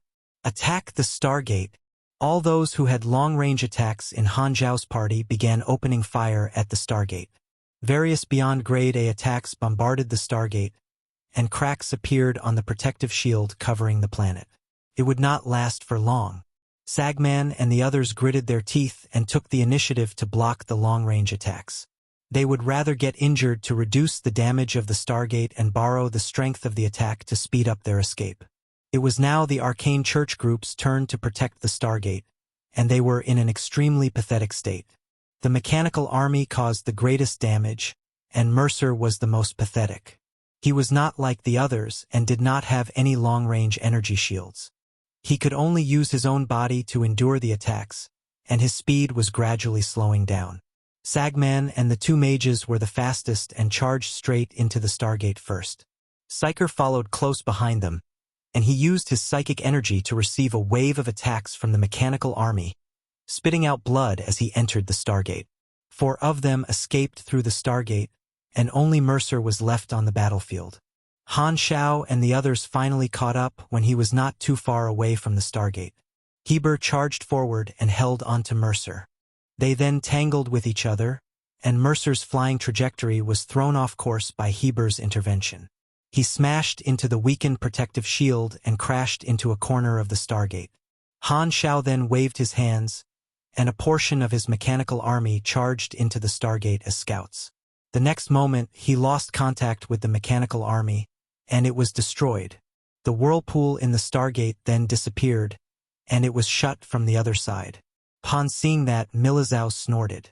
The 4 who escaped destroyed the other end of the stargate. Humph, it seems like they have abandoned Mercer. At least we caught one, Raven Loudy said with a smirk. Everyone then turned around to look at Mercer. He was currently surrounded in all directions and had no way to escape. Heber was currently locked in a fierce battle with the crazed Mercer. Upon noticing their gazes, Heber said with a deep voice, "This is my prey. Don't intervene." Since it was impossible for Mercer to escape, they did not mind watching a one-on-one fight to observe both of their strengths. Han Xiao then cheered, "How energetic, little Tai Tai. Stop calling me that." Heber decided to just ignore Han Xiao and focus his attention on dealing with Mercer. After finally getting a chance to capture a Beyond Grade A, he would not give it up. The Stargate had already been destroyed, and the enemy did not have any way out. This battle was already as good as over. At this moment, Terakov joined in the conversation and announced with a satisfied look, "For escaped with one left behind. Rogue has also been captured, and our results aren't too bad. Even if Sagman's group of 4 can escape from the flickering world, they will still have to face another wave of attacks. Escaping from the flickering world did not mean that they would be safe. The Crimson Dynasty arranged for troops to block them in the Shattered Star Ring. The Black Star Army, Bloodshed Land, Clent, and all the other allies of the dynasty had also made their move, not to mention the Restless Federation of Light. Their life of escaping had not come to an end, and they would still have to go through the vast Shattered Star Ring. Upon hearing that, Han Xiao said, "I just infiltrated the database of the Stargate and obtained coordinates of the Stargate on the other side." Tarakov's eyes lit up. "This way we will be able to uproot this secret Stargate for good, and it will be much easier for us to lock onto their location." "Black Star, good job." Han Xiao smiled and turned around to look at the battle between Heber and Mercer. Capturing Mercer was only a matter of time. Heaving a sigh of relief, a cold light flashed past Han Xiao's eyes. This was the second beyond grade A captive that they had caught. Would the Arcane Church be satisfied with his return gift? At the same time, in some part of the desolate universe belt was the exit of the Arcane Church's secret Stargate. Sagman's group of 4 looked at the Stargate that had been destroyed by them and fell silent. Mercer wasn't able to escape. Sagman gritted his teeth so hard to the point his teeth almost cracked. If they had succeeded with their mission and gotten rid of Milizaus, Bayoni, and Black Star, the dynasty would only have had 3 beyond grade as left, and they would have been able to escape easily. But now, they had lost the entire battle because of a moment of carelessness. "We can't stop here," Ninja said. "Black Star will definitely be able to find this location. Hurry up and leave." Sagman then snapped back to his senses and said with a dark expression, "Let's go. We must take the 10,000 deity scepter back." It had been a long time since they were reduced to such a pathetic state. Chapter 860 Invitation and Announcement. Chapter 860 Invitation and Announcement. The remaining soldiers of the Arcane Church were all captured by the dynasty. The stubborn Mercer and Heber were locked in an intense battle with their fists raining down on each other and pugilist flames shooting out in all directions like the sparks from the clash of weapons. A beyond grade pugilist had grasped the true essence of speed and strength, and their movements were like lightning, which came with numerous afterimages behind them. Milizaus and the others rarely fought in close range, and they admired the battle from the side. Both of them fought until they were tired and riddled with injuries all over. Heber's situation was slightly better, and he held onto Mercer tightly, bringing him onto the spaceship. Bang! Mercer's dense body was thrown onto the ground, and the half-unconscious Mercer could not get up again. Heber then took a deep breath to stabilize his surging blood. He then pointed at Mercer, who was by his feet, and said, "I took care of him." Clapping could then be heard in the room, and Tarakov gave him a round of applause with a polite smile on his face. With Black Star one-shotting Dylan during their most desperate moment right before this, none of them thought highly of Heber defeating an opponent who was already defeated before this in a carefully engineered one-on-one fight. In fact, they all felt that it was truly too slow. However, none of them dared say it, afraid that they would offend Heber. Han Xiao was different, and he was not afraid of Heber. With his drink in his hand, he said while sucking on the straw, "How slow, little Tai Tai. Why did you take so long?" The pugilists had spent quite some time fighting each other, and the battlefield had already been cleared up. The spectators had already gone to find some drinks and snacks while watching the battle between the two pugilists. Humph! Heber could not be bothered with him. No matter what, the achievement of defeating Mercer belonged to him, and no one would remember the details of how it happened. They would only know that he defeated another beyond grade A, and having the title was sufficient. Tarakov then got everyone to come over and said, "Now that Heber is here, let me repeat myself again. I have already informed Her Excellency Ernrel about the battle results, and Her Excellency is extremely satisfied with our results. The Arcane Church fleet has been wiped out, and the dynasty has 2 beyond grade as in their hands. With such chips in our hands, the dynasty will have the upper hand, and Her Excellency will announce this matter to the universe and inform all the large and small organizations about the Arcane Church's actions and also the price that they had to pay." The battle in the flickering world did not last too long, and the dynasty was still locking down news about it. The outside world was clueless about it, but announcing it to the entire world was only a matter of time. If the Arcane Church managed to escape safely after the ambush, the dynasty's prestige would be heavily hit. However, things were different now, and not only was the Arcane Church's fleet completely wiped out, 2 of the 6 beyond grade as of the Arcane Church had been captured. The dynasty's prestige had gone up another level, and the upper echelons were extremely satisfied with the actions of Han Xiao and the others. The dynasty would not miss such an opportunity to promote their own beyond grade, as Han Xiao would be the main focus of the promotion, and the dynasty was prepared to spread news about how he single-handedly turned the situation around. Increasing the prestige of their allies was akin to increasing the dynasty's prestige. This was a win-win situation. When they were watching Mercer and the Tyrant have a wrestling match, Terekhov had already informed Han Xiao about the matter. As such, Han Xiao only nodded slightly to indicate that he acknowledged those words. The chief commander then said, "On the other side, there are still 4 beyond grade as who escaped into the Shattered Star Ring, and the dynasty will chase after them. However, the situation in the Shattered Star Ring is different from the Flickering World. The dynasty hopes that all of you will temporarily head to the Shattered Star Ring to hold the fort so that you will be able to respond quickly. The Flickering World was currently the dynasty's territory, and the other organizations did not have any foundation in this place. Thus, the dynasty was able to cast a large net to chase the enemy down without any interference. However, the situation in the Shattered Star Ring was different, and the various organizations had complicated relationships. The Arcane Church also had various spies in the Shattered Star Ring, and the 4 beyond grade as no longer only had a single escape route. They could easily choose to split up and disguise themselves as ordinary galactic residents. Furthermore, with the sheer size of a star field, searching for the enemy was akin to finding a needle in a haystack. Of course, as the ones being hunted, Sagman and the others would face danger at every turn, and they would be experiencing much more pressure. Because the enemy opened the gap with the Stargate, the dynasties beyond grade as were unable to continue giving chase and could only choose to hold down the fort in the Shattered Star Ring.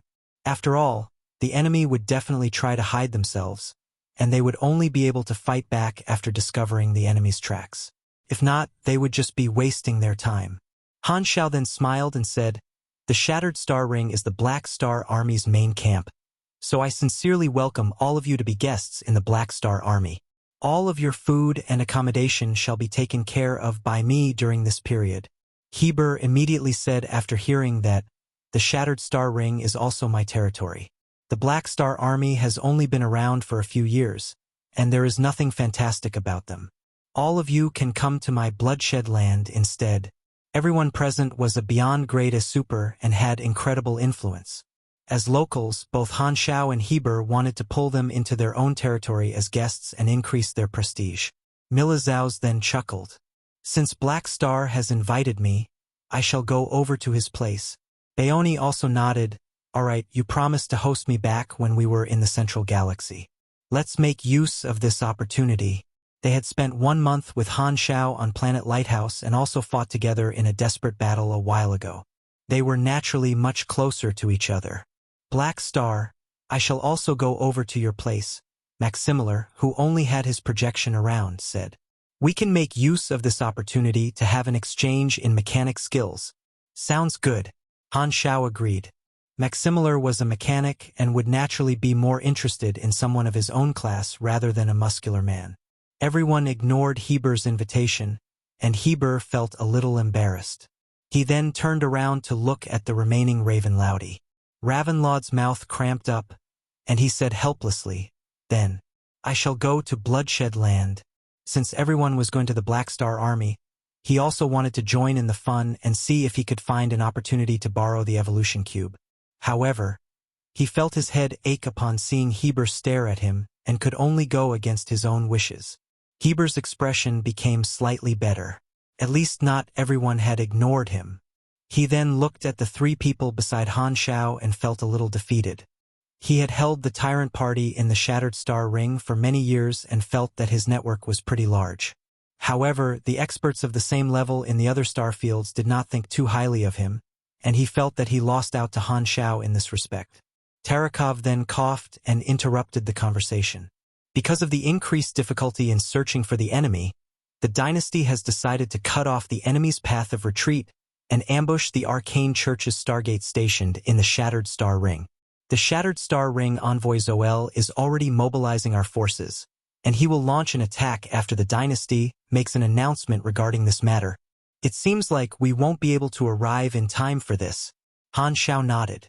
Neither party has any beyond grade as to help. Can the dynasty deal with the arcane church's forces? You're wrong. We have a beyond grade A combatant. Han Xiao was stunned for a moment. Could it be that the dynasty invited beyond grade A allies from the other star fields? Wouldn't it take too much time? The arcane church will also be able to send out beyond grade A combatants if this is the case. No, our beyond grade A combatant is a local in the Shattered Star Ring. Local? Heber and I are in the flickering world. Austin is still rushing back and won't be able to make it in time. There's no need to talk about Psyker. As he said that, Han Xiao suddenly realized something, and his face darkened. Did you guys seek help from Ames by using my name? Black Star. Don't misunderstand us. We didn't do that. The Dragon Emperor took the initiative to approach Zoel and requested to participate in the operation, Terakov said. I only found out recently, and Zoel has already agreed to it. With all of you absent, she is the only beyond grade A in the Shattered Star Ring and will be able to aid us greatly. How did she find out about the matters over here? I don't know about that. Terakov shook his head. Han Xiao frowned and walked to the side to contact Ames. Ames' figure floated up on his communicator, and she sized Han Xiao up upon seeing him before saying with a smile, the busy man is finally willing to call me. Han Xiao did not bother beating about the bush and asked, let me ask you, did you contact the dynasty to enter this storm? Why? Do you have an issue? Ames smirked. Han Xiao nodded and said, you shouldn't have. This isn't a good thing for you. How long have you known me? Ames asked with a calm voice. To me, there are only things that I wish to do and those that I don't wish to do. You are my ally, and since you were ambushed, what kind of ally would I be if I don't help? Humph, you still tried to hide the matter from me. If not for Austin informing me about the matter, I wouldn't have known that you encountered such danger in the flickering world. So, it was that darn old man Austin. Han Xiao then said helplessly, it isn't that I am hiding the matter from you. I just haven't told you yet. I don't need to inform you at the very first moment, right? Ames snorted. I really wish to beat you up sometimes. It is a pity that you are much stronger than before, and I'm not confident that I can beat the current you. Han Xiao stroked his chin and said helplessly, don't change the topic. The dynasty will be able to attack the Stargate even if you don't participate. There's no need for you to do so. You are not a member of the dynasty and do not have the dynasty's protections. Your situation will be tough if you anger the Arcane Church. Really? What about Austin? You don't seem to think about him, Ames said with a mocking tone. Is that even the same? Han Xiao shook his head. Austin owed me a favor, but you don't. Instead, I am the one who owes you a favor. Besides, both of us are allies, and I have to think on your behalf.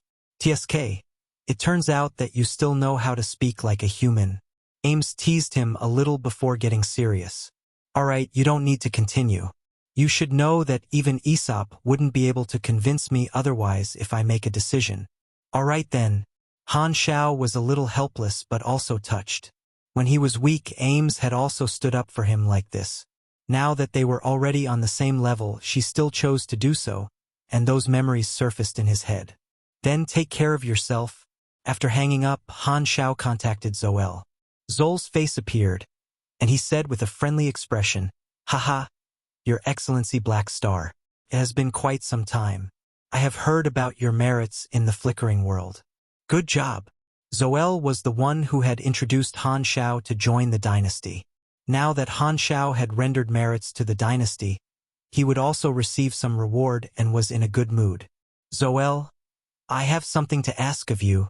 Han Xiao then said his request. It's nothing much. Don't worry. I will inform the garrison commander to prevent the Dragon Emperor from fighting at the most dangerous location. Alright, I will return to the Shattered Star Ring soon, and we can have a gathering at the headquarters of the Black Star Army.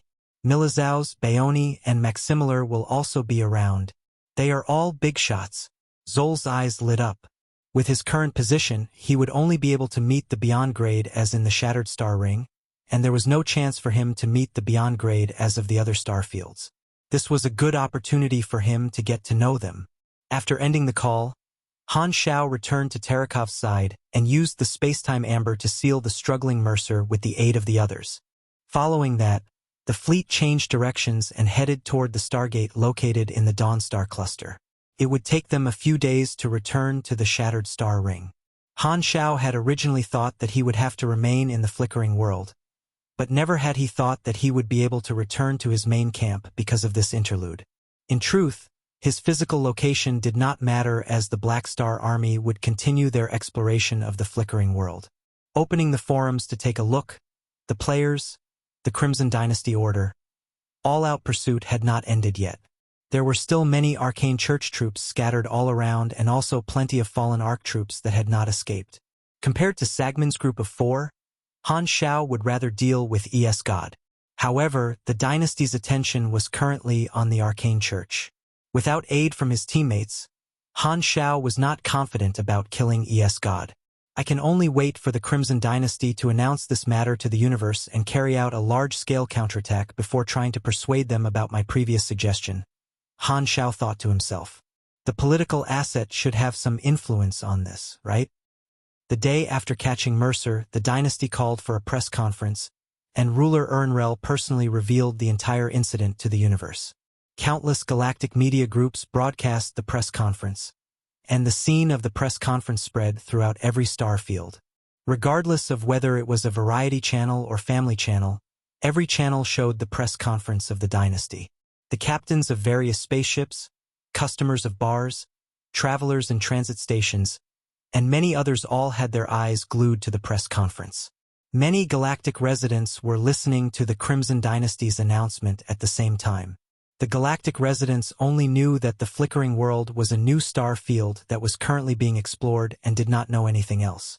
However, a battle between 11 Beyond Grade had actually broken out in this unexplored star field with the Arcane Church and the Crimson Dynasty fighting each other head-on. Both universal civilizations also simultaneously announced that they were entering wartime alert. This announcement was like the explosion of a psionic bomb. Chapter 861 Changes and Spies. Chapter 861 Changes and Spies. A universal civilization that wanted to make use of public opinion as their weapon had sufficient rights to borrow the galactic media groups to spread their voice.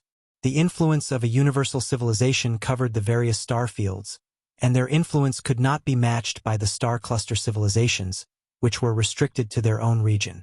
Ruler Ernrel then described the entire process in detail before releasing an official document that recorded the entire event in detail to the public.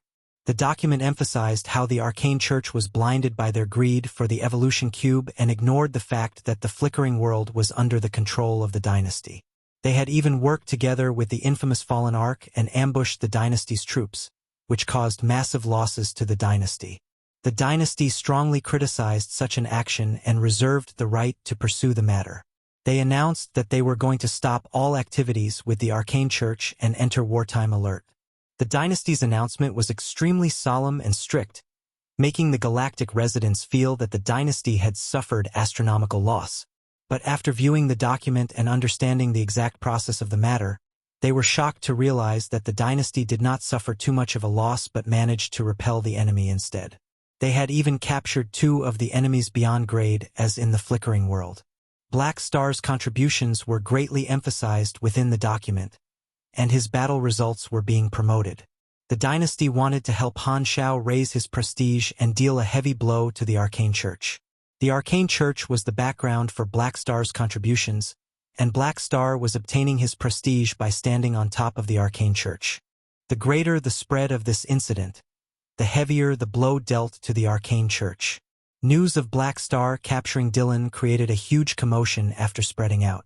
Han Xiao was a new Beyond Grade A who had created a sensation just a while back, and most of the galactic residents were somewhat familiar with him. Who would have thought that in less than a year, the newly ascended Black Star would be able to capture an expert of the same level as him? Killing or capturing a beyond grade A alive had significant meaning in the universe. The beyond grade A level was already the peak, and if an individual was capable of subduing this peak, their fame would be propelled up to the next level. Han Xiao had previously fought Psyker and Heber, and the result of the battle was only a draw. Although it could be considered a beyond grade A incident, it was not too shocking. But this time, he had personally defeated a combatant at his level, and it could be said that Han Xiao's status in the universe had stabilized after this battle. The document also pointed out that Heber had captured a beyond grade A super, but before Black Star's merits it seemed extremely ordinary. After all, the galactic residents were able to understand the difference.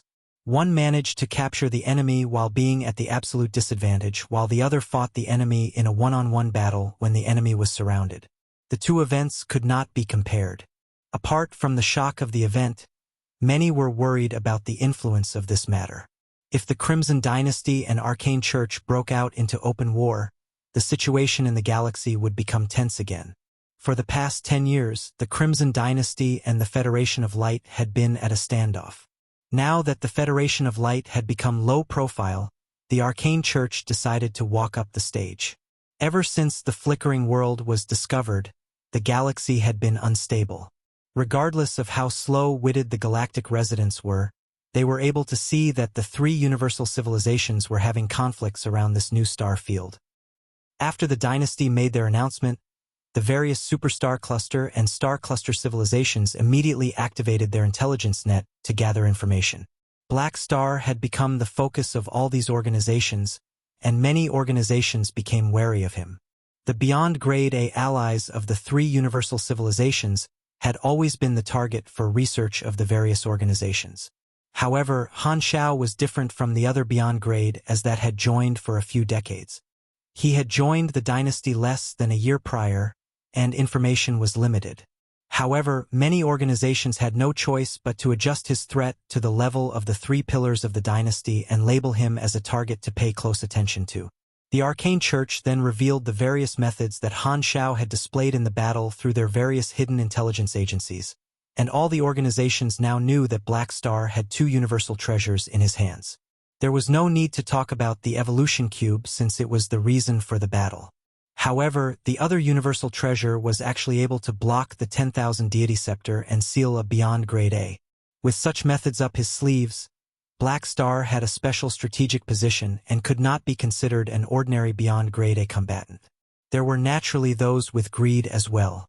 The Arcane Church intentionally revealed such information so that many organizations would eye the universal treasure in Han Xiao's hands.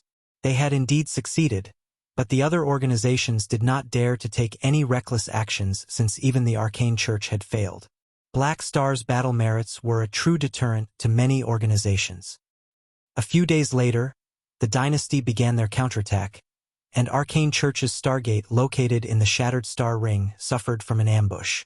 An intense battle broke out, and it was said that the energy reactions of the battle could be felt from a star zone away. After Sagman's ambush failed, the Arcane Church had guessed that the Crimson Dynasty would attempt to destroy their Stargate located in the Shattered Star Ring. Thus, they had already begun mobilizing their reinforcements and had even mobilized other beyond grade A combatants. However, in order to secretly send out 6 beyond grade as, the Arcane Church had gotten their other beyond grade as to attract the attention of the public in various locations. As such, it would require some time to mobilize them, and the dynasty managed to seize that window. Ames was the only beyond grade A present in the Shattered Star Ring, and she participated in the attack before the Arcane Church's reinforcements could arrive. Her force field was a sharp weapon in galactic warfare and could easily disrupt and penetrate the formation of the army stationed at the Stargate. Furthermore, she was also able to use her force field to destroy the Stargate and cut off the enemy's route of retreat. Following which, the dynasty began monitoring all the public Stargates and sent out their spies to monitor the Arcane Church's movements. However, as a universal civilization, the Arcane Church had many other ways to deal with that. Old Metal Bar was located in the 7th junkyard of some galactic transit station in the Shattered Star Ring. Although it seemed like a public bar that was a little tattered on the surface, it was actually the gathering point of a black market merchant with the nickname of Night Bat. There was no absolute order in the universe, and there would always be shadows when light existed. The galactic black market was the biggest shadow in the galactic society. There would always be needs when there were people, and there would always be smugglers when there were needs. Every region in the universe had their own black markets. Some were businesses that the government chose to look away from, and others were gray regions that were not controlled by any civilizations. In the black markets of the Shattered Star Ring, Nightbat was not a big shot. On the contrary, he was an unknown character who mainly collected scrap. He made use of such a disguise to smuggle some military machines. There was no need for him to behave sneakily. Almost all the locals knew that Old Metal Bar was his black market gathering point, but because of its small size and the items being sold being relatively safe, no organization paid close attention to him.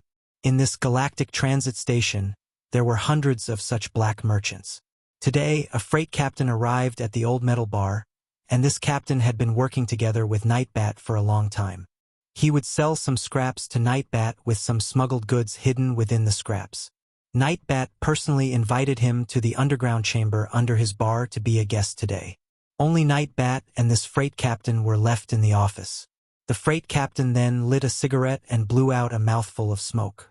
He took out a sheet of paper and pushed it toward Nightbat. "This is the list of scraps." "Thanks." Nightbat was a skinny man with a fawning smile on his face. Everyone would think that he was a crafty merchant upon seeing his face. "The goods have been delivered. I'll make a move now." The freight captain stood up. "Aren't you going to have some fun? I heard that Red Widow on Grey Shed Street has some new mixed blood elves." "Mixed blood elves? Forget it. Have you heard? The Crimson Dynasty and Arcane Church have begun fighting in the Shattered Star Ring. The situation in the outside world is far too unstable. I will return home after this trip and wait for them to finish their battle before coming out to do business." The freight captain seemed a little tempted but decided otherwise and left the room. Nightbat followed behind him and called for his subordinates to shift the scraps on the cargo ship. With everyone being busy, no one would notice subtle changes. No one noticed that Nightbat had suddenly grown a few centimeters taller with his body shape changing slightly. One of the workers of the freight captain had also experienced such a subtle change. After half a day, the goods were finally unloaded, and the cargo ship left the planet. The cargo ship was set to autopilot, and the captain received news of iron-eating bugs being spotted in the warehouse. This was an extremely common bug that would destroy the internal structure of a spaceship. It had to be cleaned up immediately the moment it was spotted. The captain went to the warehouse, and more than 30 workers had flamethrowers in their hands to burn the 10 or so centimeters bugs into ashes. "Captain, we have already stabilized the situation and are checking the damage. Some goods show signs of being bitten," a worker reported. Upon hearing that, the freight captain became anxious. All the goods in the warehouse were his customers' orders, and he would have to pay for them if they were damaged. He was only an ordinary individual in the universe and was not able to afford such goods. "Bring me to take a look." They entered the depths of the warehouse. Right at that moment, the worker suddenly took out a silenced handgun and aimed it at the captain's head. "You?" The captain was shocked. The worker then opened fire decisively. Pap, pap, pap. 3 bullets shot through the skull of the freight captain. This was definitely a fatal injury to an ordinary individual. The freight captain landed on the ground with blood flowing out from his body. This worker wiped his face and took off a mask-like item to reveal Nightbat's appearance. Nightbat had a cold expression on his face without any trace of his cunning merchant aura. He took out the access card and communicator from the captain's body and carried the captain's body back to the region where they had been burning bugs.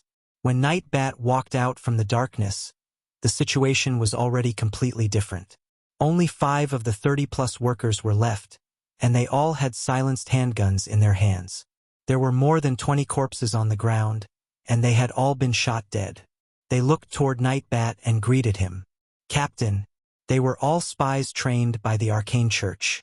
Nightbat had disguised himself as a black market merchant for many years to manage an insignificant smuggling business. A portion of his team had been disguised as workers and worked for this freight captain. After smuggling for so many years, they had secretly gathered sufficient parts to build a new stargate. These workers had secretly loaded up the Stargate equipment onto these spaceships when they were unloading the goods previously. After remaining hidden for such a long time, they had always been waiting for their organization to summon them. The Arcane Church activated these spies at such a moment, and their mission was to obtain an insignificant-looking spaceship and meet up with the Beyond Grade as to help them escape with the Stargate equipment. Nightbat's team was not the only one with such a mission. Similar scenes were playing out all around the Shattered Star Ring. These usually insignificant characters had begun to take action. Beyond Grade A was the peak of individual strength, but no one would be able to call themselves the protagonist of the universe. The universe was far too big, and every character had their own role to play. Even an insignificant individual could influence the bigger picture. Chapter 862, A Devastating Number. Chapter 862, A Devastating Number. The dynasties Beyond Grade as returned to the Shattered Star Ring from the flickering world through the Stargate located in the Dawn Star Cluster. After another period of flying, Han Xiao returned to the Colton Star Cluster together with Milizaus and the others. During the period that they were traveling, the Crimson Dynasty and Arcane Church were in a confrontation in the Central Galaxy, and the situation was extremely tense. On the Shattered Star Ring side, the Dynasty's forces located at the borders of the flickering world had thoroughly investigated the secret Stargate exit coordinates provided by Han Xiao, but it was already empty. When they heard this news along the way, everyone knew that the following job belonged mainly to the intelligence personnel, and they would not be able to do much. In the spaceship, Han Xiao, Milizao's avatar, Baoni, and Maximiliar were gathered together, looking out at the Black Star Army headquarters outside the window. Gigantic battleships were taking off and landing on the gigantic planetary grade fortress, and metal buildings loomed everywhere. The officers present at headquarters had also received news of their arrival and came forward to receive them. As the hatch opened, Han Xiao and the others disembarked from the spaceship and were greeted with a sea of people. The warriors of the army were lined up neatly and gave a salute in unison. Army Commander. Upon seeing that, Han Xiao was stunned for a moment and slightly confused. Why did they arrange for such a grand ceremony? While it was a spectacular scene, he did not remember giving such an order. In front of the soldiers, Sylvia pushed Loggy forward. As the vice commander, Loggy had no choice but to step forward. He then cleared his throat and said with a less monotonous voice, "Cough, cough. We welcome the army commander's return." Han Xiao's face contorted slightly, and he asked, "What are you guys doing? It has only been a few months since we last met each other. Why bother with such a solemn ceremony?" Sylvia said that the entire universe now knows that you have defeated a Beyond Grade head-on, and we can make use of this opportunity to foster the cohesiveness within the army. Herluz said softly. There was another reason that he did not mention. Sylvia knew that Han Xiao was inviting the allies of the dynasty over as guests, and thus created such a scene to build up Han Xiao's image. Of course, Loggy felt that this was completely pointless but couldn't convince Sylvia otherwise. Han Xiao did not really like such a display and did not feel that it was necessary for the army to boost his image. However, he would not nitpick something so small. Since he had given his subordinates authority, he would allow them to have their own thoughts. He then instructed, "Arrange a room for these three excellencies." "It has already been arranged," Sylvia said. Right at this moment, Loggy sighed. "I heard that Austin joined in the battle, and this resulted in huge losses for the forbidden sorcerers. Is this true?" "Yes." Han Xiao nodded. "Sigh, another few familiar faces have disappeared.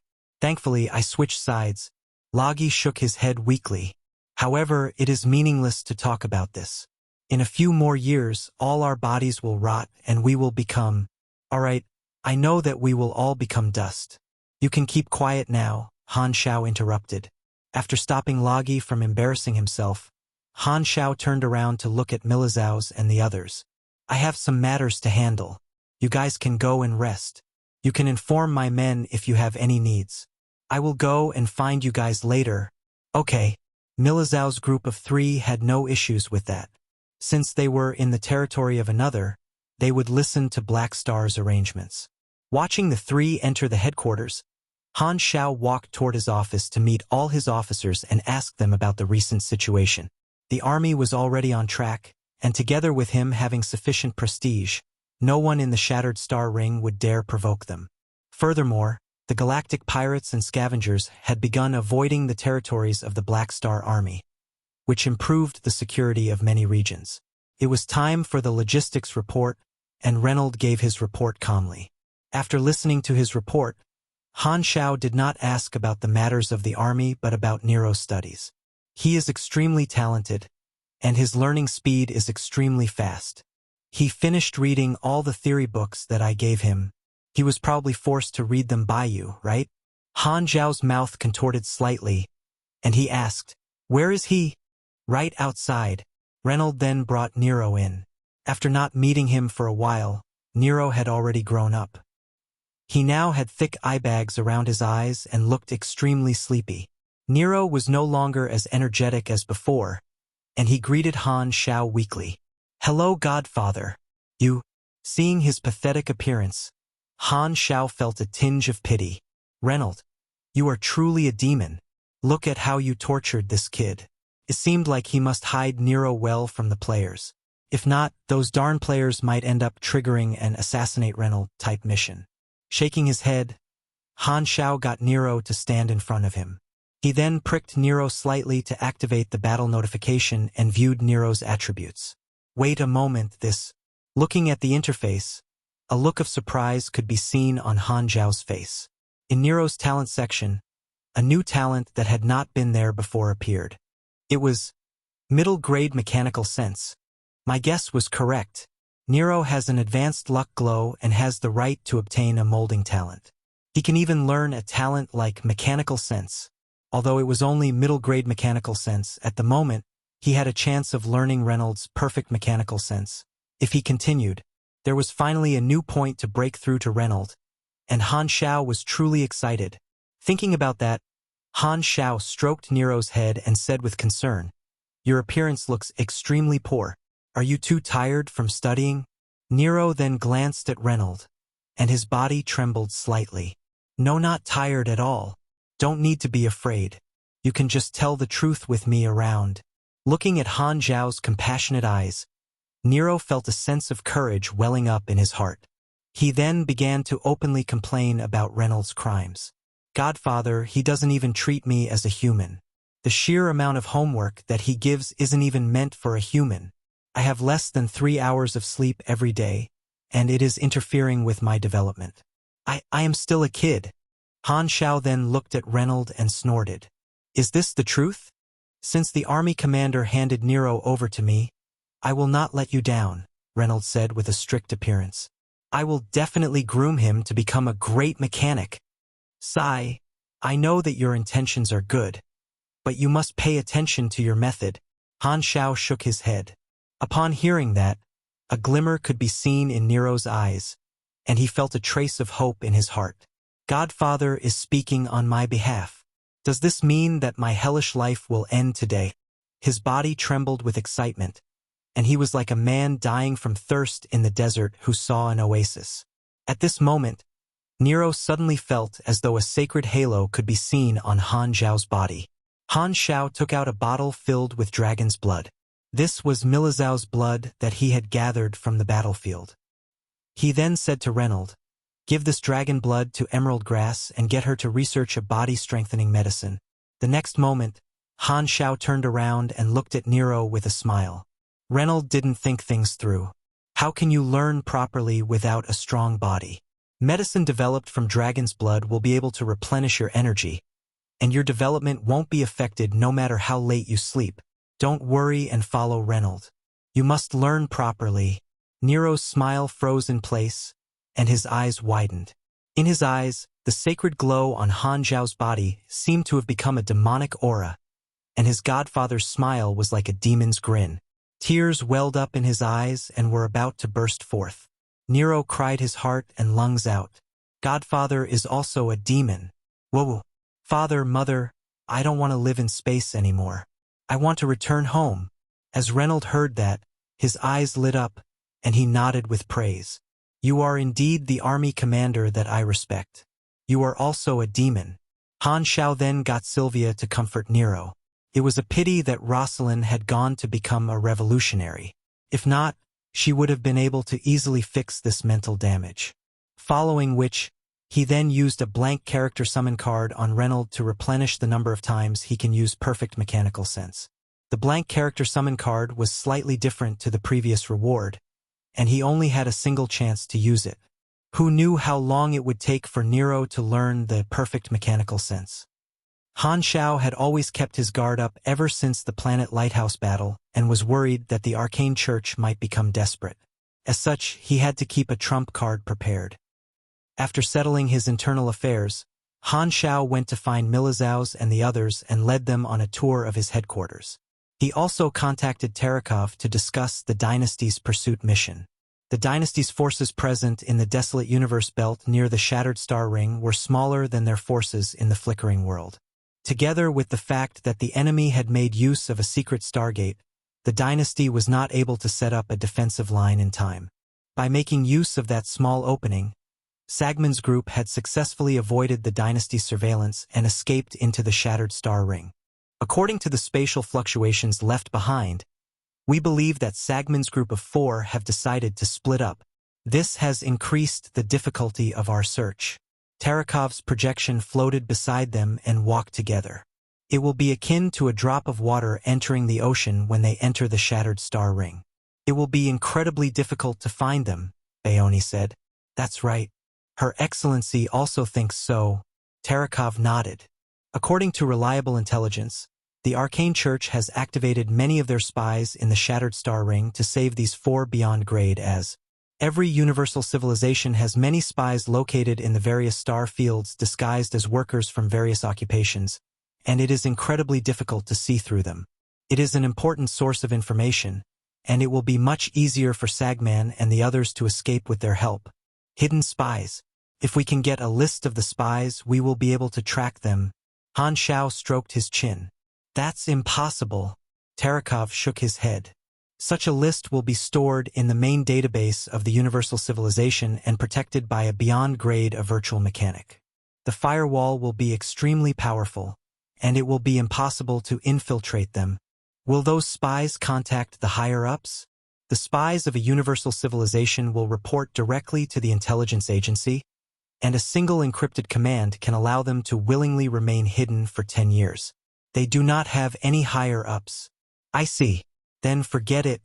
Han Xiao shook his head and decided to forget about this matter. Tarakov then said, although it is incredibly difficult to capture them, we cannot give up halfway. We may have some unexpected rewards as well and uproot some of the Arcane Church's spies. We can attempt to completely wipe out all the hidden pieces that the Arcane Church has in the Shattered Star Ring. If they want to plant new spies, it will take them a few decades for sure. This is fine as well. Rather than attempt to chase after 4 extremely nimble beyond grade as, we might as well uproot the Arcane Church's spies, Maximilian said. Capturing 2 beyond grade A captives was already a satisfactory battle result. They were worried that the Arcane Church might truly become desperate after losing even more beyond grade as and end up in a large-scale assassination attempt toward each other's beyond grade as. There was an example of such an incident. During the exploration era 1,000 years earlier, there was a historical incident called the Saint Minasun incident. At that time, the leaders from the 3 universal civilizations were not the present ones, and an important beyond grade A called Saint Minasun from the Federation of Light was ambushed by 2 beyond grade as from the Dynasty. Their target was to snatch the universal treasure in Saint Minasun's hands. However, the Federation of Light called even more beyond grade A combatants to counter-ambush the 2 beyond grade as and snatch the universal treasure back. The 2 dead beyond grade as had many friends, and a huge chain reaction was created. Because of this, the Federation of Light and the Crimson Dynasty began to push the blame onto each other politically. 9 months later, the dynasties beyond grade as worked together and washed the organizations that belonged to 3 beyond grade as from the Federation of Light with blood. They also got rid of 2 of the Federation of Light's beyond grade as, and only 1 managed to escape. During this period, the biological brother of an Arcane Church beyond grade A also died in the battle because he was a guest at the ambush site. Because of this, the Arcane Church was dragged into the matter, and another series of assassinations unfolded. The 3 universal civilizations began to assassinate each other's beyond grade as, and more people died. In the eyes of a civilization, a beyond grade A combatant was a strategic weapon, and they would not allow other beyond grade As to live if their own had died. As such, the conflict between the civilizations grew deeper and deeper. During this incident, the three universal civilizations sacrificed many beyond grade A supers, and the turning point of the incident was what the civilizations called the Saint Minasun incident. There was actually a mastermind behind the scene, and it was a superstar cluster civilization at that time. The three universal civilizations then claimed that they found solid evidence to believe that these superstar cluster civilizations were fanning the flames from behind the scenes and wanted to make them lose some beyond grade As. Following which, the three universal cis then wiped out all the beyond grade As of that superstar cluster civilization and their allies before the entire incident came to an end. At that time, around half of the beyond grade As in the known universe were killed. A few neutral beyond grade As were unable to avoid the matter and were forced to join the three universal civilizations. As for whether the mastermind behind the matter was truly the superstar cluster civilization, only the three universal civilizations knew. In any case, that was how it was written in history. Although their beyond grade As were dead, the civilization was still around. While the three universal civilizations were much more peaceful in the galaxy calendar era, the majority did not wish to see history repeat itself. After that incident, the number of beyond grade As being sacrificed was reduced greatly. Don't worry, even if we can't catch Sagman and the others, there is a target that won't be able to escape, Terakov said with a smile. Psyker right? Han Xiao also smiled. The star pupil holy race was in the shattered star ring, and it was impossible for Psyker to escape. Even if the dynasty adhered to the peace treaty and did not attack the star pupil holy race, it would be impossible for Psyker not to return forever. If he had killed Han Xiao successfully and snatched the evolution cube back, Psyker would have had the protection of the arcane church and would not have been in such a passive state. For now, however, Psyker was truly in a pathetic state. Han Xiao only had a single thought toward Psyker's current situation. There's no hope. Let's move house. Chapter 863, Red-Named Monster. Please stop. Chapter 863, Red-Named Monster. Please stop. Fruobnovel.com. The Dynasty's search mission in the Shattered Star Ring lasted longer than anyone expected. 3 months went by in a flash, and the beyond grade As of the Dynasty were still waiting there. However, the Dynasty's pursuit mission did not yield many results as a beyond grade A in disguise was far too nimble. Over the past 3 months, the Dynasty had only caught many of the Arcane Church's spies and a few suspected traces of Sagman and the others. The beyond grade As were unable to find any of the Arcane Church's beyond grade As when they took action. These Arcane Church's spies were naturally interrogated and were unable to keep any secrets under the various methods of the universal civilizations. However, the Arcane Church had various preventive measures up their sleeves, and these spies did not know the exact locations of Sagman and the others. They only headed to a certain location at a certain time, and some of these messages were there as a smokescreen for the Dynasty. The amount of useful information was extremely little. When the Arcane Church decided to make use of their spies in the Shattered Star Ring, they were prepared to lose them. Apart from the Shattered Star Ring, the Crimson Dynasty and Arcane Church were not idle in the other star fields. Plenty of skirmishes had broken out between the two over the past 3 months, and the relationship between the two was extremely tense. In summary, the Crimson Dynasty ferociously sought an explanation, but the Arcane Church refused to give in. The way the outside world saw it, war was about to break out. But as upper echelons of the Dynasty, Han Xiao and the others received inside news from Terakov. The Arcane Church had privately contacted the Crimson Dynasty, and both parties were already discussing how to settle this matter. The two parties were only putting on a show for the outside world and would not actually end up fighting. The Arcane Church also had no choice but to give in. 2 of their beyond grade As had been captured by the Dynasty, and they had to find a way to get them back. If not, none of their allies would be willing to fight for them in the future. The party that the Arcane Church hated the most was not the Crimson Dynasty but the Federation of Light. The actions of the Federation of Light in the Shattered Star Ring couldn't be hidden from the Arcane Church. The Federation of Light tried to hit them when they were down and even aided the Dynasty in searching for Sagman and the others. Although the cooperation between both parties was only limited to the multidimensional sky opening transportation device, the Arcane Church was still furious. The Shattered Star Ring was the Federation of Light's territory, and they had deep foundations. Their intervention had resulted in many of the Arcane Church's spies being exposed. The conflicts between the civilizations were mainly for benefits, and supporting Beyond Grade as was also for this reason. The Arcane Church hoped to use diplomacy to resolve this problem and pay a ransom for Dylan and Mercer. The army and various weapons were the basic strength of a civilization, and a Beyond Grade A was like a special weapon that served as a powerful deterrent. In the exploration era, the Beyond Grade as that were captured would either be converted to their own use or executed. However, the Galaxy Calendar era was more peaceful than before, and the galactic civilizations were currently in a state of peace. No one was capable of shaking the position of the three universal civilizations, and the military activities of the past gradually became diplomacy. Thus, it was not impossible to pay a ransom. As long as one was willing to pay a sufficient price, everything could be discussed. The three universal civilizations would see their Beyond Grade as fall into enemy hands from time to time, and there was thus a tacit agreement between the three civilizations and also an unspoken rule. However, this unspoken rule was only restricted to the three universal civilizations. The superstar cluster civilizations did not have such a privilege. Han Xiao could not be bothered with that. He had already received his contribution points, and since he handed the captive over, the dynasty could choose to do whatever they wanted. He had remained within the headquarters of the Black Star Army during the past 3 months, and even if he was summoned by the dynasty, he would only send Psionic Prime and his mechanical army out. Maximilian was the same as him and also sent out his long-distance troops. The best advantage of this was that he could slack at home. Maximilian was a mechanic that belonged to the energy branch, and he chose to stay at the Black Star Army so that he can have an exchange with Han Xiao. Both parties had a good conversation with each other over the past 3 months and became much closer. Han Xiao originally thought that Ames would come and look for him, but Ames returned to Floating Dragon Island after destroying the Stargate and did not mention the matter again. She had a carefree attitude. What a reliable ally. Over the past few months, Han Xiao had spent most of his time crafting new machines. With his new endless material combination knowledge, he was able to create many baffling materials to increase the attributes of his machines.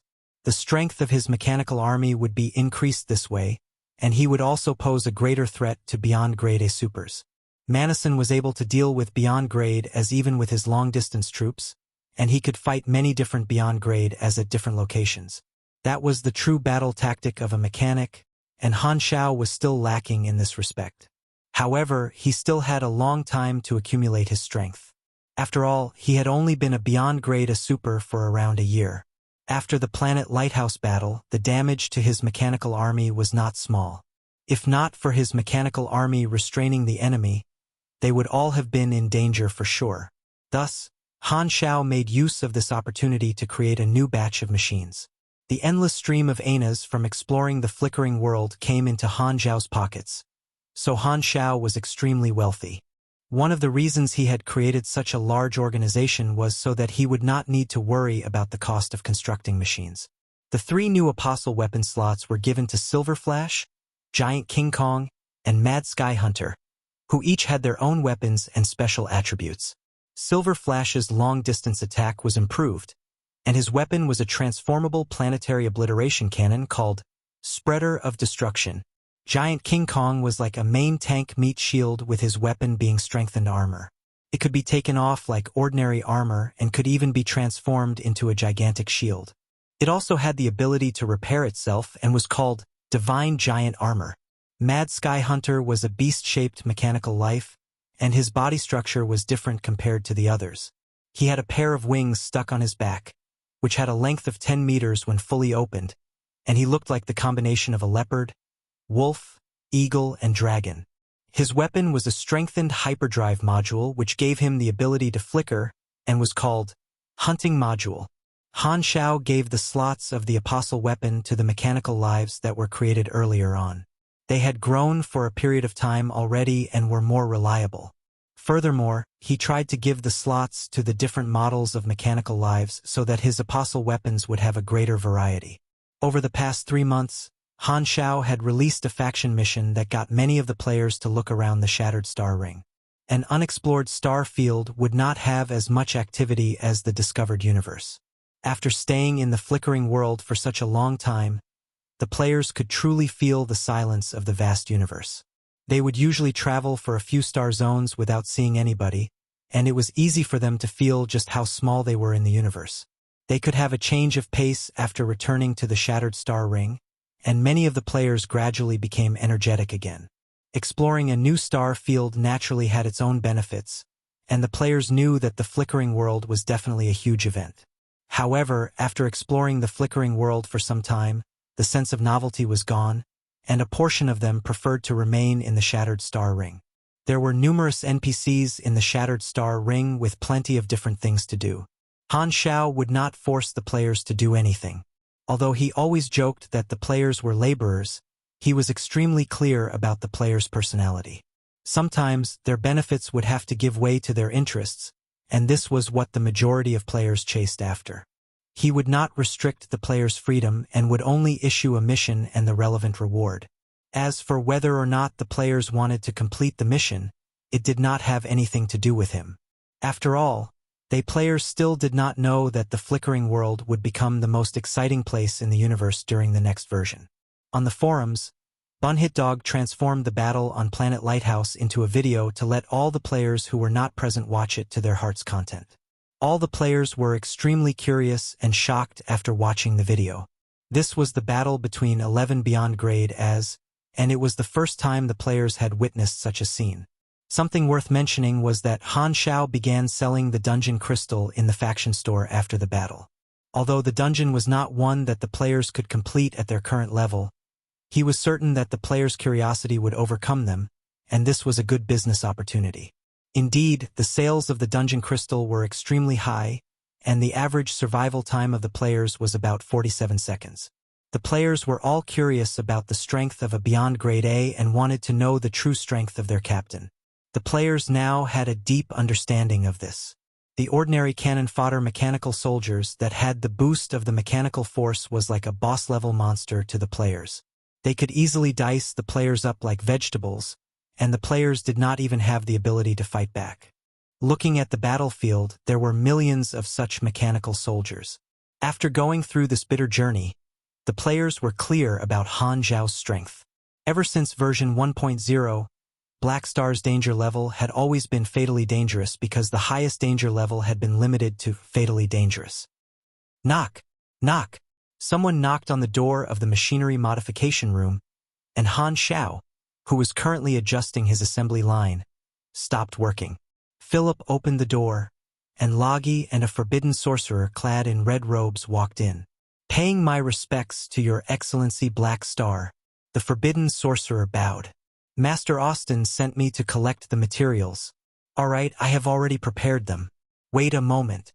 I will get some men to help you carry it onto your spaceship." Han Xiao then waved his hands and got Philip to contact the logistics department to prepare a few cartons of amber balls for the other party. This was one of the conditions that he and Austin had agreed upon. Since the darn old man had kept his promise, he would not go back on his word. The forbidden sorcerer then bowed and took his leave. Han Xiao was about to get back to work but realized that Logi was still standing by the side without the intention to leave. "Why are you still here?" Han Xiao raised his brows. "You despise me?" Upon hearing that, Logi spoke with a bitter expression. "Indeed, someone like me will never be liked no matter where I go. Even my boss doesn't like me. I'd better jump ship." "Nonsense. Since when did I despise you?" Han Xiao felt his headache and said with exasperation, "Just what do you have to tell me? Go back to slacking off if you don't have anything and stop disturbing me. Sai, you didn't used to have such an attitude. You were so respectful back when you asked me for an enchantment," Logi said with sorrow. "Indeed, you no longer think highly of me. Just what is with this insecure attitude of his today?" Han Xiao restrained the urge to punch Logi and said, "Say whatever's on your mind. Don't disturb me if there's nothing." Logi then shook his head and said, "I am actually here to make a suggestion." Han Xiao's eyes immediately widened in shock the moment these words were said. "Just what is going on?" Wasn't my vice commander just for show? Since when did he learn how to give suggestions? Did the sun rise from the wrong side today? Wait, an artificial sun can rise from any direction. What suggestions do you have? Han Xiao asked carefully. He was like a hunter that had met a deer in the forest, afraid that he may scare his prey away.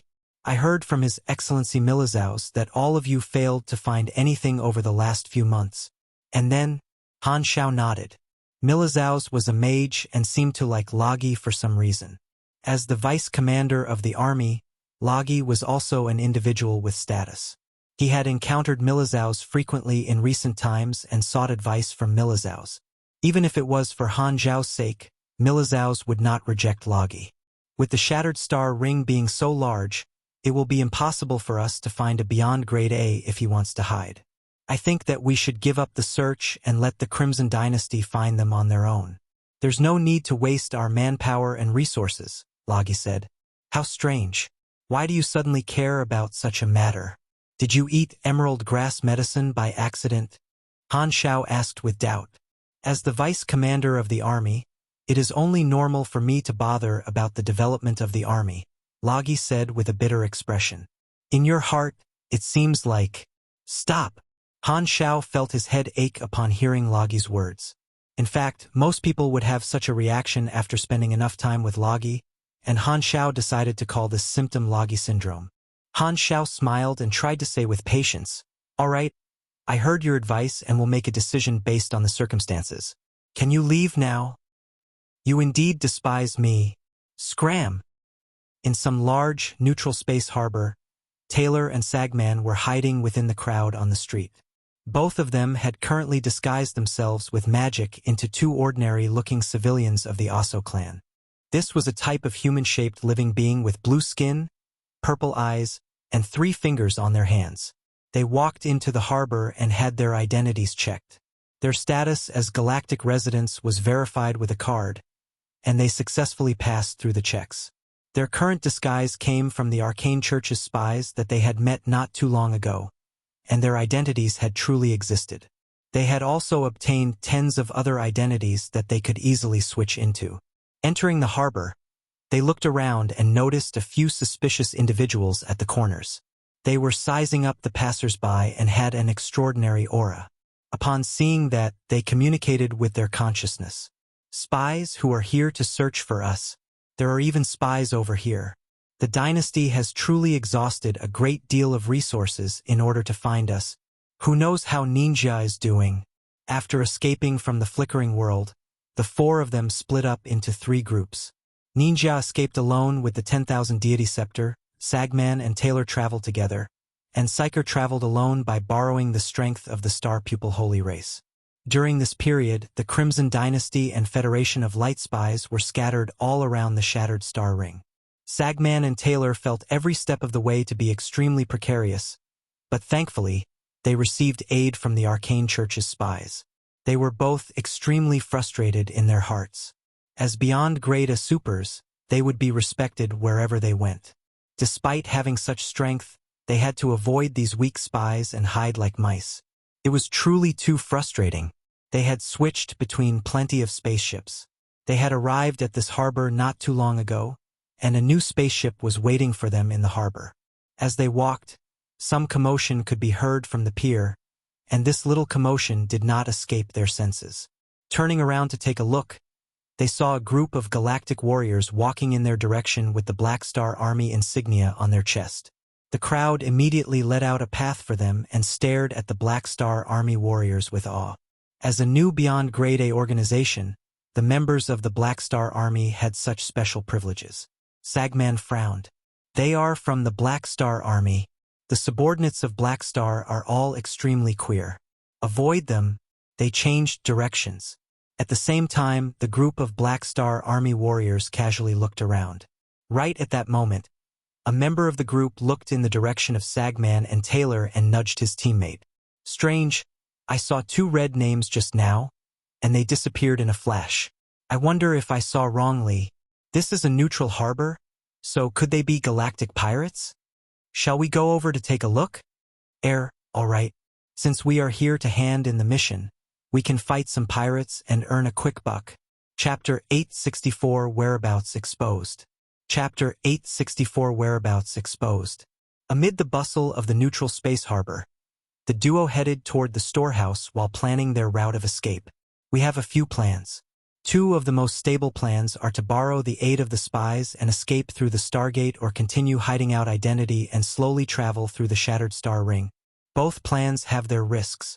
If we want to travel through the star field, the Sol Star Cluster and Colton Star Cluster are regions that we must avoid. There is another method that would be to try our luck. There is a wormhole cluster in the middle of the Shattered Star Ring, and we can make use of the unstable wormholes to escape into another star field. Just when they were discussing the matter, they suddenly felt people following them from behind. Their footsteps paused, and they turned around to take a look, only to see the few Black Star Army members that they had spotted earlier following behind them. Taylor was stunned for a moment. Why are the members of the Black Star Army eyeing us? Don't make a commotion and see what they want to do. It may just be a misunderstanding. Sagman frowned and pretended that he did not spot anything. After going down a few split paths, the number of people in the surroundings decreased, but the Black Star Army members were still following them. Only then did they confirm that these Black Star Army members had their eyes on them. It seemed as though they wanted to find where their spaceship was docked. The duo looked at each other. What should we do? Did they recognize us? Doesn't seem that way, but we should get rid of them just to be safe. We can then change into another disguise. This is a neutral harbor. Don't make too big a commotion or let others notice that we are the culprits. All right, I will make them disappear without a trace. On the other side, the players were following behind and chatting in their party chat. Both of the red names are fatally dangerous. Will we be able to win? It's all right. The army will give us the bounty for catching the pirates, but we can also request aid from the nearby members of the army. These players had already used their detection skill on Sagman and Taylor, but their names were not revealed. Instead, their disguised names appeared. However, the other party were red names from a hostile faction. It was not too strange for them to meet a red-named monster out in the galaxy. The majority of them were galactic pirates or scavengers. Thus, these players only thought that they were galactic pirates. It was not that they could not talk to the red-named characters, but it would be extremely easy for them to be attacked since the other party was hostile toward them. The Black Star Army was in the same camp as the Crimson Dynasty. With the Crimson Dynasty being in open confrontation with the Arcane Church, all members of the Arcane Church became red names for the players in the Black Star Army. Just when the players wanted to continue tailing the two, their bodies disappeared, and they were suddenly waiting to be revived. Why did I die? Me too. Why didn't we even see the attack? The players were all taken aback and hurriedly opened the interface to see the battle notification. Although they were not able to see how the enemy attacked, the interface would show the damage that they took and the attacker's name. It was one of the two red-named characters, and he seemed to have used a mental attack to one-shot all the players. It would not be much if this was the case. However, what truly shocked the players was that they suffered 84,000 damage points. They almost thought that they had read an additional 0. Just what kind of strength was this? Just what was the level of the red-named character who attacked them? Was he a Calamity Gray? The players were all extremely curious. We seem to have met a fantastic character. This is a large fish. Coming into contact with them will definitely trigger a hidden storyline, right? Just as they were discussing, one of the players suddenly asked for them to easily deal 84,000 damage. Do you remember the Planet Lighthouse dungeon we fought yesterday? Wait, I think I understand something. The players came to a realization. This party did not join in the Flickering World exploration mission and had been performing missions for the Mercenary League in the Shattered Star Ring. Thus, they had immediately seized the chance to experience the battle the moment the dungeon was released. They still had a vivid memory of how they died an unknown death at the hands of a Beyond Grade A. Furthermore, damage of such a level seemed to be at the Beyond Grade A level in the dungeon. This meant that the two fatally dangerous red-named characters might not be just Calamity Grade supers but Beyond Grade A. Thinking about the mission recently issued by the Army to find the Arcane Church's Beyond Grade as The players suddenly realized that they might have met the targets. After using a spell to get rid of the Black Star Army members, Sagman and Taylor found the warehouse and flew out from one of the docks. Freewabove.com. They purchased an extremely common model that could be found anywhere. Following that, they looked toward the neutral harbor and heaved a sigh of relief when they saw that there were no Black Star Army fleets pursuing them. Taylor began to relax. With the large difference in strength between both parties, they had been able to get rid of the few Black Star Army warriors without anyone noticing. It seemed like their identities would not be exposed. In order to be safe, they decided to change into their next set of identity and purchased a new spaceship again. However, they just could not understand why the Black Star Army members would suddenly follow them. Indeed, all the subordinates of Black Star were extremely strange. KKK. In Han Xiao's workshop, a few mechanical arms were currently assembling a human-shaped machine, and it was gradually being formed. The robot that left the furnace was burning hot, and it was quickly cooled down by the coolants being sprayed on it from the sides. This step was completed extremely quickly, and the next step would be to apply a coat of paint. Han Xiao waved his hands and said, "Philip, conduct a test." Understood, hum. RX-001 Generation Mechanical Body. Nickname, Mammoth. Conducting the first test. The nanoparticles then flowed around the body of the robot. The test was very quickly concluded, and the data from the test was presented to Han Xiao. Han Xiao looked through the numbers of the test and nodded with satisfaction. He was not creating a mechanical soldier this time but a host for his Lord's Descent skill. Han Xiao had already tested the effect of the Lord's Descent skill. During his tests, he realized that there was a difference when he used the different mechanical soldiers as a host. The difference was largely due to the attributes of the mechanical soldier and the materials used to craft it. He realized that mechanical soldiers were not the best hosts, and using Lord's Descent on mechanical life was not ideal. A mechanical life had its own consciousness, and it would be counterproductive to have two consciousnesses in a single body. Furthermore, the consciousness of the body might be damaged if he sent out too much energy. Thus, after a series of calculations, Han Xiao decided to create a special mechanical container to serve as the host of the Lord's Descent skill to fully maximize the effect of the skill.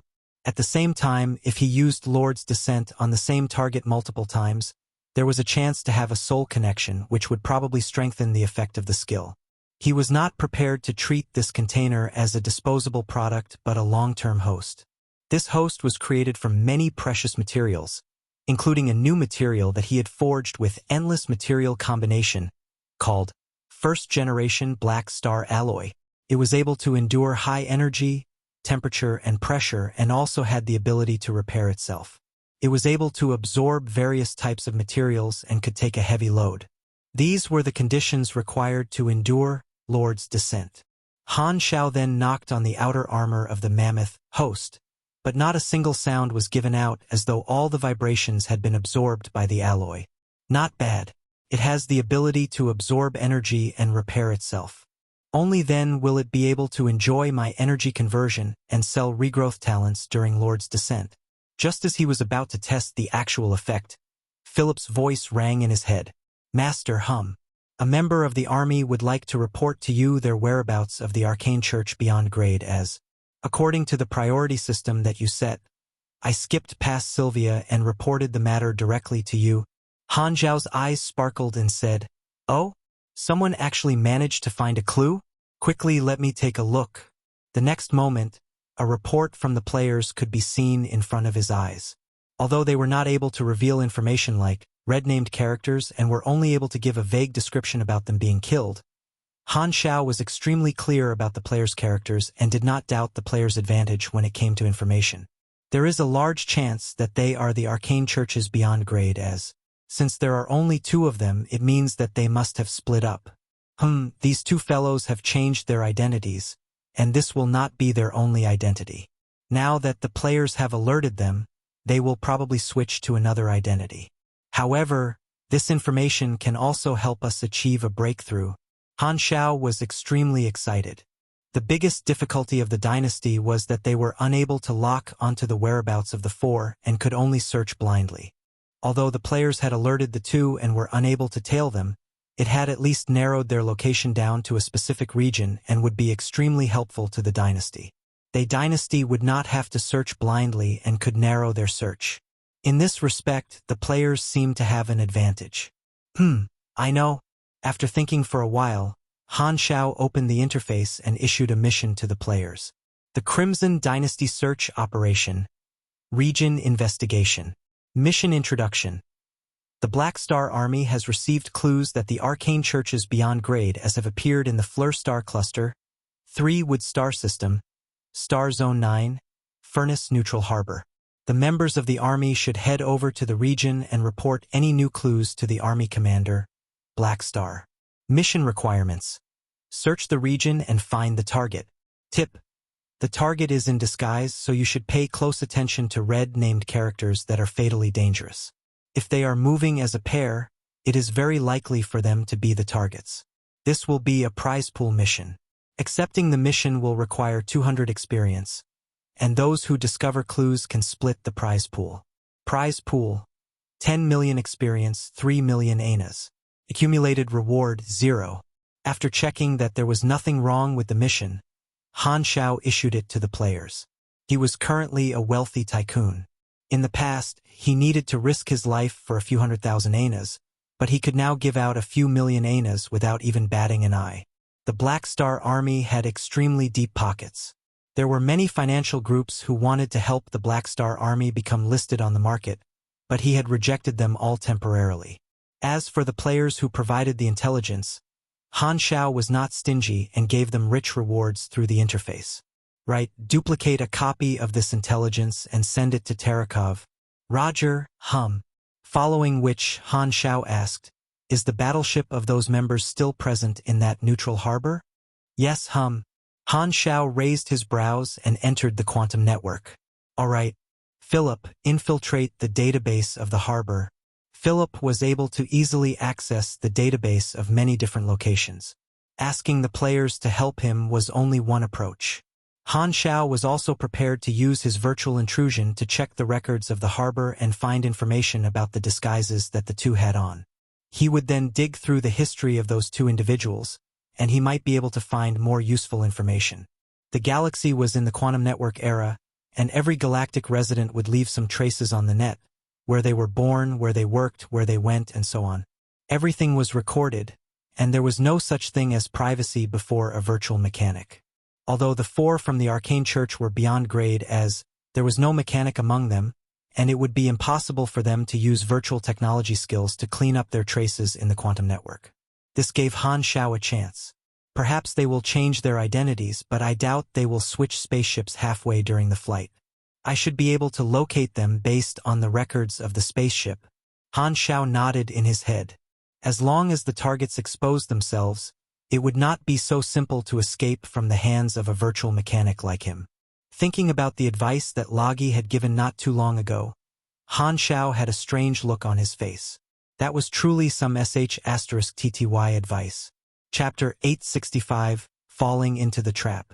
Chapter 865, Falling into the Trap. Following the data link channel that was built by Philip, Han Xiao's consciousness warped through the quantum network, and the nodes appeared in front of him. Sweeping through, Han Xiao confirmed his target and entered one of the databases. The defenses of the artificial intelligence within such interstellar nodes were practically non-existent before one who had grasped the beyond grade A mechanic knowledge virtual creator. Under his control, Philip easily entered the back door of the harbor's database, copied the relevant data, and quickly found the disguised identities of Sagman and Taylor. He found the two in the wide area quantum network, as well as the record of all activities of the identity so far. The two of them are unassuming galactic residents, and the last time they appeared on the log was, browsing through the information, he saw that their record was seamless and estimated that they should indeed be real people. The actual owners should have died in outer space, and their identity was then collected by the Arcane Church's spies. Since there were countless interstellar travelers who died within the universe each year, it provided the Grey Forces with a large number of fake identities.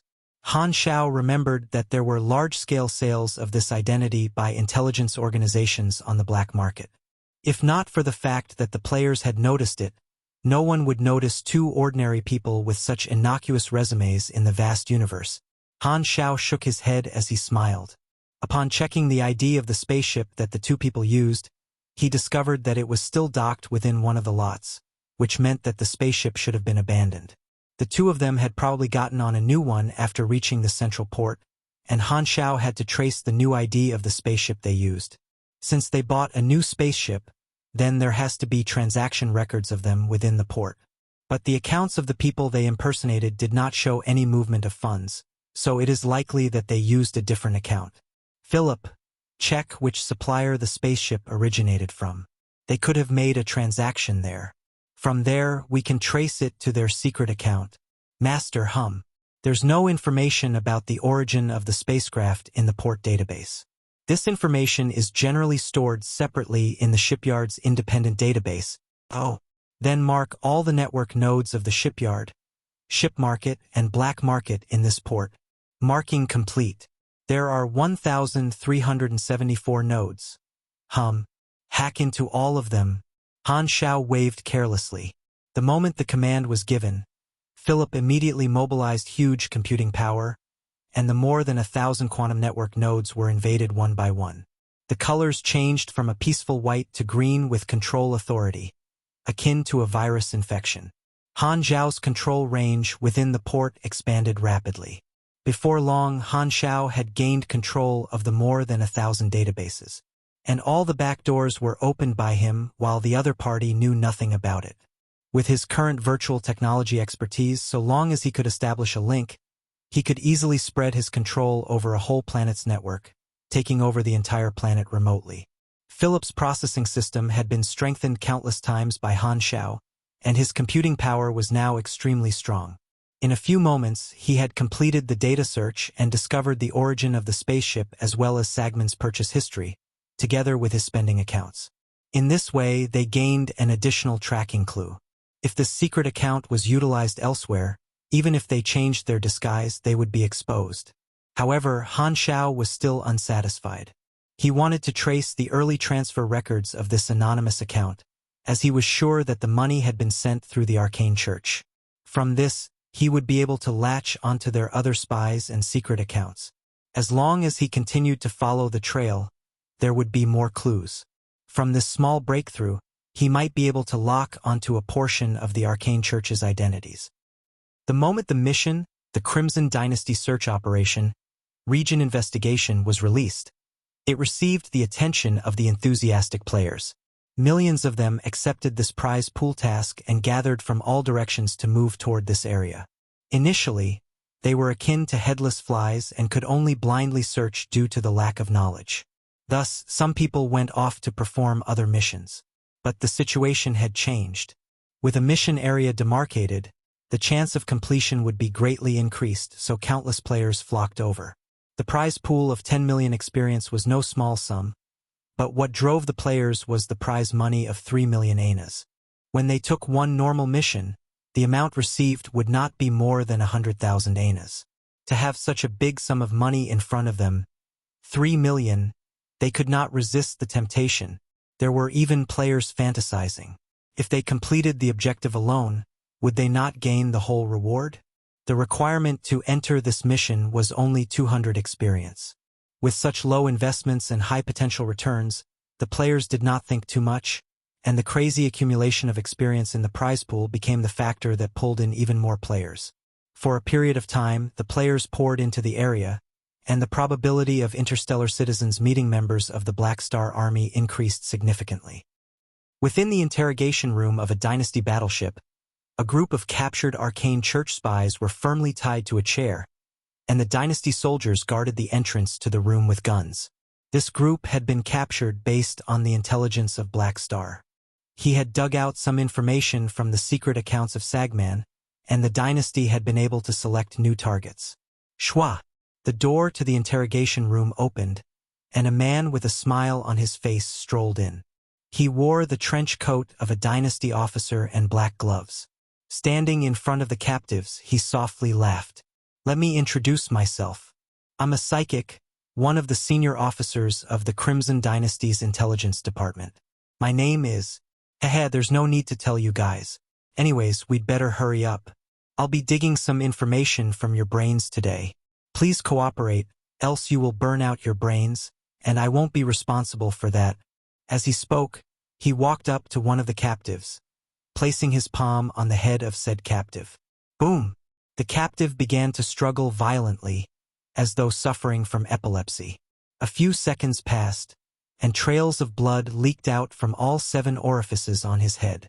The captive's mouth was slack, and tears, snot, and saliva mixed with the fresh blood dripped onto the ground. He looked miserable as he continued to convulse. "Thank you for your cooperation." The smile of the intelligence officer got even wider, and he walked toward the next person. Looking at him approach, the rest had expressions of horror, as though saying, "Don't come over." Screams of misery sounded out. Arg! Looking at this scene, the guards at the door subconsciously tightened their grips on their weapons. Very quickly, the intelligence officer's job was completed. He took off his gloves, placing them in his pocket before leaving. As he was walking out, he tapped one of the soldiers' shoulders and jerked his head toward one of the captive spies who was foaming at the mouth. "Don't clean up the scene. There's still some use for them. I require their genetic code to verify their identities as spies." Understood. The guard swallowed with difficulty. The officer then took out his communicator, reporting to Terakov.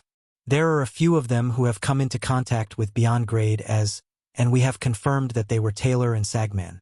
I've confirmed that all of them match with the identities of spies from the Arcane Church, as well as the tasks entrusted to them." Terakov shook his head. "Are there any you suspect to be true personnel that personally received the instructions?"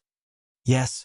The espionage was based off the command from the Arcane Church, and the missions they received were all different. A large portion of them were giving misleading or false information, and only a small portion were really in contact with Sagman.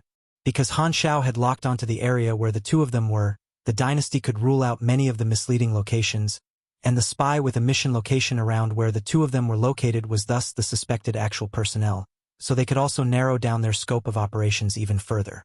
Only when they discovered the actual personnel involved could Terakov then implement a plan, which was to impersonate the espionage agent of the Arcane Church. Because Sagman was in contact with the Arcane Church, they would not trust anyone other than the person who was actually in charge of this mission. Impersonating was difficult but not impossible, as long as they caught the person in charge. Even if the Arcane Church were to discover it later, it would be too late. Following the search of the Black Star Army, Sagman and Taylor found many irregularities, as though they had been grasped in the palm of someone. They immediately took all sorts of measures, but it was as though a large net had been spread toward them, trapping them before being slowly tightened. Their every move seemed to be monitored, as if an assassin was hiding behind them. While they did not know where the problem lay, but when they thought about it carefully, they realized it was most likely the fact that Black Star was following them through the quantum network, and their spaceship and purchases had likely been tracked. Thus, the 2 of them decided to abandon their spaceship, float around in the universe with their fleshly bodies for a period of time. When they had left their spaceship at a distance, they then transferred to another spaceship operated by their spies, and donned on a new disguise. The situation improved for a period of time, and Sagman as well as Taylor both thought that they had shaken Black Star off. But they were unaware that the dynasty had already completely locked their position and quietly started to tighten the circle, following them. When the Beyond Grade as of the dynasty arrived, that would be the time to reel in the net. Within the wormholes of the shattered star ring, the fallen Ark fleet led by ES-God was roaming about. On the flagship, Fakizan spoke to the main body of ES-God. "Your Excellency ES-God, are you sure we are leaving the shattered star ring through this method? And if we don't?" ES-God laughed. "Who will lend us their stargate?" At this moment, ES-God had already completed his evolution and was full of vitality. Fakizan could feel a deeper level of pressure from him, coming from a higher life form.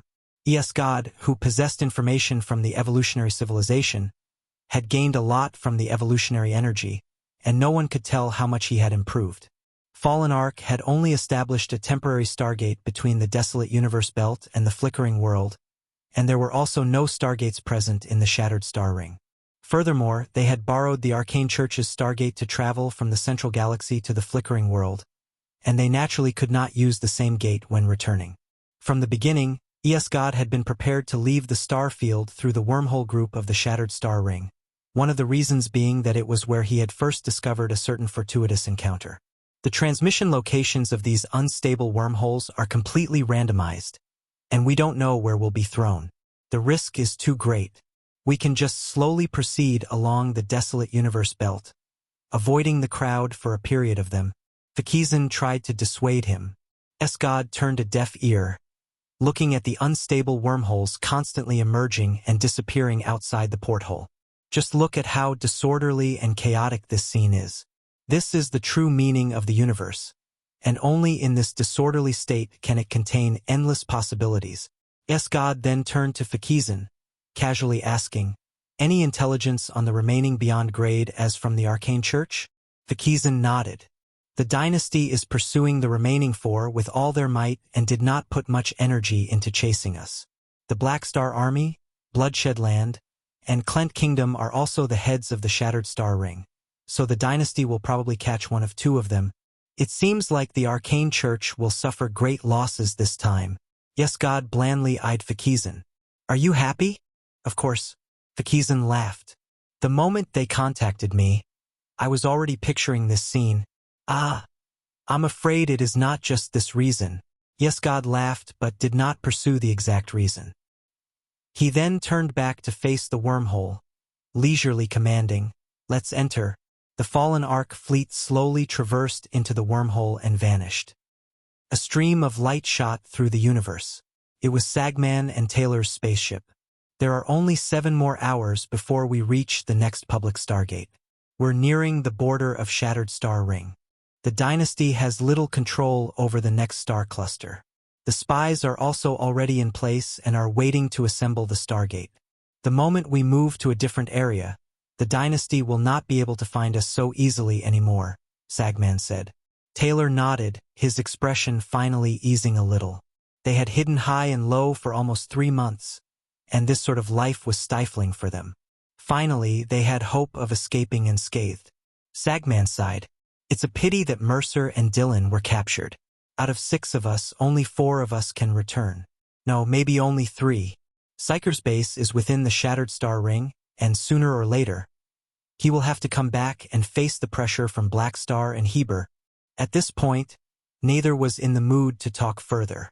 Their mission that they were so confident in had actually put them in such a sorry situation. At this point, the artificial intelligence of the spaceship suddenly sounded, and it was a familiar voice. "If you have the time to be concerned about others, you'd be better off using that time to worry about yourselves." The duo jumped, their expressions changing. This voice, Black Star.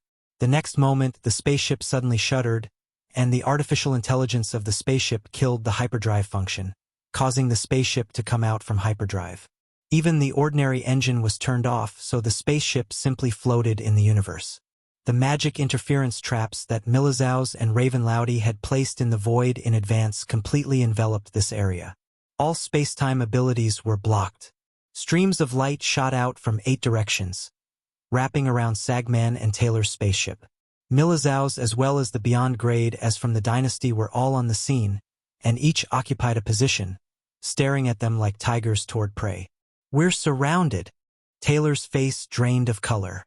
Sagman's face twitched violently, his expression mixed with incredulity and fury. He suddenly noticed a mechanical army blocking their path ahead. Standing at the front were the 4 apostle weapons lined up in a row, Psionic Prime with a crown and a spear, Giant King Kong with its hulking body, Silver Flash with its gleaming hand cannons, and Mad Sky Hunter with its arrogant bearing. Standing in front of them was a figure, but it was not Han Xiao. It was the mechanical host, codenamed Mammoth. At this moment, Han Xiao was utilizing Lord's Descent to project his consciousness and will into this mechanical host. Its tough mechanical body looked dazzling with the blue-gold mechanical force arcing around it. This mechanical host had seemingly transformed into Han Xiao's avatar, sharing his attributes, skills, and expertise. Practically possessed a beyond grade A combat power at this moment. "Surrender." Two dark streams of energy flowed from Milizao's nostrils, who was in his dragon form. While he was unwilling to chase and fight so hard, the dynasty had already locked onto the enemy, and he and the rest of the Beyond Grade as could not openly defy the dynasty's orders. Sagman's eyeballs darted around before finally landing on Han Xiao's machinery. After being played by Han Xiao a few times, he had already gone beyond the point of anger. Seeing this, Han Xiao leisurely replied, "In this situation, your odds of escape are close to none. We just want to capture you guys alive. How about surrendering?" Sagman breathed out loudly before suddenly smiling. However, his smile was full of viciousness. "When did you hear that a Beyond Grade A does not fight and just surrenders? Maybe today?" Han Xiao's brows rose. While he said that, his posture slightly lowered, preparing for battle. Several other Beyond Grade as were also prepared to move, ready to follow Han Xiao's lead at any time. With his gaze fixed to the front, Sagman suddenly spoke to Taylor. "I'll try to hold all of them back. You look for an opportunity to escape. They only want to capture one of us. If one more of us can escape, that will be a bonus. Don't be stupid. They came prepared. Can't run." Taylor let out a bitter laugh before taking out his staff. "I'm better off staying and fighting with you. Even if we can't change the result, I can't let myself be caught without dignity." Sagman nodded before murmuring, "After this battle, I don't know when we'll next be free." They then looked at each other. Boom! The next instant, the spaceship shattered, and the duo rushed out toward the supers of the dynasty. Galaxy Chronicles, Official Revised Edition. In the year 705, on the 27th day of the 9th month on the galaxy calendar, the Arcane Church and Fallen Ark teamed up to launch a surprise attack on Planet Lighthouse within the flickering world. Their goal was to snatch the Evolution Cube and kill the Beyond Grade A allies of the Crimson Dynasty, Baoni, Black Star, and Milizaos. Magus, Austin intervened in this battle, and the Arcane Church used the 10,000 Deity Scepter to hit Milizaos, but it was later countered with some special sealing means by Black Star. Black Star later captured the Beyond Grade A super of the Arcane Church, Dylan, netting great achievements. The Arcane Church was forced to retreat and entered an escape phase, where the dynasty began hunting them down. In the same year, on the 3rd day of the 10th month, just as the Arcane Church's fleet left the flickering world, Fleet Commander Rogue and Mercer were captured. In the year 706, on the 21st day of the 1st month, with the assistance of the Federation of Light, the Bloodshed Land, Black Star Army, Clent Kingdom, Purple Crystal, and more, the Crimson Dynasty finally successfully intercepted the Beyond Grade as Sagman and Taylor in the Shattered Star Ring. After a bloody battle, they were both captured by the Crimson Dynasty. At this point, the pursuit from the dynasty came to an end, and the fleet of Arcane Church was completely annihilated. For Beyond Grade as were captured, and only 2 escaped. This became known in history as the Battle of Planet Lighthouse and the Attack of the Arcane Church. Chapter 866, The Curtains Close. Chapter 866, The Curtains Close. The Arcane Church had a foreign embassy on the mother planet of the Crimson Dynasty, and its ambassador paid a visit to the political core of the dynasty, Tarunamir Palace, to discuss the remuneration regarding Mercer and Dylan. The negotiations had already been going for several months. Before this, the officials of the dynasty were initially adamant on not releasing them, but now they were becoming more open to certain conditions. With regard to Article 53 of the remuneration, my side still has something to add. As the ambassador continued to talk, the officials of the dynasty nodded, occasionally interrupting. Regarding this matter, they did not have any veto power, and they were actually just the spokespersons for the upper echelons. Their attitudes were the attitudes of the upper echelons themselves. After a while, the communicator of one of the dynasty officials rang, indicating that there was a message. The ambassador paused and waved to the official to read the message before he continued. The official in question opened the communicator, but after glancing at the news, they immediately put the communicator down. Seeing this, the ambassador was about to continue but was suddenly halted by a hand from that official. "Let's stop here for today. As for the previous terms and conditions, please return and make a new set." The ambassador jumped up. "Didn't we already discuss the terms? Why the sudden?" He was cut by the official's wave. The official stood up, looking down at the ambassador with a smile that revealed some complacency and superiority to the ambassador. Go back and wait for the news from your upper echelons? Or you can take a look at today's news. You'll naturally understand. After 3 months, the Crimson Dynasty and the Arcane Church had some new developments. On this day, the dynasty issued a new piece of news to the entire universe, announcing that they had succeeded in capturing the 2 beyond grade as of the Arcane Church, which meant that they now had 4 captives.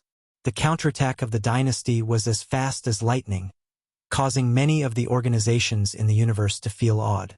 Seeing the heavy bleeding of the Arcane Church this time, some people felt schadenfreude, some rejoiced, and some felt the bitter hatred against common enemies. This news caused a sensation in over a dozen star fields. In the eyes of countless interstellar citizens, the beyond-grade Asupers were akin to deities that were only spoken of in legends.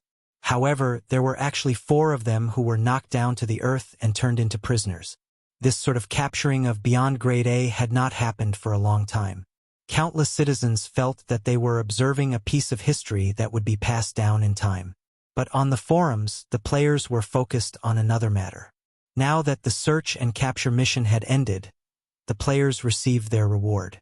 Within the Army communication system, Philip issued a general message, praising their contribution, which proved that their contribution was not small in allowing the dynasty to capture the beyond grade as. The few players that first discovered Sagman and Taylor publicized their reward on the forums, and this allowed the other players to understand that the trend of this big event plot was inadvertently changed by them participating. From version 1.0 to version 3.0, the players gradually found that they were having more and more influence on events, and they were becoming more involved in Galaxy. Generally, the players only felt their existence when challenging the storyline during the time when they were on the beginner planets. However, this time what they had rewritten was a galactic war between 2 universal civilizations, of which the scale was much larger and grander. The feeling of involvement was more memorable and rewarding compared to just purely receiving the mission reward. This event was also recorded by the players into the Shattered Star Ring Chronicles. Every player was given the right to edit the chronicle, which caused no small headache for the officials. Thus, the officials would filter the events and organize them, and the trivial matters would be placed within the appendix. Only events that were worth mentioning would be placed within the main post. The players who wrote entries could sign their names on it and receive rewards in return, which was a glorious accomplishment. Within another star cluster in the Shattered Star Ring, spaceships that snaked like a serpent were lined up in front of a stargate. Among them was an ordinary, unassuming spaceship. Within that spaceship, the virtual screen was showing the news, the dynasty announcing the results of the pursuit operation, in which 2 beyond grade as were captured alive. Beep! The virtual screen was switched off. Ninja put down the remote, holding his forehead with one hand. His expression was complicated. Sagman and the rest have all been captured by the dynasty. Among the 4 that escaped from the flickering world, 2 of them had already been caught. Psyker's situation was also terrible, so he was technically the only one who could safely make it out of the Shattered Star Ring. A sense of sorrow permeated Ninja. When he thought back to their departure, the 6 of them had been full of confidence. To think that, in the blink of an eye, their entire force had collapsed, and the majority had even been captured. What a tragic end. He had heard that the upper echelons of the Arcane Church were originally discussing the ransom payment with the Crimson Dynasty, but now that the latter had 2 more chips in hand, the price offered by the Church would have to be increased. Furthermore, the Crimson Dynasty would definitely not allow the Arcane Church to redeem all of them, so there would be someone who experienced a long period of time within the prison. At least, I managed to bring the 10,000 deity scepter back. Ninja slightly shook his head. Now that things had come to such a point, he could only use this to comfort himself and the Church. Thank goodness it was Ninja who held onto the 10,000 deity scepter. He did not let the dynasty take that away as well. In the Arcane Church's meeting of bishops, many of them sat there with bitter expressions. One of them tried to comfort the rest, but he only received looks of helplessness. One of the bishops spoke up. We activated our espionage network in the Shattered Star Ring, yet they failed to bring all of them back. The price we paid this time far outweighs the benefits obtained. Even Sagman and Taylor have fallen into the dynasty's hands, adding to their chips. We need to offer a large ransom payment now because the dynasty will definitely not be polite to us. The ransom payments demanded between universal civilizations would not just simply be money but included political, military, and economic conditions. The bishops were enveloped in sorrows during this meeting. None of them had any time to feel anger. Dillon, Mercer, Sagman, and Taylor did not just represent themselves, for they had their own beyond grade A organizations with immense influence. The strong were plenty there, and with their leaders being captured, these beyond grade A organizations would definitely go into turmoil and panic. In order to stabilize their allies, the church had to withstand no small pressure. In addition, because of the attention paid by the other beyond grade as, the arcane church not only had to redeem them but had to redeem them quickly, before their beyond grade A allies lost faith in them. If their allies lost faith, it would cause their recruitment of beyond grade as in the future to be much more difficult. After all, the older beyond grade as would die, and new beyond grade as would always be born. Because of the long period of time that a civilization could exist, the beyond grade as under them would constantly undergo a shuffle. From a long-term perspective, the reputation and credibility of a civilization was important. As for the newer generation of beyond grade as the Crimson Dynasty had an overwhelming advantage. As the record holder for the fastest time taken to reach the beyond grade stage, Black Star undoubtedly had potential to go further. Furthermore, in the last battle, he had shown off his edge, much sooner than the observing forces had expected. One could see that the strength shown by Black Star would definitely become one of the strengths relied on by the dynasty in the near future. The most frightening part was his age. Among all the beyond grade as he was the youngest, which was enough for him to serve the dynasty for hundreds or even thousands of years. In other words, for a few hundred years, they probably would have to constantly see this wretched guy's face. The moment they thought of how the Crimson Dynasty had gotten their hands on such valuable stocks, the envy of the arcane church rose so high they seemed to have reached the heavens. They also wanted to kill Black Star, but their attempt this time had left them with tragic losses, and thus the arcane church had decided to temporarily give up on the evolution cube. Before eliminating the impact that this storm caused, the arcane church did not intend to make trouble for Black Star. In fact, they did not even wish to see him. The arcane church admitted that they had flopped this time. This debt would be written down and remembered by them to be collected later. There was still time. Sagman and the rest were caught. In a dimly lit room, the beyond grade as of the arcane church were gathered through remote projection. Around the table were 6 empty spots. Because of the matter this time, the beyond grade as of the arcane church had gathered to discuss the resultant waves caused by the news. Initially, when the arcane church came to me to take on this task, they only saw the disparity of combat power and thought that it was impossible to fail. However, I felt that there was some danger, so I rejected it, and they had Mercer take my place. Now that I look at it, it was good I did not accept the mission. One of them could not help but attempt to be wise after the incident. It's a pity that I'm being watched by too many organizations and am unable to even move in secret. If I had taken part in this mission, the results would not have been the same, another said blandly. The arcane church also had beyond grade as on the level of the 3 pillars of the Crimson Dynasty, but their strongest supers did not participate in the operation this time. Because they were too strong, the surveillance on them was naturally higher, and any movement from them would have attracted the attention of many eyes. Furthermore, the arcane church had thought that the 10,000 deity scepter would be enough to handle them and only approach Sagman and rest, whose strength was lower compared to the strongest few. However, no matter how we put it, Sagman had the numerical advantage, yet they were still unable to snatch the evolution cube. Black Star's ability could be considered an unexpected factor this time, and it seems like we have yet another strong opponent. In another decade or so, the 3 pillars of the dynasty might just turn into the 4 pillars. With his allies in the same camp having suffered at Black Star's hands, the impressions of the beyond grade as present toward Black Star had become even stronger than before. How about it? What ideas do we have? Are we going to wait for the arcane church to redeem them? Or do we try to save them? Let's maintain silence and wait. If the arcane church can solve the problem, there's no need for us to complicate matters. Furthermore, from the intelligence provided by the arcane church, Black Star seems to be able to seal up beyond grade as.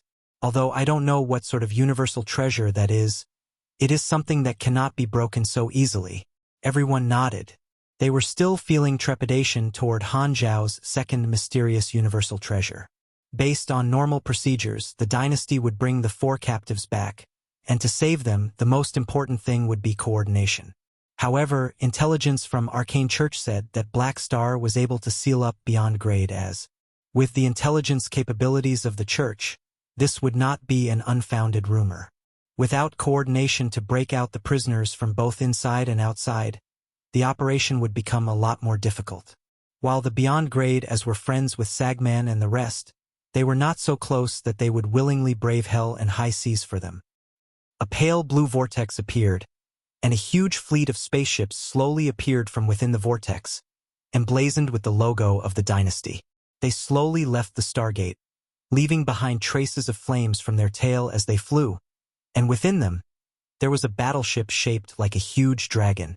The light from the Stargate illuminated the bodies of the battleships, leaving mottled spots of light and shadow on their angular hulls. They revealed a series of armor cracks and depressions, as well as varying degrees of damage to the outer armor. Several spaceships from the Black Star Army were suspended near the Stargate and slowly faced the heavily armed main flagship of the fleet. The damage suffered by the main flagship was particularly terrible, with a large portion of its armored plates torn out. The holes filled with nano-repair materials showcased the intensity of the battle. The spaceships docked with the main flagship, and the mechanical structures around their doors locked with each other to complete the link. Whoosh! The cabin door slid open, and Han Xiao walked into the flagship. Escorted by the dynasty soldiers, he arrived at the heavily guarded imprisonment zone, where 2 restraint cabins were placed. The inner wall of the restraint cabin was made up of an extremely tough alloy, which made it difficult to escape from the inside. The internal structure also automatically adjusted to the prisoner's body shape before fixing in that position. In the middle layer were devices to provide high voltage and electromagnetic fields to restrain the captive and weaken transmission of energy. Right now, they were holding Sagman and Taylor. While the restraint cabin could not totally restrict the beyond grade as the duo were suffering from heavy injuries and had no strength to struggle free. Furthermore, Heber and Bayoni were on watch.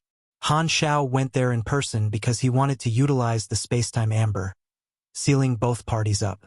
Lord, the apostle weapons walked over. You did well. Han Xiao nodded before recalling the mechanical host.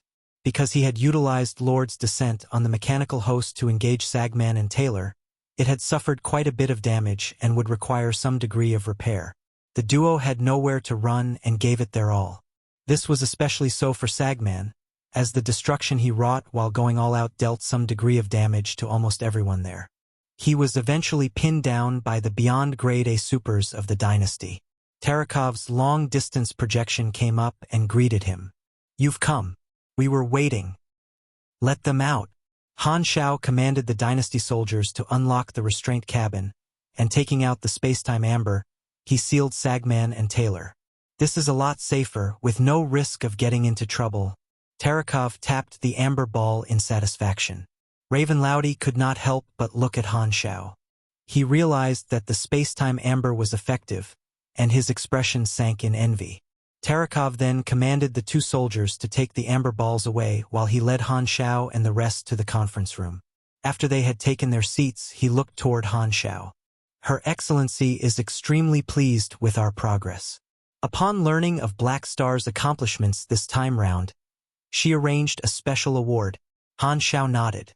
He had spent quite the bit of effort during this pursuit operation and provided a lot of intelligence. After capturing the 2, he had received a notification saying that he had obtained 4,500 dynasty contribution points. It did not end there. Tarakov had told him in private that his accomplishments would allow the dynasty to be biased toward him when dividing the territory of the flickering world, allowing him to claim bigger swathes of land. This emergency was not only neutralized but turned from danger into an opportunity, so the upper echelons had an extremely good impression of Han Xiao. The operation has ended, and the spies of the Arcane Church will also be hunted down, but this job will be taken over by the Intelligence Bureau as the dynasty has another task for you, Tarakov said.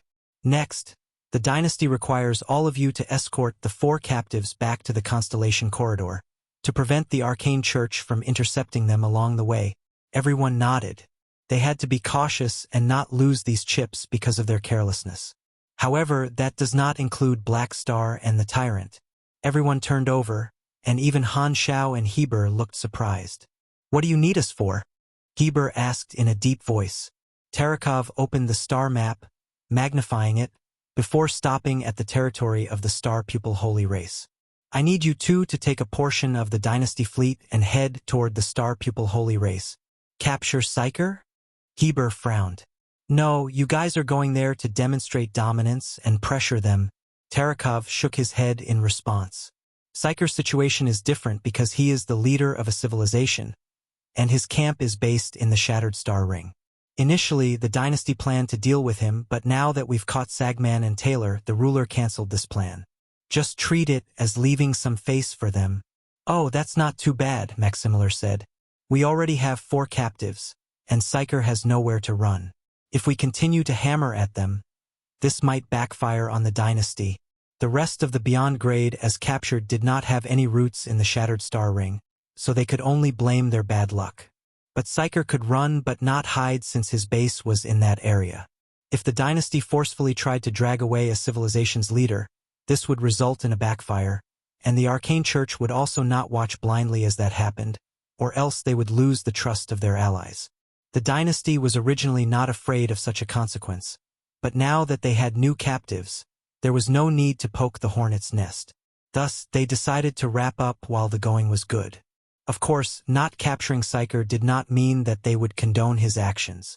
There was still a need to suppress the development of the Star Pupil Holy Race, and if they could even chase this Arcane Church allied force out of the star field, that would be best. The Crimson Dynasty had mobilized millions of battleships to pioneer the flickering world, and now they were transferring part of its fleet to the Shattered Star Ring. The armed forces available in the Shattered Star Ring long exceed that of the other 2 universal civilizations, and even if the Federation of Light was the nominal ruling power here, all was useless before strength. Pity. Han Xiao's brows furrowed.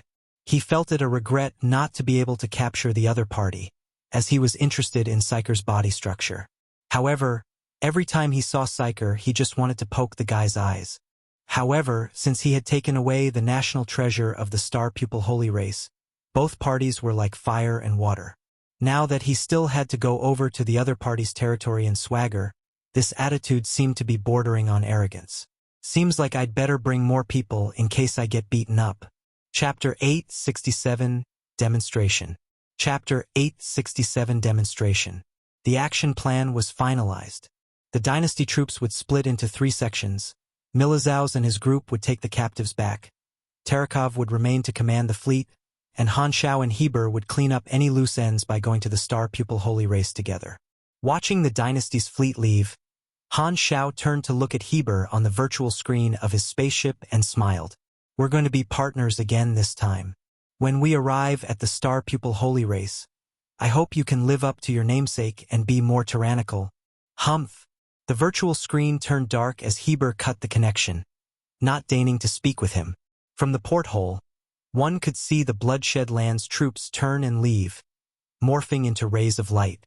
Han Xiao clicked his tongue before calling Sylvia. "Get Herluz to send a fleet to this meeting point.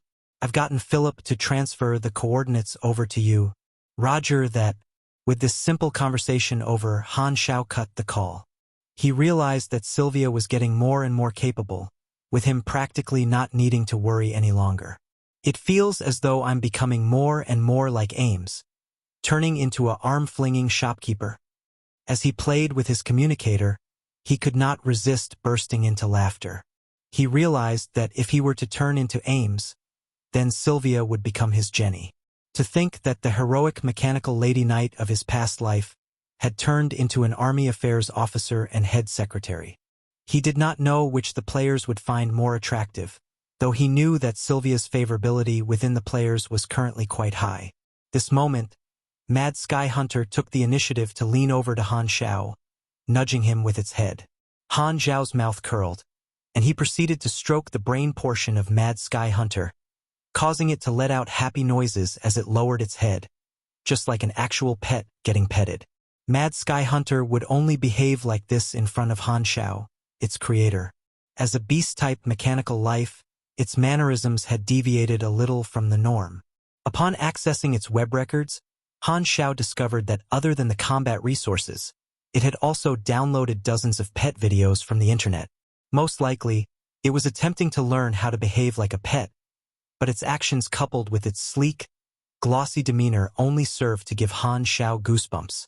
If he really did pet it, the feeling he would get from his hands would be just plain weird. However, if he did not pet it, it would seem like he was not showing respect to its hard work. Silver Flash stood coldly by the side, secretly showing disdain. Humph! Bootlicker. Thinking about it, Han Xiao dialed aims, and her elegant face soon appeared in front of his eyes. What do you want? I have a mission here, which is to go to the Star Pupil Holy Race to bully Psyker. Are you interested? Ames supported her chin with her right hand, and her sleeves dropped down, revealing dazzling white skin. She blinked.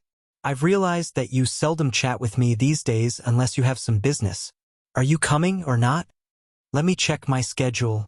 Ames lifted her eyes, gazing past the screen toward someone by the side. She slowly asked, Jenny, is there anything on Floating Dragon that I need to do? It took a long while before a brittle voice coupled with grinding teeth sounded. There is. But have you ever done it? Hearing this, Ames directly waved her hand. Han Xiao could not see what happened, but Jenny's voice seemed to have disappeared. Maybe. She got attacked by Ames' force field. Looks like I'm free. I'll head over. Ames looked like she was smiling yet not smiling, as though nothing had happened on her side. Sure. Han Xiao nodded his hand, choosing to ignore whatever had just happened. This is the mission assigned by the dynasty, so I believe it won't be just you. Yeah, Heber is involved this time, together with a few dynasty fleets. Heber is going too? Ames narrowed her eyes. Humph, I don't want to even see him. I'm not going. You can have fun with him. Ames immediately cut the call off. Han Xiao blinked in surprise, staring at the black screen in confusion. Does she have that great a misgiving toward Heber, to just go back on her word like that? It seemed like he had underestimated how badly Heber failed in his attempt to use an iron-blooded man's method of courtship. While the Crimson Dynasty was ferrying the 4 captives back, and their prestige was sweeping across the universe, the Star Pupil Holy Race within the Eternal Night star system greeted an unexpected visitor. Psyker held the highest authority here, and the cabinet of ministers assisted him in managing government affairs. Some of the key personnel were high-leveled officials who held real power. This system obviously had drawbacks, but this was not a problem for Psyker. His strength and prestige granted him the right to speak, and because of his psychic ability, he was able to differentiate between thoughts and emotions, so no one could override him. During this time, Psyker was not within the government, so the cabinet was in charge of daily matters. However, the two parties did not completely cut off their connection. While Psyker was on the run, he kept monitoring the affairs of his race. It was just that he was not at home, nor was he able to reveal his face openly.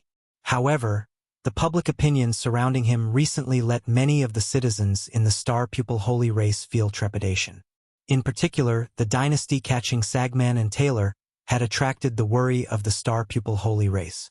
They were afraid that their leader would also be snatched away and frightened that the Crimson Dynasty would turn toward the Star Pupil Holy Race for revenge. Filled with all kinds of worries, a minority of people were secretly cursing Psyker. Were you so free that you had to go and muddy the waters, making it so messy now? This public opinion had been widely circulated among the Star Pupil Holy Race.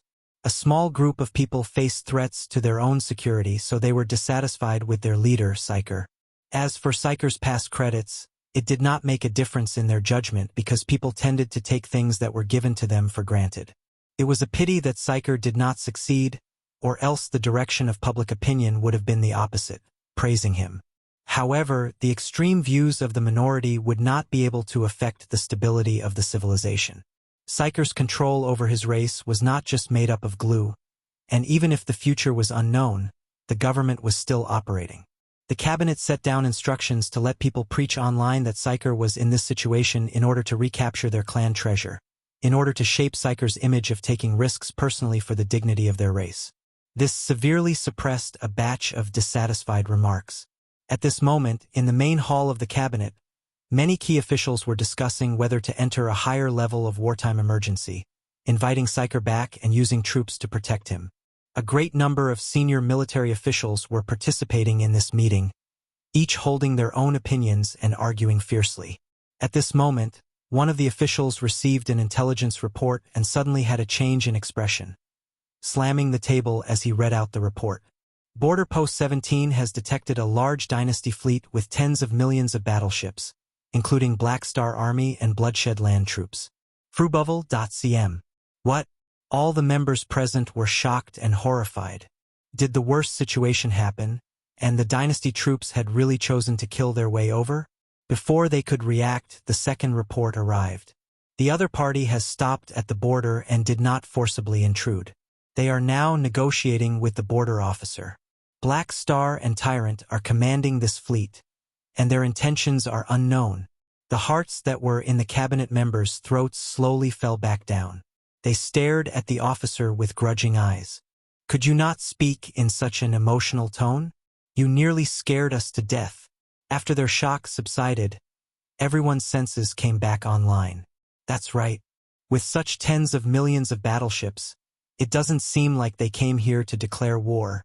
What's their intentions? Could it be that they're going to force us to hand over our leader? What do we do then? Won't we still clash with them that way? All the people present had on difficult expressions. Very quickly, the third report was sent over. Black Star and the Tyrant have said that they came over to visit the Star Pupil Holy Race, and they wish to talk to Psyker. The cabinet members looked at each other.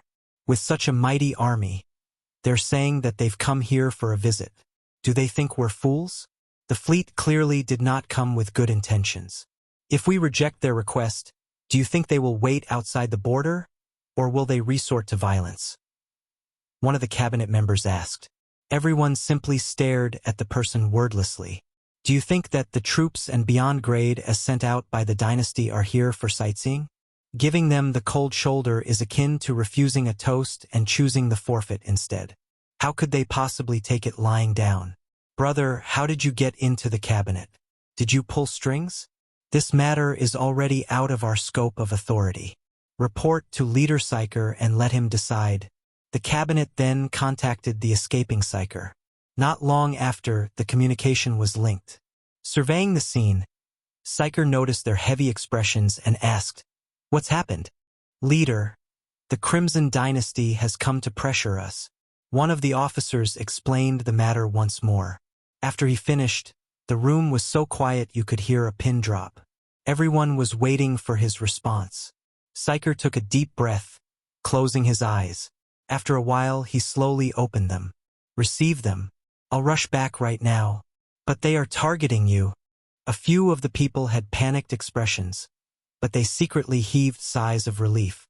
If Psyker had chosen to run and not come out to take responsibility for this matter, there would have been no way for them to clear up this mess. Their method of doing so is just to force me to return. Black Star and Heber understand me. They know that I would not leave my race and escape. Psyker's expression turned calm. There's no point in running, and I have to face them sooner or later. This is the price of failure.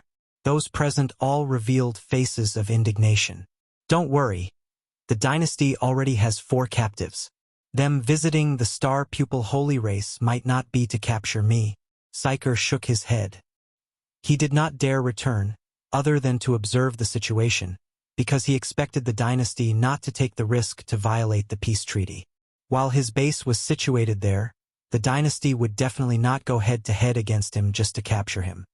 He just did not wish to put his race in danger, so he was not willing to accept the protection of his civilization's troops. However, to prevent any problems, he did not move too far away and had always been hovering near his territory. Understood. We'll open the border and escort them to one of the planets.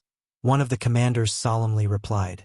The security of one's territory was important, but they also had to take the initiative to open the border and meet with more aggressive guests. The dynasty's faction was undoubtedly exerting pressure, and everyone was placed in a state of unease. Before long, the Star Pupil Holy Race sent troops over to the border to welcome them, and other than a large portion of the Crimson Dynasty troops remaining at the border, Han Xiao and Heber brought some troops and followed the Star Pupil Holy Race troops to a colonial planet. The Star Pupil Holy Race evidently did not want to let too many people discover this matter, so the spaceships stopped directly within the inner administrative area of the planet. Before the emissary that was qualified to receive the two arrived, the local lord of the colonial planet performed the reception work himself. After disembarking from the spaceship, Han Xiao and Heber were led to the reception room. Following from behind, Han Xiao could see that they were on edge, and beads of sweat could be seen trickling down his neck. The surrounding soldiers were also nervous and alert, staring at Han Xiao and Heber with a death gaze while gripping their weapons tightly. Heber was used to such fear coming from people and took large steps with his vanguard officials following close behind. This group often gave off a strange impression, as though they were going to shout out "fitness is key" at any given moment. On Han Xiao's side, he was observing the architectural style of the Star Pupil Holy Race casually, with Hela, his black star guards, and the 4 apostle weapons behind him. They both had brought their own calamity-grade elites, as well as many officers from the Crimson Dynasty. Upon arriving, everyone took their seats, and the local lord wiped his sweat, carefully saying, "The emissary is on his way. Please hold on for a moment." Heber was akin to a tiny mountain as he sat on the sofa. He had a pressuring aura. His arms folded as he asked, "When will Psyker return?" This, I do not know." The local lord was pressured by his momentum to the point his throat was locked in place. He barely managed to speak, his sweat beginning to flow again like a waterfall. Han Xiao casually picked up one of the fruits on the table, which looked like a melon that was dyed blue. He bit into it and chewed a few times, before wiping his mouth and flicking it toward Heber. "I've tried it. There's no poison, so you can eat in peace." Heber's face twitched. "I'm over here trying to posture, yet you threw me the fruit. You're totally spoiling this atmosphere. Furthermore, I'm a pugilist. Why would I need a mechanic like you to test for poison?" The fruit was already thrown over, and it would not be good to let it drop on the ground. Thus, Heber could only catch it and then fling it to one of his vanguard officials behind him. This time, Heber could not be bothered to speak and only closed his eyes. Han Xiao did not press the issue either, half closing his eyes as he enjoyed the feeling of aurora massaging his temples. The atmosphere thus quieted down. While the surrounding guards were at the ready, after seeing the nonchalant attitudes of the duo, they had to suppress their rage. Atrocious. These people are not showing the Star Pupil Holy Race the slightest respect, especially Black Star, this evildoer. Not only did he steal our clan treasure, he actually dared run over to our territory. How arrogant. The guards held onto the weapons tight, almost wanting to shoot at Han Xiao. However, their reasoning stopped them. The situation was more important than the people. The dynasty was going whatever they wanted in the Shattered Star Ring, and their backer, the Arcane Church, had also suffered losses, so they naturally would not dare make any rash moves. Very soon, the surrounding guards swapped shifts, and calamity grades took over as the guards. They stared unceasingly at Han Xiao and Heber as though meeting their mortal enemies. After a period of time, hurried footsteps could be heard from the door, and an emissary soon walked in with a few of his subordinates. "Your Excellency Black Star, Your Excellency Heber, Crimson Dynasty emissaries. I'm the person in charge of welcoming you. You may refer to me as Jed."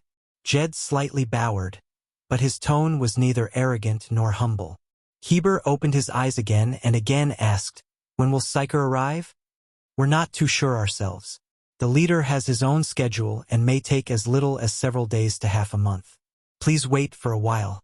We'll provide accommodation if both of you wish to stay," Jed blandly replied. Boom! The pressure around Heber's body intensified, and the room seemed as though a formless hurricane had been born within it. He coldly stared at Jed as he spoke. "Don't try to play dumb. Psyker has always been hovering around the Star Pupil Holy Race and will not be too far away. I'll give you 3 days. If I do not see him in person, you can handle the consequences yourself." Jed only felt his breathing become labored. He was pressured to the point he could hardly breathe and could only nod with difficulty. I'll convey your intentions to the upper echelons. At this time, Han Xiao opened his eyes, gesturing for Aurora to stop, before looking interestedly at Jed. I just took a gander around your network and realized that your side seems to be very keen to block off the news. Not many of them know that we came over for a visit. Upon thinking of Han Xiao's ability, Jed's expression changed. What do you intend to do? It's no good to withhold information like that. Let me help you guys.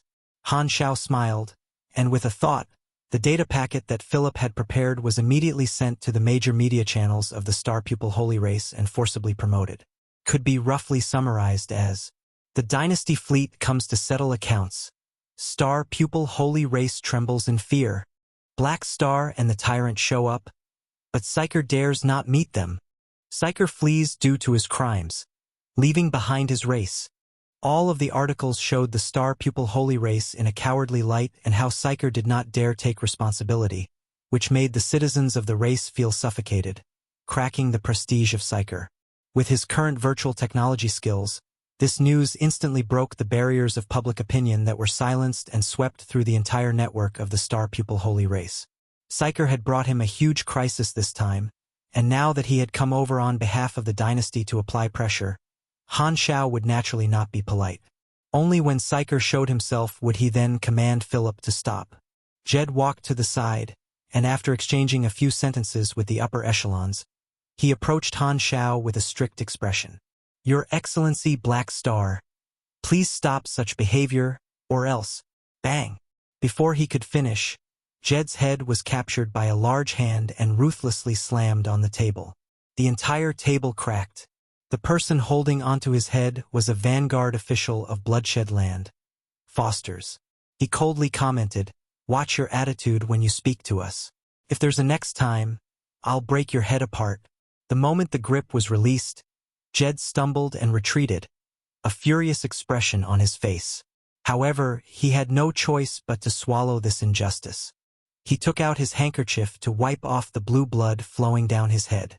When the Calamity Grades saw them being so arrogant, their faces got uglier, and the rage smoldered within their hearts.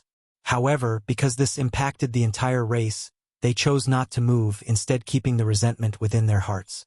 Han Xiao raised his eyebrows as he gestured at Heber. He seemed to be saying, if you compare viciousness, you're still more vicious. Look at how much *T you have to say. Heber seemed to reply with a look. Meanwhile, the news caused a sensation on the internet. Countless citizens burst into anger, some scolding the Dynasty for taking advantage and others smearing the name of their leader. Some of them were also worried that Psyker would never return. There were innumerable emotions. Countless people wished to recapture their national treasure. So the hatred the Star Pupil Holy Race had toward Han Xiao was not light. Han Xiao did not care about the hostility, though as the more hostile they were, the more it meant that Psyker's prestige was affected. Jed did not speak, but one of the guards could not take it any longer and suddenly lashed out at Han Xiao. Don't you have a conscience? After stealing our clan treasure, you dare come here and flaunt it? After this sentence was spoken, everyone turned over. A chilling gaze passed through Gila's eyes, and she was just about to move. However, Han Xiao gestured for her to hold back and turned to look at the guard. What's your name? Lalam.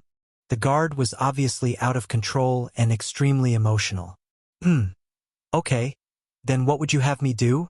Of course, you should return our national treasure. Okay.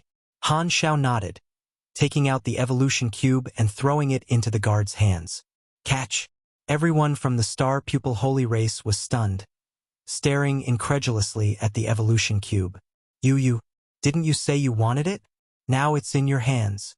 Han Xiao smiled. However, I have to warn you. If you walk out of this room, it means that you have snatched the evolution cube, and that would mean that the Dynasty would send their expeditionary fleet over. Are you ready to handle that? The guard's face turned purple in anger and humiliation. You're just relying on your backer. Do you have any morality in your heart? Lifting his hand, Han Xiao retrieved the evolutionary cube, shaking his head as he spoke. You all claim that it's your national treasure, but this thing was not created by you. Just by using it for a long period of time, it becomes yours, huh? This is the inheritance of the evolutionary civilization, and you guys are the same in that you picked it up, holding on through strength. It never belonged to you, yet you call it your national treasure. There's also another point. I did not snatch your evolutionary cube. It was you guys who lost it and I picked it up.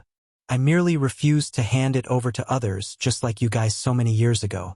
This question of stance should not be used as an excuse for morality. That would be so meaningless. Bullsh asterisk T. We've used the evolution cube for so long and can be considered its owner. Leader Psyker has always been connected to the evolution cube, so of course it's ours, the guard raged. This does make sense, but since you guys failed to guard your belongings, it was stolen by ES-God. I didn't steal it. I merely chose not to return it. Furthermore, because this item was not the creation of your civilization, I have no mental burden toward withholding it for myself. If you guys can snatch it back from me, I can't do anything about it, but your strength is insufficient, so anything else you say is meaningless. I gave you a chance, but you didn't dare take it away. Let's just forget about it. Han Xiao shook his head. He had never been a kind person, and he had another motive here, which was to resolve the hidden danger of the evolution cube once and for all. He planned to use pressure to force the citizens and Psyker to lift their psychic link with it. As for right or wrong, Psyker had endangered his life many times. Now that things had gotten to this point, there was no need to worry about this issue. You leave. Jed waved toward the guard. While he was also furious about losing the national treasure, he was more realistic and knew that the dynasty had come to pressure them.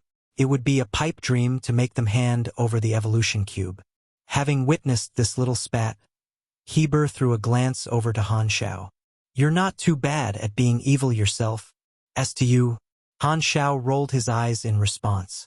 One needed to be more arrogant when posturing to apply pressure. For someone like him, who was used to being low-key, this was difficult to do.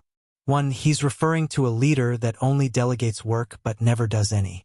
Chapter 868 Lock on Removed. Chapter 868 Lock on Removed. The star pupil holy race fleet in the surroundings immediately gathered toward the planet and awaited their orders. At the same time, the defensive fleet at the border was also strengthened. After waiting for 2 days, Psyker finally reached the border. Your Excellencies, Leader Psyker has already reached the border and will be here soon. Jed heaved a sigh of relief. His appearance was much friendlier than before. Over the past 2 days, he had stayed in the room together with Han Xiao and Heber. He had suggested that the two go to a guest room, but Heber and Han Xiao did not even reply to him. Furthermore, they did not allow him to leave either, so Jed could only accompany the two in the room over the past 2 days. He did not even dare sleep, and his mental state was already on the brink of collapse. To a beyond grade A super, 2 days was no big deal at all. They could easily close their eyes, and 2 days would be over in a flash. Furthermore, the guards of the star pupil holy race present were all in the calamity grade and would not be affected too greatly. Only someone like Jed, who was an envoy from the government, would feel fatigue. If they went to the guest room, the pressure that both of them had accumulated would be gone. As such, they chose to sit here for 2 days to increase the pressure on the star pupil holy race. After waiting a while longer, a commotion could be heard on the outside, and both of them could feel a powerful energy source approaching them. Heber opened his eyes and nodded. He's here. The door opened, and Psyker walked into the room slowly. Everyone's gaze was then focused on him. The guards present all heaved sighs of relief and stood up straight as though they had found their backbone. Isn't this little Sci-fi? The hero has finally appeared, Han Xiao teased. Psyker walked over to the two. Jed, who was originally seated, immediately gave up his seat for Psyker. Didn't both of you want to meet me? I'm back. Get straight to the point, Psyker said with a deep voice. The next second, Han Xiao's arm suddenly transformed into a mechanical arm, and he swung it out toward Psyker. The table and sofa in front of him was pushed away, and his palm sent Psyker flying into the wall. Bang! The entire room erupted. What did you do? The faces of the guards all changed, and they wanted to take action to help their leader. Right at this moment, Gila and the other Black Star guards also sent their auras toward the guards in the surrounding with the intention to warn them. The Bloodshed Land's vanguard officials did the same. Just when the situation was about to erupt, Psyker's voice sounded from under the mechanical arm. "Don't move." The mechanical arm was retracted, and Psyker dislodged himself from the alloy wall with his psychic energy. He then looked at Han Xiao without any intention of fighting back. "I almost took your life. Do you have any issues?" Han Xiao narrowed his eyes. "No." Psyker took a deep breath and knew that Han Xiao wanted to take him down a notch. He then told his subordinates not to act recklessly and got them to bring a new table in. The members of the Star Pupil Holy Race in the surroundings clenched their fists with aggrieved expressions. They were able to understand why Psyker chose to give in but could not help but feel disappointed. On one hand, they were enraged at their own weakness, and on the other hand, they felt humiliated on behalf of their race. Although all of them knew that the dynasty was there to seek an answer from them, they were all hoping that Psyker would be able to deal with such a situation and turn the tides. However, the unacceptable truth was that their leader was there to suffer humiliation. The Crimson Dynasty emissary, who had not said a word so far, then said calmly, "You participated in the attack on Planet Lighthouse, and 4 of the 6 beyond grade as who participated have already been caught. The dynasty needs you and the Star Pupil Holy Race to give us an explanation." "What kind of explanation?" Psyker asked. The dynasty's emissary then tapped his bracelet, and a holographic screen appeared. A contract appeared on the holographic screen. "You have to give a public apology and sign this compensation contract to prove your sincerity. The details of the contract are all within it. If you don't agree, please follow us to accept your judgment in the dynasty or wait for the Arcane Church to pay a ransom." "Compensation and apology?" Psyker murmured under his breath. He had not been idle over the past 2 days and had been thinking of what the dynasty's intention would be. This was not out of his expectations at all. The dynasty emissary did not bother keeping the matter a secret and read the entire contract out. There were many outrageous demands, and the members of the Star Pupil Holy Race watching by the side became more and more enraged. There were only 2 options placed before Psyker at the moment. First, apologize and pay compensation. Second, become a captive. Of course, there was a third option, which was to fight back. However, the dynasty would not show him any face if he chooses the third option. The dynasty did not necessarily need that little compensation but needed the enemy to give in. After listening to all the terms, Psyker nodded and said, "I accept the contract. I will make a public apology for my actions." He was not too bothered about the astronomical compensation. He was working for the Arcane Church, and although he had failed, the Arcane Church would not let him suffer the cost of the compensation. If they did not do that much, nobody would want to help them in the future. Thus, the compensation would be paid by the Arcane Church, so there was no need for the Star Pupil Holy Race to spend money. As for a public apology, this was also something that the Arcane Church would want to see. The Arcane Church would never apologize to the dynasty, but since they wanted to redeem their people, they would have to give in somehow. Thus, the Star Pupil Holy Race giving in would be a representation of the Arcane Church's attitude. Even if the Arcane Church was the backer of the Star Pupil Holy Race, the Crimson Dynasty was also a universal civilization. With both parties in conflict with each other, the Star Pupil Holy Race definitely had to give an explanation. Psyker understood this clearly, but most members of his race did not. In the eyes of the others, their leader had accepted such humiliating conditions without any hesitation. This made the faces of all those present turn ugly, and the look in their eyes became complicated. The way they saw it, Psyker seemed to be protecting himself and betraying the benefits of the race without any hesitation. Of course, they knew that this was far from the truth, but they could not help but think that way. Although they knew that Psyker did not make a mistake in his decision, many of them could not help but feel anger and humiliation. Right at this moment, Heber said, "Psyker, leave the Shattered Star Ring together with your people. You know that we and the dynasty will not allow you to develop. Your best option is to leave. Having one less beyond grade A in the Shattered Star Ring would benefit everyone else." Heber and the dynasty had the same thought. Psyker shook his head and said, Regardless of how tough the situation is, we will not leave our homeland as long as we can overcome it. Humph. Heber did not say anything else upon hearing that. At this moment Han Xiao piped up. The following matter will be between us. You have given an explanation to the dynasty, but you also need to give an explanation to the victim. Psyker turned around and asked, "What do you want?" Han Xiao smiled. "I want the evolution cube." Everyone was stunned. "Haven't you snatched it already?" Psyker asked doubtfully. "No, you misunderstood me," Han Xiao said calmly. "I want you to get rid of the psychic connection that you have with the evolution cube and announce to the universe that you have given it to me." Psyker's expression changed abruptly. He finally understood what Black Star's intention was.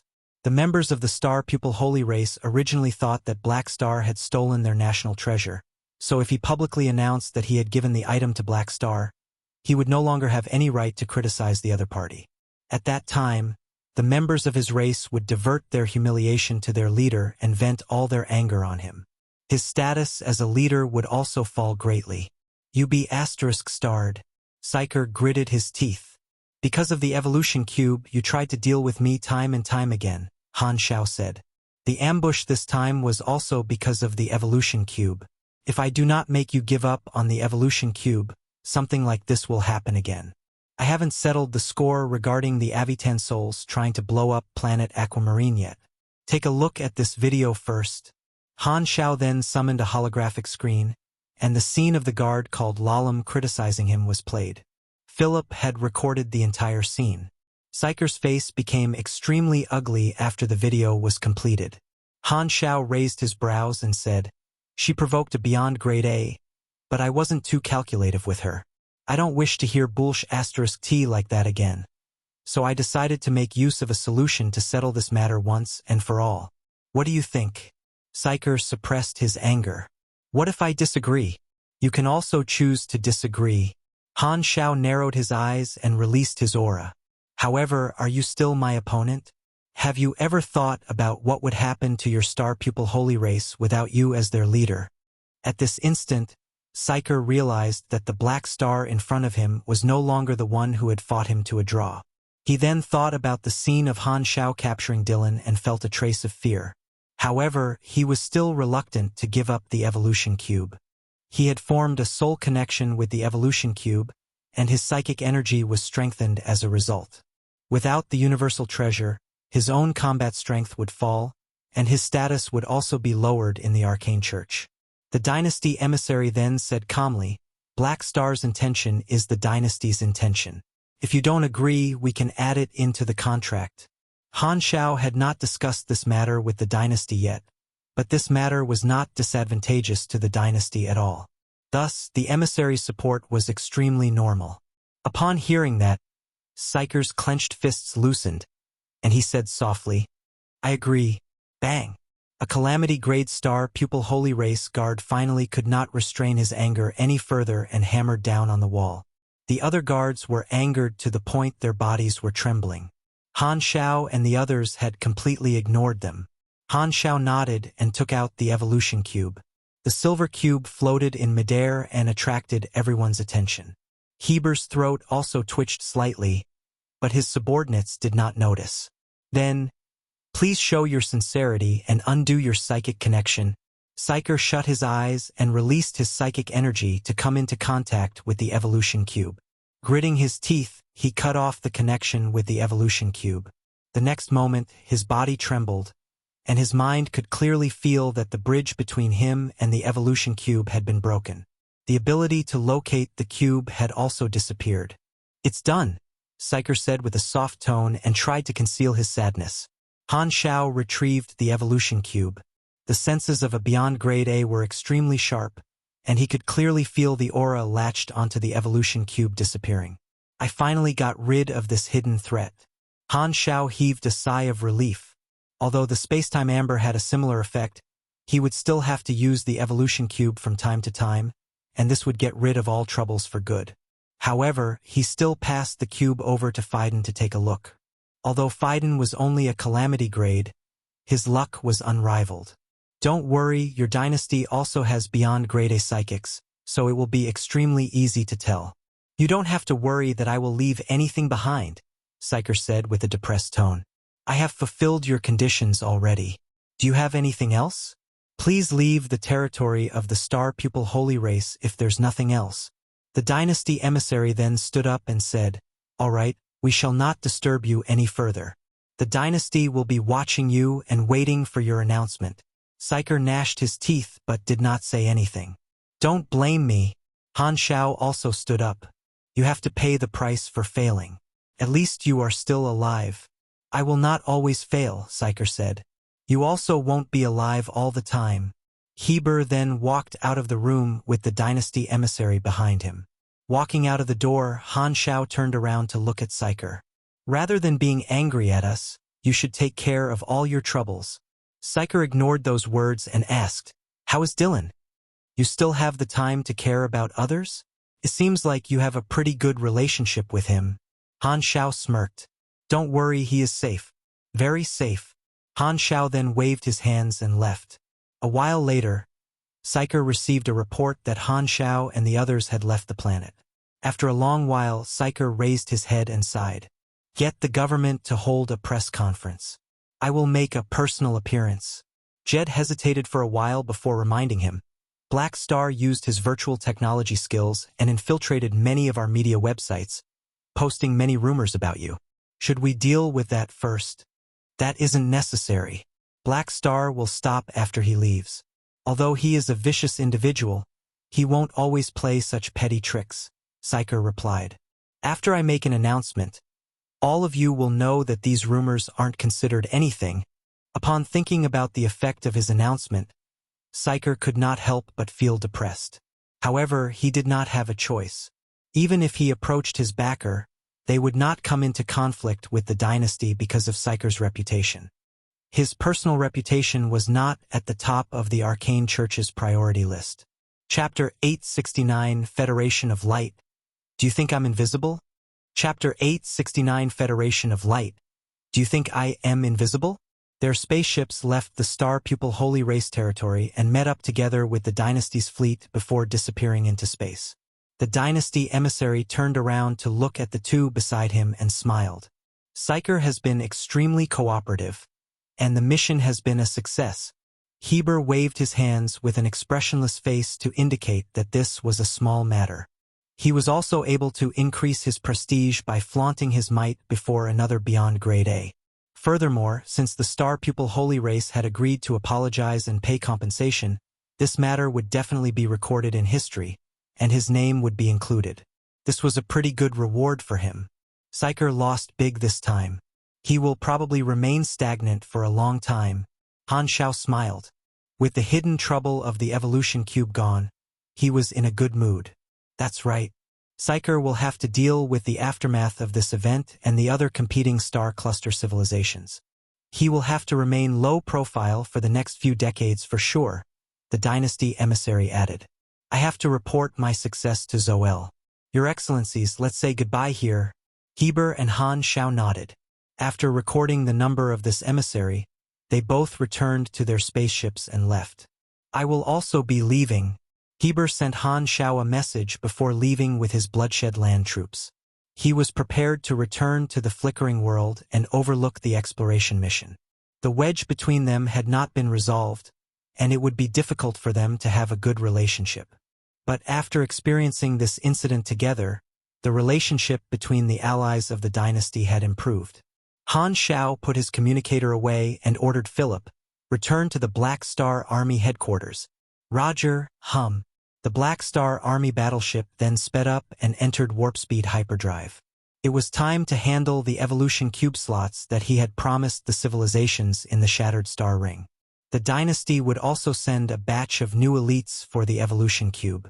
Han Xiao was planning to take care of these matters before continuing the exploration of the flickering world.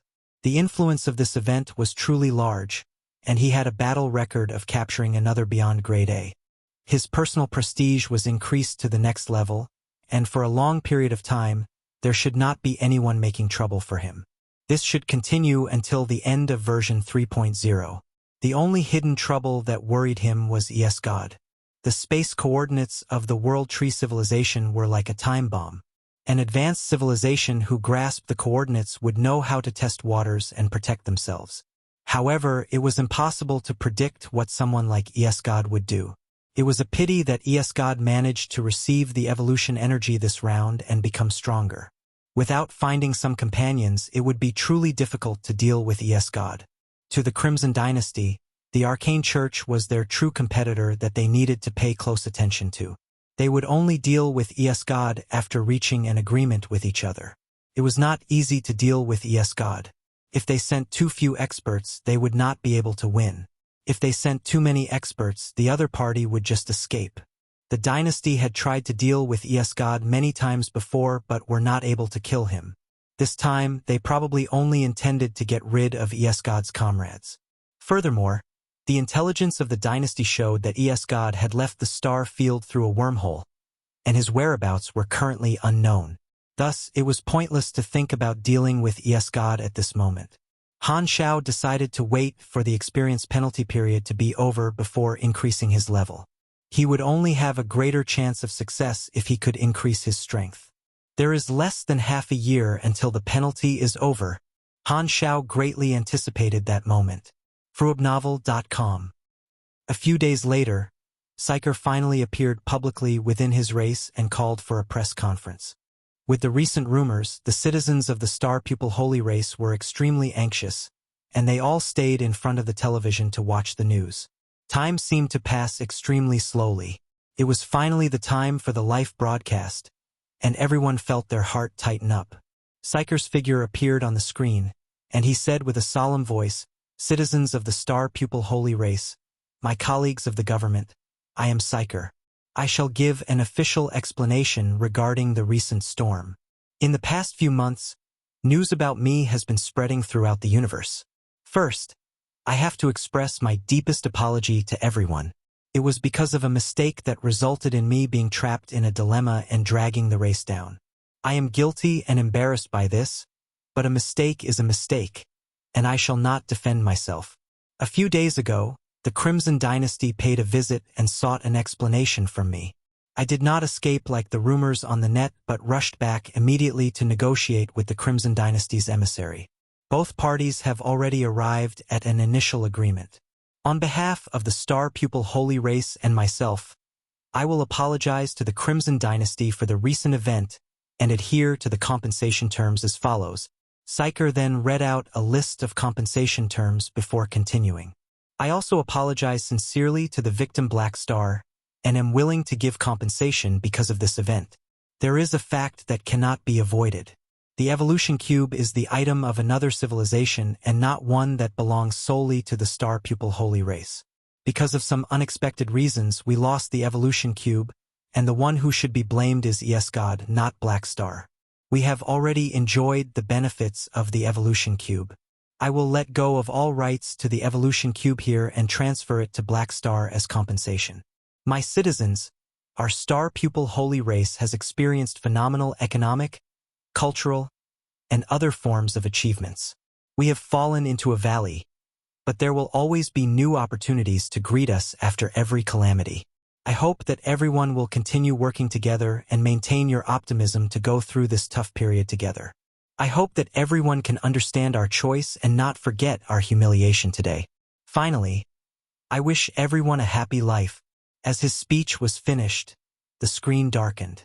An intense eruption exploded from every corner of the Star Pupil Holy Race. Many individuals were thoroughly shocked by the press conference. A civilization had to give in publicly and even pay compensation. They could not help but feel a sense of humiliation. Furthermore, this disaster was a result of Psyker's mistake, and the entire race had been dragged down by him. Furthermore, Psyker had even openly abandoned their national treasure and given it to the demon Black Star. The way they saw it, this was akin to them giving away the evolution cube because they were not able to snatch it back. Such humiliation. The press conference immediately created a huge sensation, and every corner of the Star Pupil Holy Race was filled with curses toward Psyker. The prestige that he had built up over the many years had gone down the drain, with some even calling him a disgrace to their race. All the close aides of Psyker stood before him with ugly expressions. "Your Excellency Psyker, Should we really not control the negative public opinion on the web? Psyker shook his head and said, that isn't necessary. The citizens need an avenue to vent the humiliation and anger in their hearts. When they are done venting it, they will remember the contributions that I have made, and we can guide the public opinion back in the right direction subtly when the time comes. This isn't beneficial to your prestige, someone said with concern. There will definitely be a rebound effect when it reaches the peak. Psyker sighed. Regardless of worship or hatred, it will definitely slide in the other direction when it reaches the peak. When public opinion reaches the peak, there will be more and more people speaking up for me. That will be far more effective than trying to manage the situation now. Is this really good? There isn't anything bad about it. Psyker let out a long sigh. My previous contributions cannot be an excuse for my mistake. The greater my radiance, the greater the shadow. My mistakes have naturally been highlighted. I do not want everyone to praise my good deeds. This humiliation will be motivation for our citizens. We are only afraid that you will be disappointed in us, one of his aides said. Psyker was the leader of the Star Pupil Holy Race, but after becoming a Beyond Grade A, Psyker himself was no longer part of the Star Pupil Holy Race. This was a shadow in the hearts of many. Don't worry, I will never forget my mother clan. Psyker shook his head. As a Beyond Grade A, his ideals would not be so easily shaken. The world is complicated, and I will never judge the world by looking at a small corner of it. The words of a small group cannot represent the entire race. At the very end, all these people will realize that regardless of how they curse, I will still be their leader, and this is something that they are unable to change. As for the current storm now, as Psyker spoke with a smile, a trace of fatigue could be seen in his eyes. Fire will burn out, and the storm will end eventually. We just need to do our job and wait for it to cease naturally. The Star Pupil Holy Race has given in. On the mother planet of the Arcane Church, Psyker's press conference was displayed in the conference room. The bishops then fell into a moment of silence. After a long while, one of the bishops said with a hoarse tone, "This way, the dynasty's attitude should ease up slightly, right?" Psyker had cut off his connection to the evolution cube and lost the ability to locate it. The Arcane Church had also decided to give up on the evolution cube for good. How is the discussion with the dynasty coming along? The dynasty only agreed to allow us to ransom Mercer and Dylan. Their price is extremely high. Pay the ransom for both of them first. This will satisfy the allies who are watching. As for Taylor and Sagman, the dynasty will not allow us to ransom them back too quickly. But our allies will understand. Where is Ninja? He has already escaped through a secret stargate set up by our spies. He will be back soon. Thankfully, the 10,000 deity scepter is with him. The bishops then heaved a sigh of relief. Of the 6 beyond grade as that they had sent out for had been caught, 1 did not have anywhere to run, and only 1 managed to return to the central galaxy. Thankfully, the only one who returned was the one with the 10,000 deity scepter. The 10,000 deity scepter was even more important than a Beyond Grade A in the eyes of the upper echelons. New Beyond Grade as would be born over time, but every universal treasure was unique. Not losing the 10,000 deity scepter was their biggest consolation. Because the Crimson Dynasty was searching the entire Shattered Star Ring, the spy could only construct the secret stargate in a desolate universe belt near the Shattered Star Ring. A spaceship was currently rushing toward the stargate with Ninja inside. The stargate appeared within his sights, and Ninja heaved a sigh of relief. After entering the stargate, he would be able to skip past a few starfields and return to the central galaxy. After running for his life for such a long time, he could no longer endure such a life. Right at this moment, the spaceship trembled, and the engine of his spaceship was suddenly turned off. What's going on? Ninja was startled, and he tried to control the spaceship. However, all his orders were completely useless, and the spaceship did not react at all. The body of the spaceship suddenly shook. Rumble! A gigantic pressure crushed down from all directions, and the spaceship was reduced to a pile of scrap metal. Bang! A spherical protective shield then appeared from within the wreckage of the spaceship.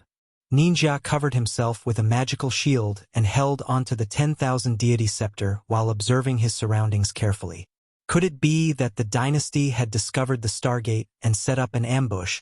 Right at this moment, a voice rang in his head. It truly wasn't easy to find you, divine spell ninja.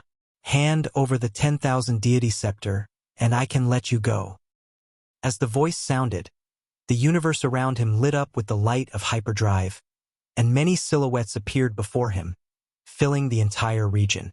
Many pairs of expressionless eyes were fixed on Ninja. At the very front was a tall figure with his entire body shining with electrical bolts. The engravings on his body showed that this was a mechanical host. Ninja's expression changed abruptly upon seeing the person before him.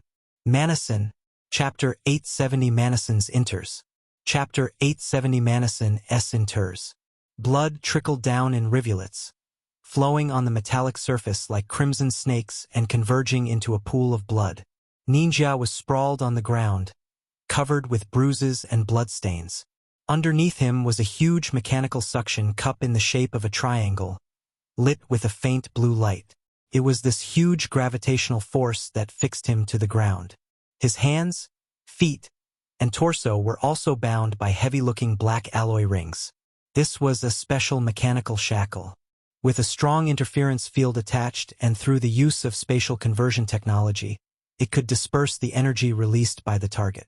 At the same time, four pipes protruded from the ground on both sides, inserting into his spine and injecting nano-worms that interfered with his pneumatic operations, causing his nervous system to go haywire, affecting his control. Ninja could only barely lift his neck. His vision was blurred but was fixed toward an area full of mechanical limbs, where a dense number of mechanical soldiers were surrounding him. Both parties were currently on the surface of a steel fortress, a mobile base brought by Manason, and there were marks of battle and broken mechanical parts scattered everywhere. Because space was locked by Manason's spatial stabilizer equipment, along with magic jamming to render teleportation invalid, Ninja could only fight. However, with the numerous equipment and machinery he had with him other than the host he utilized for Lord's Descent, there were still 4 other apostle weapons, which made it such that Ninja was not his opponent. I was waiting for you to utilize the scepter, but you did not. Now I can see why. Manason caressed the amber sealing the 10,000 deity scepter, feeling the energy insulation properties and letting out sounds of praise. To dare snatch even our 10,000 deity scepter, Manason, are you not afraid of angering my arcane church? Ninja gritted his teeth. Don't be mistaken. I'm not interested in the 10,000 deity scepter. I'm just doing the Federation of Light a favor. Manason eyed Ninja before waving his hand. A silver apostle weapon walked over, its body as smooth as a mirror without any sort of mechanical seams. The apostle weapon squatted down, turned its fingers into spikes, and inserted them into Ninja's body, after which its entire body turned liquid and flowed into his body through the wounds. Next, Manason released the shackles. However, the apostle weapon within Ninja's body suppressed his ability to control his body, and he could only glare at Manason. What do you want to do to me? The Federation of Light allowed me to kill you and destroy the evidence. However, your body is still useful to me. Manason threw out a compressed orb, which transformed into a restraint cabin, locking Ninja within. After confirming that he could not escape, Manason turned his head, gazing at the amber-sealed 10,000 deity scepter. An interested look appeared in his eyes. Oh, what a special new material. And it seems like Black Star has mastered the manufacturing method. I'll find an opportunity to contact him. Lost contact? Explain to me, what does it mean by lost contact? The upper echelons of Arcane Church quickly received the news that Ninja, who was supposed to pass through the Stargate a while ago, had lost contact with them. This gave the bishops a big scare. They had thought that Ninja had gotten away from danger and could successfully bring the 10,000 deity scepter back. To think that an accident had occurred. Since they could not contact Ninja, the worst possibility was that he had been ambushed and killed. But even if he was attacked, he should have been able to send news back, or the Arcane Church should have discovered some abnormalities. There was only one explanation for this. The attacking party had a virtual mechanic who was able to tamper with the data and prevent any communication.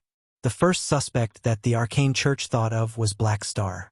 However, Han Xiao had been at the Star Pupil Holy Race not too long ago and was still en route to his headquarters. There was an alibi, but they did not forget that Han Xiao could command troops from a distance to complete the attack. If Black Star is the murderer, is he being supported by the dynasty? They have already captured 4 of our people and forced Psyker to apologize. Is this not enough? Someone wondered out loud. The possibility is not high. Both sides are in negotiations, and we have reached a preliminary conclusion. The dynasty knows that it is not beneficial to continue chasing and fighting them. If they take away our 10,000 deity scepter, it will force us to flip the table. I'm afraid it is not worth it for them. Could it be that Black Star wants the 10,000 deity scepter and decided to move on his own? But, if we think about it closely, this will give Black Star more problems than benefits. He has already obtained a huge benefit from this matter, and there is no need for him to also steal the 10,000 deity scepter. He will not be able to use it either, and just having it with him will cause numerous problems. The only way would be to give it to the dynasty. However, what we've checked about Black Star shows that he is not someone who enjoys taking risks, and he is still in his honeymoon period with the dynasty. He would not do such a thing behind the back of the dynasty. The bishops frowned. Everything pointed to the fact that Black Star was not involved. Could it be that there were people who wanted to fish in muddy waters? To be able to attack ninja, one had to fulfill 2 criteria. One was a strong enough intelligence network to be able to track ninja, and the second was to possess the ability of a beyond grade A mechanic to be able to silently kill him off. Thinking about this, a plausible answer floated up. The bishops present all lurched. Could it be the Federation of Light? The Shattered Star Ring was still their territory, and while it looked like they did not care, it would be careless for them to ignore their intelligence system. After operating for so many years, their network would naturally be seamless, and their intelligence gathering would trump the dynasties, who were newcomers in the region. While the Crimson Dynasty did not spot ninja's traces, the Federation of Light did. This explained everything. The faces of the bishops were green. The more they thought about it, the more it felt as though the Federation of Light was the culprit. From the start, when they loaned out the multidimensional sky-opening transportation device, that bunch of robbers had intended to fish in muddy waters. This time, not only did the Arcane Church lose a lot of their beyond grade A combat power, they had also strained their relationship with the Crimson Dynasty. To the Federation of Light, this was their best chance. The bishops realized that this meant that their entire expedition had been captured and annihilated, and they almost spat blood. Federation of Light, F***CK your mom. At this time, the virtual screen on the conference table appeared, showing the command of the Pope. Stabilize the situation with the Crimson Dynasty and redeem our allies. We'll settle the scores with the Federation of Light at a later point. The bishops exchanged glances, and within each gaze, they could see depression and helplessness. Yesterday, they thought that at least the scepter was returning. Today, they once again received bad news. This feeling of falling from heaven to hell made them extremely uncomfortable. It was a total loss. Without evidence, the Federation of Light would never admit it. After all, both sides were of the same strength, so they would not be threatened.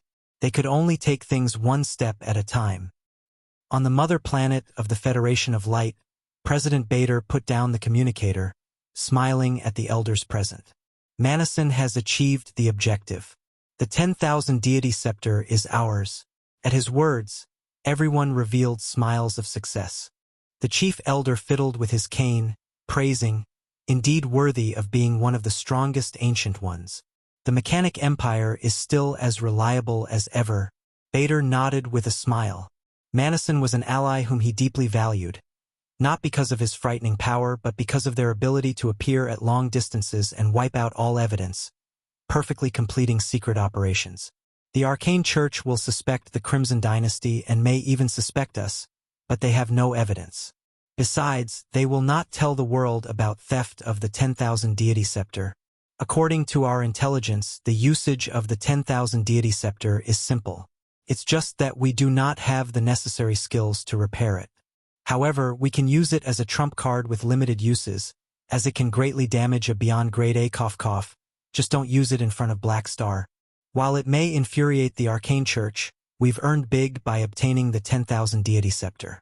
This is also a chip to deal with the Arcane Church in the future. Many of the elders revealed smiles as they discussed their success. Manison said that the 10,000 Deity Scepter is sealed by the special material. When he returns, I'll have the research team crack it. Bader's tone was confident. He did not doubt that the seal could be removed at all. We've reached the end of today's episode. Thank you for traversing the boundless landscapes of fantasy with us. If today's story has sparked joy within you, please remember to hit the like button, share our journey with others, and subscribe to Lord of the Stories for an ever-expanding collection of mystical escapades. Until we meet again to turn the page to a new adventure, hold the tales dear in your heart, and let the embers of magic warmly glow in your spirit. Farewell, intrepid explorers of the narrative unknown.